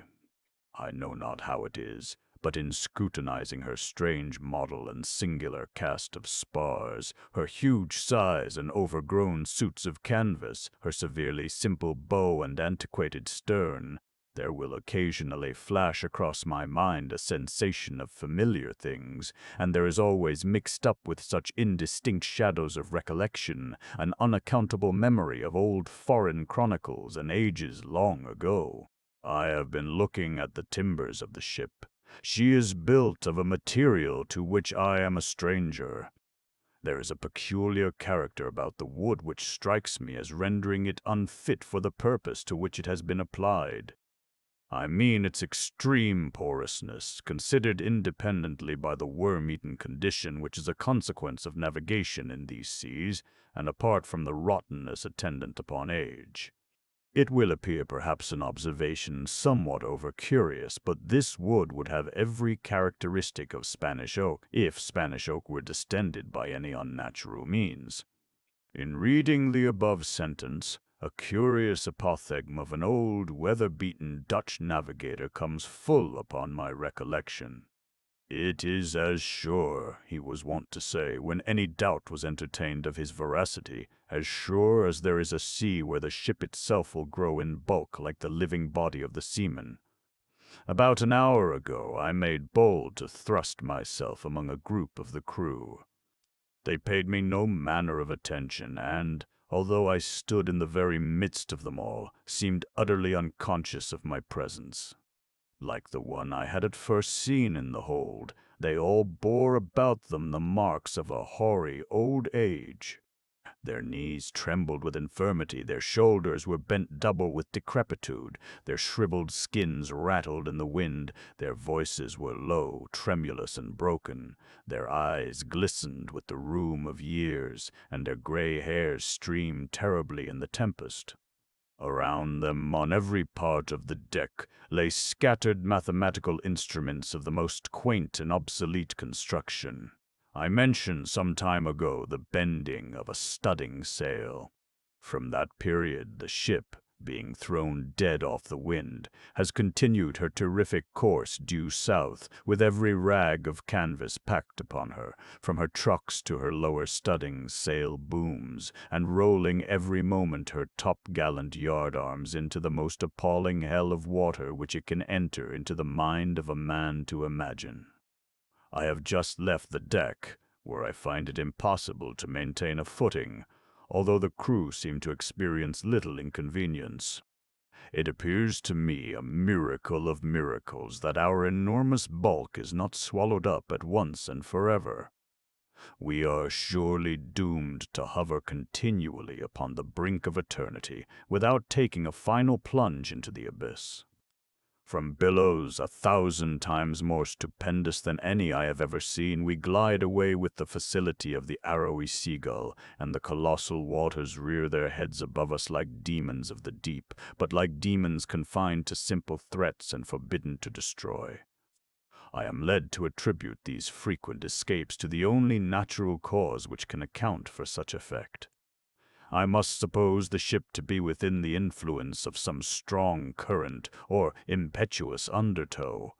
I have seen the captain face to face and in his own cabin, but, as I expected, he paid me no attention.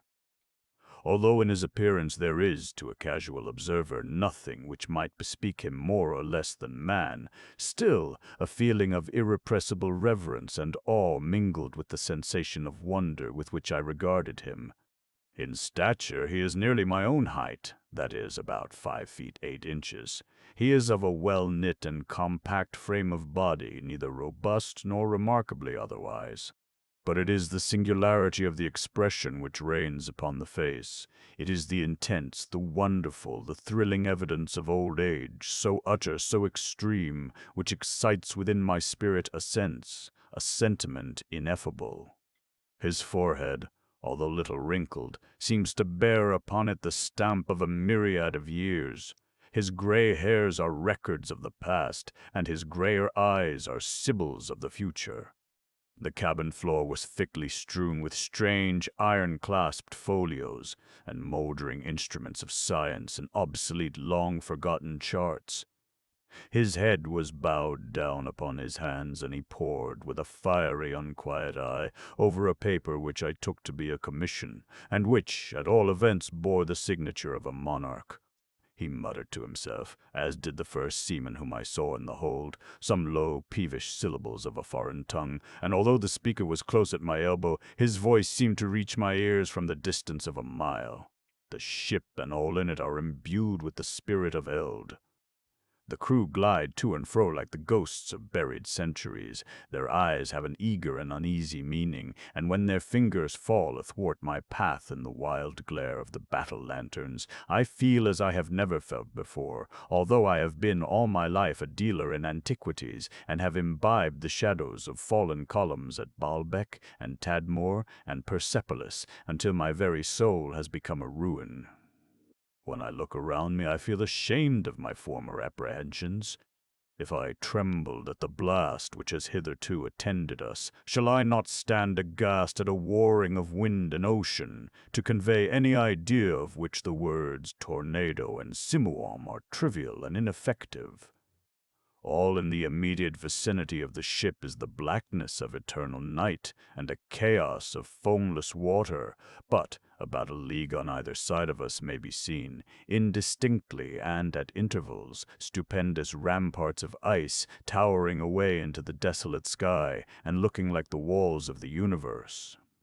As I imagined, the ship proves to be in a current, if that appellation can properly be given to a tide which, howling and shrieking by the white ice, thunders on to the southward with a velocity like the headlong dashing of a cataract.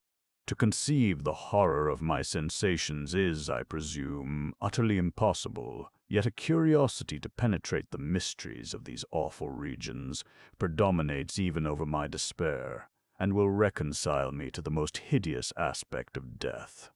It is evident that we are hurrying onwards to some exciting knowledge, some never-to-be-imparted secret, whose attainment is destruction. Perhaps this current leads us to the southern pole itself. It must be confessed that a supposition apparently so wild has every probability in its favor.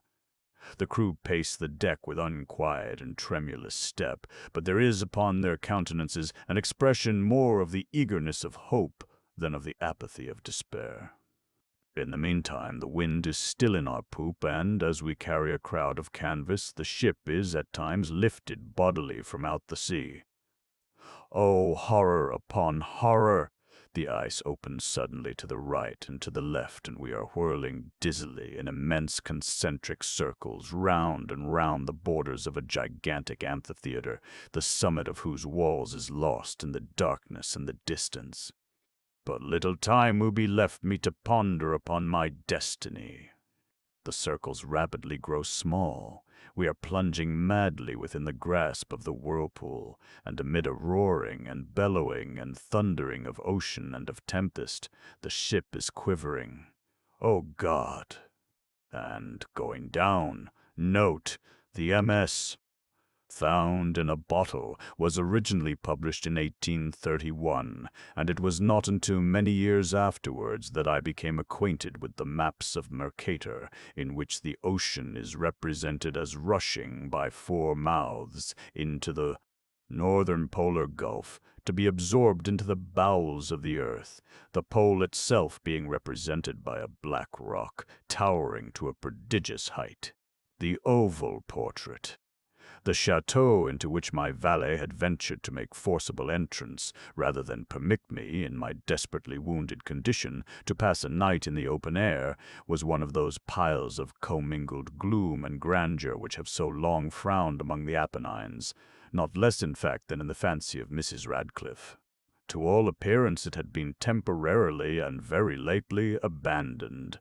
We established ourselves in one of the smallest and least sumptuously furnished apartments. It lay in a remote turret of the building. Its decorations were rich, yet tattered and antique. Its walls were hung with tapestry and bedecked with manifold and multiform armorial trophies, together with an unusually great number of very spirited modern paintings in frames of rich golden arabesque. In these paintings, which depended from the walls not only in their main surfaces, but in very many nooks which the bizarre architecture of the chateau rendered necessary, in these paintings my incipient delirium, perhaps, had caused me to take deep interest, so that I bade Pedro to close the heavy shutters of the room, since it was already night, to light the tongues of a tall candelabrum which stood by the head of my bed, and to throw open far and wide the fringed curtains of black velvet which enveloped the bed itself. I wished all this done that I might resign myself, if not to sleep, at least alternately to the contemplation of these pictures and the perusal of a small volume which had been found upon the pillow and which purported to criticize and describe them. Long I read, and devotedly I gazed. Rapidly and gloriously the hours flew by, and the deep midnight came. The position of the candelabrum displeased me, and outreaching my hand with difficulty, rather than disturb my slumbering valet, I placed it so as to throw its rays more fully upon the book. But the action produced an effect altogether unanticipated.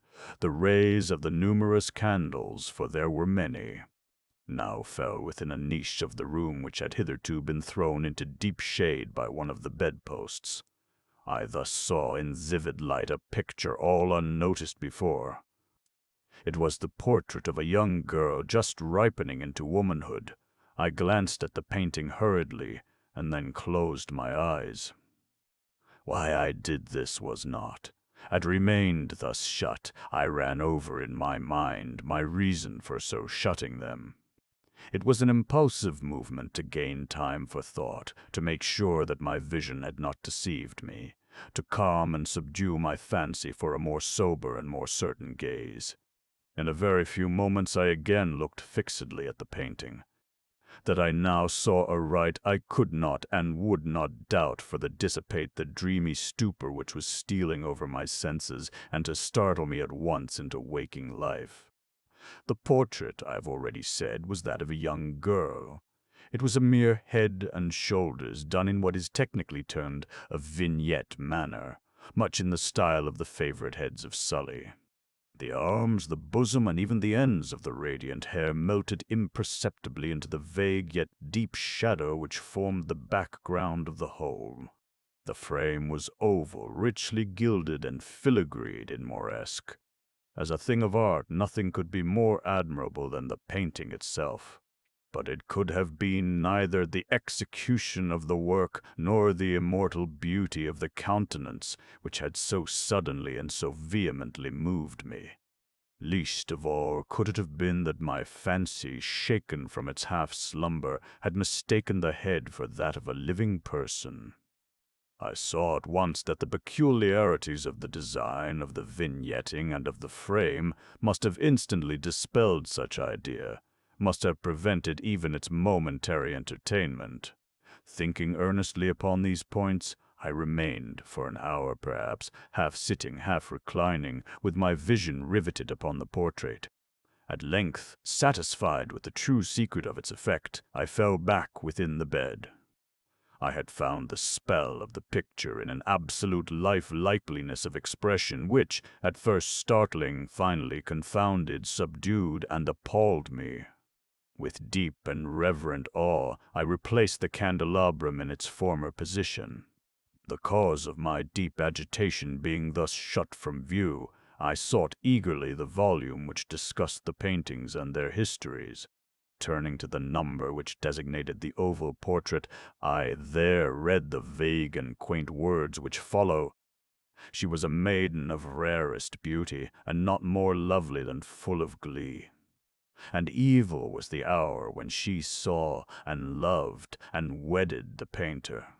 He, passionate, studious, austere, and having already a bride in his art; she, a maiden of rarest beauty, and not more lovely than full of glee, all light and smiles, and frolicsome as the young fawn, loving and cherishing all things, hating only the art which was her rival, dreading only the palette and brushes and other untoward instruments which deprived her of the countenance of her lover.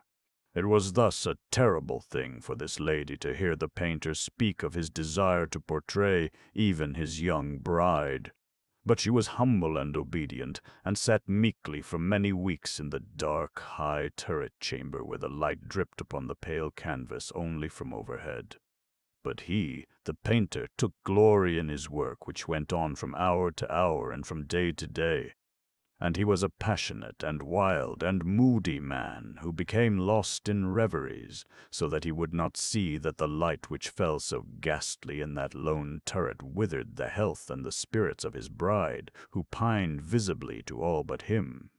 Yet she smiled on and still on, uncomplainingly, because she saw that the painter, who had high renown, took a fervid and burning pleasure in his task, and wrought day and night to depict her who so loved him, yet who grew daily more dispirited and weak. And in sooth some who beheld the portrait spoke of its resemblance in low words, as of a mighty marvel, and a proof not less of the power of the painter than of his deep love for her whom he depicted so surpassingly well. But at length, as the labor drew nearer to its conclusion, there were admitted none into the turret, for the painter had grown wild with the ardor of his work, and turned his eyes from canvas merely, even to regard the countenance of his wife. And he would not see that the tints which he spread upon the canvas were drawn from the cheeks of her who sate beside him. And when many weeks had passed, and but little remained to do, save one brush upon the mouth and one tint upon the eye, the spirit of the lady again flickered up as the flame within the socket of the lamp. And then the brush was given, and then the tint was placed, and, for one moment, the painter stood entranced before the work which he had wrought. But in the next, while he yet gazed, he grew tremulous and very pallid, and aghast, and crying with a loud voice, "This is indeed life itself," turned suddenly to regard his beloved. She was dead,